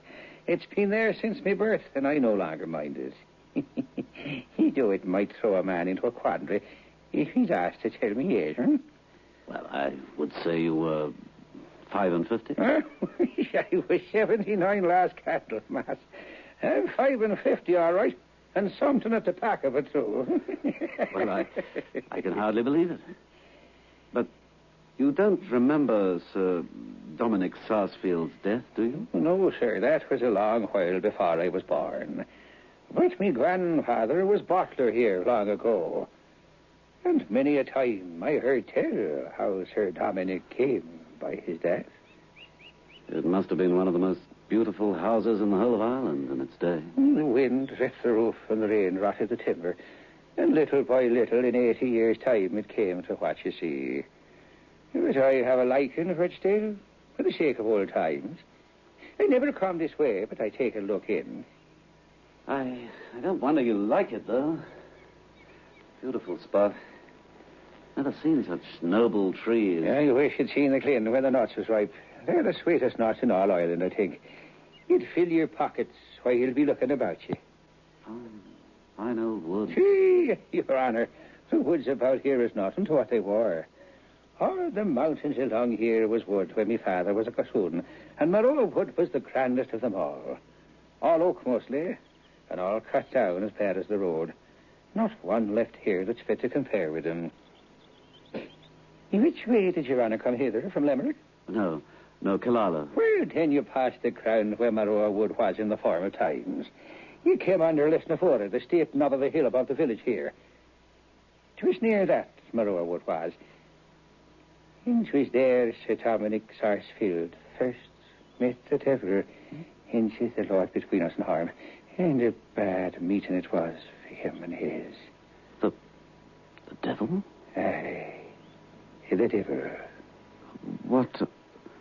What happened, Sir Dominic and... Sit ye down, Your Honor. And maybe I'll tell a tale that'll make your hair stand up on end. Yes, I'd like to. It was a fine estate when Sir Dominic came to it. Feasting and fiddling, 3/4 for all the fiddlers from many mile around. There was wine by the hogshead for the quality, and beer and cider enough to float a navy for the boys and girls and the likes of me. Oh, there was money, me pio. There was money. And when Sir Dominic came to power, he set about getting rid of it. Been educated in England, you know, spoke with a lardy-dar tongue. He showed off his dogs and horses, and he travelled in France, and he had a great time of it. But once he was gone merry-making for so long, not a folk heard tell of him for 3 years or more. Though the police was kept, of course, waiting on his return, and my grandfather ran the house attending on Sir Dominic's coming back, you see. And one night, one wild night was apparently, Sir Dominic did come back. There came a rapping on the window, and old Connor Hanlon, the butler, my grandfather, was sitting by the fire, warming his shillings worth. Who knocks there? Who calls?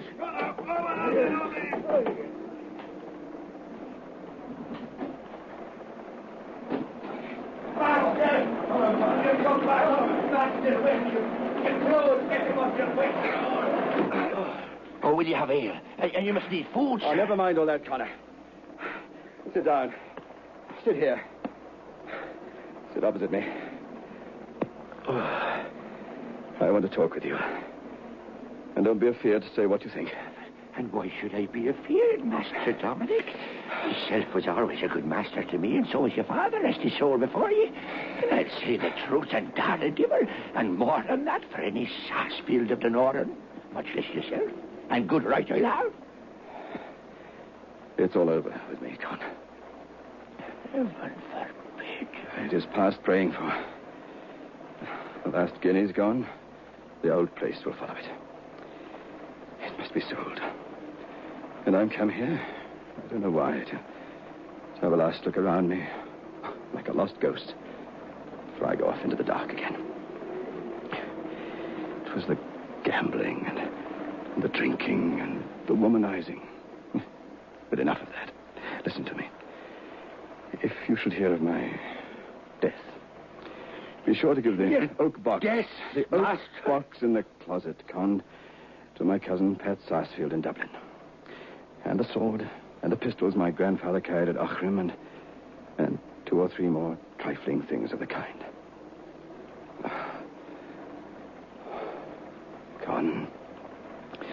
Con, they say if the devil gives you money overnight, you find nothing but a bag full of pebbles, and chips, and nuts in the morning. If I thought he played fair, I'm in the humor to make a bargain with him tonight. Lord forbid. They say the country is full of men enlisting soldiers for the King of France. If I light on one of them, I'll not refuse his offer. How contrary things go. How long is it since Captain Waller and me fought the duel at Newcastle? 6 years, Master. And you broke his thigh with the bullet the first shot. I did, Con. I did. And I wish, instead, it shot me through the heart. Have you any whiskey? Oh, sure.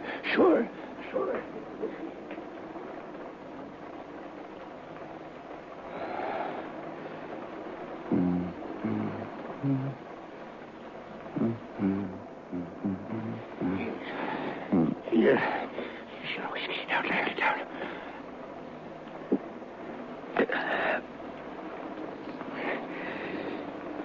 I'll go out and have a look at my horse.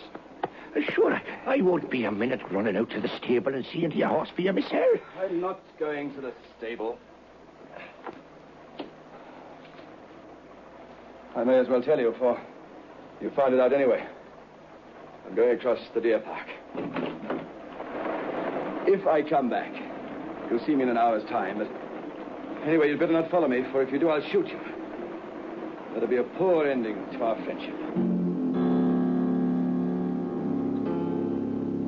And with that, he walks out into all the weather, leaving me grandfather with a heavy heart.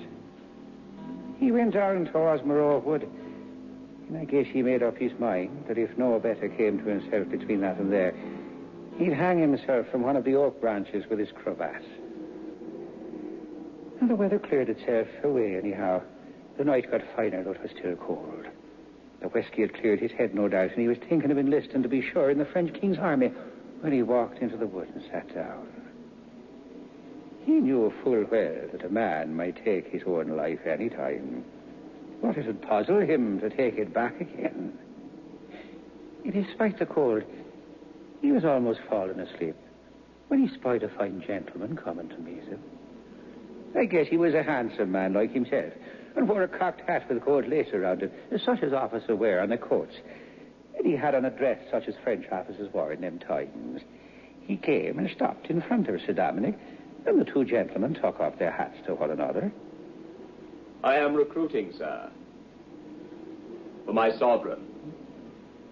And you'll find my money won't turn into pebbles, chips, and nutshells by tomorrow.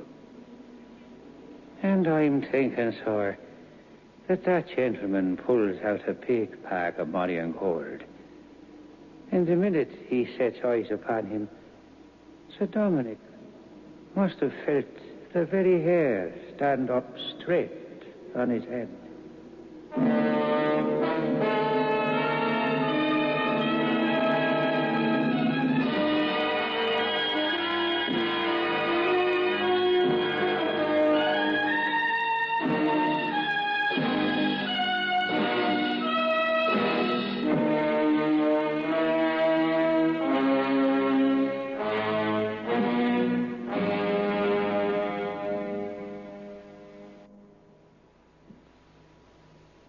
I feel like a new man. It's a lovely day today. I thought you had flu. I took a Grandpa headache powder, and I'm worlds better. When colds and flu are about, Grandpa headache powders are what you need. Grandpa headache powders work fast because they dissolve almost immediately. Grandpa makes all those dreadful flu symptoms disappear quickly. So, whenever you're in pain, get fast relief. Get Grandpa headache powders. Ah, Grandpa. Just soak in Biotex. Stains, grass stains, collar and cuff stains, ingrained dirt, soil and grime. Out they come and you don't stir a finger. Just soak in Biotex. Biotex with natural enzymes is the pre-wash powder with the most enzymes to give you extra pre-wash power. Absolutely no rubbing, no color loss, no fabric wear. Soaking in Biotex removes the stains and dirt that washing won't. Just soak in Biotex.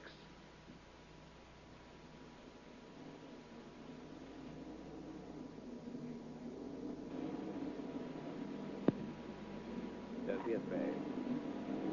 The money won't burn you. If it proves honest gold, and if it prospers with you, I'm willing to make a bargain.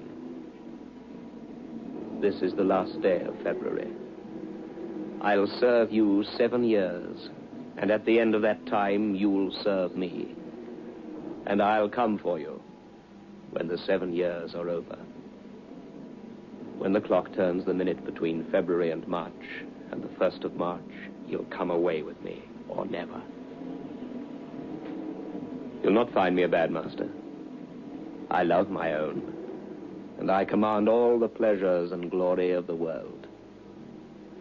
And if you'd rather wait for 8 months and 28 days before you sign the writing, you may, if you meet me here. But I can't do a great deal for you in the meantime. If you don't sign then, all you get from me up to that time will vanish away. And you'll be just as you are tonight, and ready to hang yourself on the first tree you meet.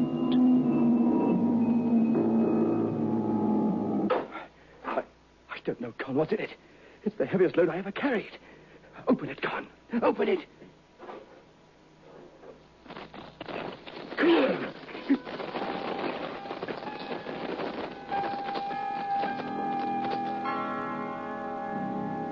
And Sir Dominic counted every guinea in the bag. And it took him until daylight. And he made Connor, me grandfather, swear to tell no living soul about it all. And Sir Dominic went about spending the gold in the bag. And the 8 months went rapidly away. And the appointed day drew close. And his debts began to pile up all around him.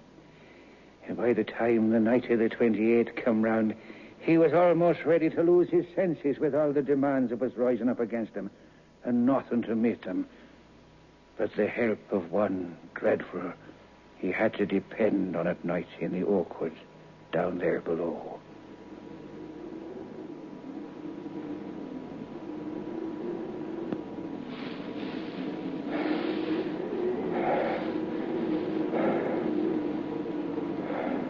Ha! You found the money good, but it was not enough. No matter. You shall have enough and to spare. I'll see after your luck, and I'll give you a hint whenever it can serve you. Any time you want to see me, you only have to come down here and call my face to mind and wish me present. You shan't owe a shilling by the end of the year, and you shall never miss the right card, the best throw, or the winning horse. Are you willing? Willing. Take this needle. I require 3 drops of blood from your arm. I shall catch each drop in this acorn cup. Prick your arm. Now.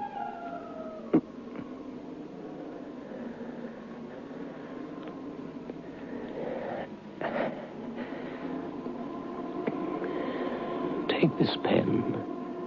Write again what is written there upon this parchment.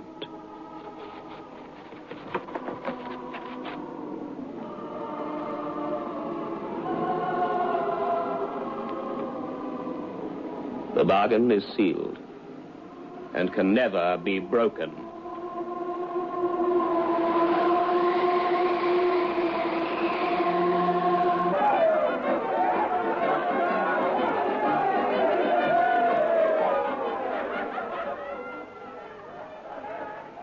And Sir Dominic was soon out of debt, and he took up his old ways again, and everything was fine.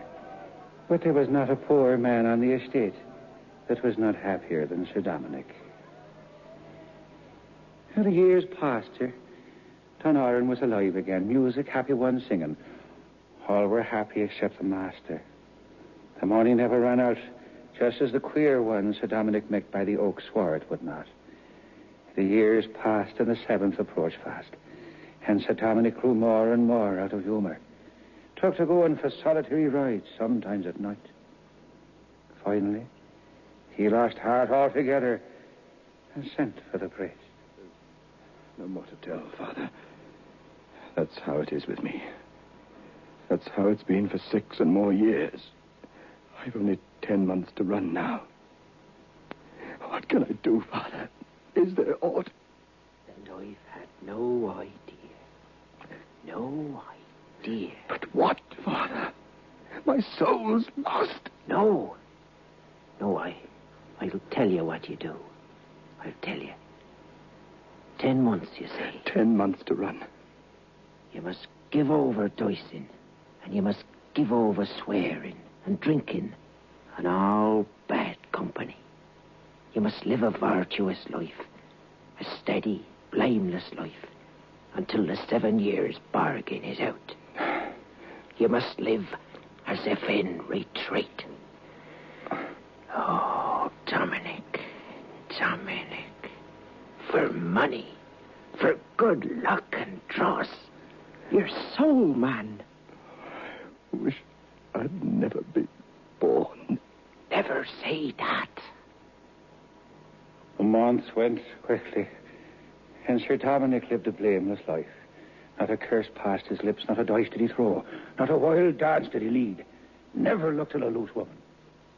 And you may guess he felt queer enough when the morning of the 28th of February came. The priest came again by appointment, and for hours they prayed together till the clock struck 12. Sir Dominic and his reverence were together in the room, you see, and kept up their prayers till the clock struck 12 and an end of February for that year.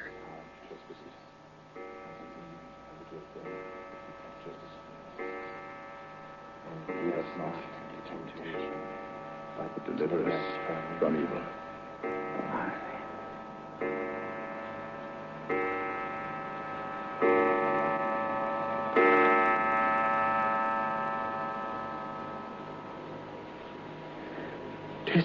Finished, Father. 'Tis out. 'Tis out, Father. It's out. It's out, free.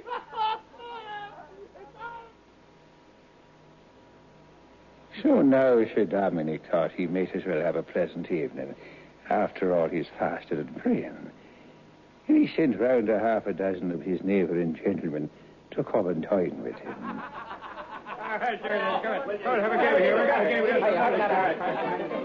And there was no end to the wine.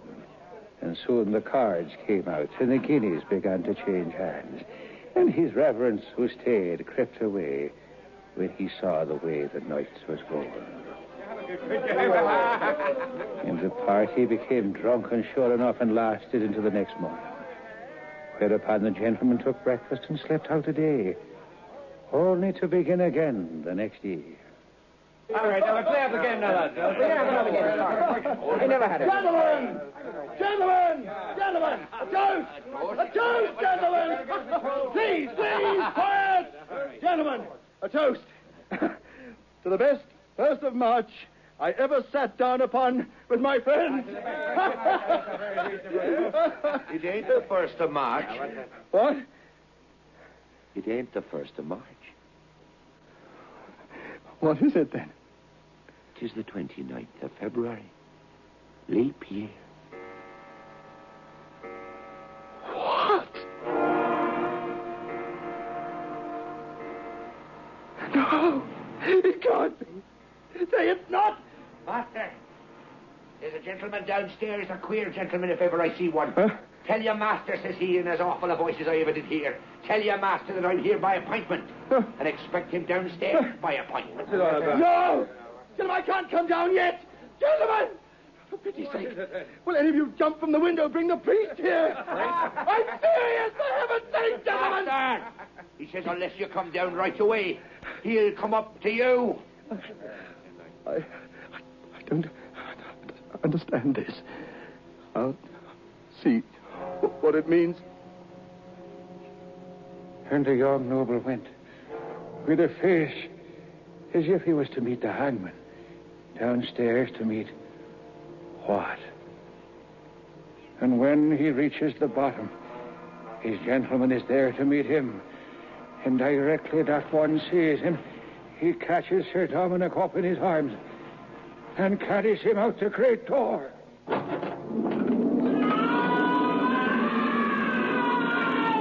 Master Dominic!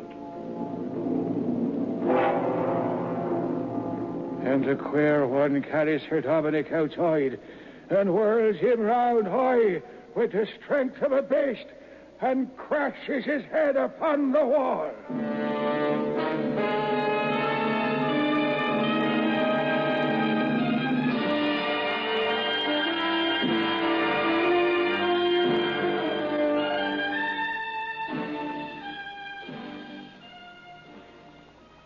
Sir Dominic was a corpse. There was not a gasp left in him. Pat Donovan was coming up to the house early the next morning, and after he passed the little brook, his dog that was by his side makes a sudden wheel and runs howling by that wall there. And that minute, 2 men passed Donovan in complete silence. One of them looked like Sir Dominic, and the other, Savis, was like nothing on earth. They made no sound with their feet, and only the dog howled fit to wake the dead. And later, Donovan found the master's body lying there, by the wall, on that spot. The head smashed, and the body cold and stiff. It's late. I must get back to the village now. And I'll be leaving too. Good night to you, old man. And God bless you.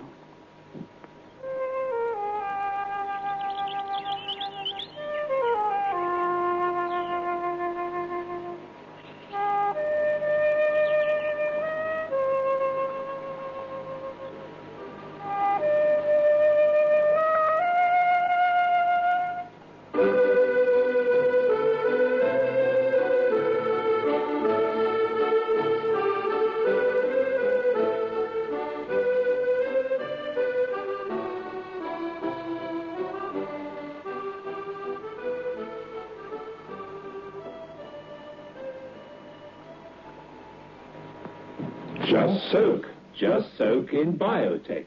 Just soak in Biotex. Just soak in Biotex. If you have wondered how to get your washing really stain-free, understand this. Biotex removes the stains and dirt washing won't. Just soak Just soak in Biotex. Stains, grass stains, tiresome collar and cup stains, ingrained dirt, soil and grime. Out they all come, and you don't stir a finger. Just soak in Biotex. Biotex with natural enzymes is the pre-wash powder with the most enzymes to give you extra pre-wash power. Absolutely no rubbing, no color loss, no fabric wear. Use it for cottons, silks, woolens, synthetics. Use it to make new again. Soaking in Biotex removes the stains and dirt that washing won't. Just soak in Biotex. Beyond Midnight is presented every Friday night at 9:30 by Biotex, the new soak and pre-wash powder. The program is adapted for broadcasting and produced by Michael McCabe.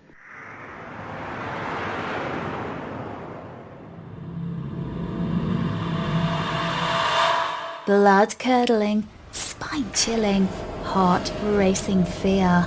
You are now listening to Dark Waters Radio.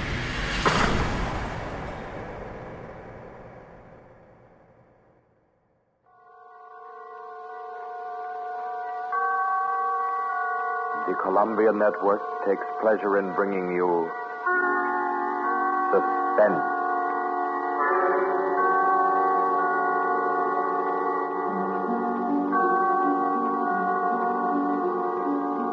Suspense. Stories from the world's great literature of pure excitement. A new series frankly dedicated to your horrification and entertainment. Week by week, from the pick of new material, from the pages of best-selling novels, from the theater of Broadway and London, the sound stages of Hollywood, will parade the most remarkable figures ever known. CBS gives you Suspense.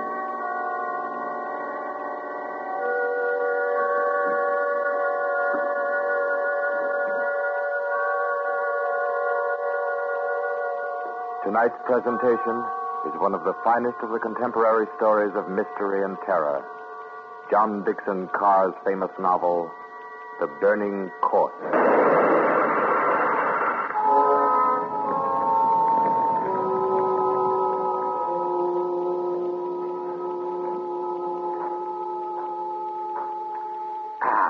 A glass of sherry by the fireside of a beautiful suburban home. What could be more comforting? You're an admirable host, Mr. Depard, and it's really a shame our first meeting is under such a cloud. It's also a shame I have so little time to tell you which one of your guests here murdered your uncle last week.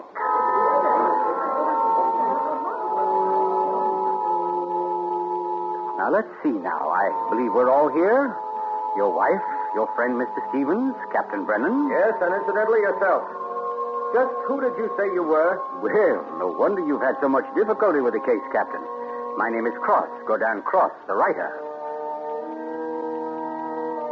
As a matter of fact, it's because of my just completed book, Poisoning Throughout the Ages, that I happen to be here now. And Ted Stevens there happens to be a member of the firm which publishes my work. I'd never seen him until tonight, but I've been told what happened. This afternoon, he began reading my manuscript for the first time on the train. The commuter's train, which every afternoon deposits him safely and soundly here in Kristen. I imagine he was halfway home by the time he finished the first chapter. Then he turned a page. Attached to the following leaf was a picture. And looking at it, the young man stiffened suddenly and all but cried out his shock. It was a picture of a young woman, and under it had been printed, famous poisoner Marie Dobré, 1676. Ted Stevens was looking at a picture of his own wife.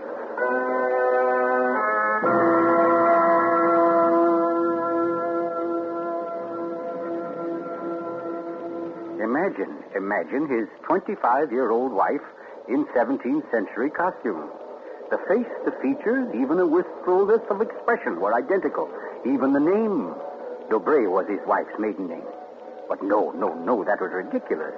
This woman in the picture was, well, one of his wife's ancestors. Yes, that was it. simply an amazing family resemblance. Marie would be waiting for him at the station, and he'd have to tell her about it. He wondered why, however, she'd never told him about it. Oh, well, but you don't discuss such an ancestor, do you? Ted Stevens glanced down at the chapter to which the picture had been attached. It was entitled, The Affair of the Non-Dead Woman.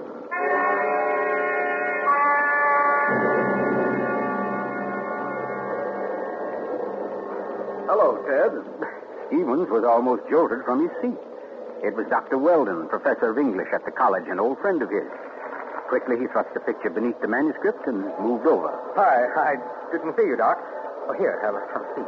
Oh, I thought maybe you were giving me the, what do they call it? The brush off? Oh, no, say, as a matter of fact, Doc, you're the one man I do want to see. Yeah? Very flattering. Remember those discussions we used to have about murders? Better than bridge any time. Well, I got the idea that you'd made sort of a hobby out of the old cases, the historical ones. Well, I've studied quite a number of them, yes. Ever hear of a woman named Marie Dobray? Marie Dobray? Marie Dobray. Oh, yes. That was her maiden name, of course. One of the finest specialists in arsenic poisoning you could ever hope to find. Oh, we're almost at our station, Ted. Let's get to the door. Yes, a real charmer Marie was. Must have disposed of 100 husbands, lovers, suitors, and just plain friends before she was caught. What happened to her, Doc? She was beheaded and burned. Crispin!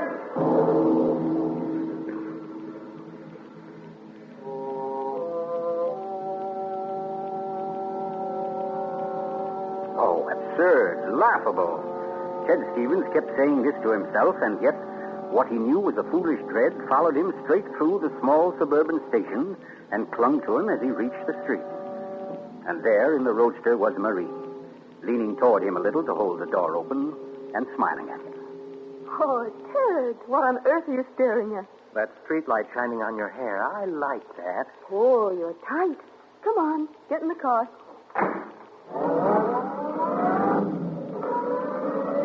Then, like a wisp of smoke, it was gone. The whole ridiculous fear, the delusion.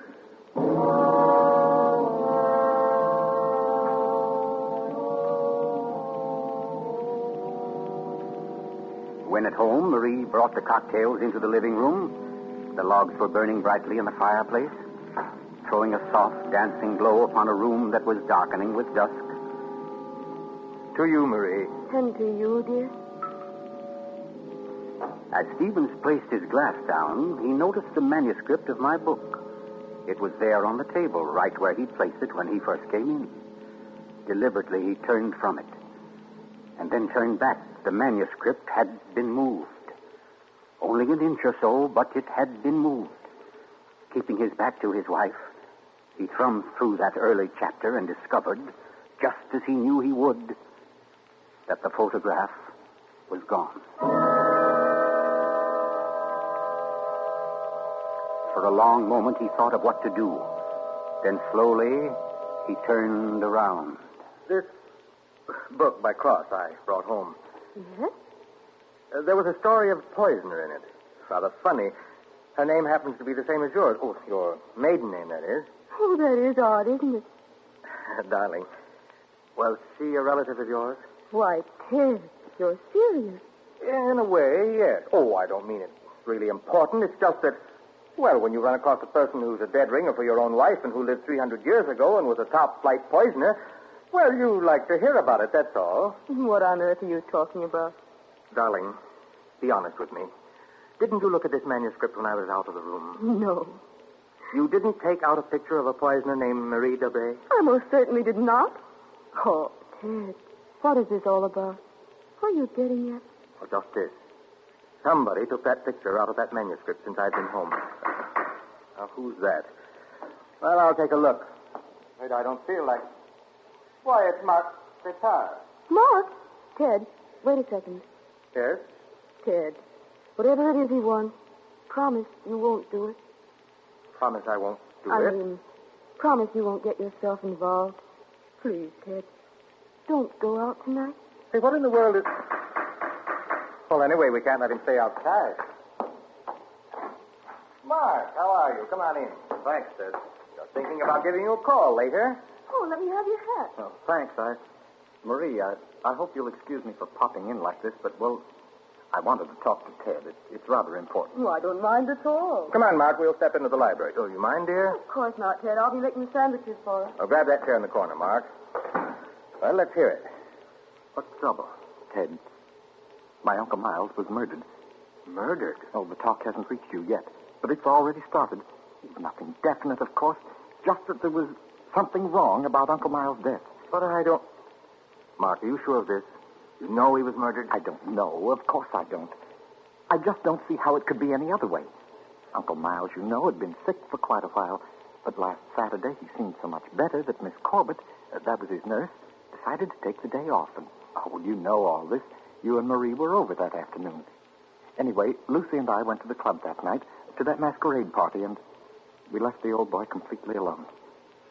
I've cursed myself 1,000 times since. But what about your housekeeper, Mrs., what's her name? Henderson. Wasn't she around? Oh, sure. In that little house out in back.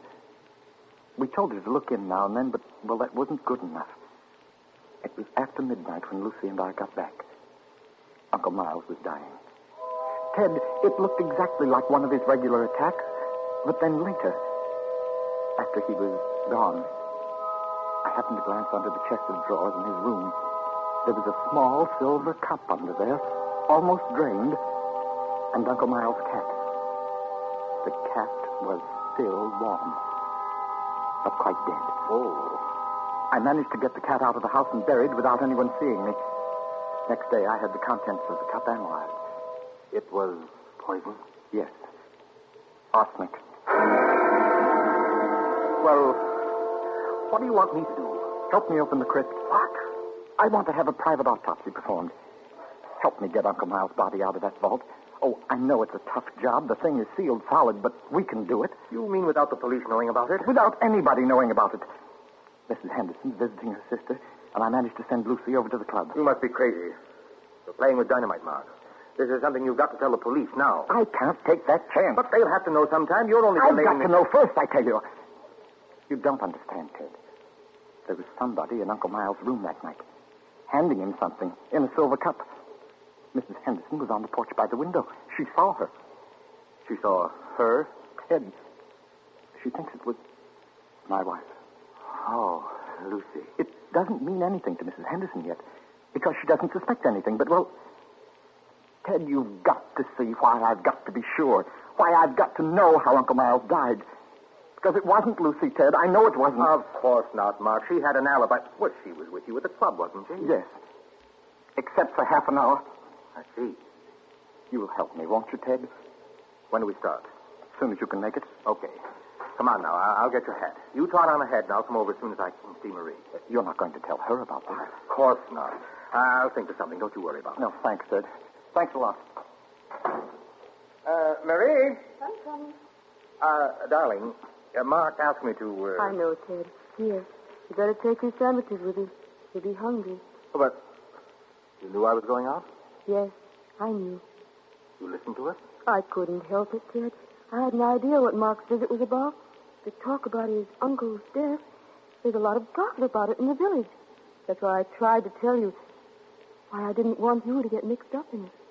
But it's too late now, isn't it? I mean, you're going. I can tell by the way you look. Ted, wait a second. There's just one thing I want to tell you before you leave. And that is that no matter what happens, no matter what you find or think or believe, I love you. You'll remember that, won't you? I'll remember you said so, Marie.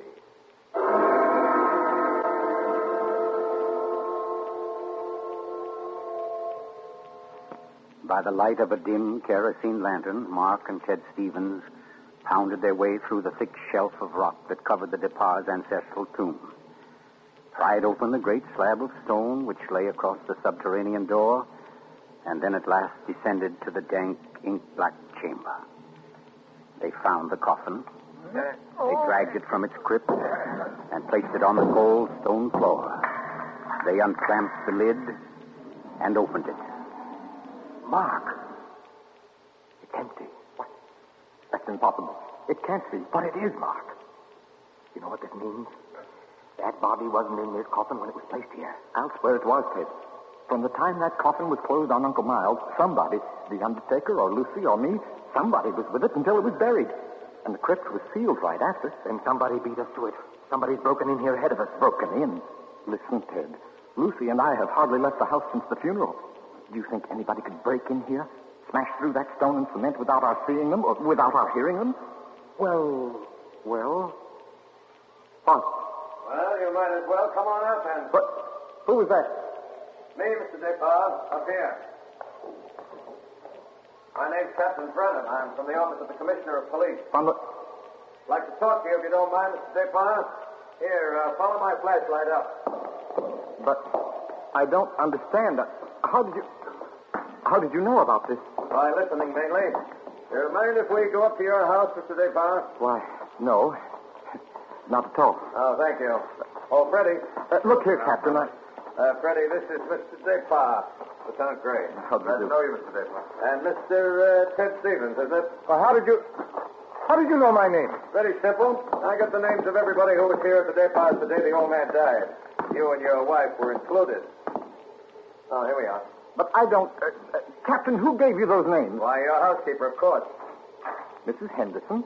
You didn't think Mrs. Henderson saw the dead cat, did you, Mr. Depard? But she did. She also saw you bury it. And we've been interested in the case ever since. Well, nice place you have here, Mr. Depard. Now, let's see. According to Mrs. Henderson, your wife was wearing some kind of a masquerade costume that night. What kind of a thing was it? Well, it was... there, you can see it. It was copied from the dress in that old painting over there. Oh, yes. Funny, where's the woman's face? It's always been that way. As long as I can remember. Somebody must have thrown acid on it or something.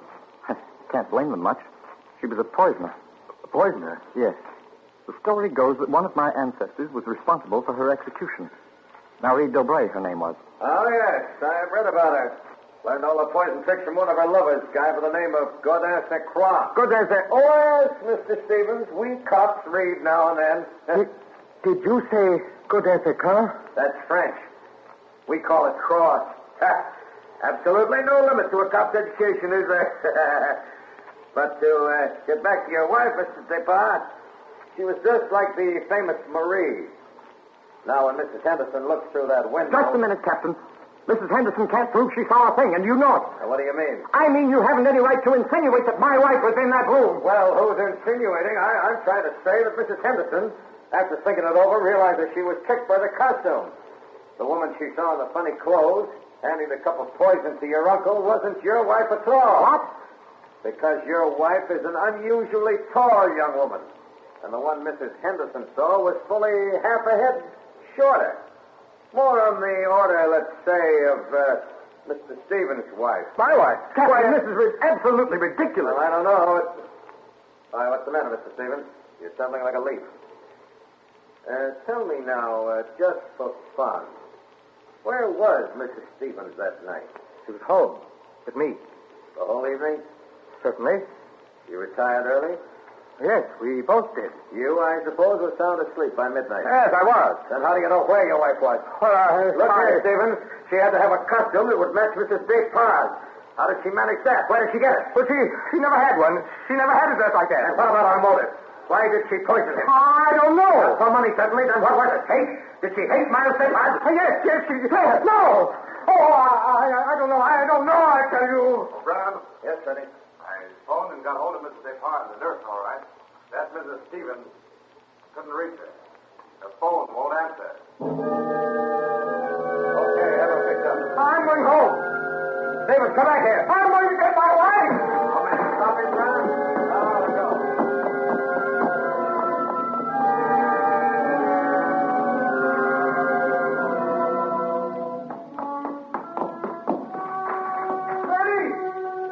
Marie, where are you? It's Ted. Marie, what have you done? Marie. Oh, good evening. Who are you? My name is Cross. Godin Cross. Cross. Where's my wife? What have you done to her? You fiend, what have you done to my wife? Why, nothing at all, young man. Here, sit down. You're lying. Something's happened to her. The police just phoned. There wasn't an answer. Why are you here? Why am I here? Well, because your wife, reading my chapter on the Dobrays, realized I knew more about the family than even she did. Because she found my phone number on the front cover of the manuscript. And because I know an exceptional case when I hear one. Does that answer your question? No, you know it doesn't. Can't you see I've got to know whether... Yeah, I see. Whether your wife is that Marie Dobray, who was burnt by order of the High Tribunal for all poison cases, the burning court of France, witchcraft, black magic, the world across the threshold. You're quite sure, no doubt, also, that I'm Gaudin St. Croix, who first wooed her. No, my boy. No, my real name happens to be, of all things, Tom Simpson. Most unsuitable for a distinguished writing career. And Marie Dobray is no more your wife's real name than mine is Gaudin Cross. What? Your esteemed wife was an adopted child, Mr. Stevens, adopted by people in Canada named Dobray, remote members of the real family of poisoners. I can't believe it. Why didn't she tell me? Why? Because until I told her half an hour ago, she didn't know it herself. You see, in the course of my research on the family, I found out about it. And in the course of talking with your wife, I found out something else. How for years she was haunted by the fear that she might be a poisoner by inheritance, by blood. And you can see, can't you, why she never talked about it, or her past to you? Yes. And yet, Mr. Stevens, you had all but made her forget that past. You. And that's why she was willing to lie, to steal a picture, do anything, in order to hold you to her. Yes, I see that now. You know, young man, I rather think she loves you. But as you will see, though, she comes only when I call her. Mrs. Stevens? You mean she's... Yes, Mr. Cross. Marie, it's you. You're all right? Oh, yes, dear. We're both all right now, and nothing can change it ever. Marie, listen. Don't say Marie, dear. Say Maggie. Maggie? Well, that's my name, my real name. Maggie McTavish.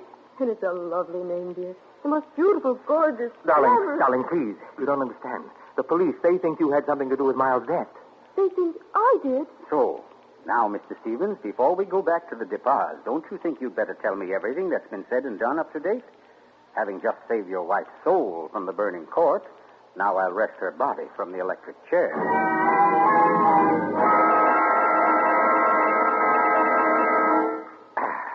Yes, Mr. Depar, truly excellent sherry. Don't you think so, Miss Corbett? Yes. It was very nice. Well, that, ladies and gentlemen, is how I happen to be here. So let us consider first that supernatural hocus-pocus in the crypt. That body that walked out of the sealed tomb. That body that never was in the tomb. Never was in the tomb? No, Mr. Depar. The murderer knew that very soon Mrs. Henderson's story would bring about an investigation. He had to get rid of the well-known corpus delicti. Yes, but who could have kept the body out of the tomb? Who, Mr. Depar? Why, you, sir. What? I don't understand. Well, it's very simple. You had the opportunity. I believe you said yourself you were alone with the body before the burial. And you had the strength.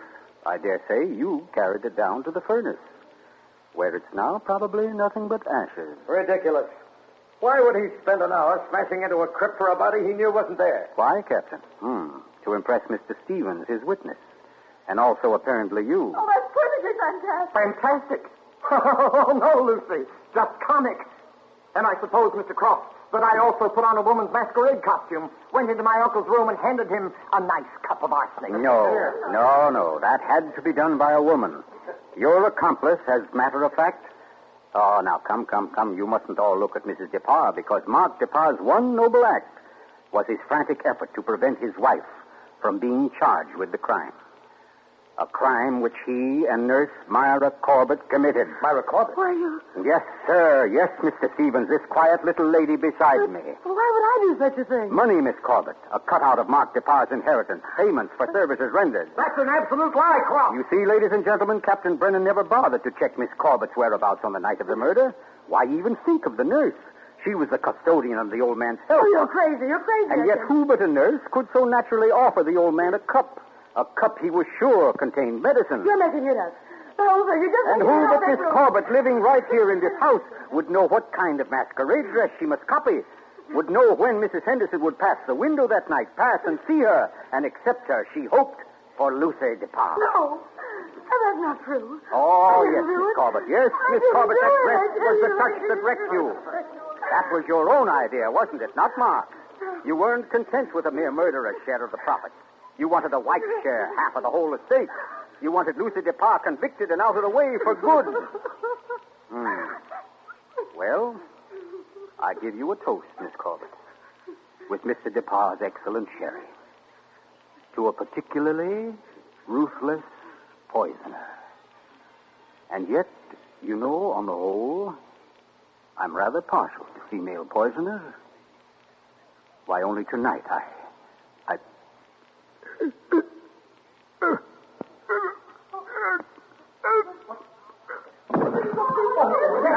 Here, let me get to him. Mr. Cook, what's the matter, Brennan? This man's dead. Dead? And some cyanide, if I know anything. Cyanide from that glass of sherry. Cyanide that a nurse could get quite easily. That glass was right beside you, Miss Corbett, and nobody else was near it. Too bad he didn't drink it as soon as you hoped. A second ago, we had nobody to use against you. But we have now, Miss Corbett. We have now. And I arrest you for the murder of Goddamn Cross.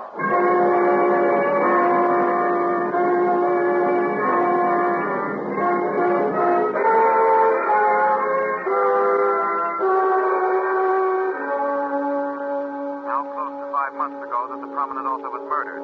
And tonight, Myra Corbett pays with her life for that crime. The former nurse, at first protesting her innocence. Yes, I'm in here, dear. Oh. I thought you might... Oh, what did you cut it off for? Huh? What do you mean? The radio. Oh, yeah, well, I thought you wanted to talk. Poor Ted. Don't you think I know you better than that? What was on the radio? Well, there wasn't... Okay. It was about Myra Corbett.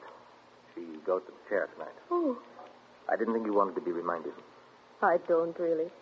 But making such an effort to hide it only keeps it alive, doesn't it? All right, darling. You know what I came in to ask? If you wanted a cocktail before dinner? The largest one you've got. Fine. I'll get out the ice cube. I know. If I'll fix up the fire. Okay, Maria. A deal. Where are some papers to start it? Right there by the bookcase. And the name's not Marie. It's Maggie. Because, darling, Marie's dead and gone forever.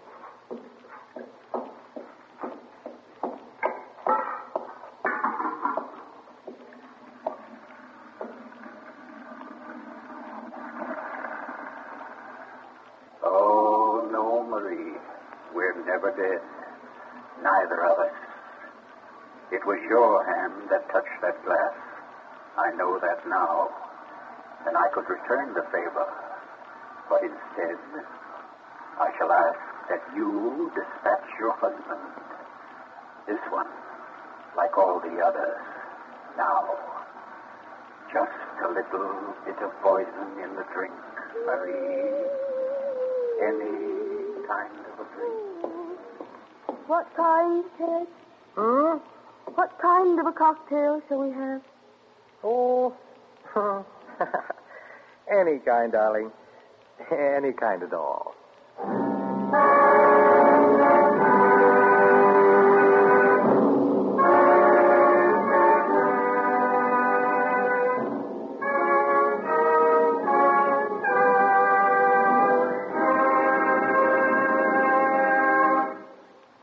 You've just heard The Burning Court from John Dixon Carr's famous novel, the first in Columbia's new series of outstanding classics and chills by world-famous authors. Tonight's play, ladies and gentlemen, has one rather special significance we think you'd like to know about. As you perhaps have heard, every fine comedian is said to cherish a secret desire to do an abrupt about-face. He pines for the part of a blackguard. Well, tonight you witness the fulfillment of one such desire. The role of that literary and quite infamous diehard, Gordon Cross, was portrayed by none other than Hollywood's expert provoker of laughs, Charlie Ruggles, here in New York for the world premiere of his latest screen success, Friendly Enemies. The role of Marie, well, that was enacted by a young lady who long ago won national acclaim as one of Broadway's most accomplished dramatic actresses, Miss Julie Hayden. Thank you, Charlie Ruggles and Miss Julie Hayden, for your splendid performances. The play tonight, as all plays in this series, was produced and directed by Charles Vander, written by Harold Medford, and scored by Bernard Herrmann. Next week, we bring you an intensely exciting and moving drama, The Life of Nellie James. This is the Columbia Broadcasting System.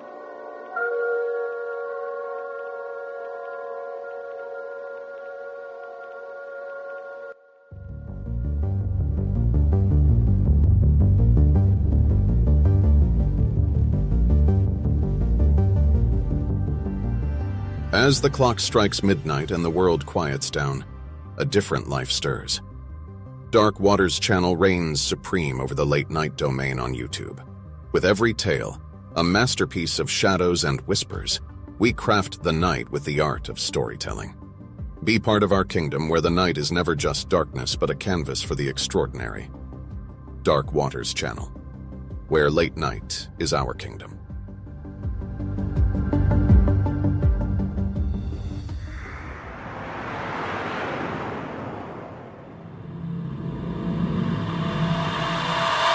Blood-curdling, spine-chilling, heart-racing fear. You are now listening to Dark Waters Radio.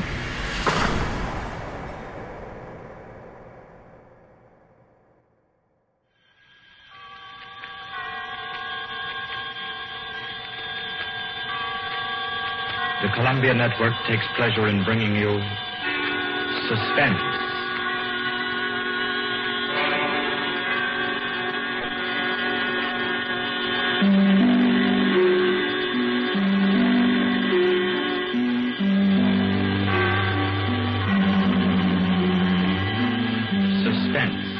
Columbia's parade of outstanding thrillers, produced and directed by William Spear and scored by Bernard Herrmann. The notable melodramas from stage and screen, fiction and radio, presented each week to bring you to the edge of your chair, to keep you in suspense.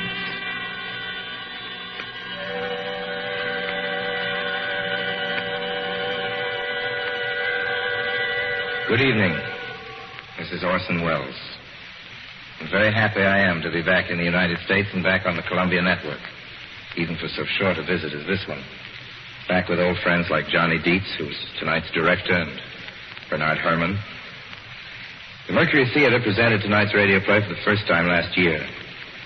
We came right out then and hailed it as a classic of the medium. Nobody argued the point. A lot of people asked us to do it again, so it's gratifying to get the chance now, and to find a favorite of ours in this distinguished anthology of spook shows. Personally, I've never met anybody who didn't like a good ghost story. But I know a lot of people who think there are a lot of people who don't like a good ghost story. For the benefit of these, at least, I go on record at the outset of this evening's entertainment with a sober assurance that although blood may be curdled on this program, none will be spilt.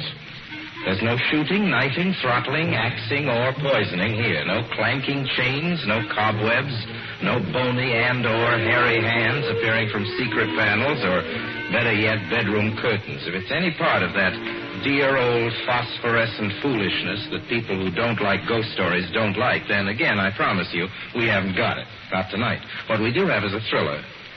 It's half as good as we think it is. You can call it a shocker.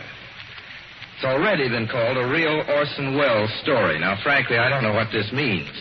I've been on the air directing and acting in my own shows for quite a while now, and I don't suppose I've done more than half a dozen thrillers in all that time. Honestly, I don't think even that many, but it seems I do have a reputation for the uncanny. Quite possibly, a little escapade of mine involving a couple of planets, which shall be nameless, is responsible. Doesn't really matter. Don't think I disapprove of thrillers. I don't. A story doesn't have to appeal to the heart. It can also appeal to the spine. Sometimes you want your heart to be warmed, and sometimes you want your spine to tingle. The tingling, it's to be hoped, will be quite audible as you listen tonight to The Hitchhiker. That's the name of our story, The Hitchhiker.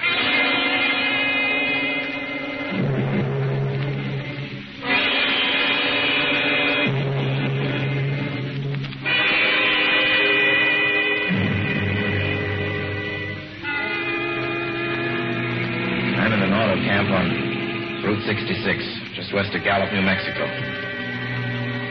If I tell it, perhaps it'll help me. Keep me from going crazy. I gotta tell this quickly. I'm not crazy now. I feel perfectly well, except that I'm running a slight temperature. My name is Ronald Adams. I'm 36 years of age, unmarried, tall, dark, with a black mustache. I drive a 1940 Buick, license number 6Y175189. I was born in Brooklyn. All this I know. I know that I'm at this moment perfectly sane. That it's not me who's gone mad. It's something else. Something utterly beyond my control.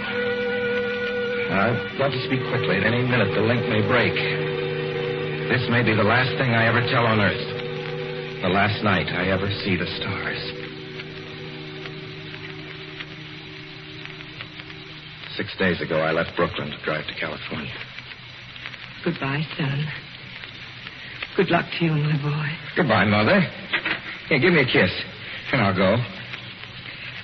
I'll come out with you to the car. Oh, no, it's raining. Stay here at the door.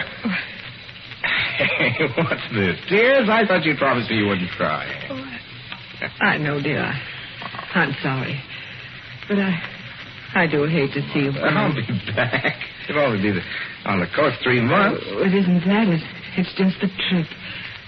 Ronald, I wish you weren't drowning. Oh, Mother, there you go again. People do it every day. I know, but you'll be careful, won't you? Promise me you'll be extra careful. Don't fall asleep or drive fast or pick up any strangers on the road. Oh, gosh. I think I was still 17 here, you two. Oh. And why? I mean, as soon as you get to Hollywood, won't you, son? Of course I will. Don't you worry. There's nothing going to happen. It's just 8 days of perfectly simple driving on smooth, decent, civilized roads with a hot dog or a hamburger stand every 10 miles.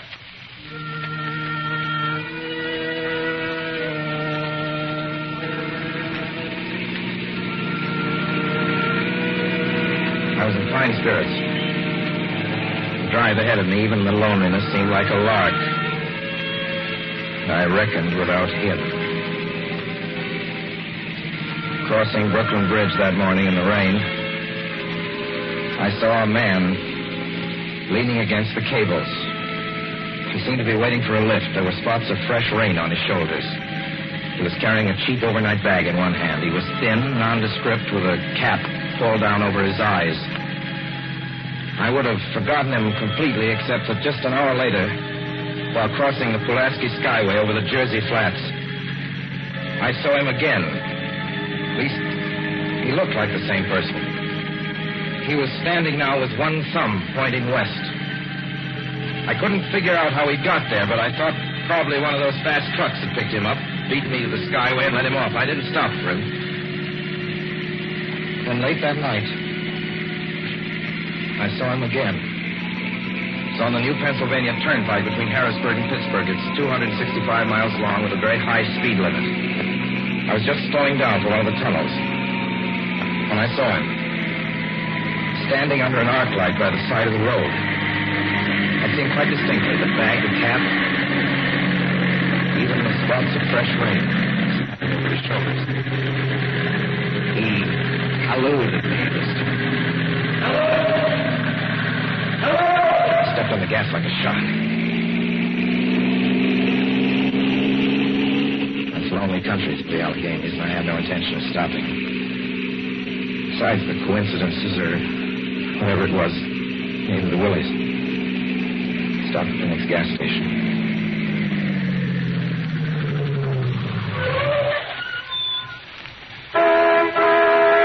Yes, sir. Fill her up. Certainly, sir. Check your oil, sir? No, thanks.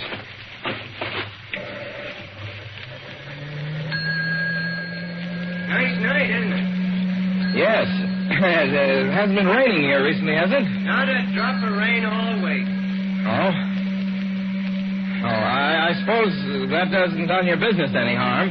Oh, people drive through here all kinds of weather. Mostly business, you know. There aren't many pleasure cars out on the turnpike this season of the year. I suppose not. What about hitchhikers? Hitchhikers here? What's the matter? Don't you ever see any? Not much. If we did, it'd be a sight for sore eyes. Why? Oh, I'd be a fool who started out to hitch rides on this road. Look at it. Then, you've never seen anybody? No. Maybe they get the lift before the turnpike starts. I mean, just before the toll house. But then it'd be a mighty long ride. Most cars wouldn't want to pick up a guy for that long a ride. And this is pretty lonesome country here. Mountains and woods. You ain't seen anybody like that, have you? No. Oh, no, not at all. I was just, a technical question. I see. Well, that'll be just $1.49 with the tax.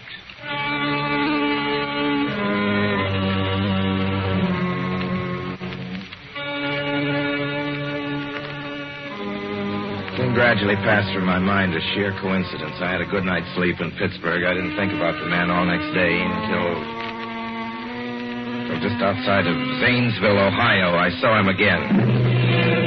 It's a bright, sunshiny afternoon. The peaceful Ohio fields, brown with the autumn stubble, lay greening in the golden light. I was driving slowly, drinking it in, when the road suddenly ended in a detour. In front of the barrier, he was standing.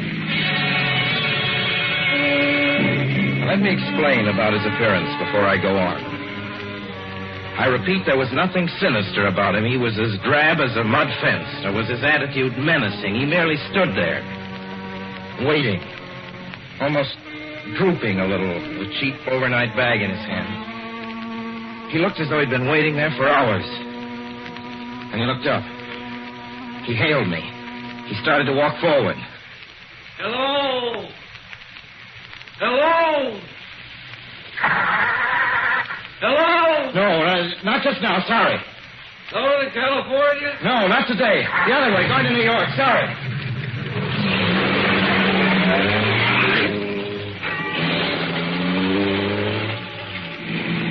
After I got the car back on the road again, I felt like a fool. Yet the thought of picking him up, of having him sit beside me, was somehow unbearable. At the same time, I felt more than ever unspeakably alone.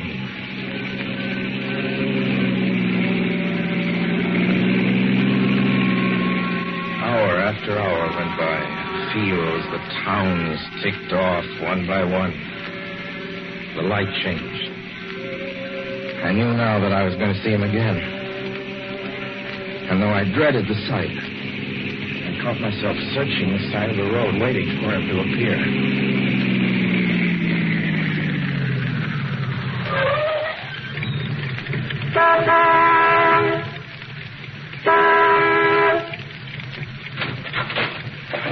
Yeah, what is it? What do you want? Sell sandwiches and pop here, don't you? Yeah, we do in the daytime. If we're closed up now for the I know, night. but I was wondering if you could possibly have a cup of coffee, black coffee, just... No, not this time of night, mister. My wife's a cook. She's a man. Don't shut the door, please. Listen, just a minute ago... Just a minute ago, there was a man standing here right beside the stand, a suspicious-looking man. I don't mean to disturb it. And you see, I was driving along when I just happened to look, and there he was. How's he doing? Well, nothing. You've been taking a nip. That's what you've been doing.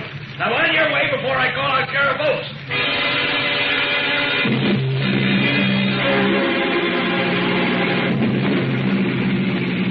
I got into the car again and drove on slowly. It's beginning to hate the car. If I could have found a place to stop, to rest a little. I was in the Ozark Mountains of Missouri now. Few resort places there were closed, only an occasional log cabin, seemingly deserted. That's all that broke the monotony of the wild, wooded landscape. I had seen him at that roadside stand. I knew I'd see him again. Maybe at the next turn of the road. I knew that when I saw him next, I would run him down.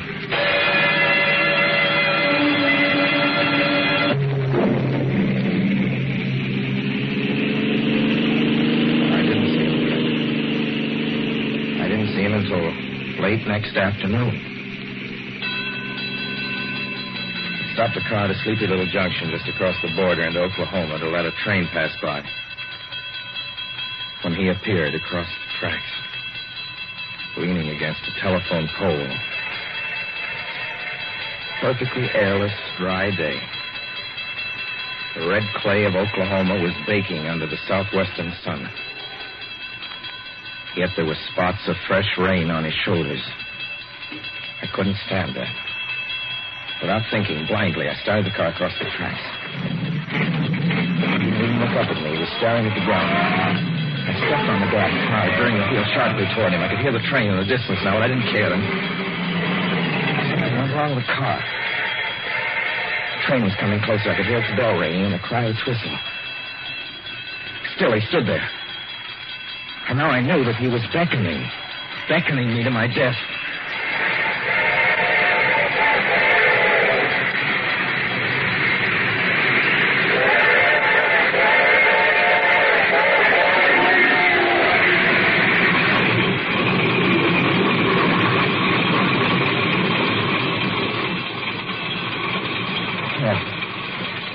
Frustrated in that time.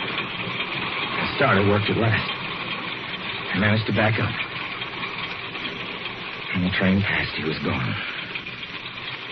I was all alone in the hot, dry afternoon. After that, I knew I had to do something. I didn't know who this man was, or what he wanted of me. I only knew that from now on, I mustn't let myself alone on the road for 1 minute. Hello there. Like a ride? Well, what do you think? How far are you going? Where do you want to go? Amarillo, Texas. I'll drive you there. Gee.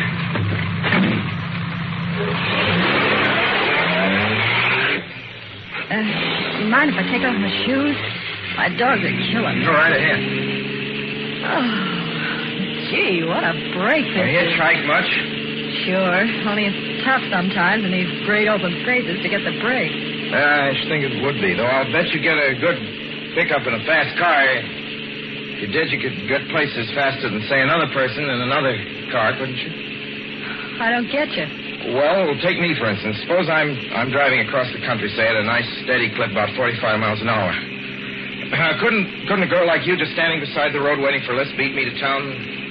Or any town, provided she got picked up every time in the car doing from 65 to 70 miles an hour? I don't know. What difference does it make? Oh, no difference. It's just a crazy idea I had sitting here in the car. Imagine spending your time in a swell car thinking of things like that. What would you do instead? What would I do?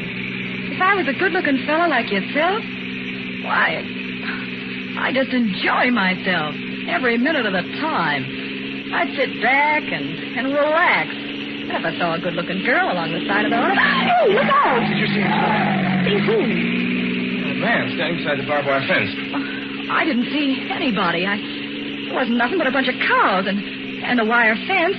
No? What do you think you was doing? Trying to run into the barbed wire fence? There, I tell you, a thin gray man with an overnight bag in his hand. Well, I was trying to run him down. Run him down? Kill him? So you didn't see him back there? You sure? I didn't see a soul. As far as watch that's concerned. For him the next time and keep watch. Keep your eyes peeled on the road. He'll turn up again. Maybe any minute. There! Look there!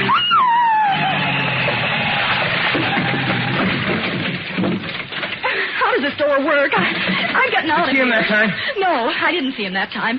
And personally, mister, I don't expect never to see him. All I want to do is go on living.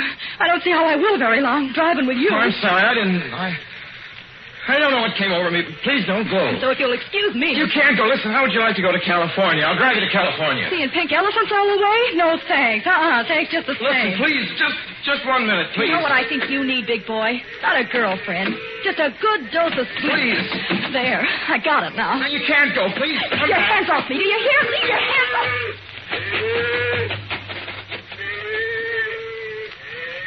She ran from me. As though I were a monster. 2 minutes later, I saw a passing truck pick her up. I knew then that I was utterly alone.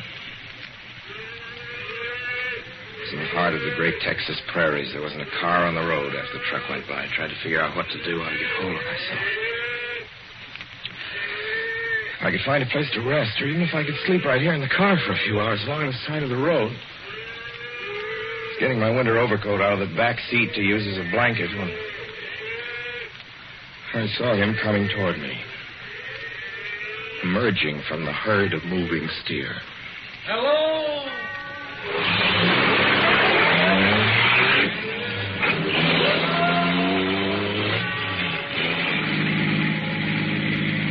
Maybe I should have spoken to him then.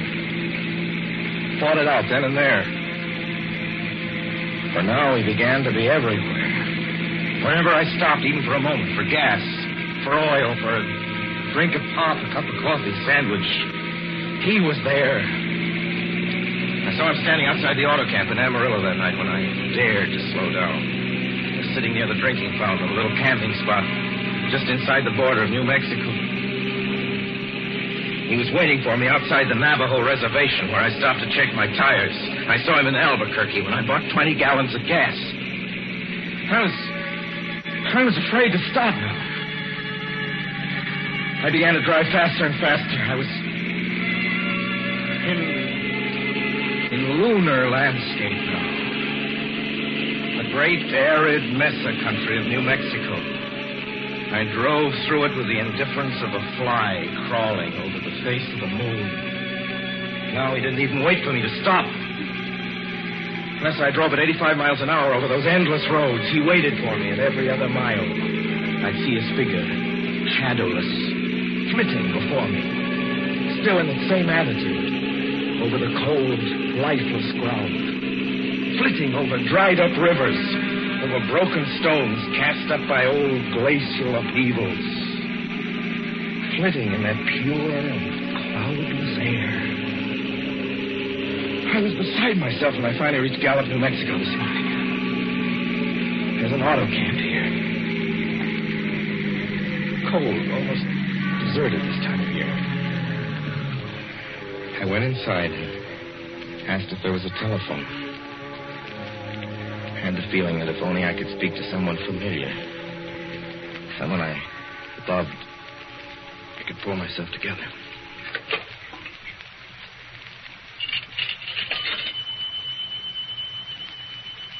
Your call, please. Long distance. Long distance, certainly. This is long distance. I'd like to put in a call to my home in Brooklyn, New York. I'm Ronald Adams. The number is Beechwood 200828. Certainly. I will try to get it for you. Albuquerque. New York for Gallup. New York. Gallup, New Mexico, calling Beechwood 20828. I read somewhere that love could banish demons. It's the middle of the morning. I knew Mother'd be home. I pictured her tall and white-haired in her crisp house dress, going about her tasks. It'd be enough, I thought, just to hear the even calmness of her voice. Will you please deposit $3.85 for the first 3 minutes? When you have deposited $1.50, will you wait until I have collected the money?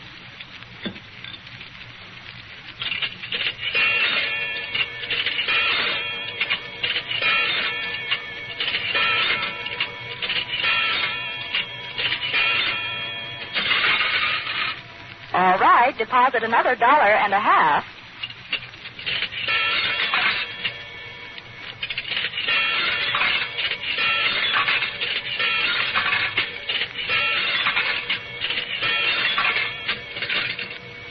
Will you please deposit the remaining 85 cents?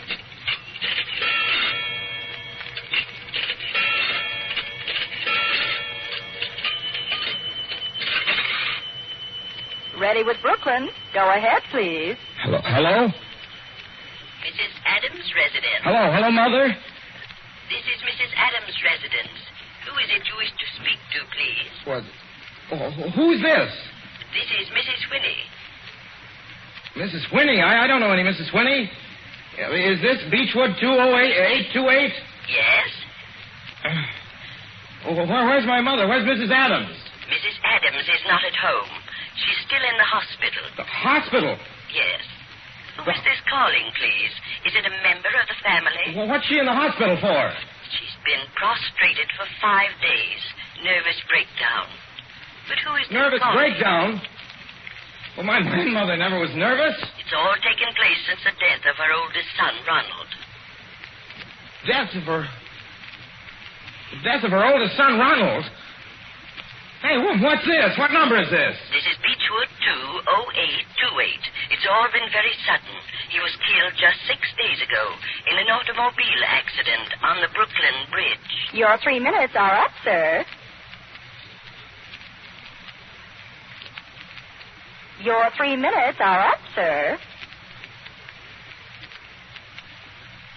Your 3 minutes are up, sir.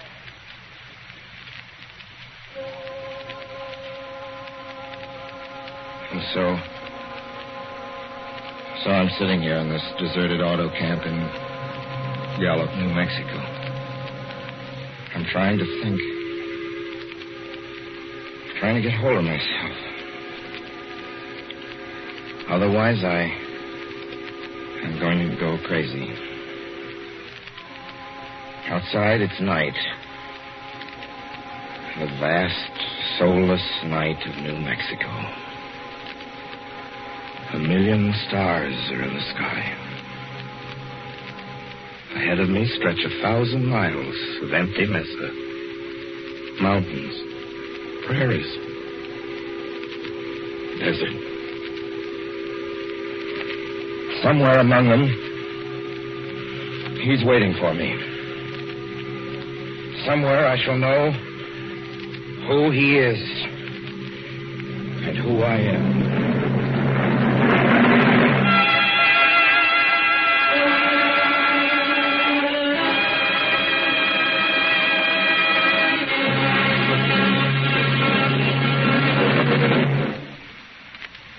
So ends The Hitchhiker, and to Orson Welles our considerable thanks for his playing of the title role.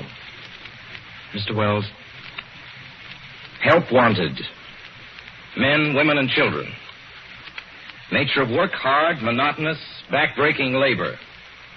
Hours, 75 a week minimum. Pay, few cents an hour. Added inducement, 2 meals a day, including several ounces of bad bread and a cup of thin soup. Don't delay. Apply at once. How'd you respond to a want ad like that, Mr. and Mrs. American working man and woman? You'd laugh, wouldn't you, and throw the paper in the trash basket. Dismiss the whole advertisement as some kind of a joke. But believe me, it's no joke. It's a simple statement of the working conditions that exist today in Nazi Germany and the conquered countries under Nazi rule. It's also an exact statement of the working conditions that will be imposed on you and every member of your family if the Nazis win this war. You yourself personally can stop them from winning, as you know. You don't have to give up your well-paid job to do it. You needn't have to be a soldier or a sailor or an airman or a nurse or a war worker to ensure American victory. Uncle Sam doesn't ask plain, ordinary, hard-working citizens like you to give him anything. All he does ask very seriously and very urgently is that you loan him 10 cents out of every dollar you make. That's all there is to it. Lend Uncle Sam a dime to win this war, and he'll pay you back with interest when he's won it. The easiest, most convenient way to lend him these dimes is to enroll in the payroll savings plan. Just tell your boss to deduct 10 cents from every dollar he pays you and lend it to Uncle Sam in your name. Sign up for this simple savings plan today, and when victory comes, you'll have war bonds in your pockets instead of Axis bonds on your wrists. Suspense will be heard again 2 weeks from tonight. Next Wednesday night, September 9th, the Columbia Broadcasting System will present over many of these stations at 9:30 p.m. Eastern Wartime an address by W. Averell Harriman, the United States Land-Lease Administrator in London.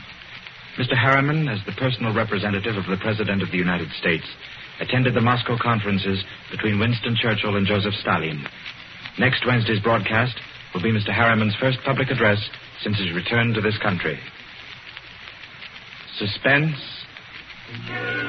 is produced and directed by William Spear. John Dietz was our guest director this evening. Tonight's radio drama was written by Lucille Fletcher. The original score was by Bernard Herrmann.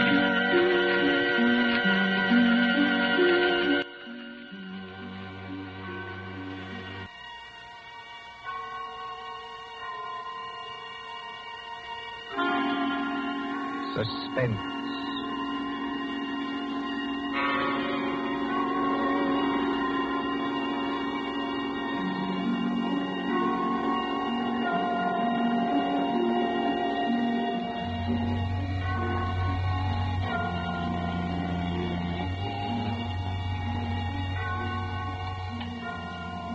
Now let's see. Suspect, suspectant, suspend. Ah, here we are. Suspense. The condition of mental uncertainty, usually accompanied by apprehension or anxiety. Fear of something which is about to occur as, do not keep me any longer in suspense. For our story of suspense tonight, we invite you to enjoy The Devil in the Summer House by John Dixon Carr.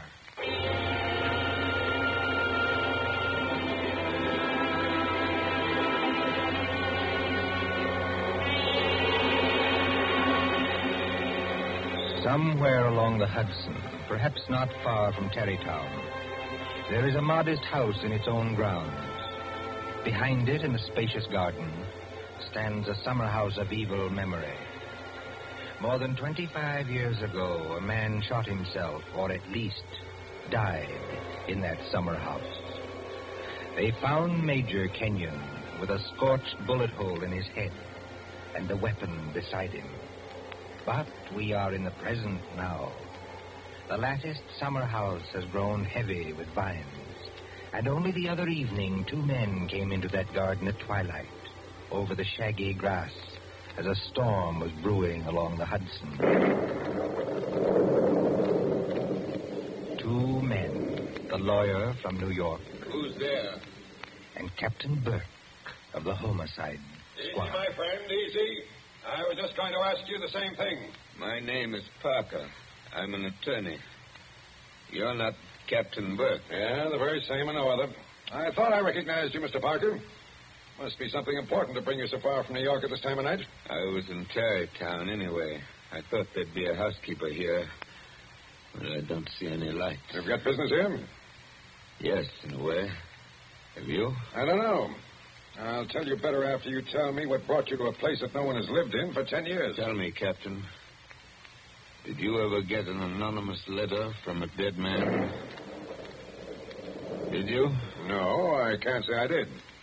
The letter's anonymous. How do you know the man's dead? Because they're all dead. Every last one of them. Dead and under the ground, where they can't be hurt any longer. Look. There's the summer house where Jerry Kenyon used to work. There are the windows of the library and the dining room. Looking good. Confound this lightning. Makes the windows blaze, don't it? Jerry Kenyon hadn't a care in the world. Yet he shot himself. I'll show you the letter. Now, look, Mr. Parker, I couldn't read anything in this light. But if we can get inside the house Certainly we can get into the house. I was the family attorney. I've got the keys. Why should a dead person send me a letter?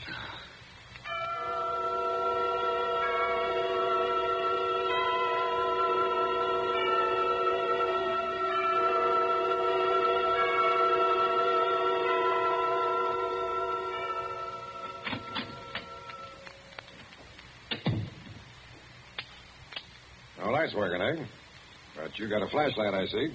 Came here prepared for anything, eh? This is the library. There were always candles on the mantel. Yes, there they are. Have you a match, Captain? Yes, I'll light them. That's better. Same old heavy furniture. Same old thick carpet. Same old globe map. Now, Mr. Parker, this letter that you were talking about. Yeah. Read it. Hey, wait a minute. This thing is dated November 2nd, 1918. That's right, and be careful of that paper. You see how old it is? But it was mailed yesterday. From where? I don't remember. I didn't keep the envelope. Read it. Dear Joe. In case you didn't know it, I'm Joe. Dear Joe, if you want to know how Major Kenyon really died... But we know how he died. It was suicide. Are you sure it was? Whoever wrote this letter doesn't seem to think so. If you want to know how Major Kenyon really died, look in the third drawer of the desk in the library. Press hard at the back of the drawer. Yours very truly. It's not signed. That's right. Now, you sure you don't know who wrote that letter? This is the first time I've been back in this room, Captain. It was almost a home to me once. There's the chair where Isabel sat on the afternoon it happened. Isabel was Jerry Kenyon's wife. Beautiful woman. There's the door that the maid let me in by that afternoon. You know, Captain, seems to me they're all here tonight. Who? We stand beneath the sounding rafter, and the walls around us are bare as they echo our peals of laughter. It seems that the dead are there. Yet we stand to our glasses steady. You know it? I was in my school reader. How does the rest of it go? Yet we stand to our glasses steady and drink to our comrades' eyes. Here's a glass to the dead already. Hurrah for the next that dies. Excuse me, Captain. I don't know what's come over me talking that way. I was very fond of these people. Are you going to look in the desk drawer? This is a lot of nonsense. Then why are you here, Mr. Parker? Jerry Kenyon was always a happy man. At least that's what I always thought. Big, boisterous fellow. Yeah? He had a good position with Vitaton. You know, the phonograph company. Yeah, sure, I know.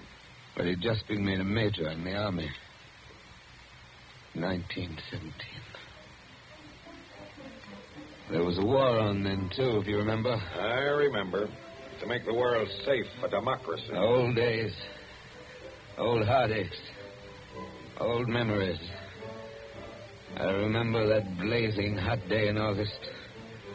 And all the windows were up. I remember this room.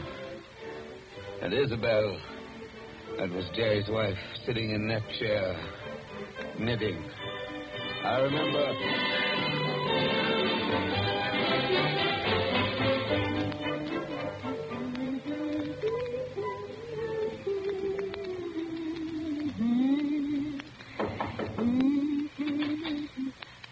Yes, Kitty. What is it? There's a man to see you, Miss Kenyon. He says his name's Parker. Yes, I'm expecting him.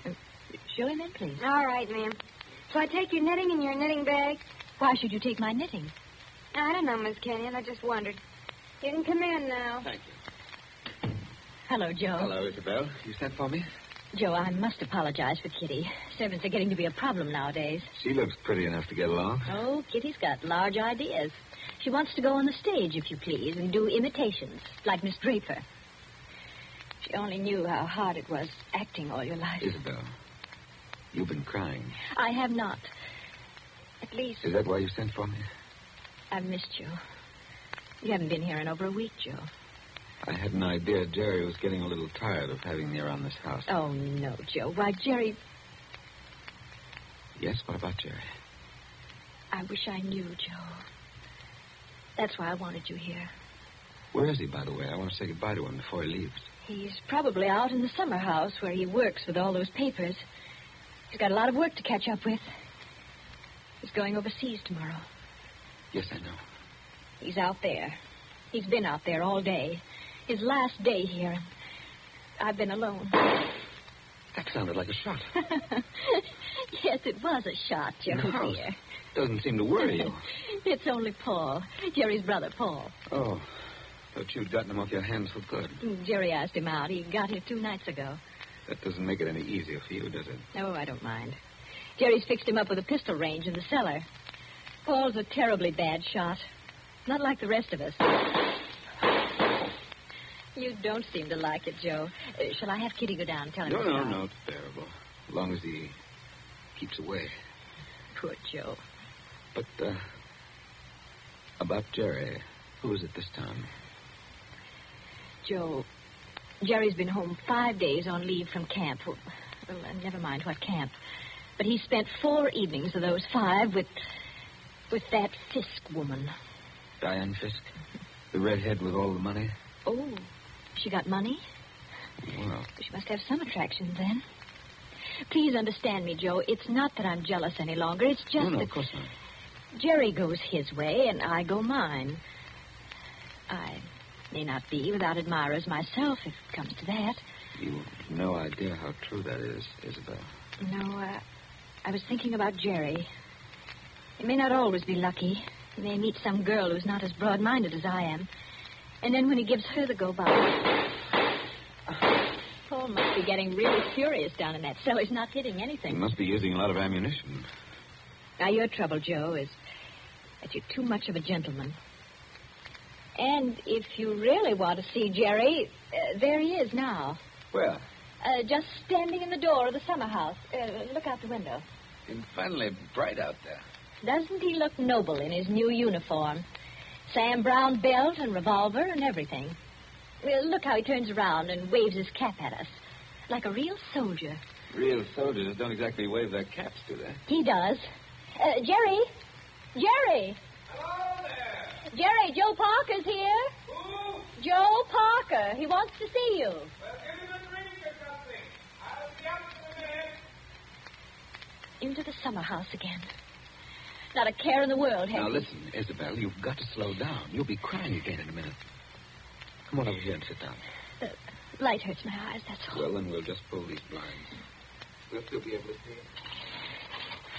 There, how's that? It's better, thanks. Now, can I get you anything? Oh, no, you heard the Great White Chief's orders. I'm to get you something. What do you have, Joe? A highball? Don't bother with that. Oh, it's no bother. Everything's out in the dining room here. The Iceman didn't deliver today of all days, so I'm afraid I can't give you any ice.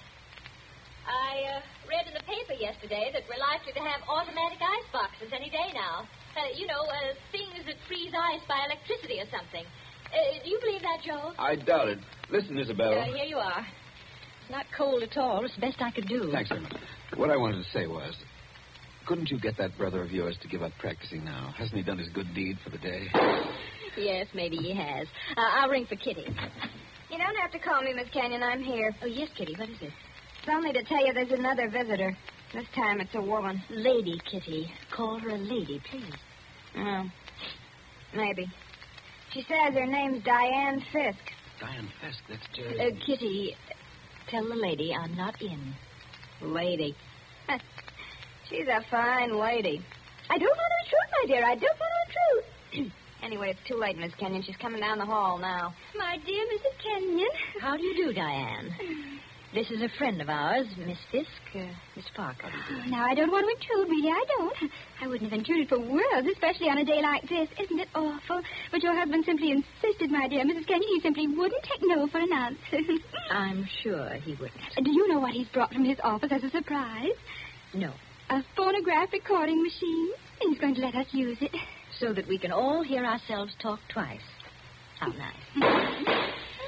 Heaven's name, can't somebody stop that firing? Don't fly off the handle. Take it easy now. Kitty. Yes, ma'am. Would you please go down the cellar and tell Mr. Kenyon's brother he's driving us all crazy. Tell him to stop. Yes, ma'am. My dear Mrs. Kenyon, I do hope I haven't offended you in any way. I know I'm a silly little chatterbox. They say people who have red hair often are. Because at your age, you must find the heat very trying. Don't you think we'd all better sit down? I was very much interested in what Miss Fisk said about a phonograph recording machine. Mrs. Kenyon was just talking about a machine to make ice. Yes. Isn't science wonderful? But I do think it was neat of Major Kenyon to invite me out here and then go and fall asleep in the summer house. Did you say fall asleep? Yes, of course. How did you know?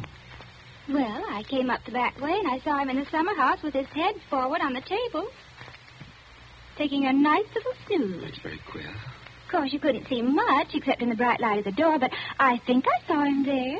I didn't disturb him, naturally. But I think I'd better disturb him. Oh, now, please, don't trouble on my account. The fact is, my dear, I don't altogether trust myself in this room. A woman of my age has to conserve her strength, you know. So if you'll just excuse me. Well, of course, if you... Oh, dear, I just can't think what I'm always saying because I have the best intentions in the world, Mr. Barker. But, Parker. Oh, yes, Parker, but I do somehow manage to offend people being so dependent and everything. Except the men, of course. I couldn't offend you, Mr. Parker. Now, could I? Madam, I'm not sure. Well, of course, the person I really came to see was Paul, Mr. Kenyon's brother. He's a little young, of course, but he's joining up next month, and I think we should all do our bit, don't you? He has such a pleasant personality. I think he likes me. Why, if he walked in at that door this minute... Now, how am I ever going to get any place? Someone's always interrupting my revolver practice just when I'm getting to the point where I can... Oh. Why, Paul... Good Lord, are you here again? You're a very untidy object, Paul. Well, it's pretty untidy in this cellar. And dirty. I've got cockroaches on me, so keep away. Did you have a good day's shooting? Swell. One of the best. Hit the target? On the only shot that mattered, I hit the target dead center. That sounded like Isabel. I think it was Isabel. Why have you got those blinds down? Get them up. What is it? What's wrong with you? What are you looking at through that window?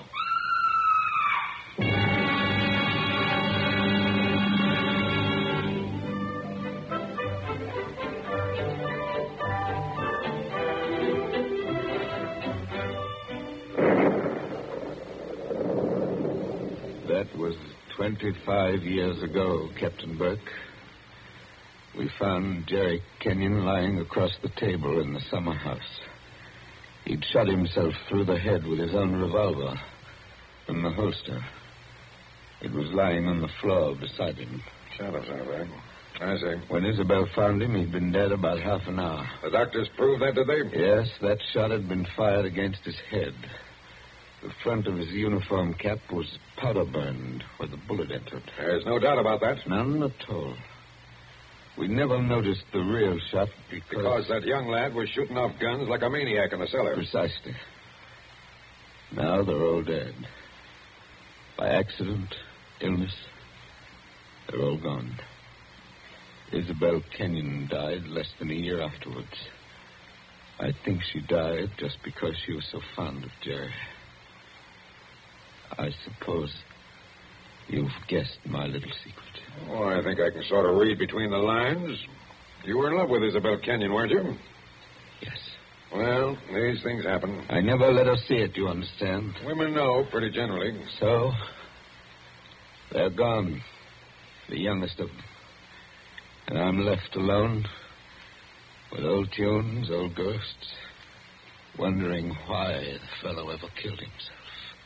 Why? Why? And this morning, out of a clear sky, I get a letter saying, if you want to know how Major Kenyon really died, look in the third drawer of the desk in the library. But I tell you, we know how he died. Well, aren't you going to do it? Naturally. I've got a key somewhere here that fits the drawer. Now, listen, Mr. Parker.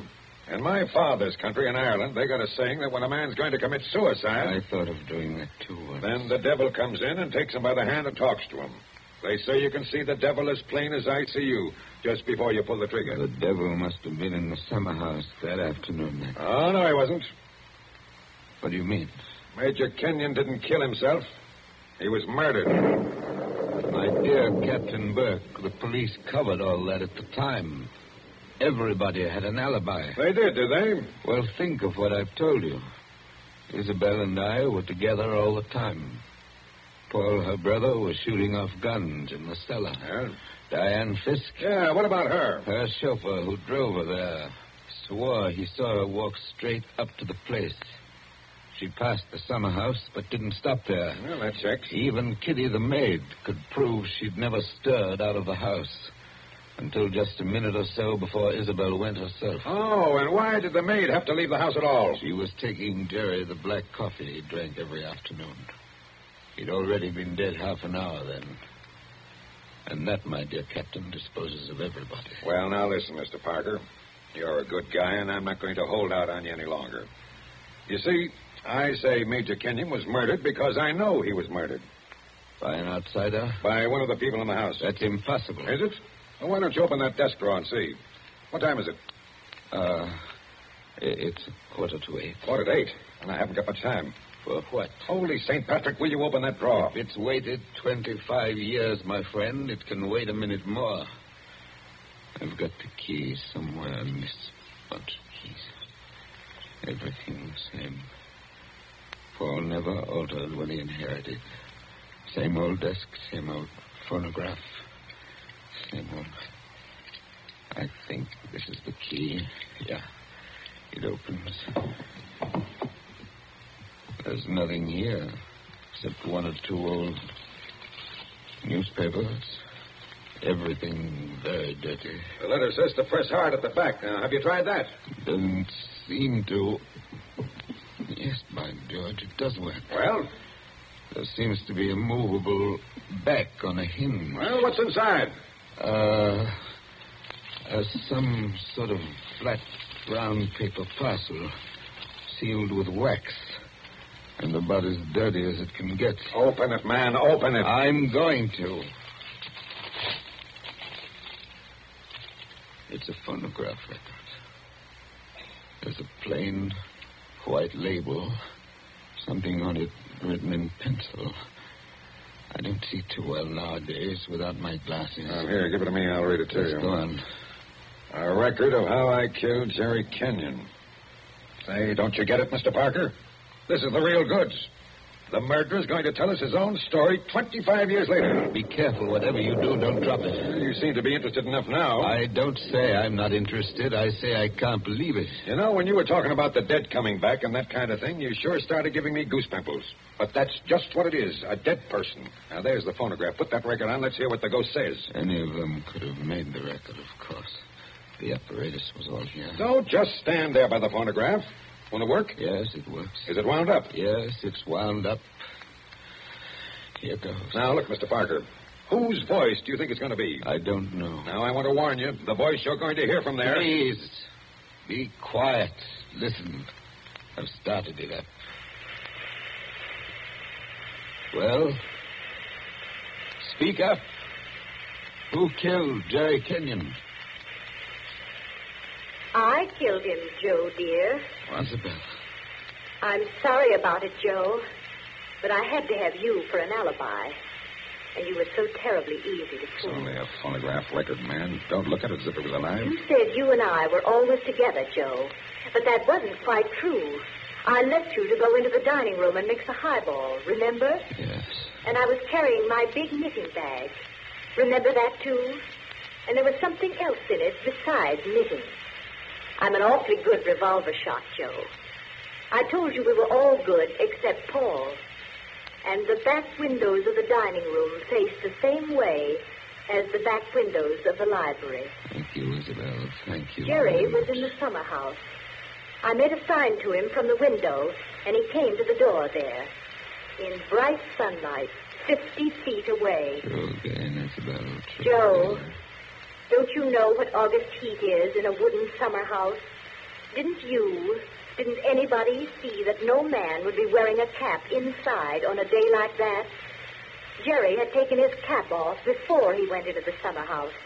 We saw him do it. He was bareheaded when he came to the door. So I lifted the revolver and shot him through the head.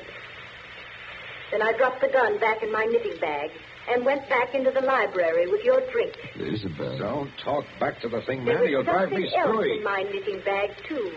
I had to use it. It was a duplicate of Jerry's army camp with a powder-burned hole already fired through it in the place I wanted. Very clever of you, Isabel. So I've been the goat for 25 years. I waited for some time and then slipped out to find the body. I fitted the new cap over Jerry's head in place where it ought to go. I put the old cap in my knitting bag. I took his revolver out of the holster and kept it. The gun that I used, I dropped on the floor beside him. So I proved it was suicide. You see? You proved it to me. Joe, listen, I'm very sick. They tell me I'm going to die. You are dead. Joe, I'm afraid. I'm going out in the dark, and I don't know what's there. Don't go away, Isabel. Come Joe. on. Just for a minute. Okay, I've had just about enough of this. Joe, I want you to tell everybody about it. I want you to tell them how a poor, crazy woman couldn't stand that man any longer, and how...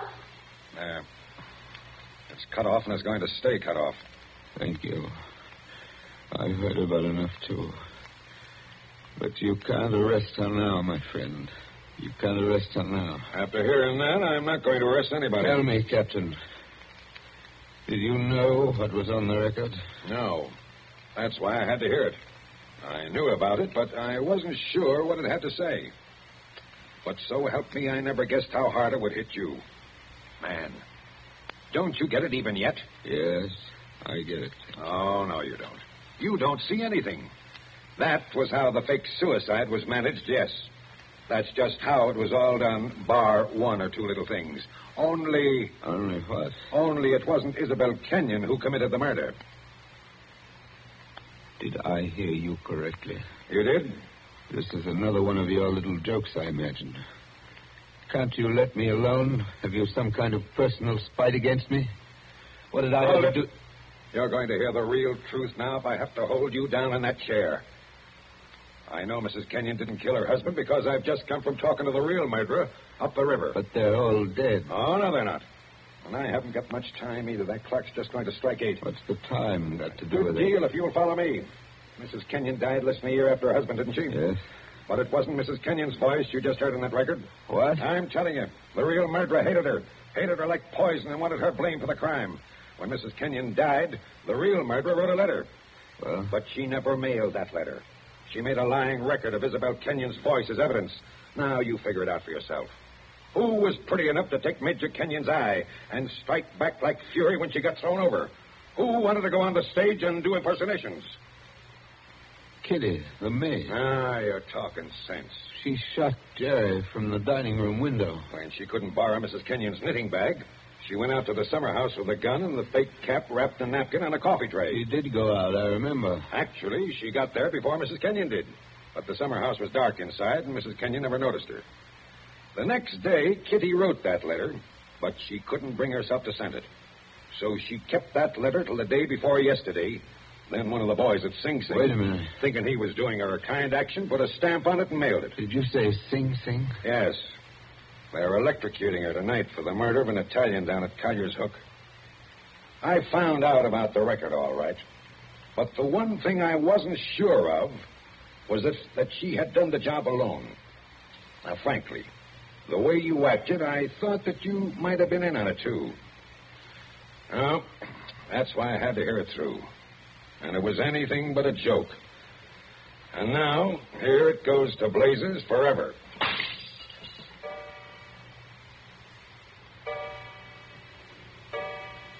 Eight o'clock. Now she's dead.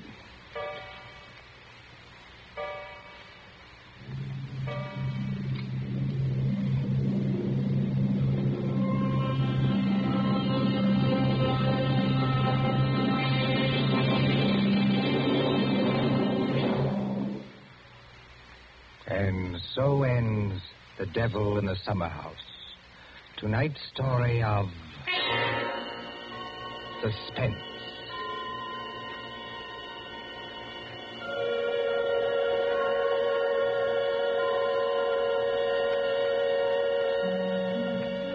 The part of Mr. Parker was played by Martin Gable.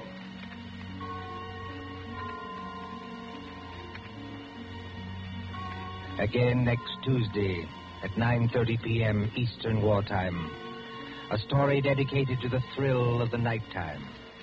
The hushed voice and the prowling step. Another adventure in suspense.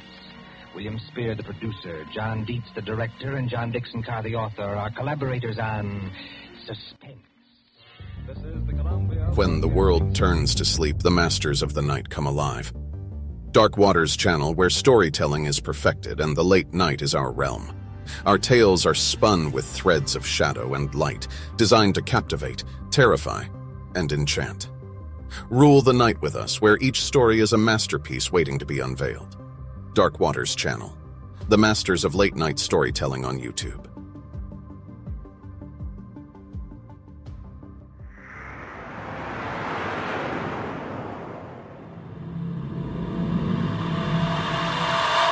blood-curdling, spine-chilling, heart-racing fear.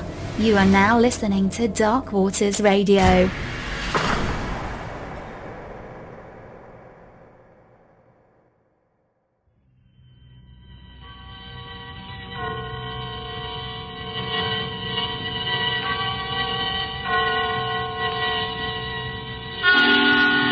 Suspense.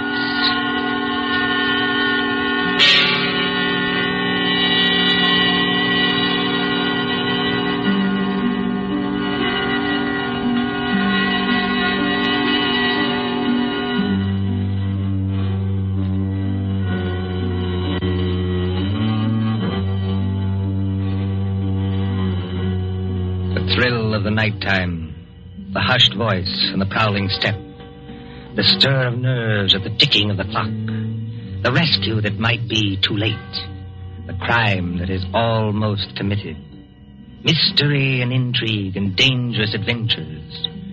We invite you to enjoy stories that keep you in suspense. Can a man stake his life against $25,000? Can another and cleverer man track him down like a hunter, stalking his prey and kill him within 5 hours? Can you make a bet with death and win? For Suspense, tonight we present Will You Make a Bet with Death by John Dixon Carr.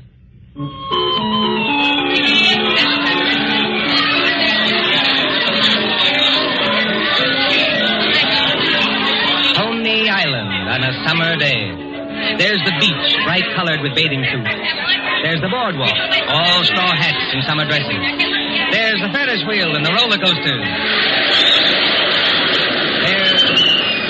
There is all humanity eating hot dogs and having a good time. And over there, beyond that souvenir shop, is the haunted mill. You get into a little boat. You float through a narrow tunnel into the dark while witches scream. But that fools nobody, does it? There couldn't be any real terror, could there? While the bands are playing and the crowd goes by and... Ladies and gentlemen, a unique attraction. It hurts me to see you stand there and miss this. Only 10 cents, 1 dime, the 10th part of $1 to go through the old haunted mill and get the thrill of your life. An overstatement, if you ask me. 1 ticket, please. Did you say 1 ticket, lady? That's right, 1 ticket. What's the thrill? Beg pardon, lady? I said, what's the thrill? Lady, the gals who come here with their boyfriends don't have to ask that. 10 cents, please. This way and mind the gate. Thank you. Step right up, ladies and gentlemen. Get your ticket for the old haunted mill, where ghosts will walk and corpses... Give me some tickets. Hurry. Just a minute, young fella. I know you want to get into the old haunted mill, but there's plenty of time. How many tickets? I don't know. You better give me 10. 10 tickets. Do you hear that, ladies and gentlemen? Here's a young fella who likes the old haunted mill so much he buys 10 tickets. Don't call everybody for attention. Listen, I've got a better idea. Whatever boat comes after mine, I'll give you an extra $1 to send that boat through empty. Now, what's the matter, son? The cops ain't after you, are they? No. It's nothing like that. Will you do it? Well, money talks, young fellow. Okay, go ahead. Isn't there an empty boat here? Well, really? You've got such a great objection to riding in the same boat with me? Oh, I'm sorry. I didn't mean that at all. Don't misunderstand. Then you better get in if you want to go. This boat's starting to move. Yeah, I better sit down. You certainly had. Look here, I want to apologize. That's quite unnecessary. This place is rather childish anyway, isn't it? Yes, isn't it? But I've seen everything else, so I may as well see this. Here we go in the dark. What was that? One of the ghosts, I imagine, from a machine. It sounded like him laughing. There isn't anybody on the boat behind us, is there? I can't see. It's pitch dark. Listen, Miss... My name is Andrews, Betty Andrews. If it's customary to exchange names in a place like this. Mine's Pendrell. Bob Pendrell. Did you say Pendrell? Yes. Do you know it? Oh, no, not exactly. It's an unusual name, that's all. I don't want you to think I'm out of my mind, though I very nearly am. But I've got 5 hours to go. Just 5 hours. At the end of that time, either I'll have won $25,000 or else... Or else? Or else I'll be dead. You know, I wish I'd kept you away from this boat. Well, there's nothing to get alarmed about. For you. I can't tell you much, but I had to tell somebody that or I'd have started yelling. There's just one other thing. Is there? In these places, they've usually got little dim-lighted rooms along the way. Yes, Exhibits. boats and things. Yes. Well, when we come to one, I'm going to get out of this boat and hide there. Just don't get alarmed, and don't tell anybody when you go out. Why should you do that? I think I see a light ahead. Well, there is a light, but... Dim, too. That's all but the good. Yes. We're coming around the corner. Look, I'm going to have company when I get off. A waxed dead man on a pile of straw. Oh, I hope I can stand these noises. Goodbye, Betty Andrews.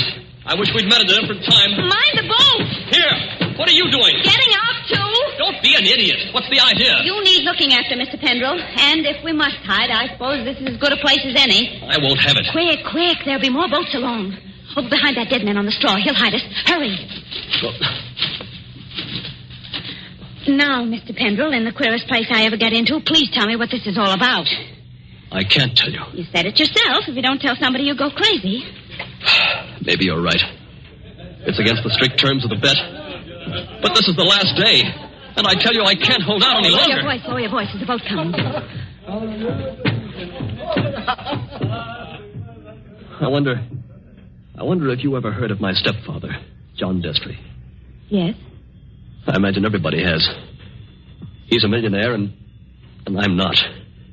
I'm just a chemist. An analytical chemist. Not very successful. So if I'd had time, if I'd had money, I might have worked out a process that would have... Well, I think it would have helped in the war. But he's got money. Yes, he's got money. Well, my mother died years ago. This Destry's a big, white-haired, fine-looking fella. You'd think butter wouldn't melt in his mouth. He's got an apartment in the East 60s, secretary, I never met her, valet, cook, that kind of thing. Well, he used to invite me there. I wouldn't go. Then he got hold of a book I had to have, a German work on chemicals. So I went. After dinner in that study of his, over the brandy...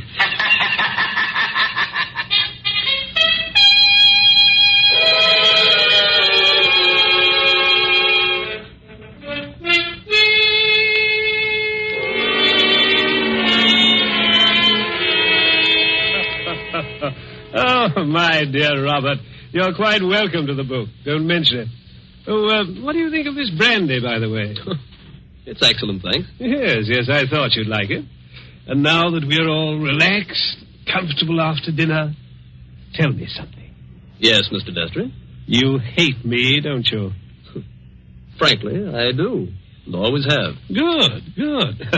Then you'll be relieved to hear I've always felt the same about you. But tell me something else. Did you ever know me to break my word? No, I never did. I'll give you that. I asked you, Robert, because I want to make a little bet with you. That is, if you have the nerve, which I doubt. Well, I'm afraid I can't afford to make bets. You were always careless with money, Robert. Well, I've been thrifty.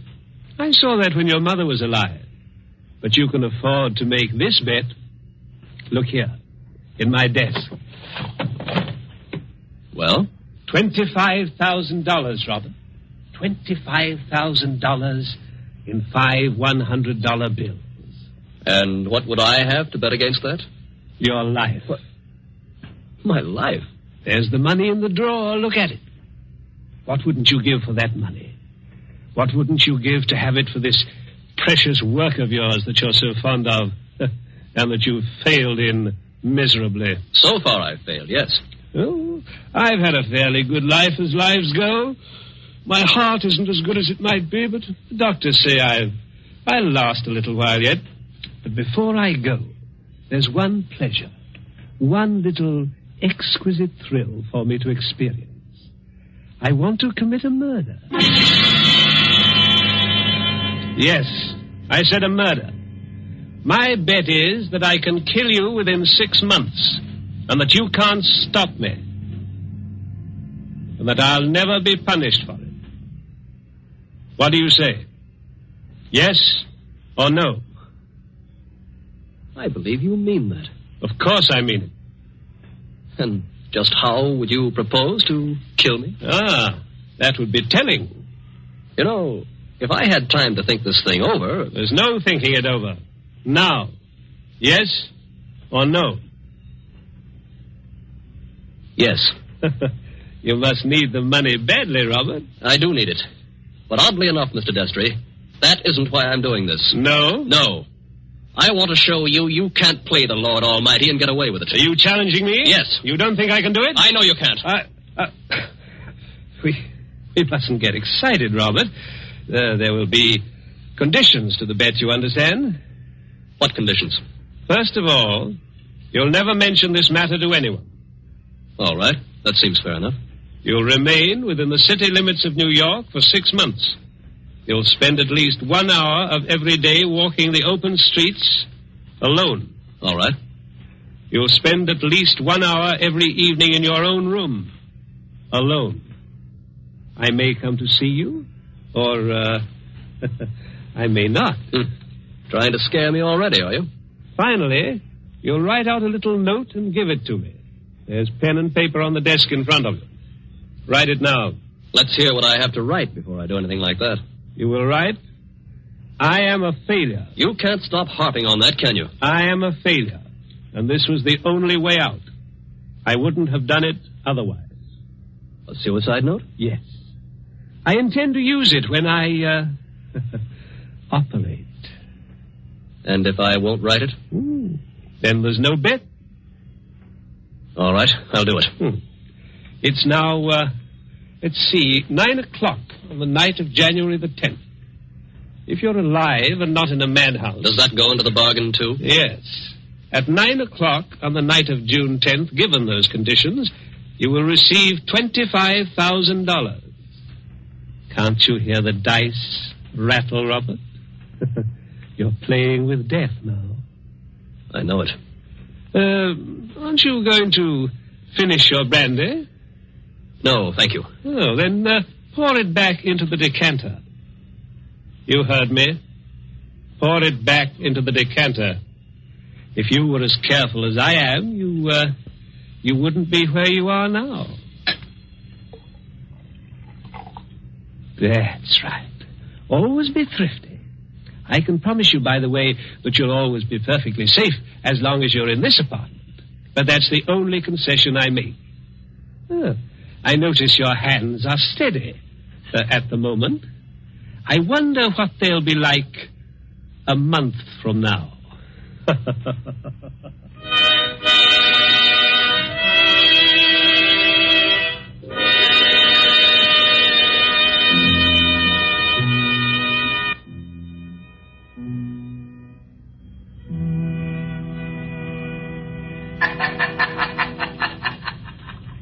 So you were fool enough to make a bet with John Destry.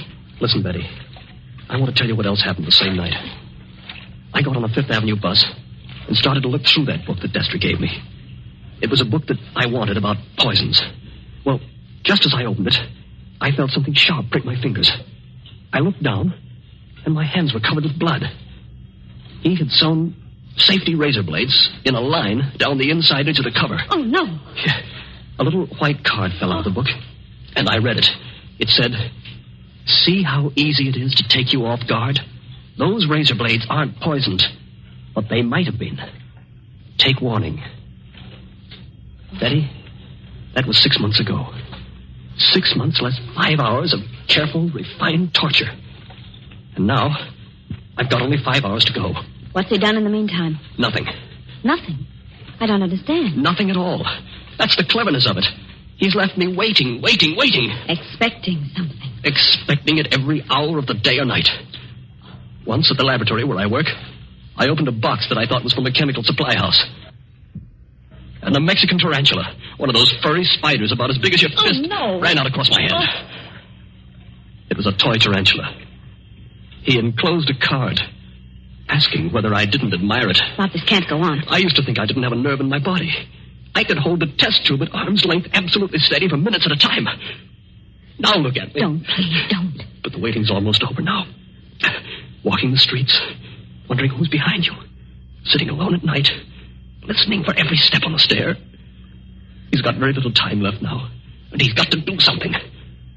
The question is, what's he going to do? Well, maybe he doesn't mean it. Maybe he's only doing it to scare you. And lose all that money?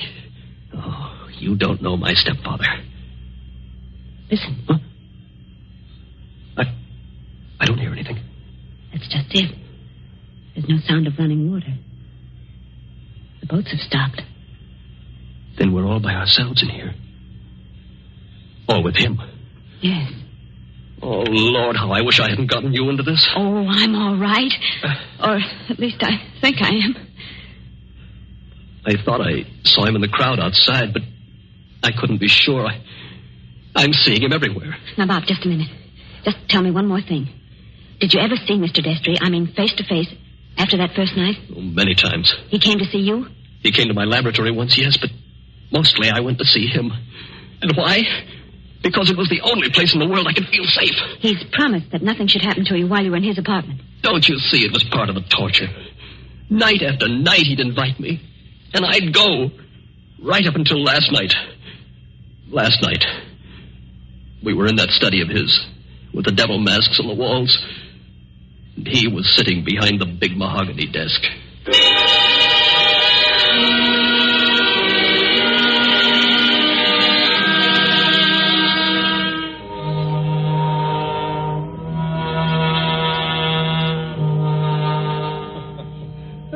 My dear Robert, I'm pleased and even touched to have you here on the last night before you... Why don't you say die and get it over with? Oh, well, let's not say die. No, the clergy contend that we never die. We only change. Now let that be a consolation for you. Must you be going so early? There's that 1 hour at home rule to our bet, if you remember. I remember. You're keeping to the rule. Yes, and I mean to beat you at this if it's the last thing I ever do. The last thing I ever do? That's an unfortunate choice of phrase, Robert. My boy, you haven't a chance. Something's going to happen to you within the next 24 hours when you least expect it. Will you answer me one question? If I choose. Have you decided how you mean to kill me? I decided that 6 months ago. And you still think you can get away with it? It's a method which has never been known to fail. I give you my word of honor on that. Is it sudden? Yes, and no. Wouldn't you like to know what it is? Good night, Mr. Destry. I think I'd better be leaving. No, my dear boy, you mustn't go yet. Sit down. Pour yourself a glass of brandy. No, thanks. Then perhaps you wouldn't mind pouring me a little. My doctor allows brandy, though I'm forbidden spirits. I notice your hands are shaking quite a good deal. They weren't like that 6 months ago, were they? No. You were full of confidence then. Oh. And it grieves me to see you waste tobacco by lighting a cigarette and putting it out immediately. Oh, it's no use lying to you. But I'm going to beat you just the same. You wouldn't like to back out now? After what I've been through? You'd still have your life. I'll keep it, thanks. That's very unwise of you, Robert. Still, you must decide. Oh, I was expecting my secretary a little later to dictate some letters. But now, I think I'll leave her a message that I've gone to bed and turn in myself. Tomorrow is likely to prove an interesting day for both of us. Here's your hat, here's your briefcase, and let me wish you a fond, peaceful, and happy good night.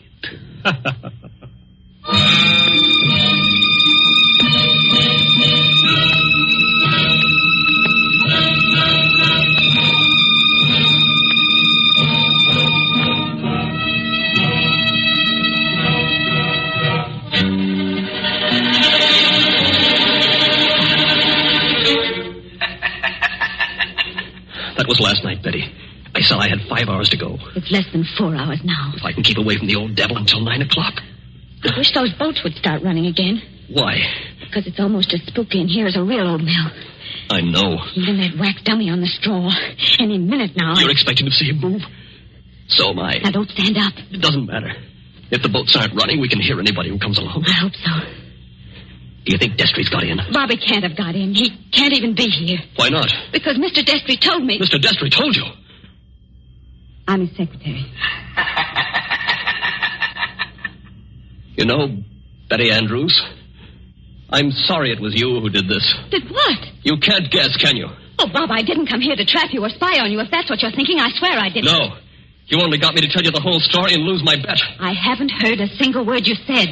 Bob, please believe that. He didn't send you here, of course. No. And of course you never saw me at his apartment last night. No, I swear I didn't. I got there late. He'd gone to bed. I didn't even take off my hat or gloves before I left again. Don't you understand, Bob? I hate him, too. I want to see you beat him. You've got to beat him. You mean that? Look at me and see if I mean it. Betty, I almost believe you. You must believe me. And Anything else? we better hide behind that dead man. Hurry. Those boats have started up again. I wish I could tell you, Betty, what that means to me. Come on, hurry. Wait a minute, you two. But Stay just where you are. where's that voice coming from? Along the tunnel, I think. But it's not Destry's voice. No, it's a man standing up in a boat. He's coming around the corner. I can see him now. Hurry. The old haunted mill, eh? My golly, if this ain't some place to make a pinch, I never heard of one. What do you mean? Make a pinch? Just what I said. Your name, Robert Penrell? Yes. Who are you and what do you want? Police headquarters. You're to come along with me.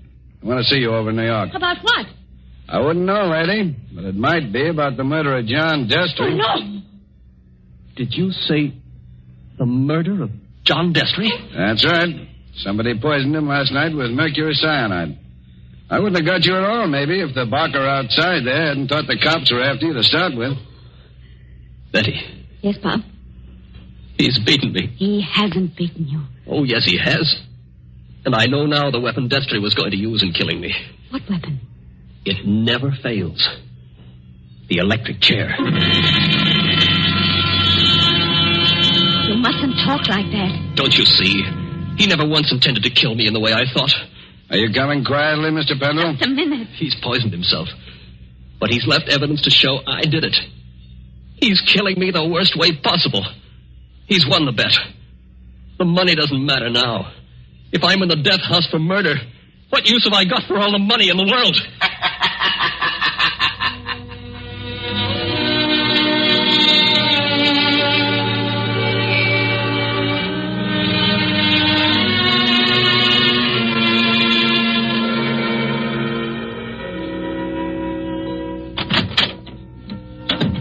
Penrell, let me introduce myself. My name's Mullen, Inspector Mullen. It's a pleasure to meet you, Inspector. It's a pleasure to be safe again. I've had you brought here to my office for a little quiet talk. You're in a jam, son, and I want you to realize how bad it is. You think I don't realize it? John Destry was poisoned with mercury cyanide administered in a glass of brandy. And only my fingerprints were on the glass besides his own. I can guess. Mr. Destry's body was found this morning lying behind the desk in the study. There was an empty glass with traces of brandy and cyanide. Now, we haven't had the full autopsy report, but the smell of that stuff is pretty distinctive. Tell me, you're a chemist, Mr. Penrell. That's right. The boys find that 8 grains of mercury cyanide are missing from your laboratory. Where he visited me a month ago. And in your briefcase, which you took away from his apartment last night... He handed it to me. I remember. We found over $1,000 in cash. Now, take a look at this note. You ever see it before? Look. Yes. I wrote it. You admit that? Yes. It says, I was a failure, and this was the only way out. I wouldn't have done it otherwise. Where did you find it? Torn up in little bits. You started to write a confession, and then you couldn't face the consequences. But you shouldn't have left the pieces behind. You're intimate, my boy. Unless... Unless what? Now, if you'd like to confess here and now, and maybe we did a little deal about second-degree murder... Oh, Inspector, why bother to string me along? What do you mean, string you along? There's no second-degree murder on a poison charge. It's the death house and nothing. He saw to that. It's too bad you had to go and kill him, son. Didn't you know he had an aneurysm? A what? Fatal heart disease. He said that he had heart trouble, but... Heart trouble? His doctor says he couldn't have lived 8 or 10 months anyway. And you might have got something in the will. So that's why he did it. Did what? Killed himself. You still stick to that crazy story you told the boy? He's going to kill me, isn't he? With 3,000 volts of electricity. Inspector Mullen. What are you doing here, Sergeant? Didn't I say I wasn't to be disturbed? All the same, Inspector, I thought I'd better do it. There's a young lady here, a Miss Betty Andrews. I think you'd better see her. I'll see her when I'm good and ready. And I think you'd better see her, Inspector. We've just heard from Mr. Destry's lawyer. Well? He said that young fellow there, Mr. Pendrell, inherits $25,000 in Mr. Destry's new will. Did you hear that, son? Do you see what you'd have gotten if you hadn't gone and killed him? He was keeping his promise, that's all. A fine lot of good it'll do me now. But look, Inspector, I've just talked to the medical examiner, and he says there's no poison in Mr. Destry's body. Say that again? There's no poison in the old man's body. Somebody's kidding you. An empty glass with the smell of mercury cyanide and a dead man with a congested face behind the mask? What did kill him then? Well, if you'd like to listen to Miss Andrews, Inspector, she's right here now. I think you'd better listen, Inspector. I've been trying to tell you all afternoon. Go ahead, Miss Andrews. I've been over and over it. But until they got the medical report, nobody would listen. Can you tell us what killed John Destry? Yes. Poison killed him. But the sergeant's just been saying there was no poison in the body. Inspector, will you listen? I was at Mr. Destry's apartment late last night. Well, so what? You didn't kill him, did you? The servant said he'd gone to bed. So I looked into the study to see if there were any instructions. Was Mr. Destry dead then? I don't know. I couldn't see his body because it was hidden behind the desk. I didn't even learn he was dead until late this afternoon. But I did see a full glass of brandy. A full glass, did you say? Yes. So I picked up the glass and poured the brandy back into the decanter. That's what he always made us do. And I didn't leave any fingerprints because I was still wearing my gloves. And that was the same glass you later found empty. But you still are not telling us what was the poison that killed John Destry. It was the poison in his own system.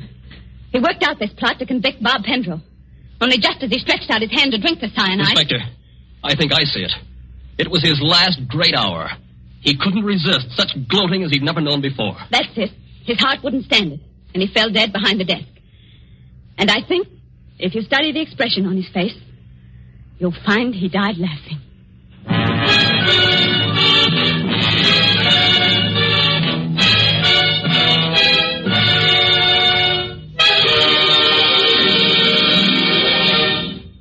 And so ends Will You Make a Bet with Death? Tonight's story of suspense. The part of Bob Pendrell was played by Michael Fitzmaurice. Betty was played by Leslie Woods. John Destry was played by Nicholas Joy. And in supporting roles were Ted DeCorsia and Charles Slattery. Again next Tuesday at 9:30 p.m. Eastern Wartime. A story dedicated to the thrill of the nighttime, the hushed voice, and the prowling step. Another adventure in suspense. William Spear, the producer, Mark Slobe, the director in the absence of John Dietz, and John Dixon Carr, the author, are collaborators on Suspense.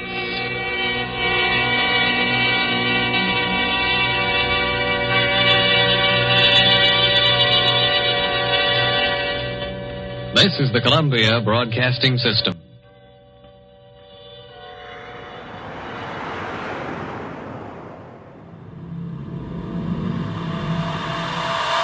Blood-curdling, spine-chilling, heart-racing fear. You are now listening to Dark Waters Radio.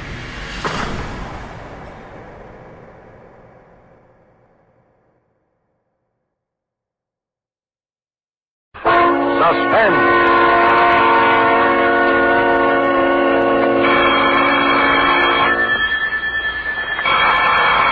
I'll get it, Maggie. Public Library, Hillcrest Branch. Miss Roberts speaking. No, I'm sorry. We do not carry the racing form. We do not carry even the current racing form, much less those published in 1925. I know nothing whatever of Man of War's activities. Well, you'll have to consult another source to win your wager. Goodbye. Yes? Miss, do I give mine book back here? Yes, this is the return desk. Let me see. That's 2 days overdue. You owe 4 cents, Mrs. Rudnick. It's a lot of reading. My daughter read it to me nights. Here's the 4 cents, miss. Thank you. Oh, it was a grand book, though. Really grand. Gone with the Wind, I suppose.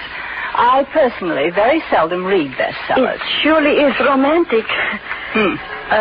I wonder, miss, do you know what happens on page 931?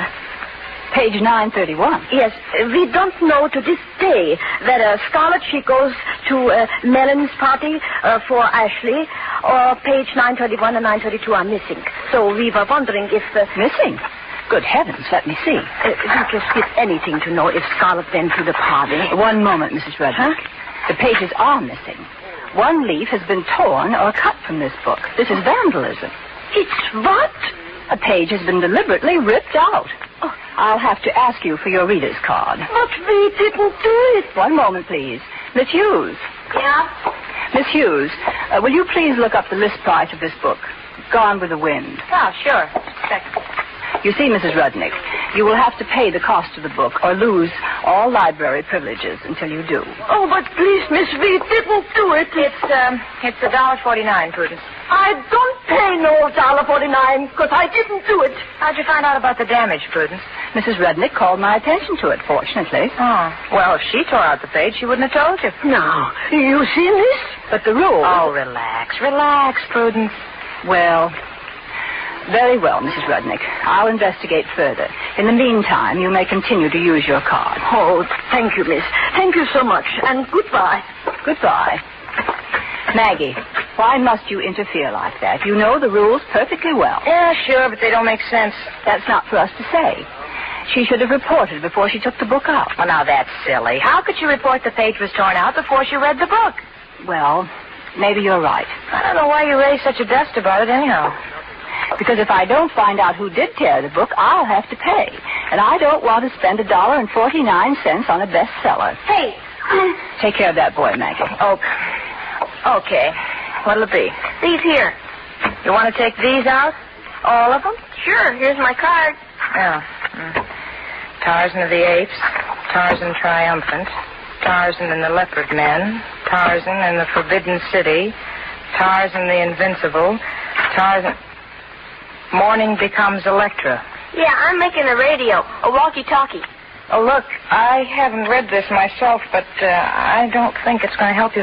No? It says Electra. Yeah, well, anyway, you got one too many books. Okay, I'll take the electric book out when I bring these back. I'll bring them back tomorrow, so save it. 5 books, and he'll bring them back tomorrow. Did you get that, Prudence? 5 books, and the kid... Prudence, what are you doing? It's very strange.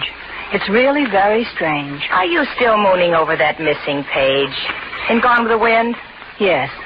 You know, whoever ripped that page out also underlined words on the following page 933. Yeah? What kind of words?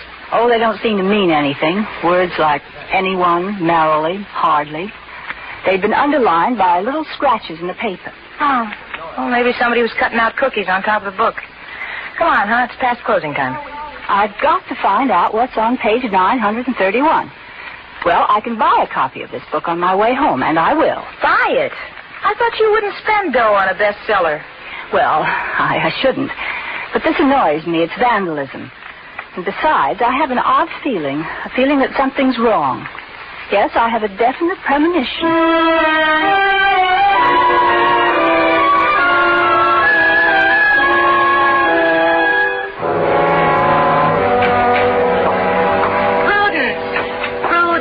Will you put that book away and come to bed?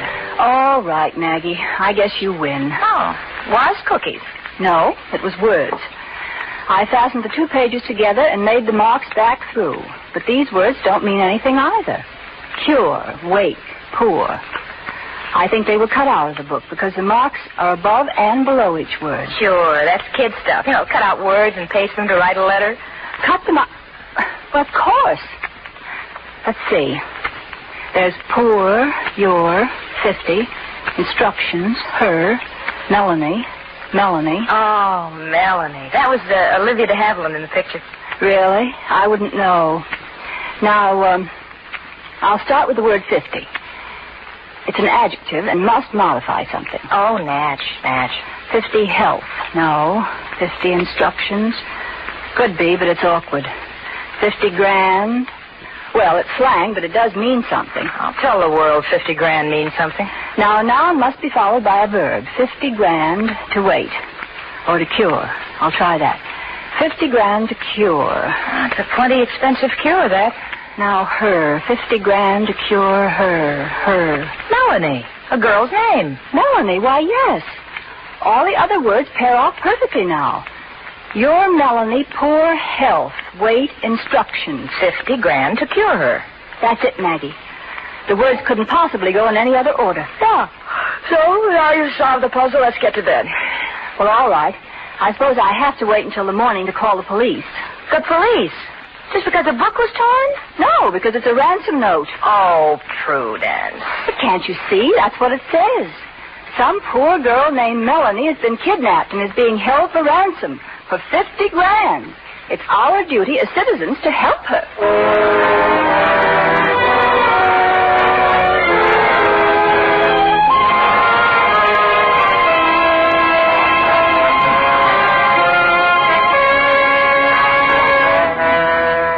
For suspense, Roma Wines are bringing you as star Miss Myrna Loy in Library Book by Cornell Woolrich. Roma Wines' presentation tonight in radio's outstanding theater of thrills, Suspense.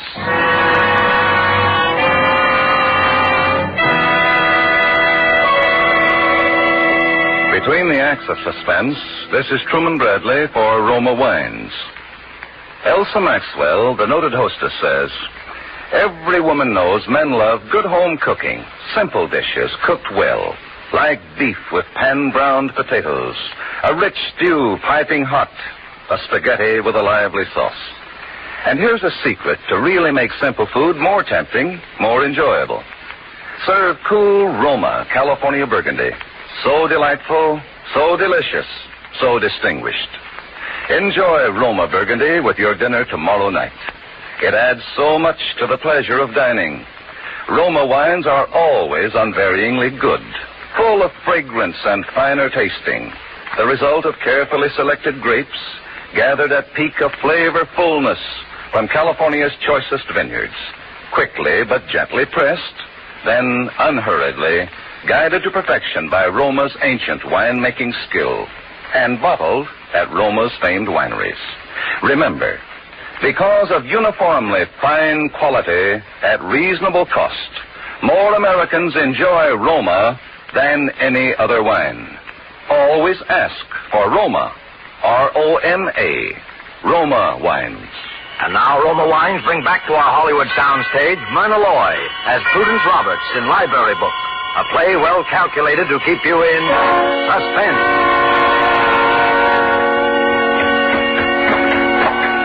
Miss Roberts, I'm sorry I couldn't get here till this late. I'm Lieutenant Murphy from headquarters. Oh, you're a detective? Well, that's what my paycheck says, ma'am. Oh, well, of course, you're not in uniform. But come over here behind my desk. I want to show you something. Yes, ma'am. Has anyone been kidnapped lately? Huh? What? Anyone named Melanie? Do you know? Why?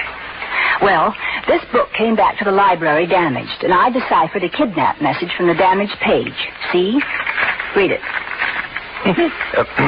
You deciphered this note? You're laughing at me. I want to do my duty, and you laugh. Oh, no, ma'am. We'll check up. Well, say, what do you know? Yes? What is it? Oh, nothing, miss. You took your glasses off, that's all. What'd you say your name was again, miss? My name is Miss Prudence Roberts. What has that got to do with this? Well, we have to know the source of our information. Yeah, this does look like a ransom note now that I look at it. Of course it does. But we haven't any case on deck right now that this could possibly fit into. I never heard of a ransom note without a kidnap case. Oh, you haven't? Very well. I'm sorry I bothered you. We have to close the library now, so good evening. Just a minute, miss. What are you going to do? I'm going to find out who damaged this book. Do you see this card? These are all the people who have taken the book out. 6 altogether. Mm-hmm. Lucille Baumgarten, August Beasley, Walter Evans. Well, that's fine, miss. Look, maybe I could drop around and see how you're making out. Tomorrow? No, I wouldn't inconvenience you. You needn't bother. Gee, miss, you talk such good English. I try to. Well, look, could I see you home? It's pretty late, you know. I feel quite safe, thank you. The worst that ever happened to me was one night when a vulgar masher spoke to me. He said, "Hi, Toots." Imagine. Oh. Did you have your glasses on? Why, come to think of it, that was the time I'd left them to be repaired. How very peculiar. Yeah. Say, miss, how would you like to see a picture tonight with me, huh? I wouldn't think of going out with someone I've met only once, Lieutenant. Oh, yeah. I guess you wouldn't. And besides, because the police of this city are obviously so inefficient, I have a great deal of work to do. Yes, Lieutenant Murphy, I'm going to be very busy tonight.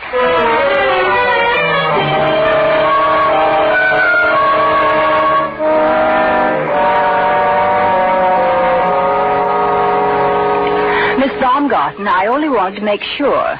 You're sure the page was missing when you read it? Oh, it was missing, all right. I remember because it took me quite a while to figure out what happened. But I finally did, so it didn't worry me.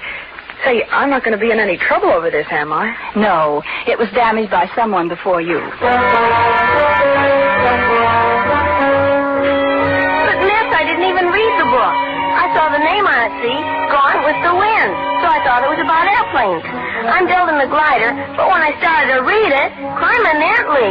I think they ought to name books so you know what you're getting. It'd save a lot of trouble.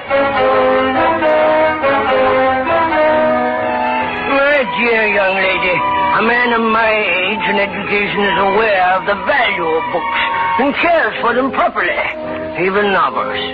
Yes, I remember that page was missing, obviously ripped out, an act of wanton destruction. Shocking.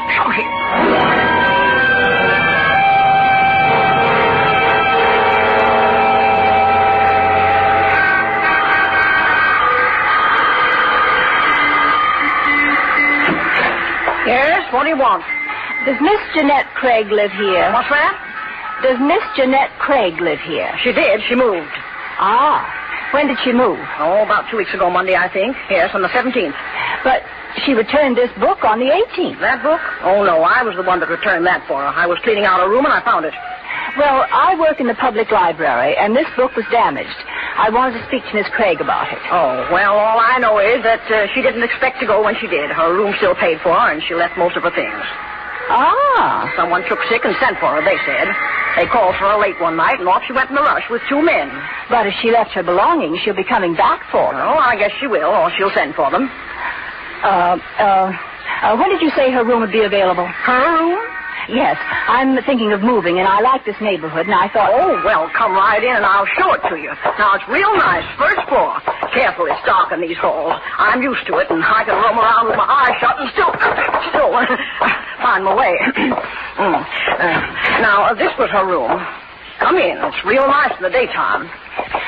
Is the closet good and deep? Well, go ahead and look. That's her things in there, and some real nice things, too. I don't see how they do it being a nightclub dancer. Yes, lovely things. Huh. Funny. This monogram is MS, and on this bag, too. Those aren't her initials. Oh, you know how it is. These girls lend each other their clothes. Probably belongs to a friend of hers. Did you ever hear her mention Melanie? Huh? No, we don't allow any eating in the rooms. Well, I'll take it. But I have a roommate. Well, it's all right with me. Fine, then I'll get her and we'll move in tonight. Huh? Tonight? Well, all right. I'll move Miss Craig's things into my room then. Oh, no. Leave them right here. You see, I want to know when someone comes for her things because I do want to find out where Miss Craig is. You see, I'm terribly anxious about the book. I really am.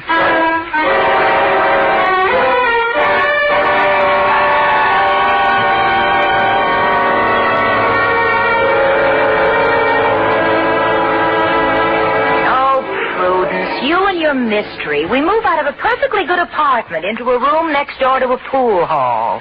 But I have to find out where Jeanette Craig is. And even when the lights are out, we have that darn neon sign, Chop Suey, Chop Suey. But don't you think it's strange, Maggie? All her things initialed MS instead of JC. M could stand for... Oh, well... Hey, listen. What's that? Shh. Someone's unlocking the door. Holy smoke. Someone's come for her clothes. I know it. Yes? What do you want? Well, I didn't expect to see you. We rented this room today. Wait, I'll turn on the light. Now, what do you want? Well, you see, I was sent to get to... How'd you get a key? I know.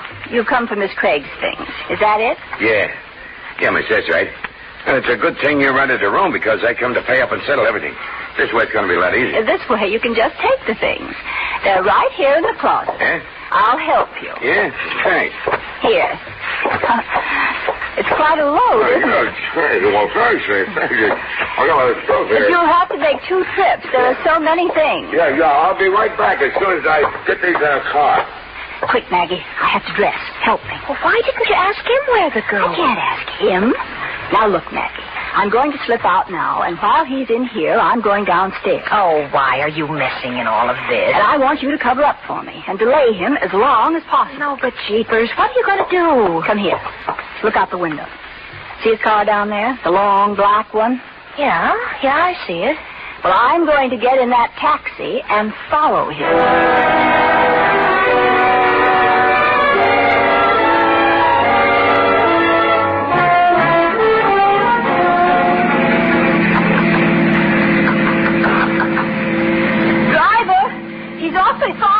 Lady, I know this game backwards. It's been 20 miles and I haven't lost him yet. Keep close watch. He may turn off in an effort to evade us. I'll see him. What's the matter, huh? He move out on you? Well, I don't blame you for being sore, but, lady, there's all kinds of angles. I beg your pardon. For instance, I notice you wear glasses. Now, there's a saying, men never make passes at girls who wear... Please, will you confine yourself to your driving? Okay. Hello, she turned. Oh, hurry. Why, we're way out in the country. You said it. Turn off again, up ahead. Probably a driveway. Pull up at the entrance. Okay. Well, this must be it. There's a house, and there's the car. What a lonely-looking place. Yeah. Now what? Now, you wait here, driver. 1 minute, lady. The time has come to tell you I got you clocked at $7.85. That much? And I forgot my pocketbook. I thought so. The old game. But I have the money at home. Outside. You heard me? Outside. That's right. Now, if you was a man, I'd take it out of your jaw. As it is. Oh, please. You aren't going to leave me. Yeah. You're going to walk. But you can't leave me here. Lady, I can't. Anyway, they might have a fall in the house. I don't even know where I am. I'll tell you where you are, baby. You're on your own. Oh, to think that anyone could be so... I'll report you.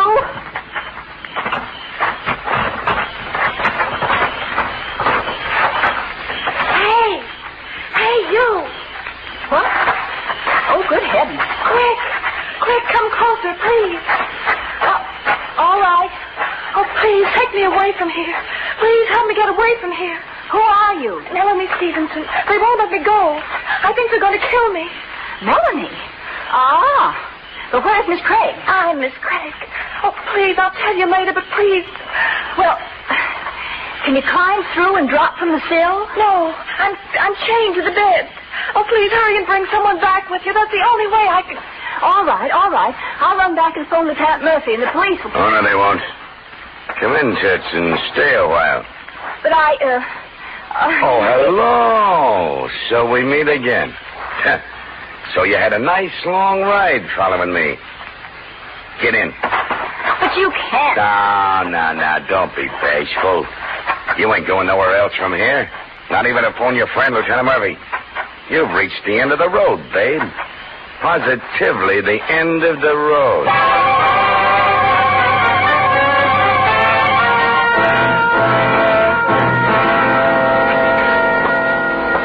Oh, Murphy, close the door and sit down. This is important. Okay, Captain. Well, what's up? Kidnapping case, Murphy. I only hope we're not too late. That man who just left my office was Martin Stevenson. Yeah, who's been kidnapped? His daughter. Well, this is the story. She ran away from home a few months ago to work in a nightclub. Took another name. Didn't even let her family know where she was living. That's why they didn't know when she disappeared, so it wasn't reported until now. How'd she disappear? Well, her father doesn't know, but it looks like someone recognized her in the club. Knew the Stevensons had dough and grabbed her. Well, first thing, the old man knows he gets a ransom note. You know, the usual kind, words cut out of something and pasted on paper to look like a telegram. Words pasted up. Captain, what was the daughter's name? I think it was Melanie. Oh, Melandy, huh? Gee, what's the matter? You know what you should have ought to do? What? You should have ought to read more, like me. It's Melanie, like in Gone with the Wind. Let's see. It's the same note. The same note. Now, what are you raving about? The note that librarian, Miss Roberts, called us about. I told you. Remember what a laugher handed us? Yeah, say, that's right. She must be a pretty smart girl. Hey, maybe we ought to talk to her. Yeah, just a minute. I got her phone number. I'll call her up. Oh, so you got her phone number.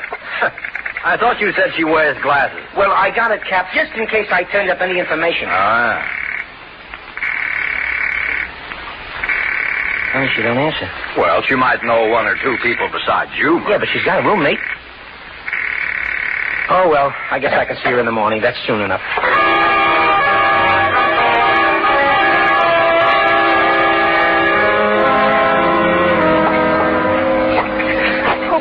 They're going to kill us, I know it.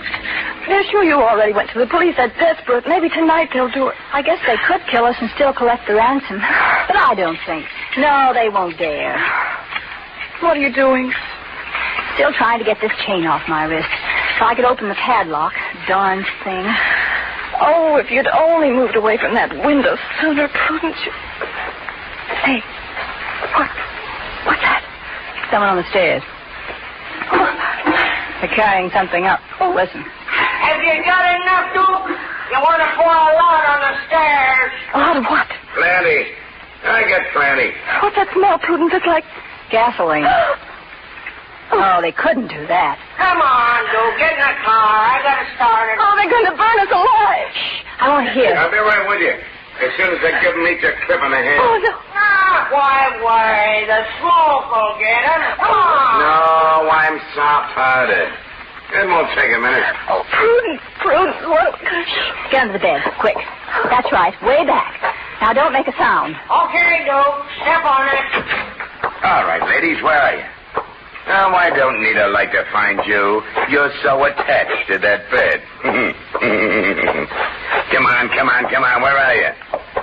So you're being killed. Well, that ain't gonna help because it's... Oh, you... Oh, me up, you little butt. You bully, you unhookable bully. This is a good, strong shoe, and I'm going to... You... You help us. I'll show you. Fire! Oh, I'm sorry. Just have a show.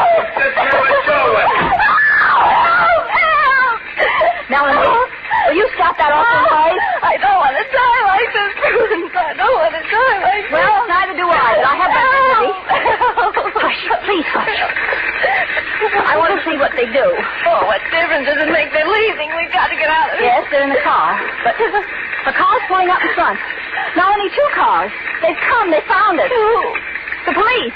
Lieutenant Murphy and 2 arrows with them. Oh! That's it, Lieutenant.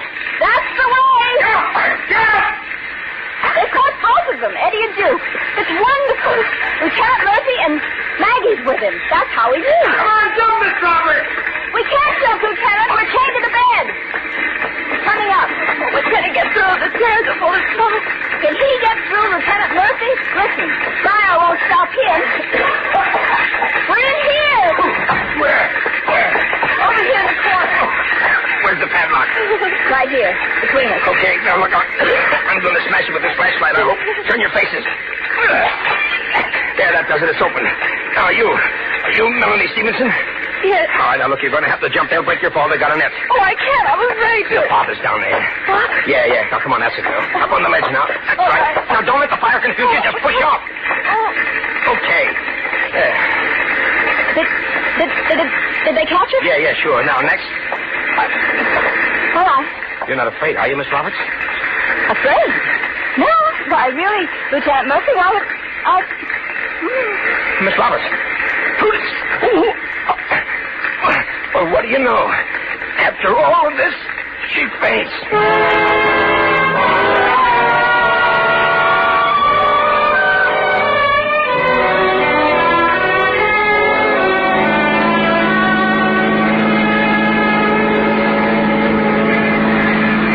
Awfully nice of you to drive me home, Lieutenant. Oh, forget it. I'm just thankful I had enough sense to try and find you tonight. How did you find me? Well, first I went to your apartment, and from there I found where you moved to, and then Maggie knew which cab you took tonight, and after that it was pie. It was so melodramatic the way you got there just in time. Yeah? You know, I can't get over the way you talk, Miss Roberts. Every word's so clear, just like a poem. Poem. Yeah, that's what I said. Poem. Well, I certainly hope I'm going to see you some now that the excitement's over. Well, Look, there's a real highbrow picture showing you your place. Gee, I'd sure like to take you to it. no, I'm sorry. Well, I just thought I'd ask. But if you know a good, fast murder picture with a lot of shooting... Miss Roberts. Can that, Miss Roberts? Prudence. Hey, what are you doing? I'm throwing my glasses out the window. From now on, call me Toots.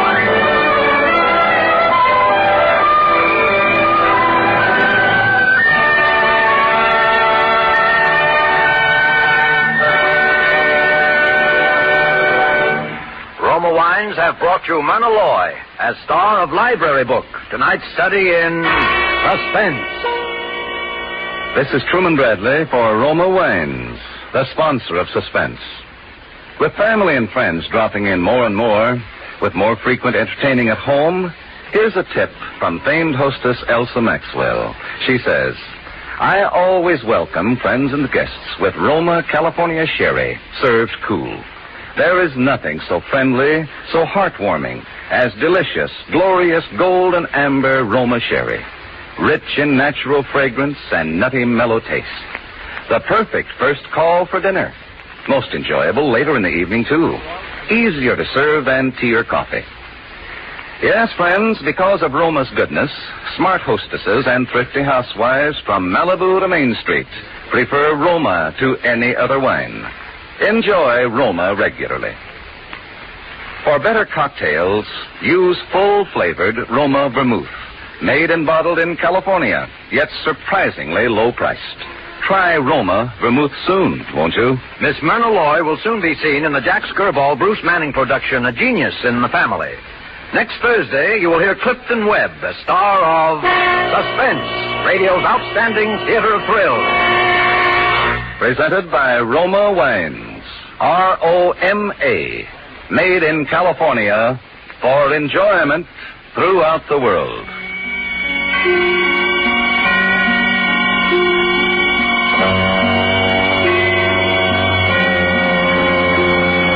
This is CBS, the Columbia Broadcasting System.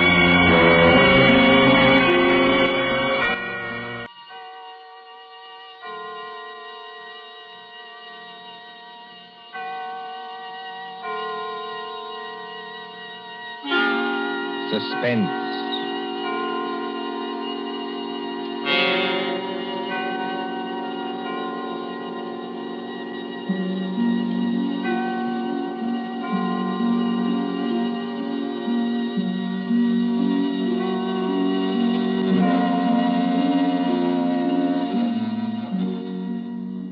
The thrill of the nighttime, the hushed voice and the prowling step, the crime that is almost committed, the finger of suspicion pointing perhaps at the wrong man, the stir of nerves at the ticking of the clock, the rescue that might be too late or the murderer who might get away, mystery and intrigue and dangerous adventure.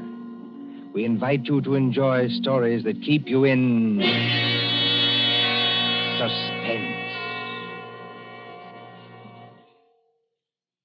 For Suspense, tonight we present The Lord of the Witch Doctors by John Dixon Carr.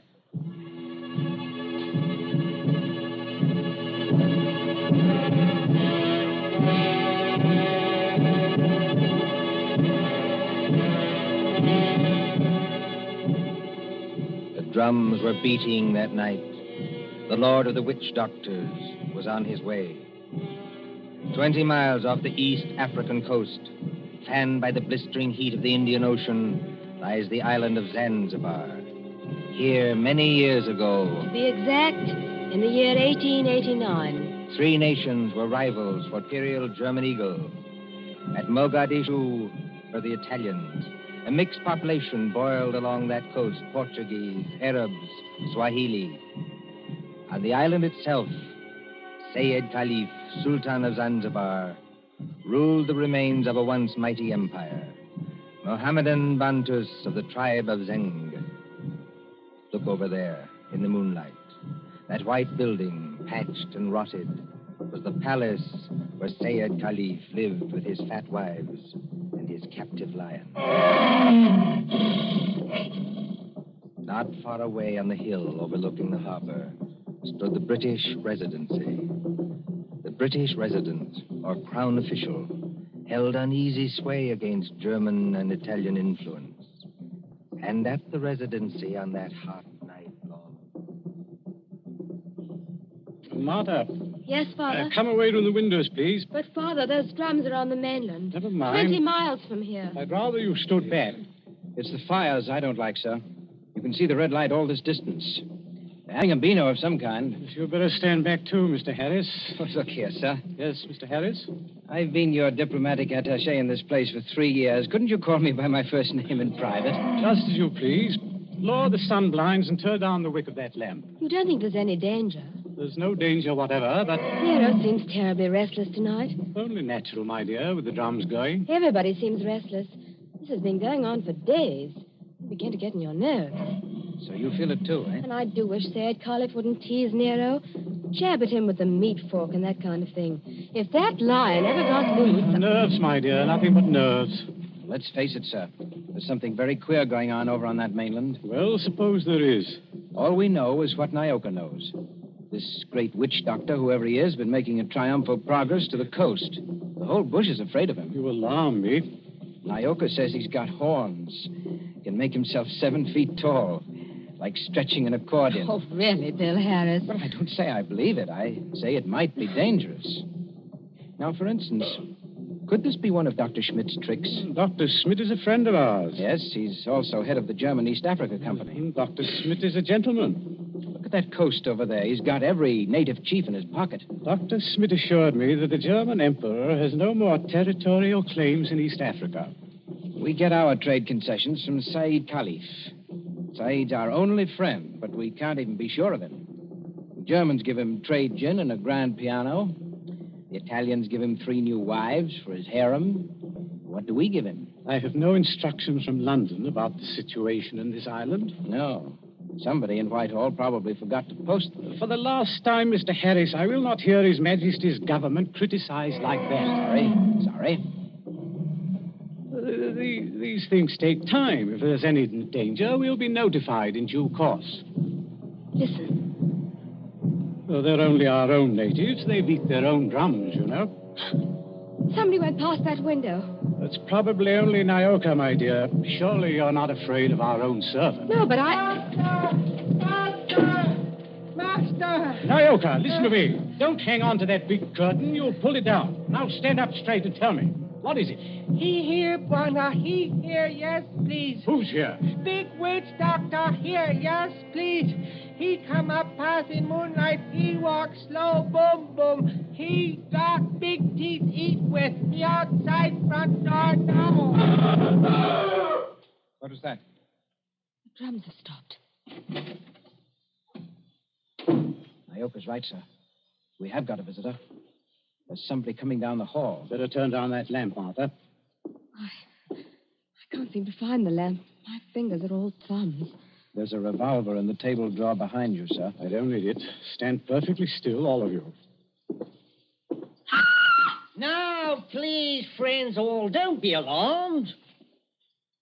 Are you English? That's right, miss. Born and bred in Streatham. Which of you is the British consul? I am the British resident, sir. My name is Richardson. May I ask the meaning of this tomfoolery? Well, that's just what I'm here to tell you. Or maybe I'd better show you.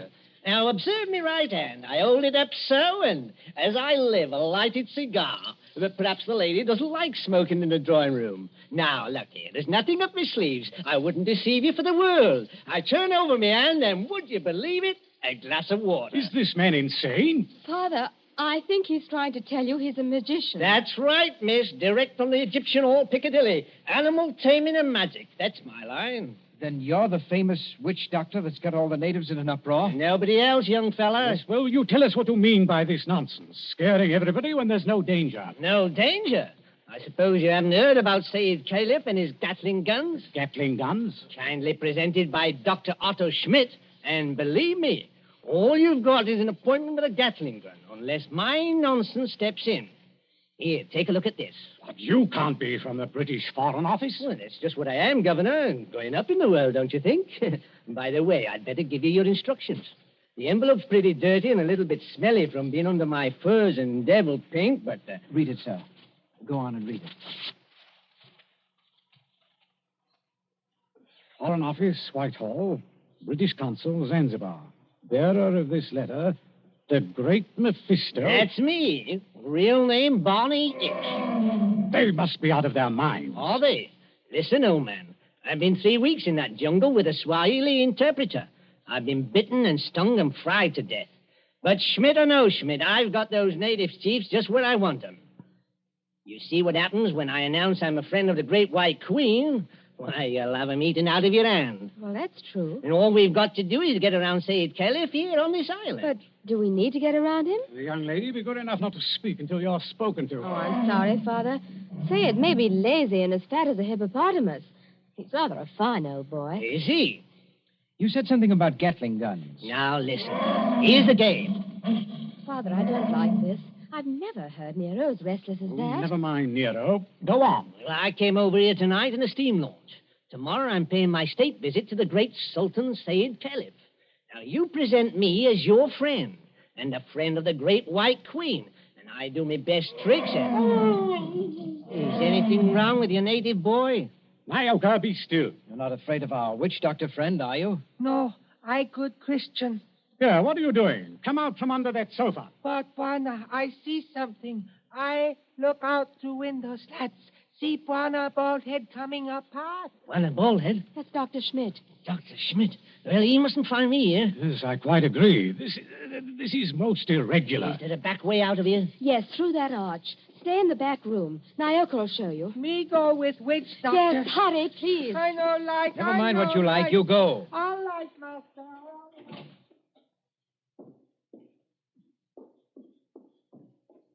It's all right. They've gone. Yes, about time, too. Well, good evening, Dr. Schmidt. Pleasure to see you. Always a pleasure to see you. Ah, my friends, I wish I could say it was such a pleasure to see you. Isn't it, Doctor? This at any time but now. Do not mistake me, I beg of you. No, it is that confounded lion, Nero. Always I say it will happen, and now it has happened. What about Nero? My friends, I regret. He has made his kill. He has tasted blood. What's that? You permit that I sit down and take off my sun helmet. I am not young, and I'm tired. It's not Said Caliph. Yeah, it is so. He has teased that lion once too often. Oh, poor old boy. He was our friend. He's not dead. Yeah, I regret. Yeah, he is dead. Sultan of Zanzibar is dead. Oh, Gad. But how did the lion ever get at him? He drank too much puma. That was his trouble. He got drunk and think he can do too much. So he opened the door and went to the lion's cage. Into the cage? Yeah, would you believe it? Not easily. But it is true. Over to Paris, there's what you call gnashing of teeth. His son Nobius in tears. Did you see this happen, Doctor? No. I go there later and they tell me. It's all the worse because of some foolish toy, a doomhead toy. That he has been struck over the head and thrown into the cage by someone who did not like him. That's more likely, if you ask me. My friend, it is foolishness. Everybody liked old man. He was a father to his people and a kind friend. Doctor, are you telling us that Said may have been put into that cage unconscious? It is what one African soldier says, yeah. Well, then he may still be alive. Alive? It is impossible. It's more than possible. A lion may maul an unconscious man, but it doesn't often kill him. This is vital. Vital to Said himself and others as well. You're a doctor. Can't you go and make sure? My friend, I regret. I am not that kind of a doctor. Harris, you may be right. I think I'd better go myself. Yes, that's a good idea, sir. I'll stay here and entertain Dr. Schmidt. Unless, of course, he wants to go, too. No. I think I do not like sights of that sort. I have a tender heart and I have illnesses. Besides, you can do nothing. I tell you, he is dead. Yes, we'll see. Martha, you'd better come with me. Your nurse's training may be of some use at last. Of course. Hadn't we better go the back way and speak to Naoka? Yes, Naoka mustn't be troubled in that back room. A very good evening to you, Dr. Schmidt. Ah, Mr. Harris, they have good hearts, but they're so foolish. I would give my own right arm to aid that poor man. But Well, we must have philosophy. We must cheer up and bear it. Yes. Now, Doctor, we're all alone. So we are. So we are. We must sit down and have a nice, comfortable chat. Yes? Definitely, yes. Oh. I wanted to have a word with you anyway. Ah, so? About what, Mr. Harris? Oh, various things. I am happy to give you all the time in the world. I like talking to young people. It makes me feel young again myself. Like Nobi? Nobi? Said Khalif's eldest son, the new sultan. Ah, one fine young man for a savage. Yes, but weak, easy to manage, and very fond of his father, too. It's a wonder he didn't have the lion shot after they got the body away. Shot with what, my friend? I beg your pardon, Himmel. I do not consider the matters funny. No. But shot with what? These brutes, they have nothing but loading muskets. Kill Nero with those? No. Suppose they had Gatling guns. Pardon? Just suppose that, of course. Of course. Well? Ah, my friend. Gatlings would be of no better use. You only wound. To kill a lion, you must reach the eye or heart with a high-power bullet. What is the matter with us? Why are we talking of these things? Talking of death, you mean? Of Said Khalif, who gave all the trade concessions on Zanzibar to the British? My friend, I was talking about express rifles. Look here, don't you find it warm in here? Yeah, a little. Yes, it smells of animal's fur, doesn't it? I'll just raise those sunblinds. No. You must not trouble yourself to do that. It's no trouble. I beg of you not to trouble. It is not necessary. Doctor, you've been mopping your forehead ever since you've been here. Little fresh air never hurt anybody. Here. Isn't that better? Much. Why not sit down, my boy, and we have a nice chat? Fine enough night. No smell of the animal's cage here. My friend, you talk like a hunter. Yes. Or a victim. Yes, it's a fine night. At least for this part of the world. Fire's still burning on the mainland. I wonder if that's a good sign. Of what? I wish I knew. And the sea is like skim milk under the moon. And, good Lord. What is it? What makes you jump? Look there, in the harbor. My friend, I see nothing. Perhaps if I take off my spectacles and Why, man, you must see it. In the harbor, out at the left there, beyond the shadow of those big palm trees. Don't you see our riding lights? It looks like...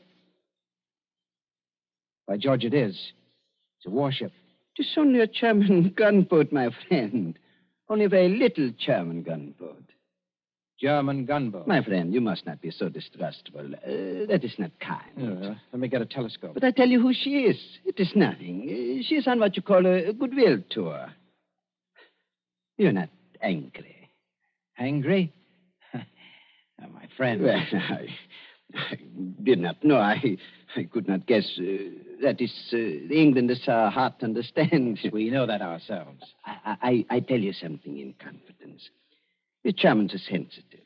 The British objected. The natives feel too strong. I tell the gunboat to go away. I fire an express rifle. It has a sound. Boom! You cannot mistake one another. That is why I think of an express rifle. But if nobody will object... Why, not the least bit. Tell me, Doctor, do you like it here on this island? Well, just not barren. Don't you ever want to get away from a forsaken mud heap like this? My friend, I am a German. My duty is here, as I stay here. Yes, I know. Between ourselves, that's exactly my position. But you are young. That's not the point. It's the importance of the job. The British don't rule Zanzibar. We hold the trade concessions from Said Khalif, and our residency has to protect them. But even you, Doctor, would be surprised at the amount of trade that we have to protect and the revenue that comes out of this island. Is it so now? You don't say so. I do say so. Is it so much? More than you think. Of course, I'm not allowed to give you any figures. No, of course not. I would not dream of asking you. How much would you say it comes to, roughly? Oh, come now, Doctor. As one gentleman to another, you're not asking me to give away secrets. Oh, no. It was only a joke, you understand. Please do not try to up-trip me. I would try to pull your leg, and it was only a joke, believe me. Yes. It's all in the game, as it were. Yes, all in the game as gentlemen. Oh, Doctor, you're quite a humorist. You're not offended? Not at all. No, as I was saying, I hold a rather important job. Of course, Mr. Richardson holds an even more important one. He's been very friendly with old Said Khalifa on this job. Of course, you know what that job is? Of course. He's the British consul. What is the matter with you? You're not smiling any longer. Why are you looking at me like that? So that's it. That's the game. You made exactly the same mistake that he did. Yes, who did? Dr. Schmidt, have you met the great lord of the witch doctors? The maker of spells and the tamer of lions? I am a good Christian. I pay no attention to what natives say. I do not believe in witch doctors. No, neither do I. Not in this one, at any rate. What one? The witch doctor who came here tonight and said that he was on a mission for the British Foreign Office. He's an imposter from the word go, and you're working with him. Oh, don't upset your chair like that, Dr. Schmidt. Because if you fall on it, you may hurt yourself. I have not hurt myself, young man. Oh, yes, you have. The fellow who came here tonight addressed Mr. Richardson as the British consul. That might have been a slip of the tongue. But then you see the letter on the table there? I have eyesight, I thank you. That letter is supposed to come from the Foreign Office, and it calls him the British consul, too. I heard it read aloud. The Foreign Office may make mistakes, but they don't make mistakes like that. That letter, Doctor, is a forgery. It was forged by a German, and probably by the German who calls himself Barney Hicks, or the Great Mephisto. He's in the back room now. No, he's not, Governor. He's standing in the doorway behind you now. Yes, I thought I heard you. But don't turn around to look at me. I'm just warning you. Have you got anything to enforce that? Yes. I've got a 500 express rifle that could smear you all over the opposite wall. Karl, hast du abgematust? No, Und keinen... Well, if you fellows are going to shoot me, I wish you'd speak English about it. Karl, I beg of you. No. Don't fire that rifle. Exactly. You see, Carl, I'm turning around. This is all very... now, Karl. You see what the doctor means, Carl? If you fire that rifle, you'll send your gunboat out of that harbor just when you need it. Isn't that the signal, Doctor? To send the gunboat away? Karl, I beg of you. Yes, it is. Very simple, economical German signal. So, you two killed Said Khalif. That is slander. That cannot be proved. Had to do it, I imagine. Said was the one chief that you couldn't buy or frighten with your witch doctor, so you got rid of him. Tomorrow morning, the witch doctor would have appeared. He'd have scared the daylights out of a weak and superstitious son, Noby. I told you I was fairly good at my work, Governor. And I am. Yes, and then the witch doctor would have taken over everything. The British resident had to be bamboozled for 24 hours to keep him out of the way with a ghost story about a British agent. And there was a gunboat in the harbor in case of trouble. Slight mistake there, Governor. There is a gunboat in the harbor. Yes. It's really worked out beautifully. The Emperor should be pleased. I don't think your White Queen will be very happy, though.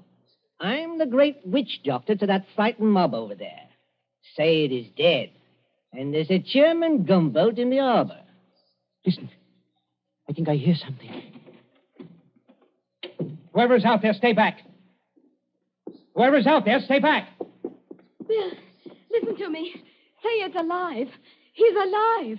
This is impossible. We can see him breathe. We don't even think he's badly hurt, but he's still in the cage, unconscious. Still in the cage? You mean they can't get him out of there? If he wakes up or they attempt anything, Nero will tear him to pieces. The whole crowd over there is nearly crazy, but they don't dare go into the cage. Well, gentlemen, you should have been more careful. If they do get Said out of there alive, you're done for. Be quiet. Listen. Noby and the rest of the natives are coming up here now. See here, miss. Are you talking about the old boy's son? Noby, yes. He wants to see the witch doctor. The witch doctor? This puts you in some slight trouble, Carl. Listen to me, miss. I couldn't get that old buzzard out away from a mad lion, even if I've got to get out of here. Too late now, my dear witch doctor. The natives have surrounded the house. Who's that? It's Nobi. He's coming down the hall.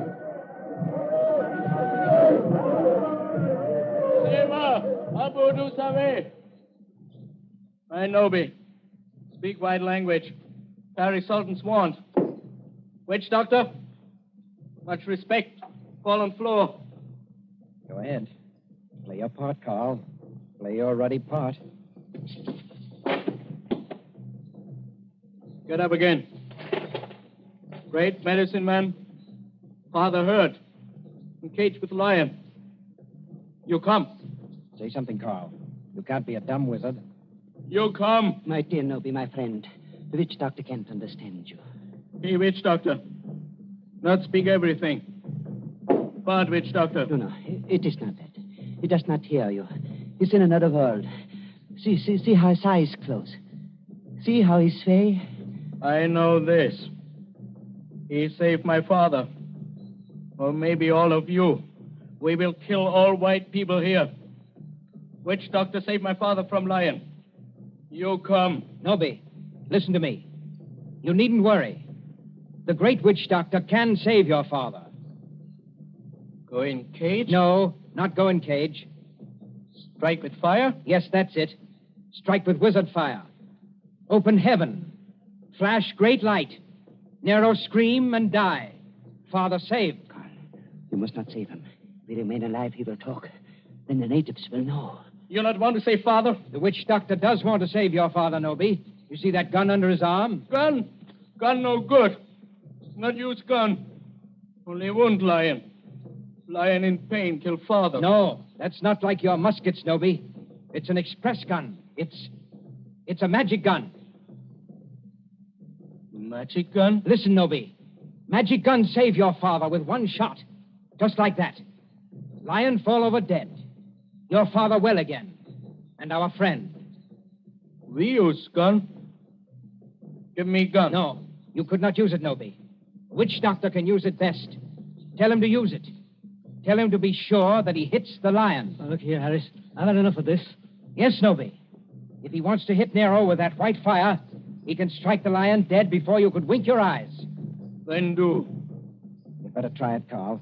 And you'd better not miss him, or you know what'll happen to every white person in this room. My hands are shaking. Magician with shaky hands? That won't do. I take your shoulder. You follow.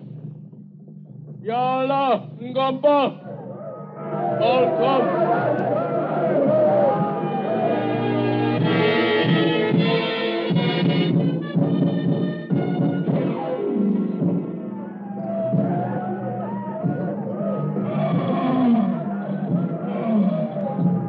There is cage by palace door. All court over river, bright as day. 1,000 torches, all make light. Now do. Now do. See how quiet they get when Nobi raises his hands. They're praying. So are we. Won't do it. You better. I told you that. They're out of hand now. If you miss, you're no witch doctor. And if you had any thought of hitting Saeed instead, just imagine what they do to you. I can't see. These torches blind me. You do. I think the old man's moving. If he stirs, the lion will kill him. You know what that means. That's right. Up with a rifle. My hands are shaking. Be careful of your sights. It's a point-blank shot.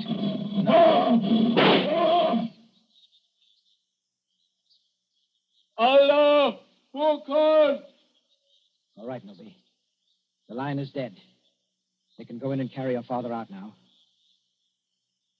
Lion dead?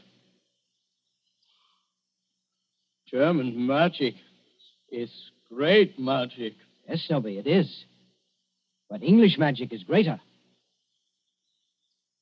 English magic better than German magic? Yes, Nobi, and I'll prove it.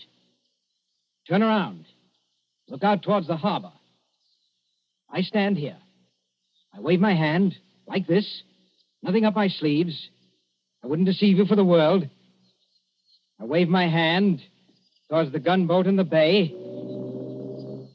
The gunboat sails away. English magic, Nobi. English magic.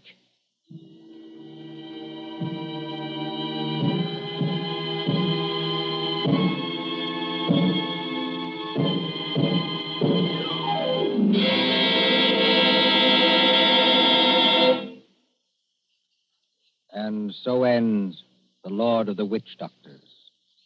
Tonight's story of suspense.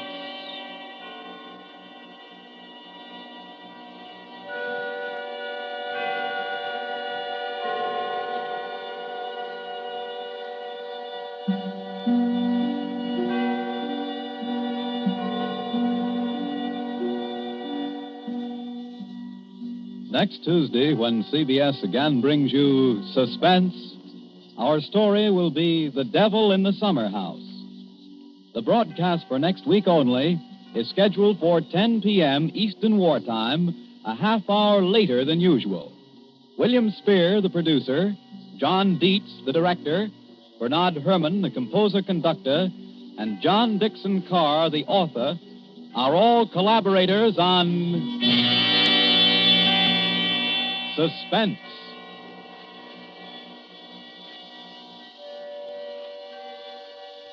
This is the Columbia Broadcasting System.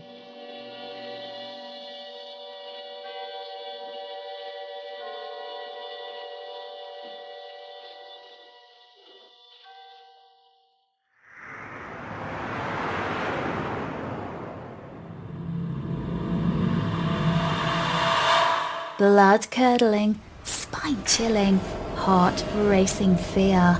You are now listening to Dark Waters Radio.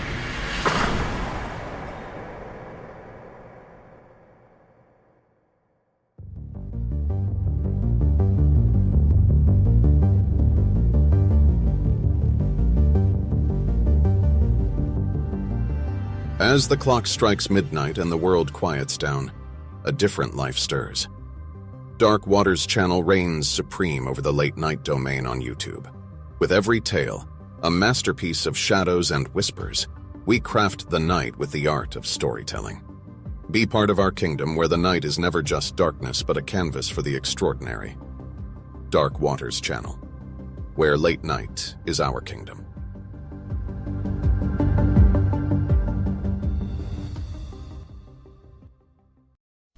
Suspense. Tonight, Roma Wines bring you Robert Taylor in The House in Cypress Canyon, a suspense play produced, edited, and directed for Roma Wines by William Spear.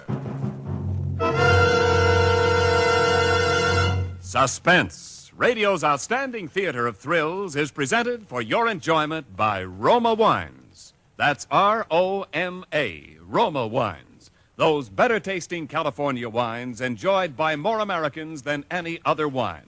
For friendly entertaining, for delightful dining. Yes, right now, a glassful would be very pleasant, as Roma Wines bring you Robert Taylor, star of Metro-Goldwyn-Mayer's Undercurrent, in a remarkable tale of suspense.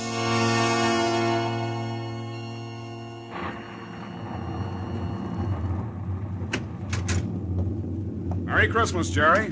How's the real estate business? Kind of early with your greeting, aren't you, Sam? Well, I got to get them in sometime. I may not see you again until next Christmas. If this real estate racket gets any crazy, I'll be dead by next Christmas. I'm glad you could get up here, though, Sam. What's on your mind, Jerry? You'll probably shoot me when you hear it, Sam, because I'm probably nuts. But doggone it, you're a detective and you're my pal, and I just had to tell somebody. Well, you sound like it's serious. That's just it. I don't know what it is, Sam, but... Now, listen, you know we're agents for a group of houses up in Cypress Canyon. Mm-hmm. Those places that were started before the war, never got finished. Oh, yeah. All they got in were the foundations, just concrete and a couple of beams. Well, they've been finished now. In fact, I'm putting up the for rent on the last of them today. What do you want? Police protection from the mob? Listen, Sam, this house that I'm talking about, it's got a number now, 2256. But before, when the men went back to work on it about 3 months ago, well, they just started when the foreman on the job brought me a shoebox that he'd found up on a beam. And this box had a what do you call it, a manuscript in it, a story kind of, all written out. Yeah. Well, he gave me the thing. I read it. I didn't think much about it. I put it in my desk. But the other day, and I happened to drive by there, I saw the number on the house and what the house looked like. I thought of this manuscript. And, well, I don't like it, that's all. There's something funny about it. What's funny about it? Well, mind you, this thing was found in an unfinished house in Cypress Canyon. House that was only just started building. All right. Well, listen, Sam, I want to read it to you if you got the time, and you'll see what I mean. All right, shoot. Well, here's how it begins. To whom it may concern, my reasons for setting down on paper what follows here will be abundantly clear to anyone into whose possession it may fall. First, let me say that I'm a very ordinary person. My name is James A. Woods. I'm 35 years old. By profession, a chemical engineer. My wife, Ellen, was a school teacher when I met and married her in Indiana 7 years ago. There's nothing in the past life of either one of us to suggest remotely any cause or reason for the dreadful thing that has invaded our lives. Our married life has been in no way different from that of millions of other average, reasonably happy, and congenial families. 3 months ago, I was ordered by my firm to take charge of a rather minor project in Los Angeles, Hollywood to be exact. The order was a sudden one. There'd been no time to secure accommodations, and conditions being what they are, the inevitable result was that until day before yesterday, we'd been living in the cramped quarters of one of those characteristic California motels. Needless to say, most of our spare time had been devoted to a search for something more permanent and comfortable, but the fruits of these efforts had been, financially and in every other way, a geometrical progression of discouragement. Until last Saturday afternoon, only 4 days before Christmas. We were driving into town on our way to a movie when Ellen saw it. Jim, look. What? That sign in front of that real estate office. Oh, yeah. But don't you see what it says? For rent, furnished, 2-bedroom house, close in, immediate occupancy. Yeah, Aren't you going to stop? Oh, Ellen, you know what a sign like that would mean, right out in plain sight in front of a real estate office. Oh, yeah, but Jim... Either they want $600 a month... We'll never know until we ask. And if it's any good at all, there are probably 50 people fighting for it right back there now. Well, honey, there's no harm in trying now, is there? You really want to go back? Oh, it's probably foolish, but what can we lose? Okay. Oh, darling, come on, cheer up. How do you know? Maybe our luck's changed. Maybe fate's going to give us a nice new house for a Christmas present.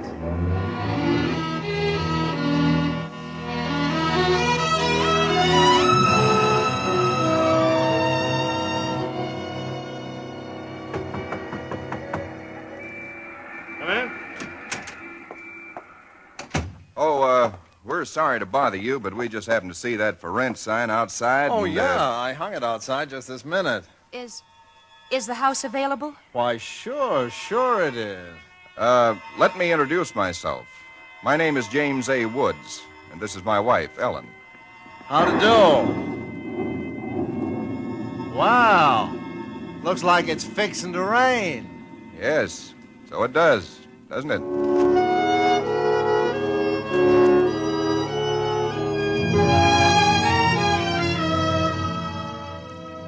Well, it was one of those things. The real estate agent had just been authorized to rent the place by mail that morning, and he'd hardly had time to look at it himself and put up his sign when we drove up. It was just an ordinary little California house about halfway up Cypress Canyon, number 2256. Just an ordinary, undistinguished little house. The agent didn't know much about it. Construction on it had been stopped by the war, and it had just been completed and furnished lately. Been vacant while somebody's estate was being settled, and now it was owned by a bank in Sacramento. Of course, we didn't Got care this about key all in the that. mail along with the authorization to rent. Only one there is. Of course, you can have duplicates made. Yeah, seems to stick a little. Oh, no, there it is. Doesn't sound as though that door had ever been opened. Well, a little oil on the hinges will fix that, all right. Oh, sure. Now, here's your living room. Furniture's a little dusty, of course. You got to expect that. It's good furniture, though, you see? Benson Brothers. Yes, Now, over here's a little den. Panel, you see? Radio, fireplace. Really a very attractive little room, particularly for a man. Yep. Now, the bedroom's off the living room here. Everything's all on one floor, you understand? It's quite nice, I think. Yes. You can see you get the morning sun here. There's a view of the canyon through these front windows. You got cross ventilation. That's about all there was to it. It wasn't the best place in the world. It was small and badly built, but what would you have done? We took it with as little inspection as that. It was the Saturday before Christmas.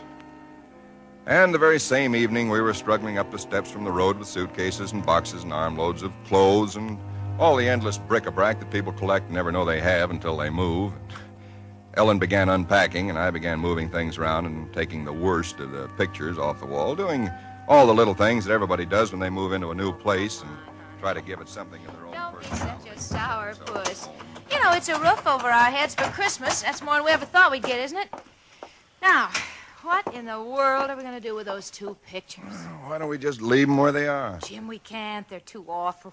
Well, all right, put them in the closet then. I can't. Both the closets are jammed full. No, I mean the other one in the little alcove off the den. At least there's a door there. I suppose it's a closet. I don't know. If that isn't a commentary on the housing problem, huh? A woman moving into a house without even knowing where all the closets are. Take the pictures down, will you, honey? Bring them in here. Okay. Guess you'll have to help me with this door. I can't get it open. Let me see it. Well, of course you can't, silly. It's locked. Where are those keys we found on the desk? Here they are. No, not this one. Sure, this one won't work. No. Feels like an awful solid door for a closet. Oh, and that's one solid door in the house. No, this one won't do it either. Well, we'll just have to get a locksmith up here on Monday. I'll put the pictures behind the desk, okay? Yeah, all right. Jim, if you could just help me move this armchair, huh? Oh, Ellen, will you let it go until tomorrow? You know what time it is? Oh, but, honey, I'd like to get the place looking just a Yeah, little but it's bit. almost midnight. In fact, it's exactly... What was that? Tomcat, I guess, out in the brush somewhere. Sounded near. Hope that doesn't go on all night. Well, there's much we can do about it. Come on, Ellen. I'm dead tired. All right, Jim, all right. Where'd you put the toothpaste, honey? It's right in the medicine cabinet. Oh, yeah. Jim, we ought to get some firewood tomorrow. You know, a fire in that living room would make all the difference in the world. Can't. Sunday. Well, Monday then. Jim, I think red curtains are what we need, don't you? Mm-hmm. You know, just at least for the living room. Anyway, the ones in there now have just got to come down. Yeah, I suppose they do. What do you think of red? Well, I guess it's all... Jim. It's some tomcat. Jim, it sounded in the house. Oh, now, how could it be in the house, Ellen? We've been over every inch of the house. Except the closet. Now, how could a cat or anything else be in a closet that's been locked up for over a year? I don't know. It's probably under the house. A wildcat or mountain lion or something. I hear they have them in California. Jim, I don't like Well, it. neither do I like it, but there's nothing we can do about it tonight. Well, maybe we ought to call somebody, the police or some don't neighbor. be silly, Ellen. You act like a kid. Come on, let's go to bed, huh? Well, all right, I suppose it is silly. Jimmy, did you lock the door? Yeah. Can I turn out the lights now? Yeah. All right. Good night, Ellen. Sleep tight. Good night, Jim.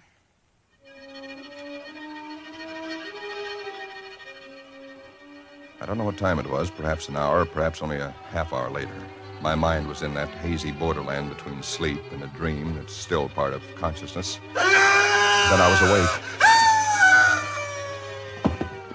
Ellen, are you all right? Yes. Did you have a nightmare or something? No. I heard it, too. Well, that didn't sound like any cat. Put on the light. Yeah. It seemed to be out there, Jim, in the house somewhere. I'm going to look into this. Jim, you be careful. Come on. Where's my shotgun? In the den, I think. Jim. What? There's something wet. What? Wet? Running from under the closet door. Sticky. Ellen, don't touch it. I had to. Jim, it's blood.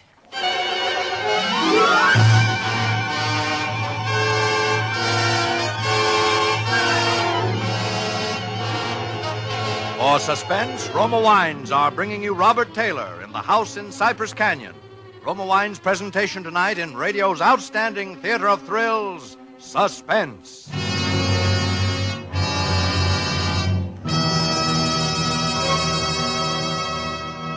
Between the acts of suspense, this is Ken Niles for Roma Wines. These days before Christmas are busy ones indeed, yet smart hostesses everywhere find time for shopping and distinguished home entertaining later. The secret? Magnificent Grand Estate wines. Presented by Roma, America's greatest vintner, Grand Estate wines add distinction to your hospitality on a moment's notice. Make your holiday welcome, effortless, and in perfect taste. The brilliant clarity, full fragrance, and mellow taste of Grand Estate wines please discriminating people everywhere. For Grand Estate wines, limited bottlings by Roma, are born of choicest grapes, then patiently guided to superb taste richness by Roma vintner skill, necessary time, and America's finest winemaking resources. Delight your guests with Grand Estate California wines. For entertaining, medium sherry, ruby port, or golden muscatel. For dining, Burgundy or Sauterne. So insist on Grand Estate wines and enjoy the crowning achievement of vintner skill. And now, Roma Wines bring back to our Hollywood soundstage Robert Taylor as James A. Woods, with Kathy Lewis as his wife Ellen, in The House in Cypress Canyon. A tale well calculated to keep you in suspense.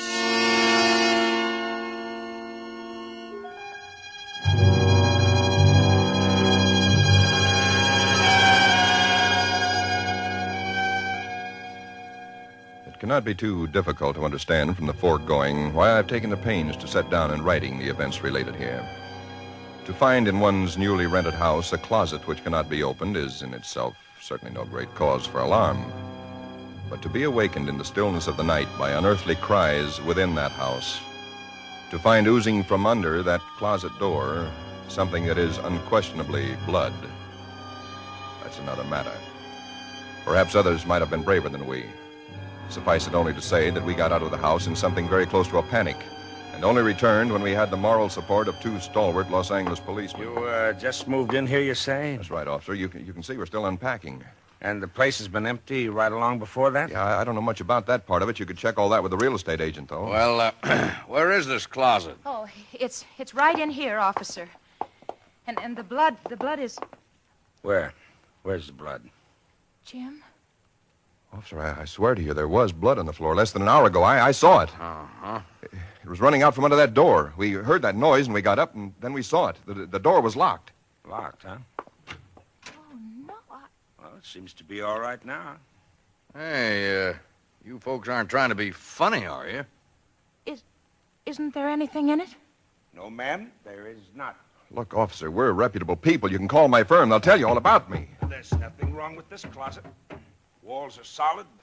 No trapdoors. If you think I'm lying... I didn't say that, mister. Oh, you probably did hear some sort of a noise, and you got a little panicky, and... What about the blood? It got on my hand. It isn't there now, is it? Yes. Where? I feel it.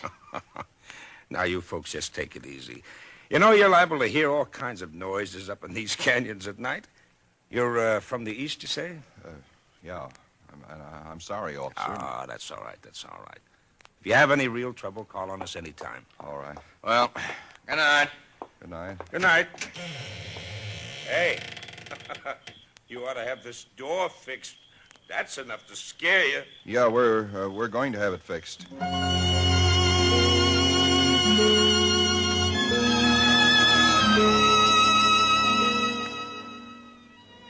We didn't say much about it after that. There wasn't much that could be said. The next day, I went down to a lot and bought a little Christmas tree and some trimmings, and we tried to pretend we were cheerful, but there was an uneasiness between us that had never been there before. Ellen seemed tired and listless. Several times during the day, I noticed her washing her hands with a brush, scrubbing the one that had touched the blood. That night, we each took a sleeping pill and went to bed.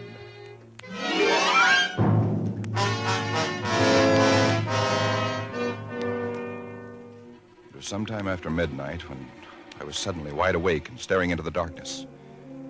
In some way, I knew at once and instinctively what had awakened me. Ellen was not in her bed nor in the room. The nameless thing I feared gripped at my heart until I could scarcely breathe.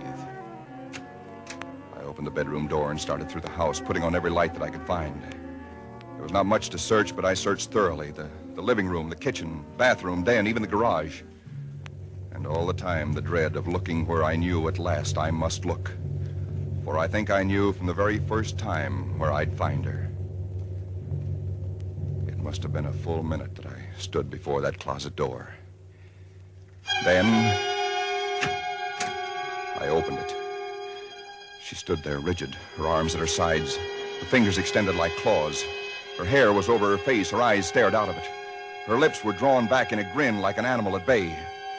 For a moment, I was frozen with the horror of it. I stretched out my hand.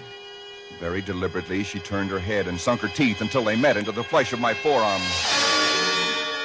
I'd raised my hand to strike at her, but already she'd relaxed her hold and gone utterly limp. She would have fallen unless I'd caught her. I carried her into the bedroom and laid her on the bed. Strangely, at that moment, my only thought was how I might revive her. Until I saw that it was not a faint, but a sleep that she'd fallen into. Sleep as deep and heavy as though she'd been drugged. And so I left her. But for me, that night, there was no sleep.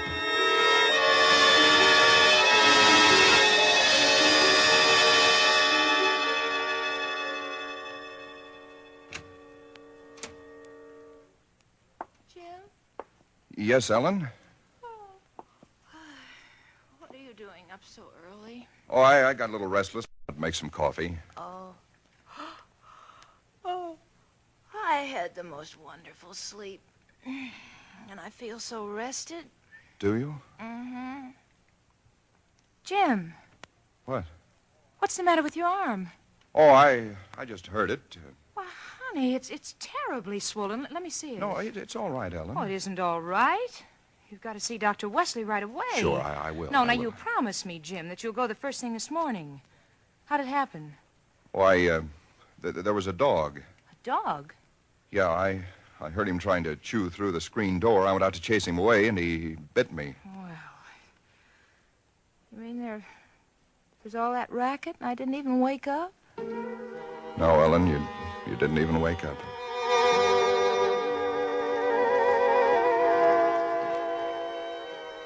It was clear to me that Ellen knew nothing of what had transpired the night before. I went to my office that morning and made a pretense of going over routine business, if only to restore my mind to some semblance of calm by the sight and sound of common, familiar things. Pain in my arm had become a persistent, dull throbbing. I made a late appointment with Dr. Wesley. He treated my arm with something of an arched eyebrow, and he said, "Well, I've never seen anything quite like it before. That is such a rapid onset of infection."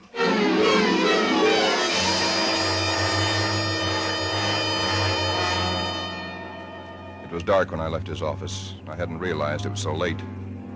Driving home, my car seemed sluggish until I saw the needle on the dashboard and realized that I was pushing it to the utmost of its speed. And I was racing home to prevent something before it was too late, before the darkness had conspired against me. For somehow I already knew with certainty that it was the darkness and the night that I had to fear. The curves of the canyon seemed endless. And then the cold fear leaped up inside me. My house, too, was dark. I went slowly up the stone steps from the road, looking, praying for some sign of light or life. There was none. The house was empty. Ellen was gone. I looked with the same self-torturing thoroughness, and in that closet first of all, knowing as I did so that it was hopeless. And so, alone in that empty house, I waited, powerless and helpless now, deadened in thought and will, empty as the house itself, save only for the overwhelming sense of a terrible foreboding. It was sometime in the early hours of the morning, and I snapped on the radio, shortwave. Why? Surely a minor question now. I only know that I did. And then I heard it. Car 58, car 58, go to Laurel Canyon, the 4000 block. A report that a man has been injured or attacked. Condition thought to be critical. Ambulance will follow. That is all.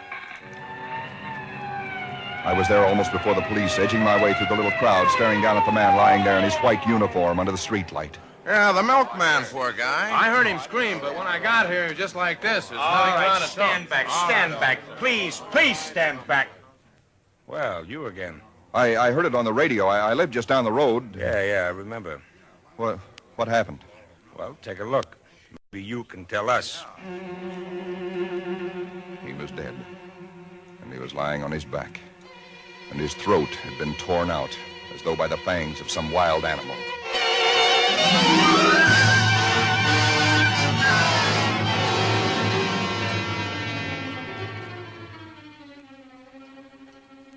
It is now Christmas Eve. Or rather, Christmas morning, for it's a little after midnight. I've been waiting here in the stillness of this empty house for nearly 24 hours, waiting for the end. Already once tonight, I've heard that dreadful wailing cry somewhere in the hills. I've nailed up the closet door, but that I know is childish and useless. My arm is horribly swollen and turning black, but that's nothing. It's another end that I foresee, as surely as other men foresee the rising of the sun. I hear the cry again. It's nearer now. I shall leave these notes in a sealed envelope and put it in a shoebox, in the hope that someone will give credence to these dark and terrible events, if indeed such nameless horrors can ever yield to mortal understanding. As for myself, I feel no longer any fear or even sorrow. Only a desire that the end and the thing that I must do may come soon. And it will be soon, I know. Yes. For there is someone at the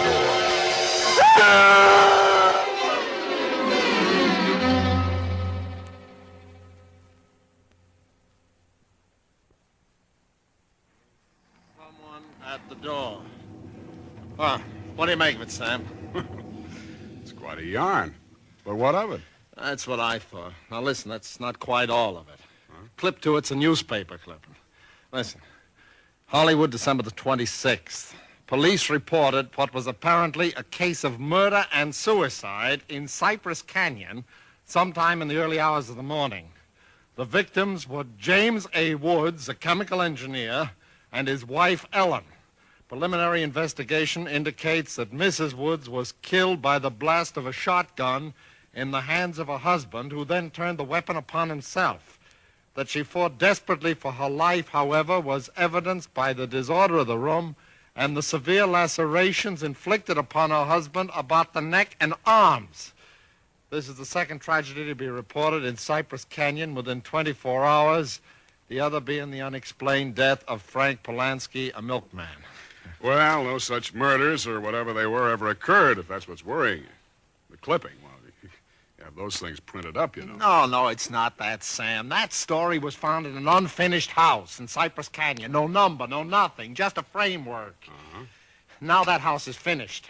When I drove by it today, well, that's what stopped me, Sam, because it all fits.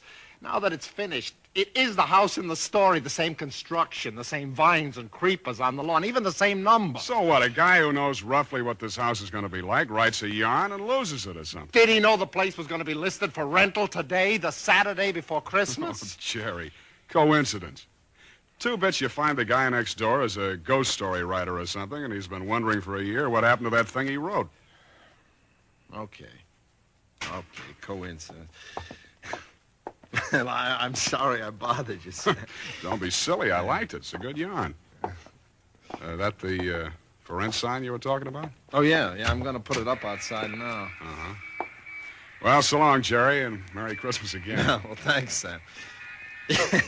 I guess I was kind of silly, all right. Huh? Listen, when a guy named, whatever it is, Woods, with a wife named Ellen, comes in to rent that place from you, then you can start worrying. Yeah. Well, so long, Sam. So long, Jerry. Come in.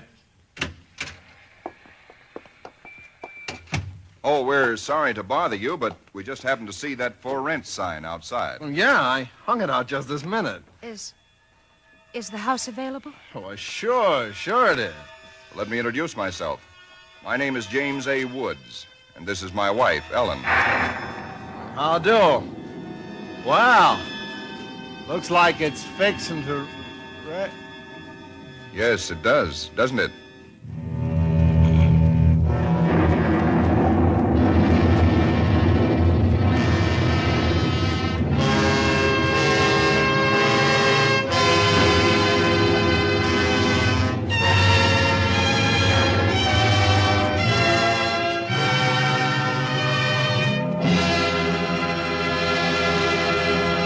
Suspense.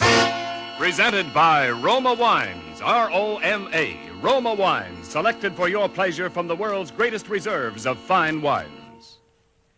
Tonight's show marks the 3rd birthday of Suspense on the air, and this is Ken Niles asking our star of the evening, Robert Taylor, to help us celebrate. Why didn't you tell me before, Ken? If I'd only known, I'd have baked a cake. Well, Bob, all Suspense parties are surprise parties. As an old hand on suspense, you know that in our plays, the tables are usually turned on the star. So tonight, although it's our birthday, we're going to give you a present. Here it is, a gift basket of Grand Estate California wines from Roma, America's greatest vintner, to our distinguished anniversary guest, Robert Taylor. Thanks, Ken. You turn a nice table. And you can set a nice table with Grand Estate Burgundy in your basket, Bob. For Grand Estate Burgundy means rare dining pleasure. Adds memorable distinction to holiday dinner. Even everyday meals are outstanding in taste when Grand Estate Burgundy is served. Yes, all Grand Estate wines presented by Roma are limited bottlings of outstanding taste excellence. That I know about Grand Estate wines, Ken. But did you know that for Grand Estate wines, Roma selects only the choicest grapes? Then the ancient skill of Roma master vintners, necessary time, and America's finest winemaking resources guide the cuvée of this grape treasure to rich taste luxury. That's why discriminating wine users everywhere look to Grand Estate wines as the crowning achievement of vintner skill. Reason enough. And now, Ken, who's all set to star on Suspense next Thursday? It's that very wonderful actress and wonderful girl, Miss Susan Peters. Susan will appear as a young lady in straitened circumstances who finds herself mistaken for a very rich young lady and who is forced into continuing the deception with murder as a result. I'll certainly make it a point to listen. And before I go, I'd like to thank this really great company of actors who have played with me tonight, and particularly Kathy Lewis, who played Ellen. Thank you, Bob. Tonight's original suspense play was written by Robert L. Richards. Next Thursday, same time, you will hear Miss Susan Peters as star of Suspense. Produced by William Spear for the Roma Wine Company of Fresno, California. This is CBS, the Columbia Broadcasting System.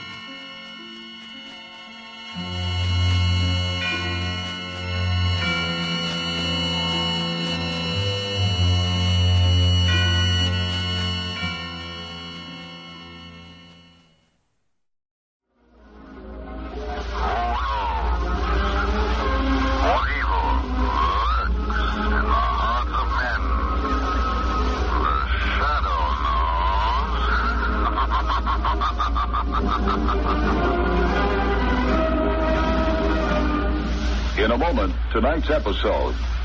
Have you tried the delicious charbroiled sirloin steak and all for only... Shadow,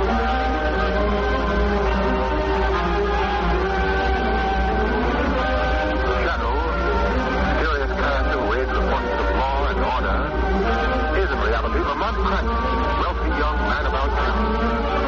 As the Shadow, Cranston is gifted with hypnotic power to cloud men's minds so that they cannot see him.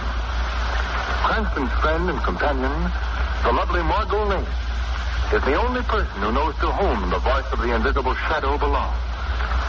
Today's drama, The Legend of the Living Swamp. Deep in the swampland, a young man stumbles his way blindly, closer and closer to a bubbling patch of black slime known as Devil's Pit. His glazed eyes show no recognition of his father's warning cries in the distance. Old man, the swamp, you don't scare me. No, sir. Randy Calhoun is going to pay his respects to Devil's Pit right now. Randy, where are you? They call you cemetery without tombstones, Devil's Pit, but that don't scare me either. Randy, come back here. There she is, bubbling and beautiful in the moonlight. Just a few steps more now. Randy, you've gone crazy, boy. Get away from that thing. I'm walking right into you with my chin out, Devil's Pit. It see you stop me. Randy, stop. Oh. Can't move. Oh, my leg. Randy, he's gone. My own son swallowed up by the devil's tip.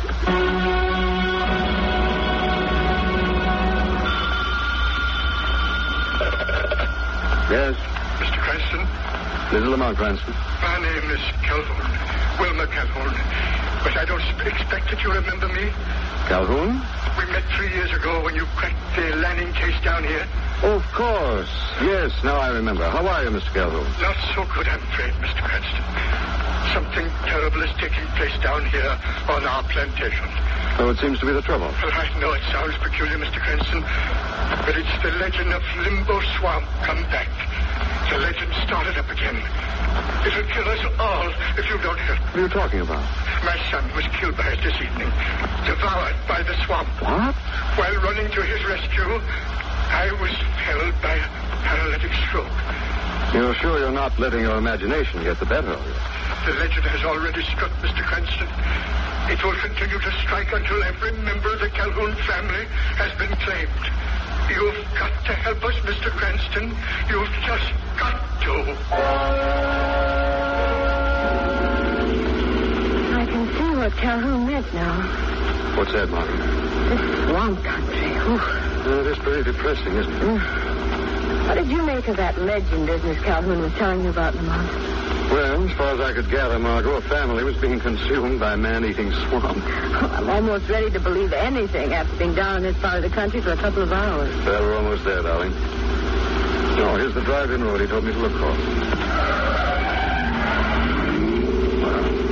I see 2 people on the front porch the swamp hasn't claimed yet. Oh, yes, a young woman, a young man. They look like something out of Gone with the Wind. Pretty far gone, if you ask me. I don't think we should expect a very stimulating reception. After you, darling. Thanks.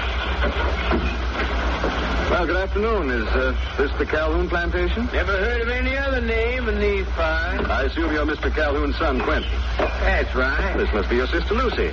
Yes. You must be Mr. Cranston. That's right. This is Miss Lane. How do you do? How do you do? I don't think you'll care too much for this patch of land, Cranston. Quentin, is that any way to talk to our guests? Now, take Miss Lane's bag up to her room. Daddy told us you were coming.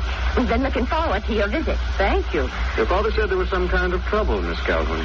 Oh, poor old Daddy. He's nearly out of his mind after what happened to Randy last night. Then with his paralysis. Randy's probably the best off of all of us. He don't have to fight the swamp no more. You sound pretty convinced about this swamp legend, Quentin. Don't let me scare you, Cranston. Have a look for yourself. But keep your eyes open when you do. Good heavens, what was that? Daddy. That sounded like Daddy calling. Go ahead. Just the old boys and boogeyman again. This way. His room's right down the hall here. Randy, my boy. Daddy, what is it? What happened, Mr. Calhoun? Randy. He walked out of the swamp. He's come back from the dead. What are you talking about? That's on the window. And then he walked away into the twilight whistling. I'll open the window. There it is. There is someone whistling. Oh, it's Eli. Eli, the hired man. There, you can see him now. Eli? Yes? Did you tap on this window just a minute ago? How should I go tapping on folks' windows? That was you whistling just now. Ain't no law again whistling, is there? Oh, then it wasn't Randy. Randy didn't really come out of Devil's Dip after all. Oh, it gave me such a turn. Scared me half to death. All right, Eli. Go back to your chores. Yeah. Miss Lane and I just arrived, Mr. Calhoun. Before something else happens, suppose you tell us what this is all about. Oh, Mr. Cranston and Miss Lane, I didn't realize that you were here.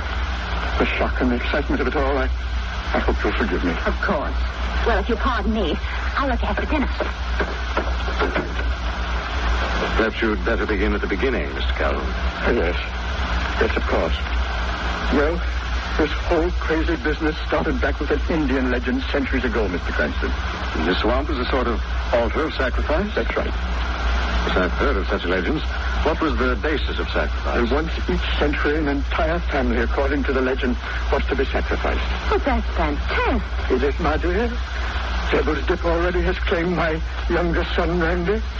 And the legend says that the youngest should die first. But couldn't Randy's death have been an accident? An accident? And I suppose my paralytic stroke was an accident, too? Yes, that is strange, isn't it? The doctor's just left. He wasn't very optimistic. There's been no improvement since last night, Mr. Calhoun? You think I'd be confined to this wheelchair if I could get around some other way? Of course not. Well, now that we're here, Mr. Calhoun, what is it you would like us to do? Anything, Mr. Cranston. Anything in the world that'll keep that cursed swamp from taking another life.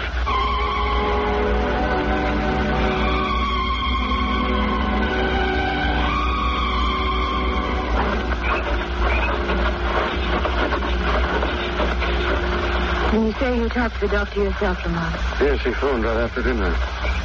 He can't explain the paralytic stroke either. Calhoun is crippled, there's no question about it. It's fantastic.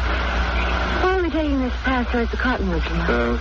Calhoun tells me Eli, the hired man, lives by himself in a shack down there, Margaret. I think we ought to have a little talk with him. Oh, here's the shack now, I guess. Hello, Eli. Miss Lane and I just dropped in to pay you a visit. That's all. Eli, do you believe in this swamp legend as strongly as the Calhoun family? Ain't the swamp already grabbed Randy Calhoun? Isn't it possible that Randy might have had a little too much to drink that night?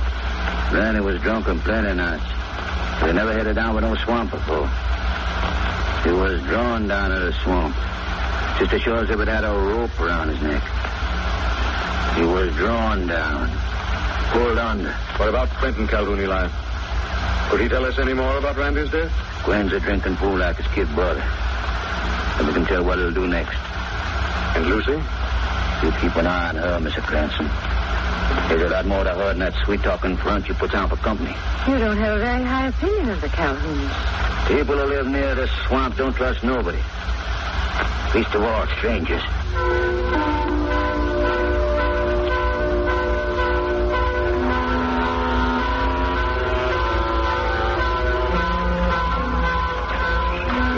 Santa Margot, this flatboat's a little skittish. You know now how Eli feels about the swamp. Now that we're actually in it. Yes, I'm beginning to feel it myself. I still don't see what we're going to learn by poling through the swamp like this. Maybe nothing, Margot. And again? Come up. What is it? Something's coming straight at me. Margot, what happened? Well, only an overhanging branch, but it looks like some kind of horrible snake. It's just your imagination. Listen. What is it? There are two people talking, yes. Quiet now, we'll stop the boat, Lucy. Oh. You said you want to talk to me, Quentin? That's right, Lucy. Well, why in the world did you insist on coming all the way down here? Just wanted to make sure we were alone. I swear I don't know what you're driving at, Quentin Calhoun. The legend, Lucy. Legend? What about it? Do you believe in it? Of course I do. Who down here doesn't believe it? Somebody with a tricky mind could use that legend to advantage and maybe wind up with an inheritance. Quentin Calhoun, are you suggesting? I'm not suggesting anything, Lucy. I'm just thinking out loud. Thinking how you might come out on top. Maybe I am. We're all going to die in this stinking swamp without getting a nickel of that fortune rotting in the bank. Quentin, what are you aiming to do? Come along to Devil's Dip and see, Sister Lucy. Come along and see. Quentin, come back here. Quentin! Come on, Margot, let's go. Where to, Lamont? We're going to tie to the boat. We head over to Devil's Dip. I think we ought to be there when Lucy and Quentin arrive.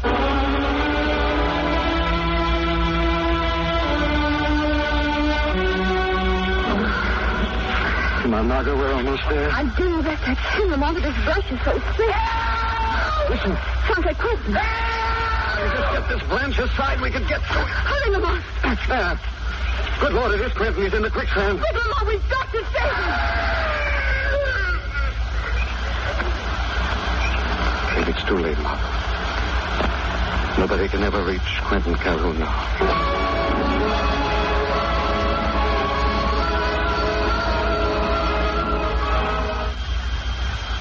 Back to the shadow after this message from our sponsor. Special day or any day, a meal at the Black Angus is something special. Authentic Western decor, charbroiled meat right off the Black Angus open fires, and reasonable prices all make the Black Angus the perfect place for lunch or dinner.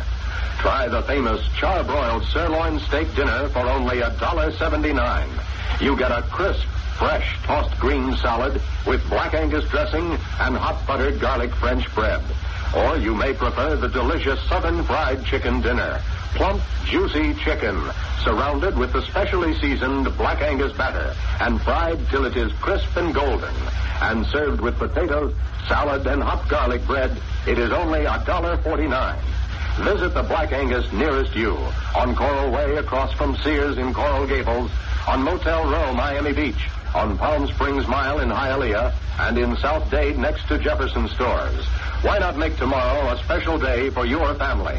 Treat them to a delicious meal at one of the Black Angus restaurants. Black Angus, home of the $1.79 charbroiled sirloin steak dinner. And now, back to tonight's episode of The Shadow. Clinton! Clinton! He's gone, Margot. It's no use. Easy, darling. The legend has come to pass. This rotten black pool is alive, Lamar's like a crawling evil thing. Margot. Hurry, get 2 drownings in the swamp in 2 days. Come on, you're going back to the house and lie down. Lamar, what's it all about? You don't believe that filthy swamp has some weird power, do you? I doubt it, Margot. You think someone in the family, Lucy maybe? Definitely do, after that conversation we overheard between Lucy and Quentin. Why should Lucy want to kill her own brother? And if she was responsible for Quentin's death, why did we see her down with Devil's Dip just now? Yes, I'd like to ask Lucy those same questions, Margot. In person. You're going to talk to her? I am, Margot, and fast. You can find your way back to the house from here, can't you? I think so. I'll see you later. After Lucy's had a little chat with the Shadow.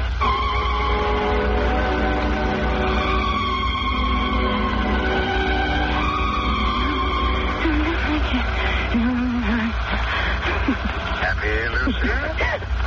What's that? Who's in this room? Song on your lips and murder in your heart, is that it, Lucy? Must be mad. The room is empty. I hear a voice. The voice of the Shadow. The Shadow? Come for truth. The truth about this legend of the swamp. Is it the swamp that's killing this family off, Lucy? Yes. Yes, it's the swamp. It couldn't be that some person is responsible for these swamp deaths, could it, Lucy? I don't know what you mean. You understood very well when you were talking it over with Quentin near Devil's Dip. How did you know about that? The Shadow knows. You killed your brother, didn't you, Lucy? No, Shadow, I didn't. I swear it. We talked, and then Quentin asked me to follow him to Devil's Dip. He started walking faster and faster. He got ahead of me. I heard a scream. And when I got up to the dip, Cranston and the girl were there, and Quentin was gone on the quicksand. Was anyone else around at the time, Lucy? Well, I don't know. I thought I heard someone ahead of us when Quentin and I started for Devil's Dip. Did you see this person? There was only moonlight, and the foliage was so thick. But you did get a glimpse, didn't you, Lucy? Who did you see? It looked like... Yes? Like Eli. I see. All right, Lucy, if you told the truth, you'll be protected from this deadly swamp curse. If not, your punishment will be harsh. Very harsh.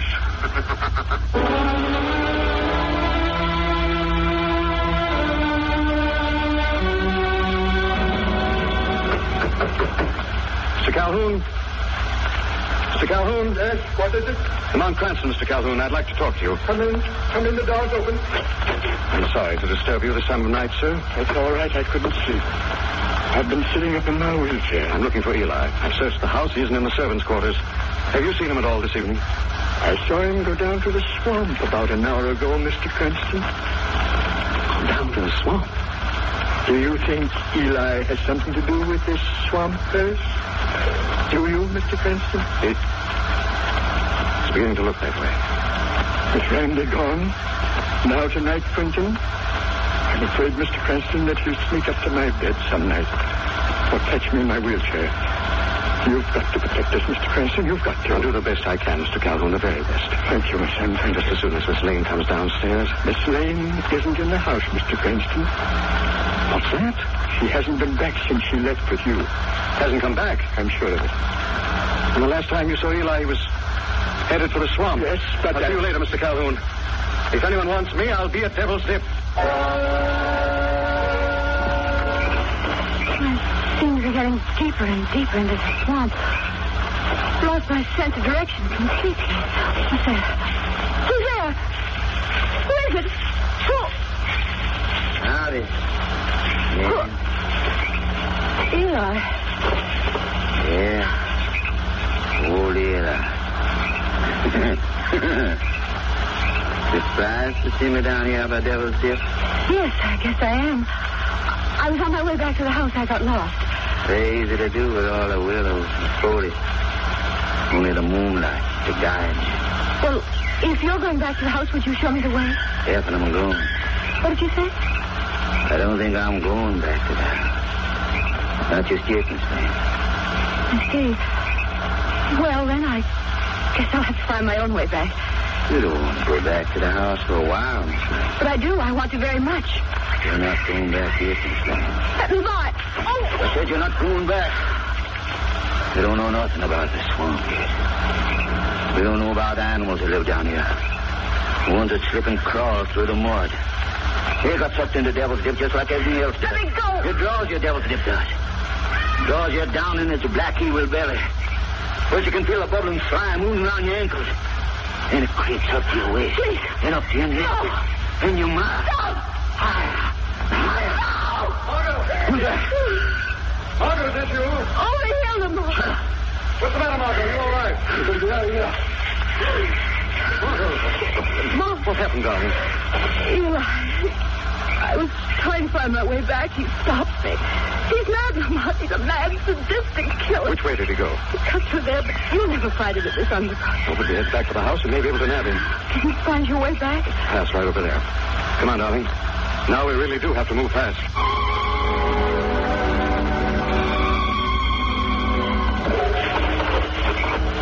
Here we are, Margot. Out in the clearing. Oh, thank heaven. I never want to see another swamp as long as I live. Now, there's the house up ahead. And a very welcome sight. Wait a second. What's the matter? You see what I see coming out of the roof? Smoke. And there are flames. Oh, Lamont. Looks like Eli really has gone out of his mind. Help! Help! It's Lucy. We're coming, Lucy. Eli's in the house on fire. He's crazy, man. Out of his mind. Yes. Good Lord. What? Mr. Calhoun, you can see him up there on the window. Oh, he can't walk, Mr. Cranston. You've got to save him. You've got to. Do the best I can, Lucy. You're not going to try and get him out of that burning building alone. I'll have help, Margot. Some very able assistance. Lucy, Cranston, help me. Get me out of here before I burn alive. Need help, Mr. Calhoun? Who's that? Who spoke? This is the Shadow. Voice coming out of the smoke and fire. It's the devil himself. No, Calhoun, not the devil, but someone who seeks justice. I don't know who you are, but you've got to help me. Help a poor old crippled man, please. Don't ask. Help me. Help me, please. Get me out of this wheelchair for the love of heaven. You can't let me die in the flames. Why don't you help yourself, Mr. Calhoun? What do you mean? Why don't you get out of that wheelchair and walk? I can't. I'm paralyzed. I'm helpless, Shadow. You're not paralyzed. You're not helpless, Calhoun. It's only your mind that's crippled.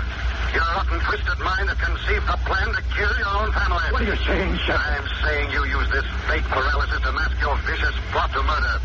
That you allowed Randy to die in the swamp when you could have saved him. That Quentin met the same terrible death in Devil's Dip at your own hands. That Lucy and Eli were next on your list. That's not true, Shadow. I've no reason to kill my own family. They're not your own family, Calhoun. You're only their stepfather. You were determined to keep your avaricious relatives from getting your money, even if it meant killing to do it. They're lies. All lies. Are they, Calhoun? We'll see about that. When the fire gets really close, and the flames start licking around your wheelchair when your lungs fill with searing smoke. All right, Shadow. You win. You win. But you'll never take me. You'll never take me alive. I killed my foot first. No, you won't. Let me go. Let me go. Your life isn't going to end that dramatically, Mr. Calhoun. It's going to come to a very grim conclusion at the state penitentiary.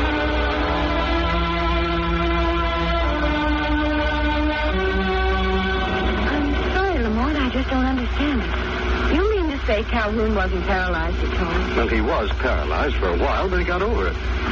Now I am lost. Look, darling, let's start from the fact that Calhoun was an eccentric old miser who'd secretly wanted to get rid of his greedy relatives for years. So, one night, his stepson Randy, blind drunk, staggered toward the swamp. Calhoun saw him go and could have stopped him, but didn't. He was making a futile effort to run for the boy when he was suddenly struck down in his tracks. He lay there, a paralyzed cripple. Well, what struck him down? His own subconscious, Margot. Oh, now, wait a second. No, it's a fact, Margot, an accepted scientific fact.